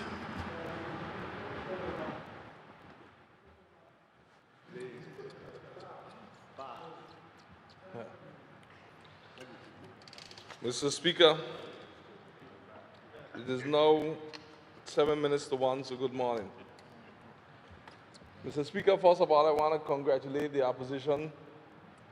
This is the latest I ever saw them here, but the kind of things they said when they were speaking, I know they'll stick around to hear me close. They wouldn't leave at all. So I'm not surprised that they're here at Minister One, keeping my company. So, Mr. Speaker, let me state here now. Thank you, Mr. Speaker. Now they're down to the usual number when we are closing, down to 1. And, Mr. Speaker, I first would actually crave your indulgence to stick to my notes here and there for a couple things, Mr. Speaker, because it's been a long day. Other than doing 1 or 2 points of information, I sat here all day and listened. But, Mr. Speaker, the first thing that I want to do, thank you. The first thing I want to look at, Mr. Speaker, is to crave your indulgence with the notes, because I have my Constitution and different things in front of me, and I want to refer to them. As Mr. Speaker, I'm going to be brief. I will reach the Attorney General last, so Deputy Speaker, please remind me before, because I can't go without the AG. But the AG wouldn't be able to leave without him hearing a summation by the Premier for his last, because I know he's going to miss me in Cabinet and NSC, and he knows what I mean. Mr. Speaker, I rise to give a few comments on this first topic, Mr. Speaker, and I want to get to my notes because it's a topic that's dear to me. And the history of the records, not only here but in the UK, would reflect that from the time I was leader of the opposition, I was on this topic. And every topic that I have touched as Premier, they are not new. But some persons are just listening for the first, so they think it is new. And I want to state, Mr. Speaker, that I really do not get caught up into the persons in the post of anything, especially even governors. My sole purpose here on earth is to help fulfill the purpose of others and to fulfill the purpose that I am existing. So I don't see persons and posts. I stay focused to the purpose. So, Mr. Speaker, I rise to stay in the interest of in keeping the House, the honourable members and the public informed on the steps I've taken as Premier of the Virgin Islands, leader of government business for the elected by the people of the Virgin Islands. With respect to a matter that continues to engage the attention of the public that the Minister of Transportation and Works and a few other speakers went to, which was the reparation topic. And most persons will be aware that on Monday, 7th September 2020, His Excellency, the Governor, Augustus Jasport, participated in a live interview with a local 284 media outlet. news outlet, which interview was broadcast live on various online platforms such as Facebook.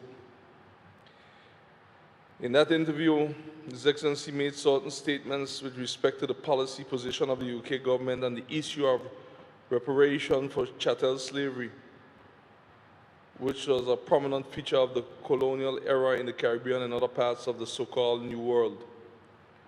His Excellency stated, and I quote, "In terms of reparations, that's not a position the United Kingdom has taken. That's not something that here, Virgin Islands, that's in the position. But I think it is always worth ensuring that we learn lessons from the past and we reflect on what a horrific period in history that was," end of quote.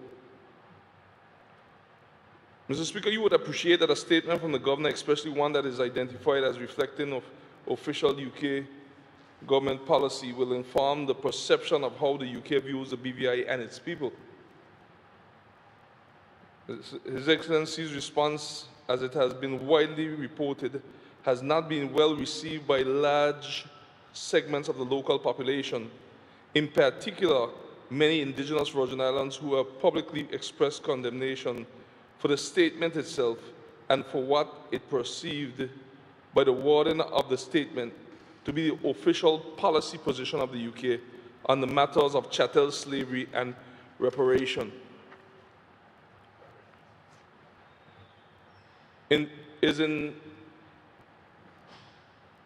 this regard that I wish to advise honourable members and the national population that on 14 September 2020, as Premier of the Virgin Islands, I wrote to the UK's Minister for the Overseas Territories and Sustainable Development, Baroness Elizabeth Sogg, CBE, drawing to her attention the Governor's interview and the sentiments that members of the public have expressed, particularly with respect to the issue of reparations.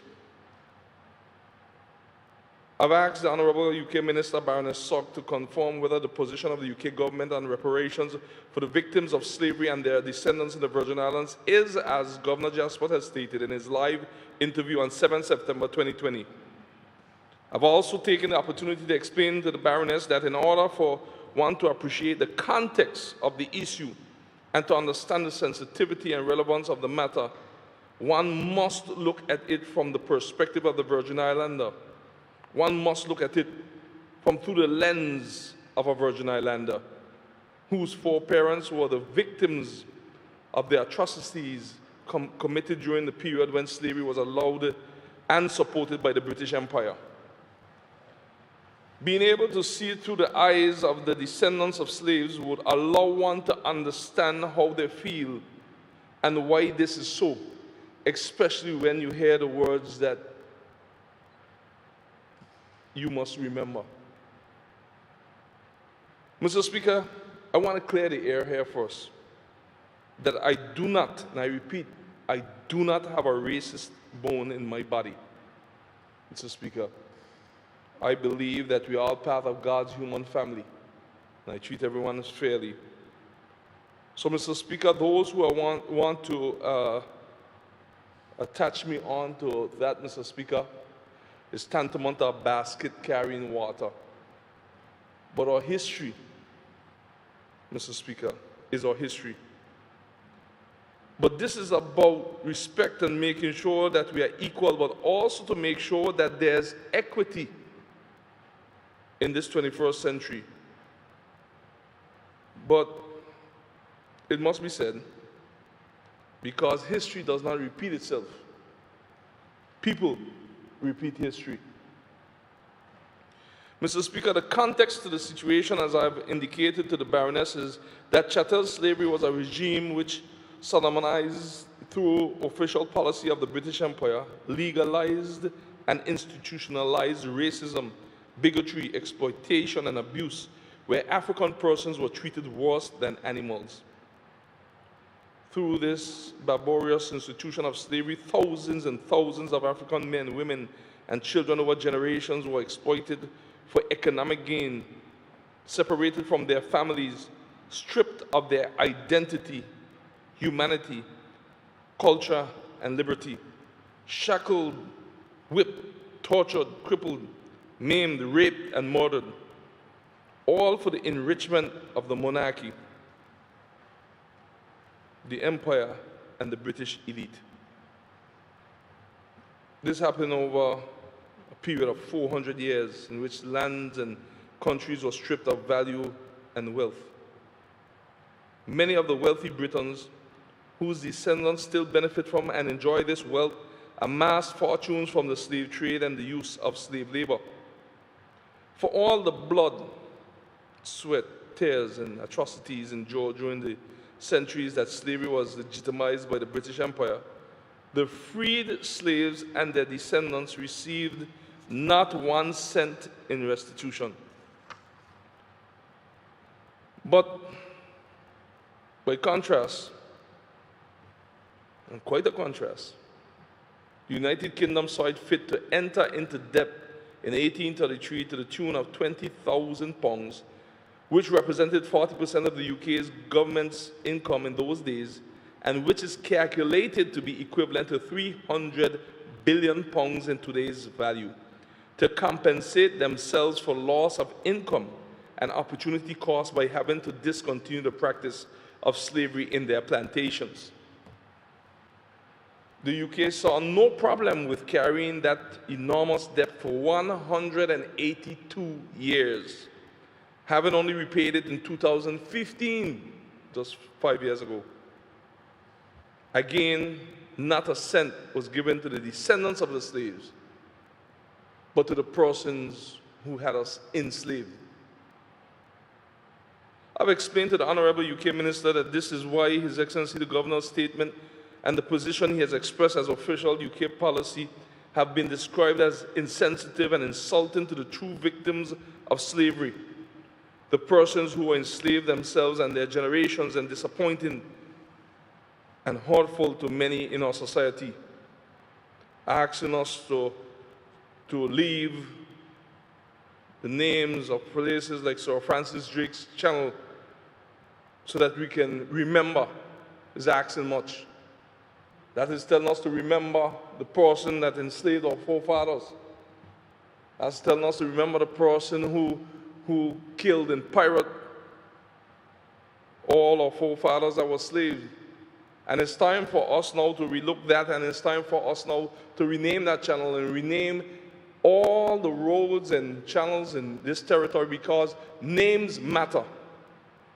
And every name that is given to a street, or as we say, a road, and a highway, or any channel, must be reflective of what happened positive in our society, and not a remembrance of anything that was negative. Whenever persons tell you to remember things that were negative, it's a matter of control. If you did anything wrong at home and your parents whip you and you try to do it again and they tell you remember those things from the last time, you get frightened right away. So it's a subliminal message when they tell us remember, a controlling message. This is why many of our people are saying that it pours salt in the unhealed wound of the people of the Virgin Islands.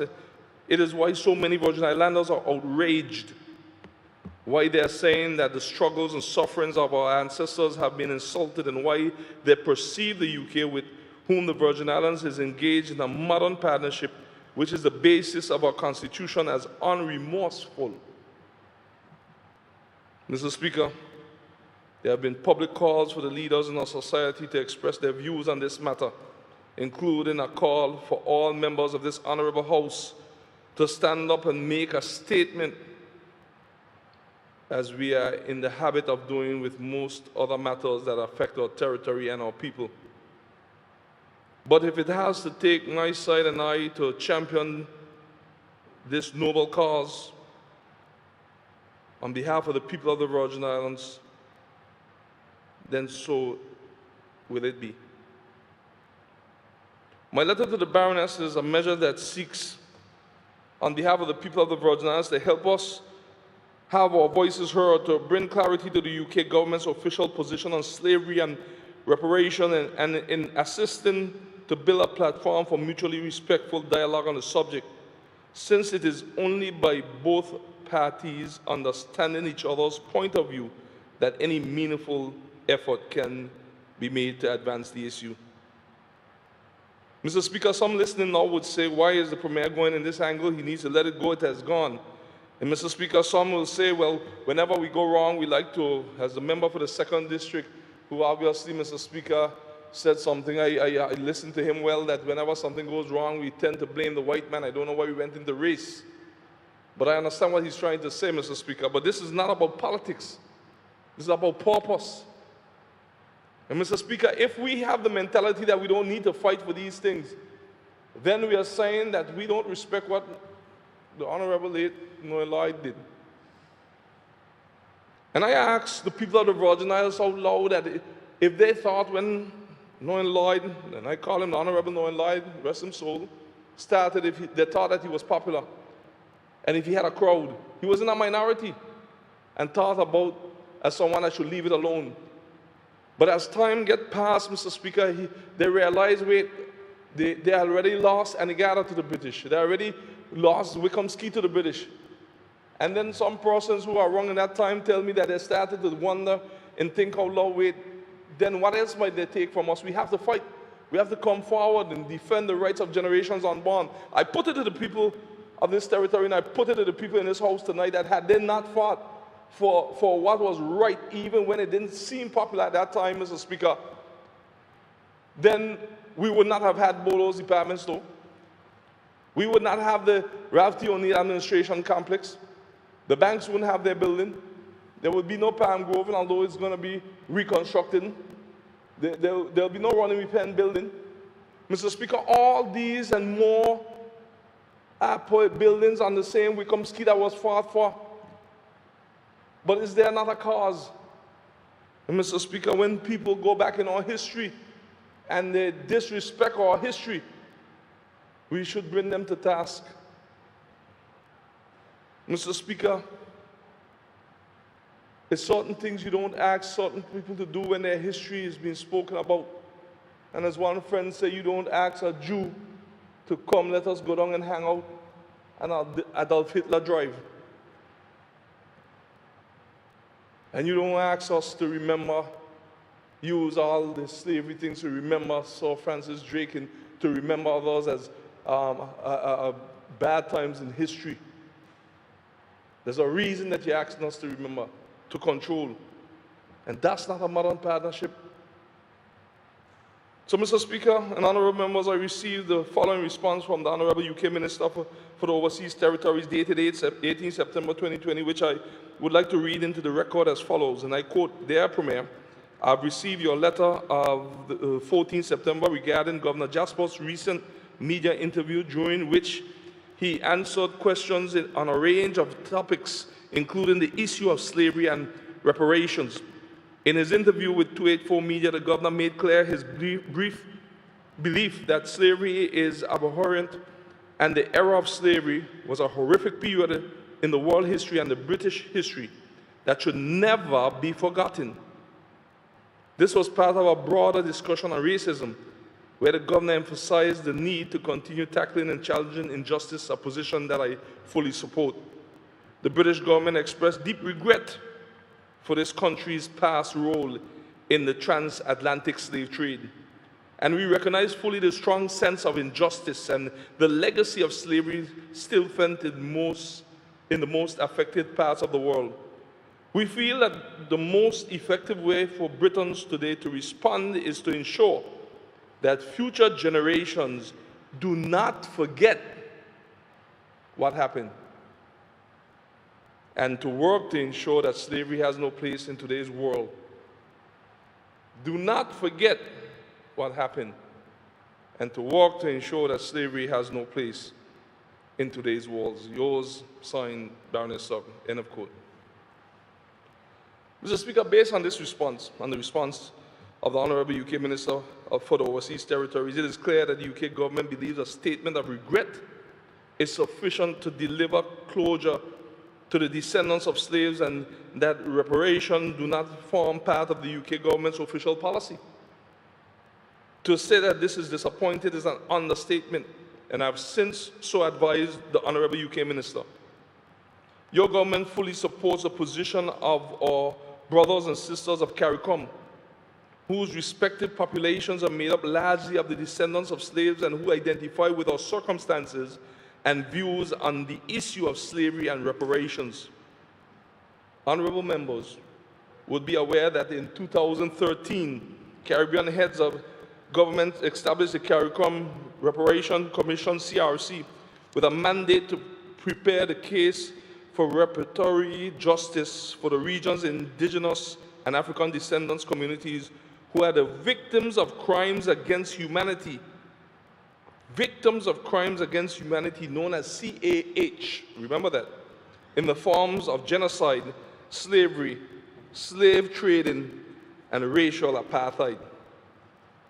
This document prepared by the CRC proposes the delivery of this mandate within the formulation of the CARICOM Reparations Justice Program, CRJP, Caribbean Reparations Justice Program.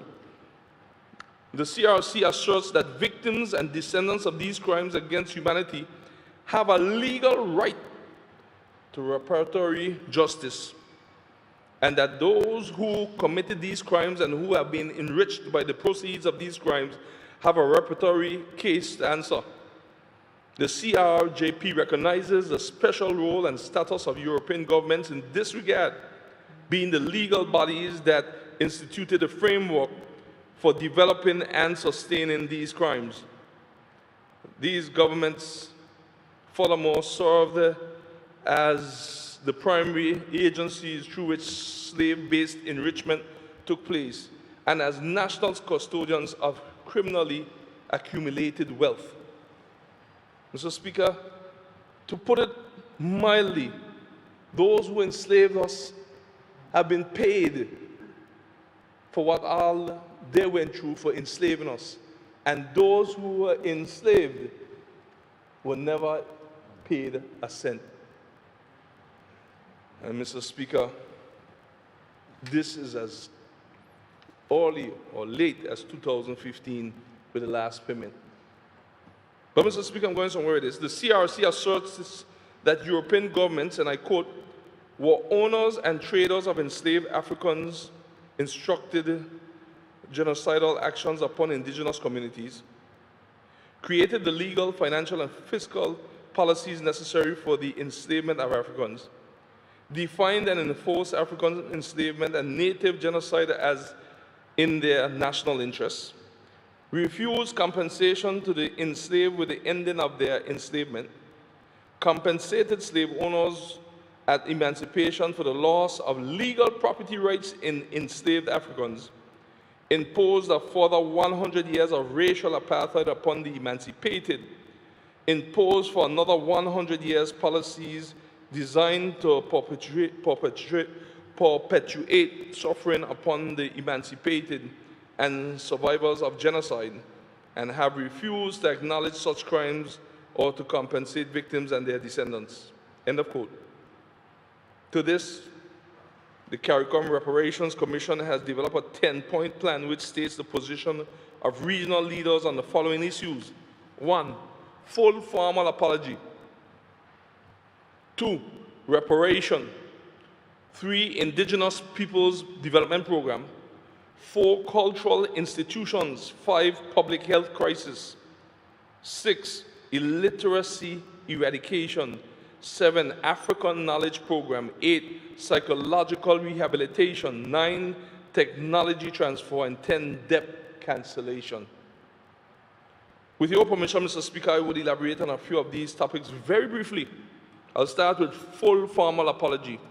The healing process for victims and the descendants of the enslaved and enslavers requires a precondition: the offer of a sincere formal apology by the governments of Europe.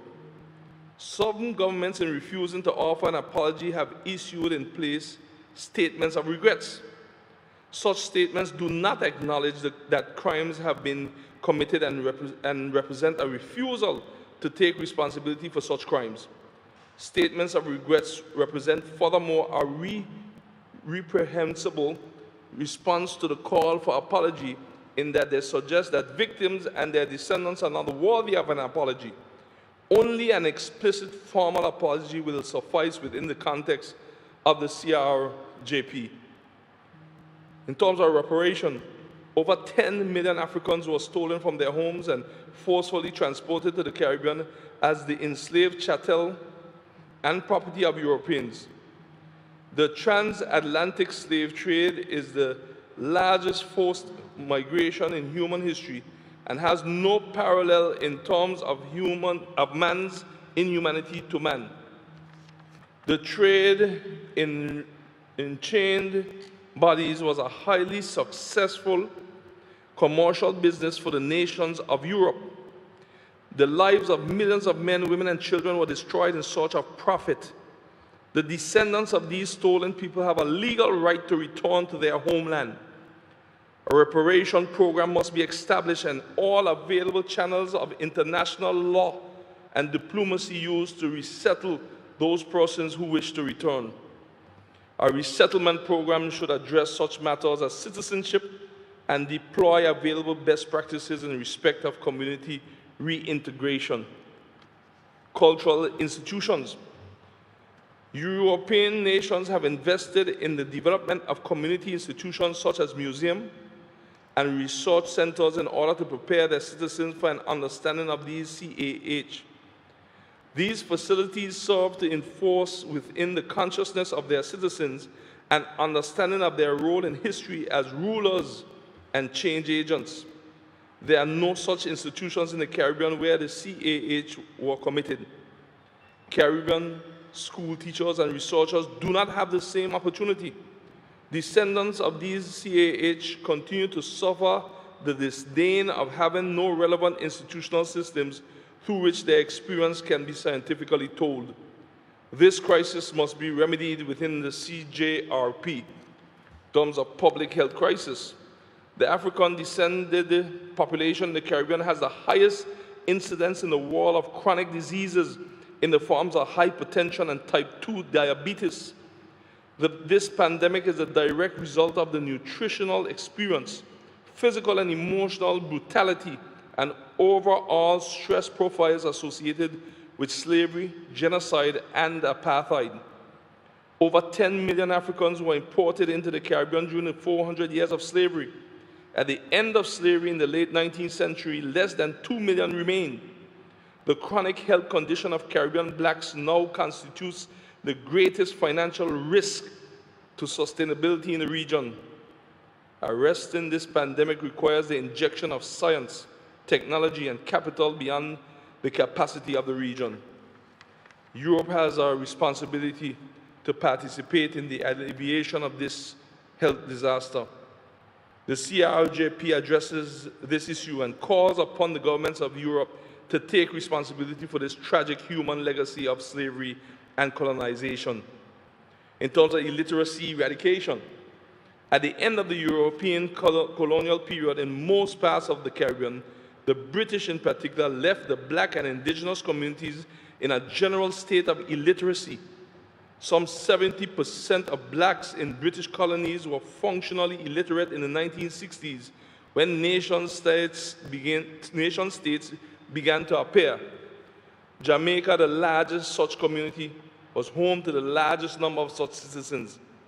Widespread illiteracy has subverted the development efforts of these nation states and represents a drag upon social and economic advancement. Caribbean governments allocate more than 70% of public expenditure to health and education in an effort to uproot the legacies of slavery and colonization. So we wonder why our budgets, Mr. Speaker, for health and education is so great. Check our history, what was done, Mr. Speaker, that we have to continue to fight to eradicate from us. European governments have a responsibility to participate in this effort within the context of the CRJP. In terms of psychological rehabilitation, for over 400 years, Africans and their descendants were classified in law as non-human. I repeat that, for over 400 years, Africans and their descendants were classified in law as non-human, chattel, property, and real estate. They were denied recognition as members of the human family by laws derived from the parliaments and palaces of Europe. The history has inflicted massive psychological trauma upon African descendants' populations. This much is evident daily in the Caribbean. As a matter of fact, that's where the term, if you ask me in my research, comes from when they say that you're looking down on me. Only a reparatory justice approach to truth and educational exposure can begin the process of healing and repair. Such an engagement will call into being, for example, the need for greater Caribbean integration designed to enable the coming together of the fragmented community. In terms of debt cap cancellation, Caribbean governments that emerged from slavery and colonialism have inherited the massive crisis of community poverty and institutional unpreparedness for development. These governments still daily engage in the business of cleaning up the colonial mess in order to prepare for development. The pressure of development has driven governments to carry the burden of public employment and social policy designed to confront colonial legacies. These processes has resulted in states accumulating unsustainable levels of public debt that now constitute their fiscal entrapment. This debt cycle properly belongs to the imperial governments who have made no sustained attempt to deal with this debt cycle, properly belongs to the imperial governments who have made no sustained attempt to deal with debilitating colonial legacies. Support for the payment of domestic debt and cancellation of international debt and necessary reparatory actions. I'll read it again. Support for the payment of domestic debt and cancellation of international debt and necessary for reparatory actions. We're going somewhere with this, Mr. Speaker. The struggle for justice for our parents and their descendants continues. At the next available opportunity, I will be inquiring of CARICOM how the Virgin Islands can better support the work of the CARICOM Reparations Commission. Mr. Speaker, the continued disdain that has been shown towards the descendants of the British Empire's slaves by Britain is also epitomized by the UK government's disregard for the representations made by representatives of overseas territories and dependencies that responsibility for relations with the OTs and dependencies is handled by a department responsible for foreign affairs. So they have us under foreign affairs and foreign relations. These representations are well documented in the 15th report of the House of Commons Foreign Affairs Committee. Now, Mr. Speaker, I want you to listen to this very carefully, and the members of the House. I know it's late, and it's still early, because it's early morning. So these representations are well documented in the 15th report of the House of Commons Foreign Affairs Committee. And Mr. Speaker, that is from 2017 to 2019 session. 2017 to 2019 session. Why am I emphasizing that? It's titled Global Britain and the British Overseas Territories Resetting the Relationship. End of quote. The fact that this axiomatic to a modern partnership was highlighted not just by myself as the then leader of the opposition. So it's from even in opposition I've been putting these in the records, Mr. Speaker, of the House of Commons Foreign Affairs Committee meetings. From then, but Mr. Speaker, some of our people don't read and I let people come out with catchphrases and areas, and I think that certain things I've started just now is quite a while, Mr. Speaker, I've been flagging this. And the fact that this axiomatic to a modern partisanship was highlighted not just by myself as the then leader of the opposition, but by Shirley Osborn, then Speaker of the Montserrat Legislative Assembly, Donaldson Romeo, then Premier of Montserrat, Victor Banks, then Chief Minister of Anguilla, Derek Thomas, a then member of St. Helena's Legislative Assembly, and Eric Bush, speaking on behalf of the Cayman Islands government. Even then, Falkland Islands Assembly member Tislin Backman pointed out, I quote, rather than being seen as partners, we are in some ways more managed by officials in the FCO, end of quote. And then Turks and Caicos Premier Charlene Cadroy Robinson called for the involvement of UK overseas territories in the selection of governors. The representative of the countries pointed out that the FCO is not assertive enough in highlighting the views and concerns of the OTs and dependencies. This I have found in my 2 decades in elected office in the Virgin Islands to be true. So, Mr. Speaker, I didn't just start with these. These are in the records of the House for the foreign reports in the UK, Mr. Speaker. The records, Mr. Speaker, in the 15th report of the House of Commons Foreign Affairs Committee, and even before then. I kept the records, Mr. Speaker, because there are those who are saying that some of the views that I'm taking now, Mr. Speaker, are against a sitting government, a sitting governor. And I smile because I know that there are persons not doing research to know that this is going deeper, this was going longer than that, because I know that the time is coming when we as a territory have to move us towards the next level. And we have to make sure that we are ready, but we have to make sure that those who say that they're in partnership with us allow us to get ready. So this is nothing now since I become Premier. And whoever wants to do proper research and not gossip can go and research those documents. And Mr. Speaker, the representatives, as I said, of the countries pointed out that the FCO is not assertive enough in highlighting the views and concerns of the OTs and dependencies.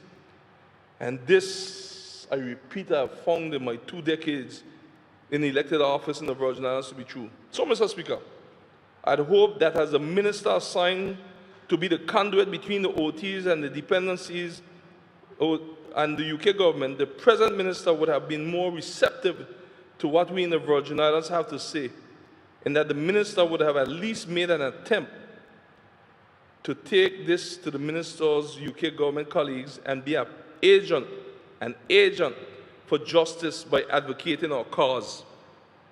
Retroactive justice is one vehicle through which the OTs can move closer to self-determination. It's part of the movement.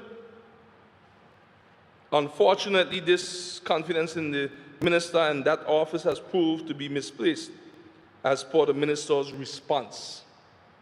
And may I say, it is the same dismissive kind of response we get to most representations to the UK government through successive OT ministers.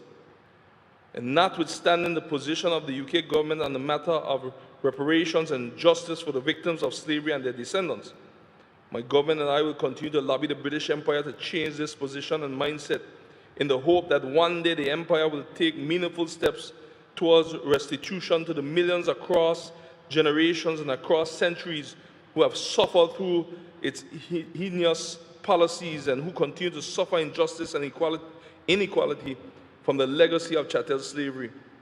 And may I say that I encourage that all who have a voice should raise their voices loudly and let the whole world hear until the proper response is forthcoming from the UK and the proper actions. Mr. Speaker, as I research that topic and I say clearly where I stand and where my government stands, Mr. Speaker, it was important, Mr. Speaker, because what we see, Mr. Speaker, that it was never about us, it was always about the economy. And it's never about the economy that's good for us, it was the economy that was good for them. And Mr. Speaker, there's no difference now. Mr. Speaker, we speak about public registers, Mr. Speaker.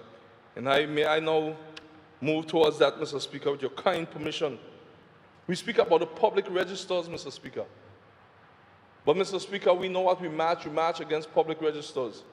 So yes, Mr. Speaker, I came to this honorable House, Mr. Speaker, and I stated that we are moving towards publicly accessible registers, Mr. Speaker, but there were some subject to certain things, Mr. Speaker.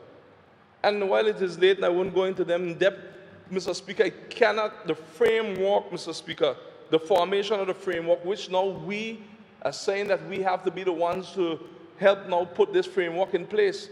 It cannot be a wild goose chase, Mr. Speaker, where persons just go in and do what they need. If you, as a law enforcement, want to go into a man's home to search, you have to go to the court to get a warrant, Mr. Speaker. And, Mr. Speaker, we have to be careful, even with the UK, with due respect, we have to be careful doing any law and putting anything in place that can be challenged in the court of law and does not have a good chance to win, whether by a judicial review or otherwise, Mr. Speaker. Mr. Speaker, whoever is money laundering, they have no place in the BVI with companies. We agree. Whoever it is, Mr. Speaker, doing terrorist financing, they have no place with their business in the BVI. And Mr. Speaker, whoever it is, other than money laundering and terrorist financing and tax evading, they have no place, Mr. Speaker. We will be coming for you. But, Mr. Speaker, at the same time, too, we have to have probable cause to go into these, Mr. Speaker, because a man is innocent until proven guilty.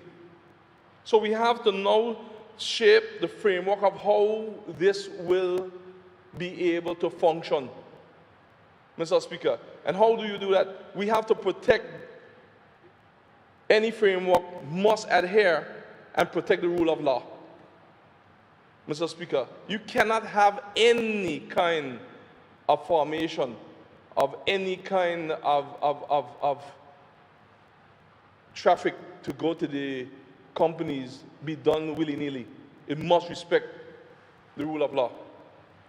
It must also, Mr. Speaker, protect the vulnerable. It must protect, Mr. Speaker, the children. And I give an example that some in the industry don't like to hear, Mr. Speaker. But you have a good, upstanding, law-abiding citizen with a company, Mr. Speaker, that have made millions. There's no probable cause in them. We cannot have a system where they just look into them and find out that the beneficial ownership is a 6-year-old child. And then when that 6-year-old child is found out, Mr. Speaker, somebody tells somebody, next thing you know, God forbid the child is kidnapped. And then they hold them ransom for the money because people are allowed to just go into these accounts just like that. That is not the framework we'll be setting up. We have to protect the rights of children. We have to protect the rights of the vulnerable. Mr. Speaker, so we are now going to move towards making sure we put a framework to make sure that we protect these, Mr. Speaker, and other areas in terms of the rule of law, but not condone those who are doing wrong. But at the same time, too, there must be a mechanism in place that allows for you to get to look to see what you need to see, but there must be probable cause.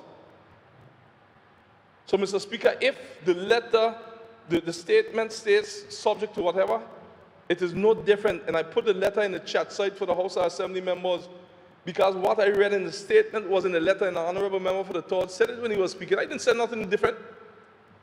I'm not those who was writing the UK and hiding it. When I write on behalf of the people, I could bring it in here. I don't need nobody to see why I write the UK and not speed bump.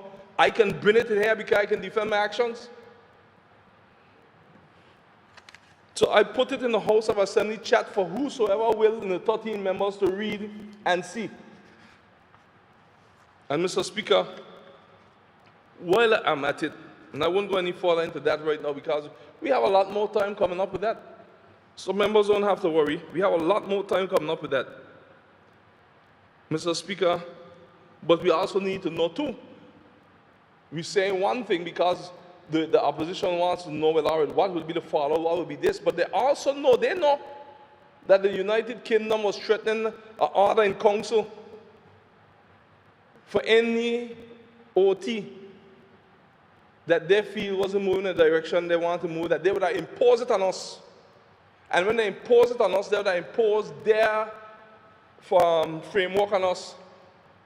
So the question you have to ask as a leader, do you want them to impose their framework, or do you want us to shift and not do public registers, but do publicly accessible registers, and we control our framework and send it to them? Which one would you choose? I'm sure you'll choose the one that will allow you to have a hand and to direct how the framework would be. That's responsible leadership. But, Mr. Speaker, I also see it as the 21st century bullying. That if you don't do it, there'll be order in council. And it was never really clear, Mr. Speaker, because some saying that it would have been done on each territory. But then when the BVI was holding out, there was a whisper saying that, okay, the rest of you are not safe anymore. Once BVI don't do it, we still don't do it at all. There was a whisper on that. I don't believe it, but I heard it. Mr. Speaker, so it wasn't as simple as persons read it off to be. And yes, we had meetings with the industry. But, Mr. Speaker, after we had meetings with the industry and the Minister of Labor said it correct, we listened to everyone, and the Minister of Education said it also. But then some decisions had to be made. And the majority of them in the industry, Mr. Speaker, realized that we had to do something. And how do we craft it? So, Mr. Speaker, it wasn't nothing done and the industry wasn't aware. But, Mr. Speaker, I see the tweet went out from Banasog. BVI has finally committed to publicly accessible registers, but they make sure that they put that out, but they didn't put on the paths of what all it must be in line with, what all is it subjected, the reservations of what we have to address. So I know how these PR stunts go. But I put what I said up on my Facebook page for all to read. I didn't hide anything. And this government is being accused by the opposition of not communicating. Nobody prints more information, whether it be COVID or whatever we're doing in this government, certainly not the last one that they were in. None. I don't hide anything I do with the government. I put it up on my Facebook page. Sometimes I don't wait for GIS. And on top of that, every minute one of them in a meeting in Zoom somewhere with the people from different sectors, and we're meeting with them, we're talking. I understand and we will continue to talk with the opposition, but with due respect, the opposition is talking like the opposition and the government. We are government. And we get put here to run the country, yes, to communicate, but I get confused sometimes when I hear them over there speaking as if we should not move until they're satisfied. We shouldn't hold a press conference till they're satisfied. We shouldn't do this until we discuss with them. We shouldn't move here until we discuss with them. I'm here to tell them tonight, hello, we're the government. And while I respect you all, don't be passing that line all the time and think that we're going to buckle because y'all screaming out and bawling out. And on the street telling them all kind of things to make the people them feel that we're not helping them and get a bad mind towards us, knowing what we're facing. And some of them over there talking to some of the officers that they know well, giving them ideas of how to stall so that they don't get out in time for the people. I hearing just how they're hearing. And you have to fight all of this. And some of them over there join the White House to see if they could dethrone the government, going by him like Nicodemus in the night, and planning how to throw down the government. So when you hear some of them come here talking, it's the same thing you'll hear when you go in them other meetings, whether it's cabinet or what. One plan. And nobody holding that seat that's holding by a government should get involved in the local politics like what they're doing. And are coming to the ship. Mr. Speaker, I move to speak on the broader protection of our territory first of all here, and allow me to take the high road and congratulate all our hard-working officers of Her Majesty's Customs, Immigration, and Royal Virgin Police Force. And while I was here sitting, some of them WhatsApp me saying, Premier, stop some of them because when they were saying the boat wasn't detained, it was let go. Not true. Persons, what happened? Not true. I don't mind no one, whether this side or the other side, come to this house and speak their mind. But when you come in with a set of hair set to put on the record, and come in with a set of things that are not factual to put on the record, and you're getting up and telling them that's not what is inside the ministries, if they even ask a question, they'll get the answer the same. And putting things on the records that's not so. That's not being responsible. And Mr. Speaker, when you analyze how this is being phrased, is as if we won't do nothing with the borders. The borders are more protected now here under this government, although we do 19 months, than them who are there for much more years than us. They stay up, the border control team stay up at night and watch our borders so that we could sleep safely in our homes. They have to be commended. Mr. Speaker, the record will bear me out that the most resources given to each of the law enforcement agencies to adequately do their jobs, especially in protecting our borders, has been with this government, even in our short 19 months. So many things the police have received in customs, I won't even go into them. But then when you have the governor come and insinuate that they don't have the resources they need, I have a problem with that because that's being dishonest. And I'm going to respect the post of governor, but I cannot sit down and listen to someone doing PR games just to win the hearts and soul and minds of the people, to try to turn them against their elected government. I cannot sit down as a premier, no matter what secrecy they give me to swear to and allow that happen and don't say something. That's not right.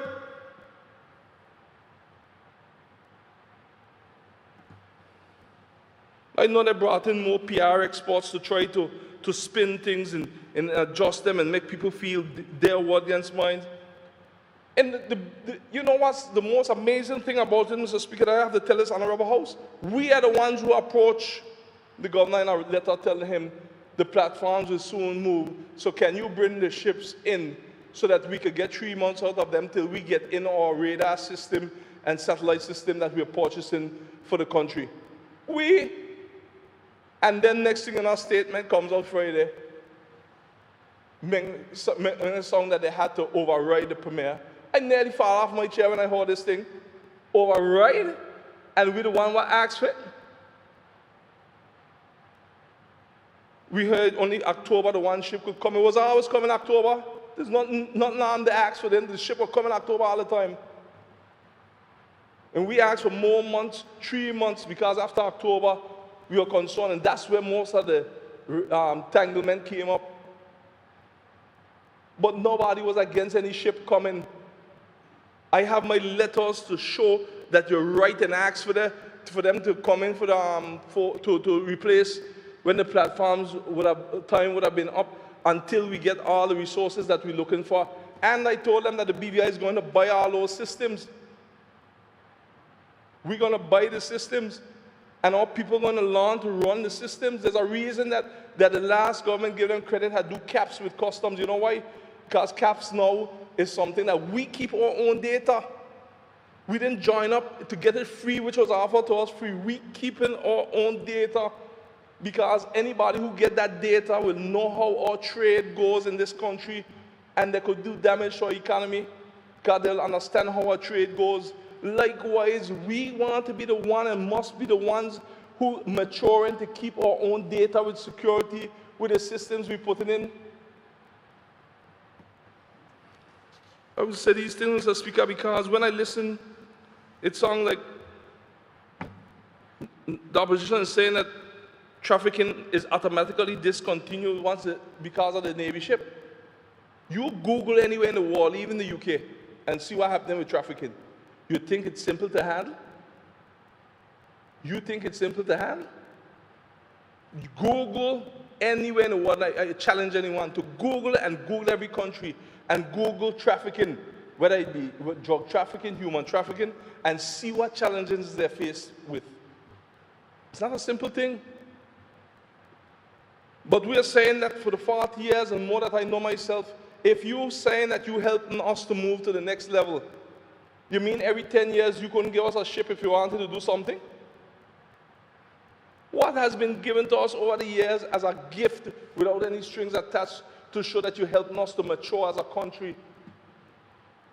And we, since we took office, realized we didn't do a lot in the country neither with them. So yes, they have 3 boats. The opposition said they have 3 boats, but ask them how they get the 3 boats. And they have more coming. And the police boat has finally been fixed. And they have other boats coming, they have other boats coming. Because we invest in making sure that we get these resources in. And it wasn't just now, because the boats didn't just start to make. From the time we landed, we started to deal with them. The boat's supposed to be here next month. So, Mr. Speaker, I have to answer some of these things, and no one could show me anywhere in the media where I jump ahead and went and made these statements about the military just so. I was provoked by the same person going out and saying things, and the people pick it up. And if you ask 10 people in this country, 9 of them saying the Premier don't want the military. And that was never said. But the PR spinning, have it persons believing that. But what I want them to know is that I survive a lot of things in this territory. And God helped me to make it through. And I'm going to survive these PR games. Because once they feel that they have the people believing in them, then they could write to the UK and say, we can bring in all the ships, we can do what we want, we can move in now.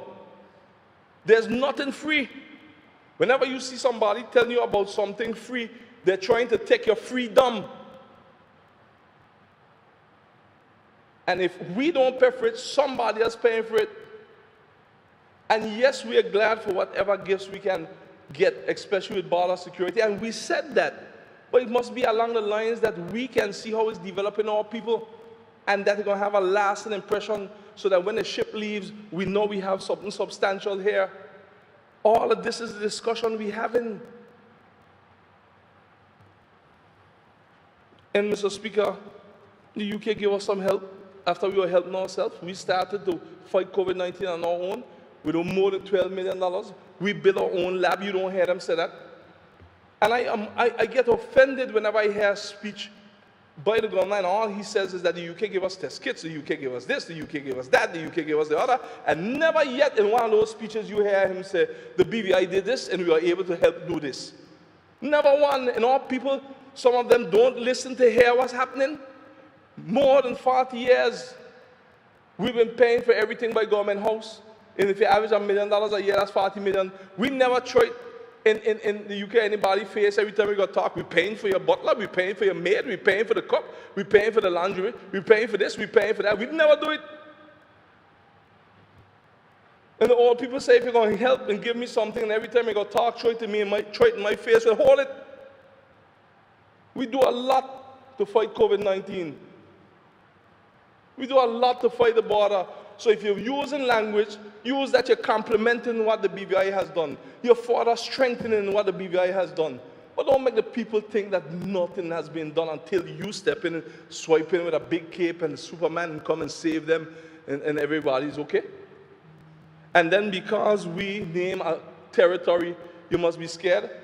I have people telling me, before I leave this reparation, before I leave these things, and I ask them why, because they say, you never know why.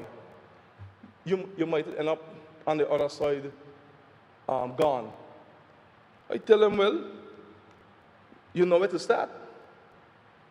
You know where to start to look, because I read a lot of books. I understand how some of these things work.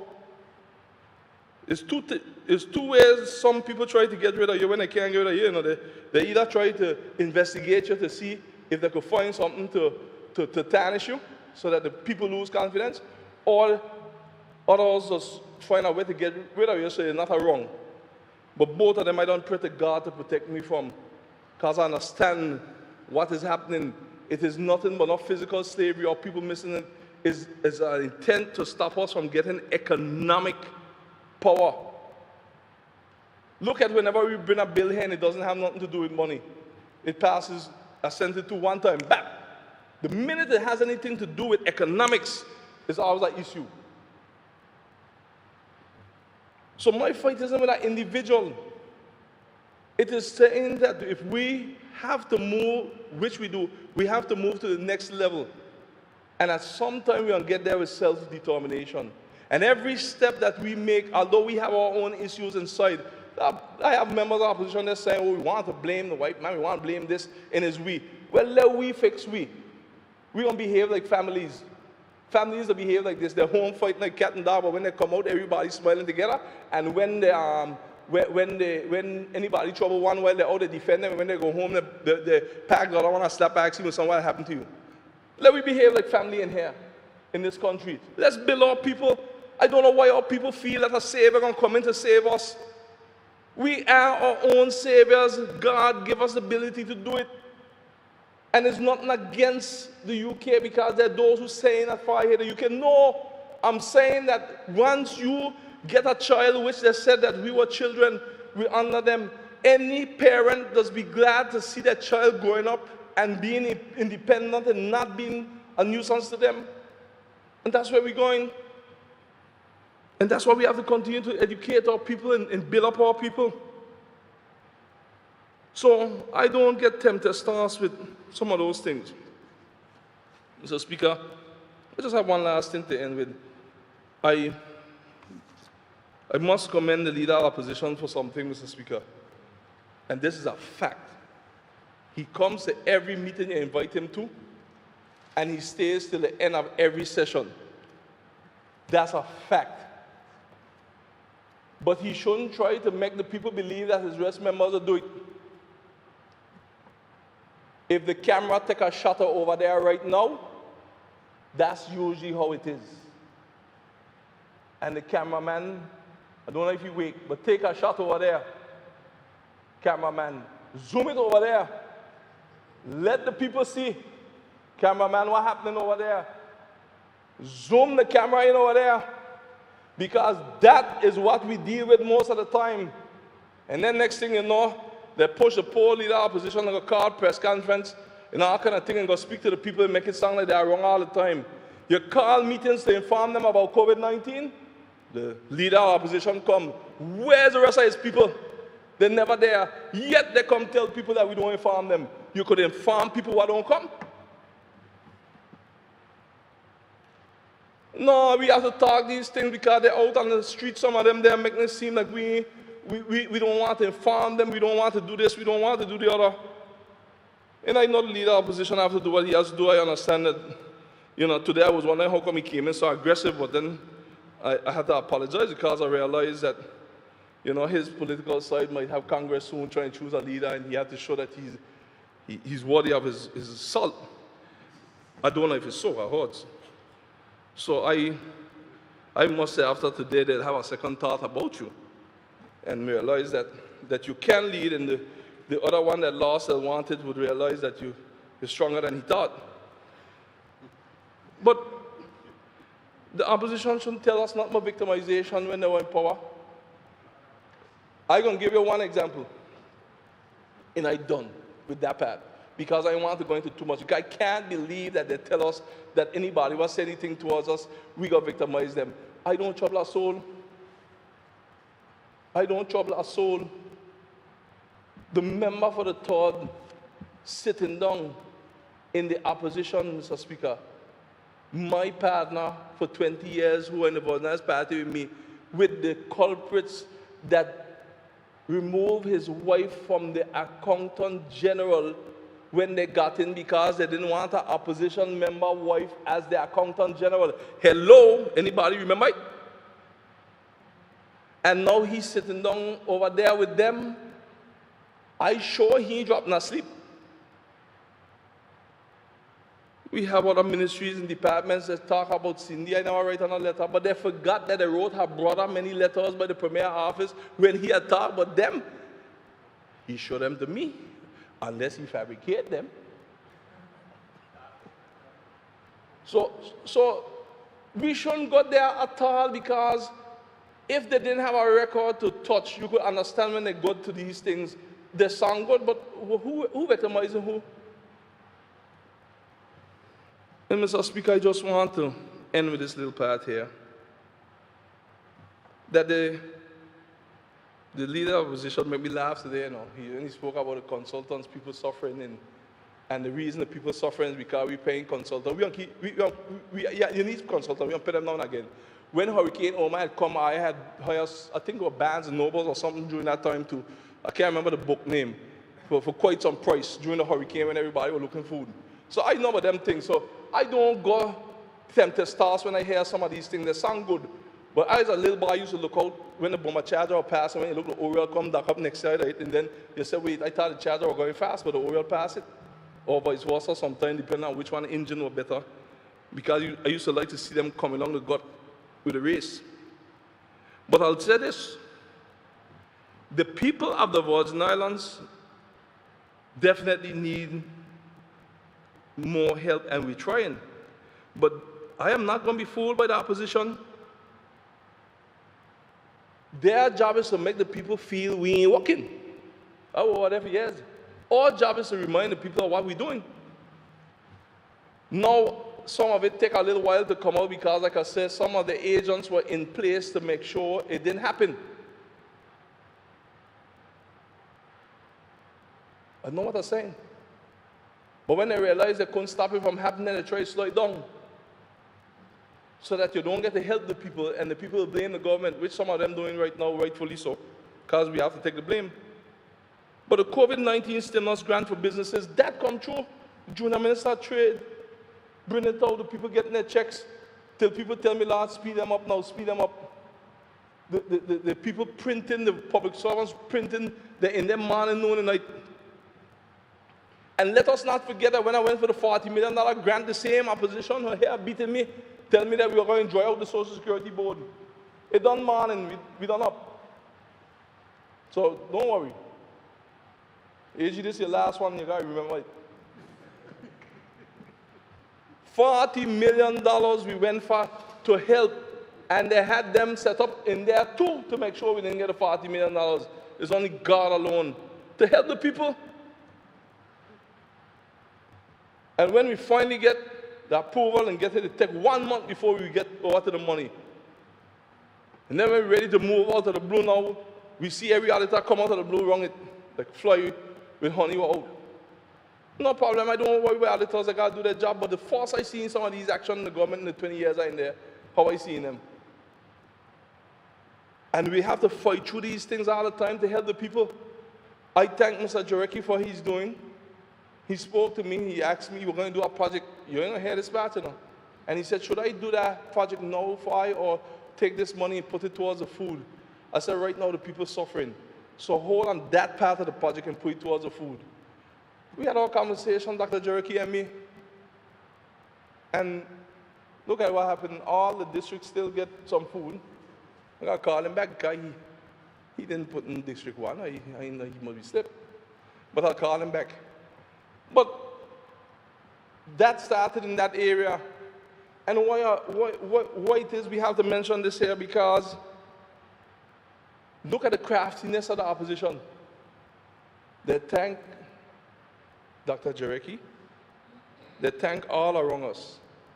I know they miss, but I thank God, because I thank the Most High. Without him, it couldn't be possible. But I didn't thank the government for the $300,000 we gave each of them in the district to go help the people. That one slipped all of them somehow. And other assistance that we gave them along the way to get food when lockdown and different things, that slipped. We ain't here, thank you, government. And you know why I have to bring it up? Because when I went in the opposition, in the member for the second is saying that I don't want to be treated like the way they treat me, no way I could come close to that. And the member for the third confirmed for me in the last sitting when I asked him, how were we treated in the opposition? He got up and what did he say? He said it was horrible. We were treated horrible. Now we start to give a better treatment to them. Some of them, not all, feel that we now obligated to come speak to them about everything before we move. Well, then what are you the government for? Tomorrow, later on today, I understand the opposition have a press conference. I just hear it there through something else I was doing, trying to schedule something. I heard they have a press conference. That's their thing. They ain't tell us. They invite us. I didn't want them to invite us because I wasn't coming. But that's their business. Let them go do their part of their work with the democracy. We have to do ours. And if they have some input, give it. And when we invite them, come. Lead the opposition, come. Tell the rest, come too. Don't play games with it and make the people think that you don't come. Now, I see the new strategy is one, attack the consultants to make the people feel that we are only helping consultants and not them, and attack everything in every district to make it look. I'm watching the strategy because them got consultants hired too, you know, trying them how to come get us and throw us down. But them now hiding theirs and then putting their sin behind their back and then coming to make it look like we have a sin for persons who are helping us. And if they attack the leader opposition, they're wrong. I didn't know about that till today, but he's wrong. I'll never condone that. But that one consultant, he don't work for us now. He gone a long time ago. Thank God, because he was here still. Oh, Father. But the people are not suffering because they're not consultants hired by us. And look how they are. They mention the ones that they feel might be a little plus for the government. They feel, because they must be think we stupid if we can't get somebody eating do on our own. I get here, I didn't know them who the name till I got here. We have consultants all up in the UK, different ones in the same paper, but you won't hear them name them because they're not persons of interest. They won't, it's not a sexy political thing to create. So you won't hear about those. Making way more than that too, you know. But the reason the people suffering is that COVID-19 came on and every place have economic problems. But I want to help to remind the opposition, all of them that are there, all 100% of the one that's there, that he will tell the rest for the press conference tomorrow so they could handle it. The main reason we're suffering is because they didn't diversify the economy. All of a sudden now everybody wants a plan. And they have no diversification in the economy. Where was the plan with that? Now we're trying to do it. It's a resistance. Well, this one here, the AG doesn't name it. The people suffering because by water we still got to pay them $2 million a month. At least I stand up against that. The people ain't suffering for consultants, they're suffering because we also got to pay back in that $6 million to the Eastern Langlook Sewage Project. A project that was done, you know. Money done allocated, you know. And they take it and they put it on by the sewage project. And now we're ready to get it going again.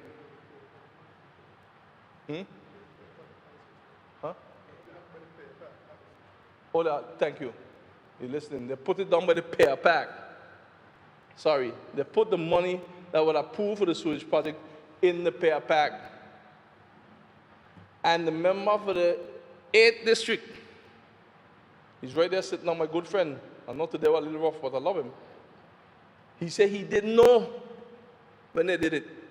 Yeah, no? He answered. He didn't know.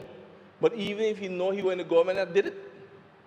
But it's coming back now. We're going to fix it for you. But we had to go look for that money in the midst of COVID-19. Then we don't talk about the plane. No plane, no money, no flight, but we leave that there. 7.2 gone. We need to talk about the wall. But let's talk about some cases that came up with them that we lost. And the AG could tell you. Actions that were never wise actions in a lot of quarters. We got to go pay Delta over $6 million right now for actions with the same last government that they could have dealt with differently. We lost the case. All that I find in right now, not the consultant ain't a problem. And then we lost the case for the company where they had here named Global Waters, over $20 million. Yeah. Since they met me talk and tell you what it is on inside are dealing with, while juggling to help the people with COVID-19, are dealing with a lot of things they left in the consultant them. They want us to believe it's a consultant because that sounds juicy on the street. And then when you look at it in the Minister of Transportation, ministry alone, every time we think we finish add up bills while we're there before our time, more come. How much we up to now? 3 million. One bill hit us so hard here someday, we were going to do another project, we had to turn around and use 800,000 to go pay that bill. Come out of nowhere, whoosh. Want to be paid in the legal letters with it, we realized they were correct. Not were done from before our time. They ain't a consultant. There's these bills that are left behind. Walk a set of people and ain't pay them. Rack up a set of bills and ain't pay them. took contracts and do all kind of decisions with contracts and they didn't deal with them properly, went court and we lost all. When you add up all what we have to deal with here, Mr. Speaker, we're talking about more than $30 million of losses and monies I have to find to pay from lawsuits and also take losses in other areas, whether it be the plane and other areas and different things. And they're telling me that a $78,000 consultancy contract is why the people are suffering?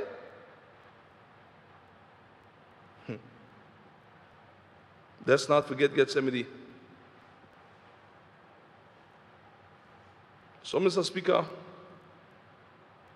I had to highlight these areas because I'm listening to a lot of things going out on the street. I'm listening to them, you know, and they're trying to take the street and the people that turn against the government because the Deputy Speaker said, right, they're trying to use the COVID-19 when people are vulnerable to make it seem like this is a good political charge, and they're going by every bar and telling the people they ain't helping y'all, they ain't helping y'all, they ain't helping y'all. When y'all ain't leaving the money to help. We giving Rumpelstiltskin competition right now with all these payments we got to make in court cases we lost, making gold out of straw. I'm praying we don't run out of straw. Compliments of those who forget. But the bill them ain't forget. And Mr. Speaker, that's only some. I won't talk hard yet. That's the first I talk some of them. Because I know what I'm up against and I know them coming. And when they come good, as Chappie said, when you come good. Because just how them ain't afraid of nobody, me ain't afraid of them neither. One thing they could do is take any account of mine and turn it upside down, they ain't gonna find no money. For years, I had to live under an umbrella of some of the same them, and even with that, even with the badge, they intentionally say it that way to make people think that somebody had some kind of thief in going out with the badge money. I ain't just screech. I understand what was going on there. I understand why it was said and how it was said. And I have those who believe it. People want to stay in people's name, and then when you have to move forward, they get angry. No, or maybe in the office they're trying to get certain things done, but I ain't lose my brain. I ain't lose my ears. I hearing too. So, Mr. Speaker, I just say a few things there because I wrote a letter to all elected members. I showed them, I tell them if they have any suggestions on different things to bring forward a couple months ago, right before COVID. And you know what's amazing, Mr. Speaker? I nearly missed it. Like I write down here in pencil. I had never heard the opposition come and say, well, government, we're not out of COVID-19 yet, but I give you credit for what you've been doing thus far and the public officers. You hear they say that we do a lockdown that shouldn't have happened. When the numbers went up high, you heard all kind of thing that, oh, it finally get away from them, they were hiding things. Now the number them back down, you hear nothing. So I realized what's happening here. Then when I realized the opposition doing their job, and they ain't gonna stop us from doing ours. Yes, we have a lot of work to do, and but we're doing a lot here to help the people. In the next 2 to 3 weeks, you'll hear a lot more what we're doing for the people. It can't help them with everything, but we're gonna help them more and more, and we're pushing towards opening of the economy within next week. Well, next week Friday or so, all the protocols should be out to the public. A lot of work. So we're going to say what it is we're doing since there's an intention to make it look like there's nothing happening. Very important. And I commend the Minister of Health and his team for what they did with COVID-19. Mr. Speaker, we have a lab that's certified by CARPHA. We, out of our tax, up a lab to test for COVID-19. One of the few Caribbean countries that can say that. So much so that when even St. Vincent and Grenadines test us with, I'm saying when people leave from here, we let them know that that is a negative test, and we'll hold you out to when CARPHA send it back. And every time you're correct. That's the power of the HEOC team. And let me tell you about the HEOC team. When this thing came up, we were told that the National Emergency Operations Center must be the one to organize it because it's a national emergency. We said, no, under the Public Health Act, we were setting up the Health Emergency Emergency Center. And we were told how we can't walk and why it can't walk. That's why I don't listen to people when they come with shallow things. You got to speak to me with facts. When you look, why? When you look, the HEOC turned out to be one of the best things that we did.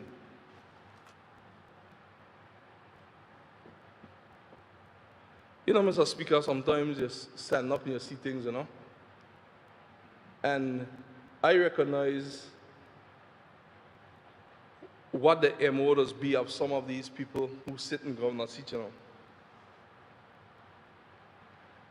They have a mission from the UK that it says for the BVI.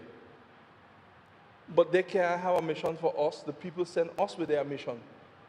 So that's why I'm saying the partnership have to respect what we bring to the table.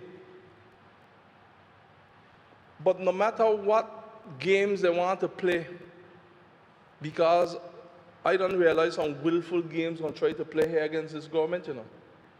I see a little shuffling just now there to see if they could look into this government, to see if they find anything, to see if they could bring down anybody in the government, but I rebuke it in Jesus' name, that little evil thing up there sitting down doing it.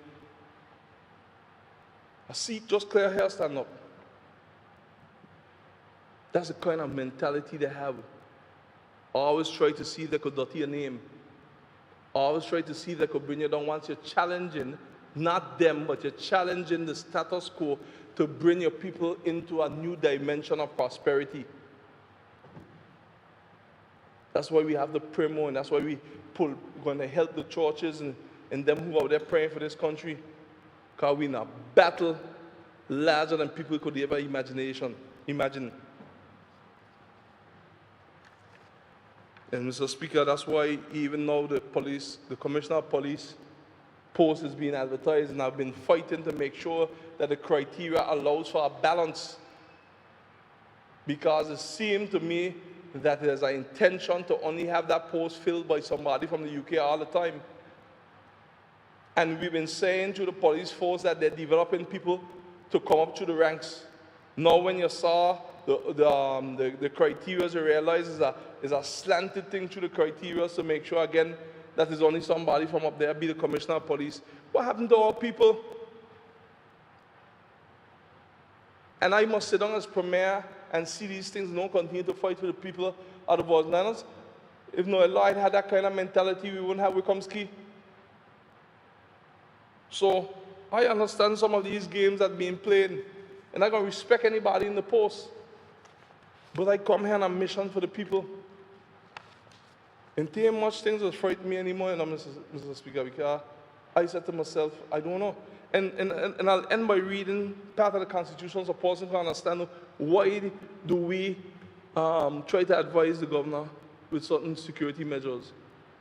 Section 57 of the Constitution with the national security says, and I quote, subsection 1, there shall be in and for the Virgin Islands a National Security Council which shall consist of A, the governor as chairman, B, the premier, C, one other minister appointed in writing by the governor acting in accordance with the advice of the premier.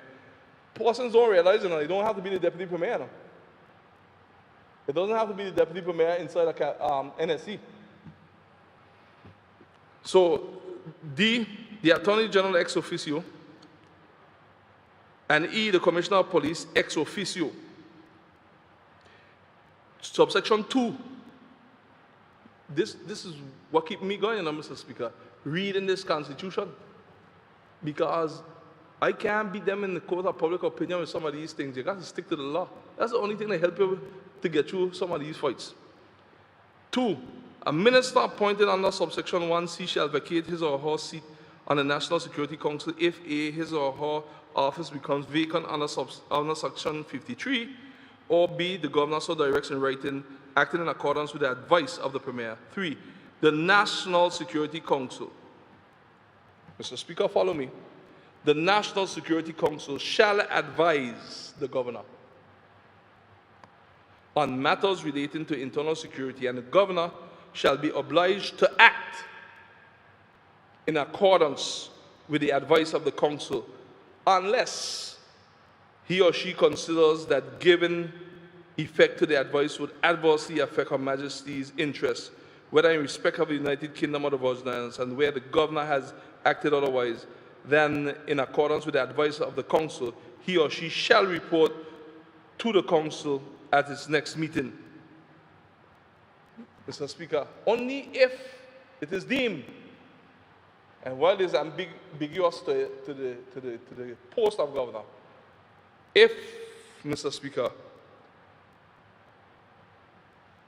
it adversely affects Her Majesty's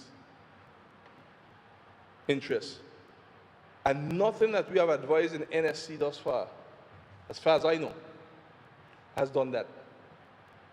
It has been about how do we use the help from the UK or anywhere else to complement what we are doing and strengthen what we are doing.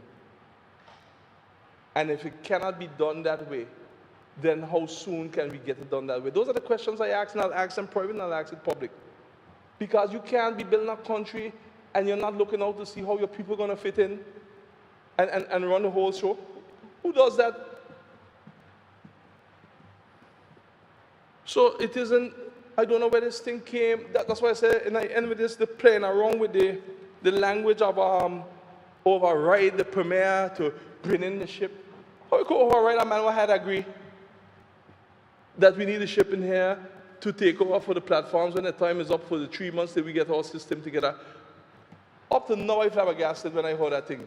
I just read that statement about 3-4 times a day and say, my God, look, maliciousness. But it'll work out itself. I would end by saying here now, on a lighter note, that I want to thank the people of the force for the opportunity. It's not an easy road, but I sign up for it. And we're going to fight hard. Don't forget AG. We're going to fight hard for all the districts. I thank you. We have some goodies coming up for the people in that area specifically, other than being premier, but we're looking out for the whole country. All the other stimulus plans, you will be hearing very soon when to come and take, when those are launched, so that you could come and pick them up. We have a lot of things projects that are going to be getting underway from the east to west, and we'll be talking more about them as time passes. AG is only fitting to end this session with you, and for you to get one of my very brief deliberations in the House, seeing that this will be the last one for you. So AG, we have had so many good times, so many heated times, but we always maintain respect for each other. And that's all you could ask for. I know that you realize my passion to get things done right away for the people. And all I just tell the AG, if you can't work that way, find a way for it to work. AG, you have done a lot, especially during this COVID-19 time, that for anyone to say that you have not, will not be doing justice to what you have done with the many orders that you spend nights. I think it's over 30 orders. I know in June, how many? Overall, about 33, where we have 34 by this. Yeah, so 33 orders. I know in June we had 14 pieces of legislation we passed in June. We actually had lived here in this house. And it takes a lot to get legislation here and to get it passed. And a lot of them has helped the people of the Virgin Islands. I don't know what I saw some concerns raised with the medicinal marijuana one. We tried to work that out. Although the concerns always look genuine, we know what's behind that. But we will try to work it out for the people of the Virgin Islands. And to do 14 pieces of legislation in June, that's a record. and we did 7 regulations. So I tell you, that's 21 pieces of legal instruments.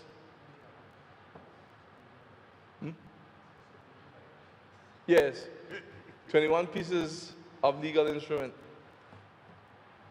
Through your efforts, we got the stamp duty waiver. We got the money services. Let's not forget the money services, which is yielding a couple of dollars well, to fix the same senior citizen home that one of the opposition was saying would never happen. It would never happen if we stayed doing what we were doing. But with this, the money that we done raised $200,000 towards it with a money services bill. 200,000 more than raised the last 20-odd years. So we've had that asset, the asset stamp duty, the asset seizure, the cannabis, medical and dental, the consumer protection, the trade, so many things that are going to help this country that they're now going to be put in place to start to move forward. So a person will start to see more fruits of the labor as we get going with what all has been passed. And I want to thank you. I want to wish you the best, that God would continue to guide your path. As I told you on the Zoom yesterday, for all that you have done with your staff, it's so deep. It's so time consuming. I know you'll miss me calling you through the night and WhatsApping you every minute to get going. But on behalf of the whole territory, I want to say thank you. We, as I said in the Zoom call, we don't have enough money in our currency to pay you. So the only currency that we can pay you in that has weight is our gratitude. So I express our gratitude on behalf of the people of the Virgin Islands. And I thank you, I thank you, I thank you. And I know somewhere along the line our paths will cross. And AG, having said that, if you ever think about forgetting us, you remember that your last sitting went till nearly 3 o'clock in the morning. So that it will be stayed and etched in your mind forever,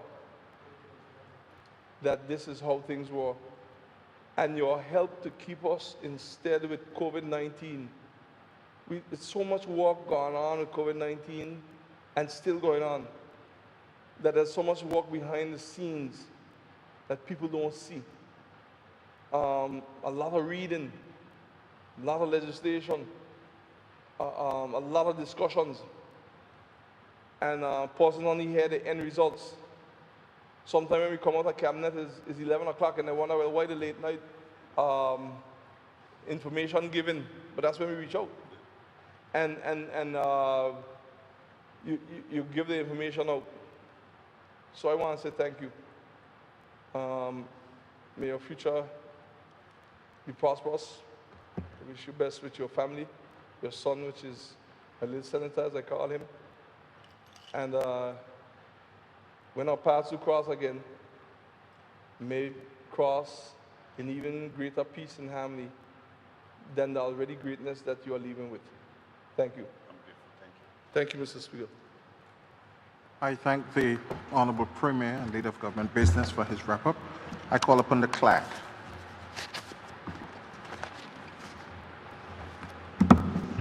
Item number 9, adjournment.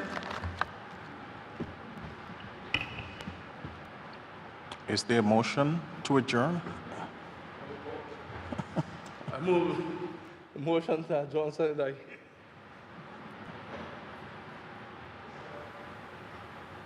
Mr. Speaker, I raise to second the motion. A motion has been moved and seconded that this House be adjourned. Those in favor?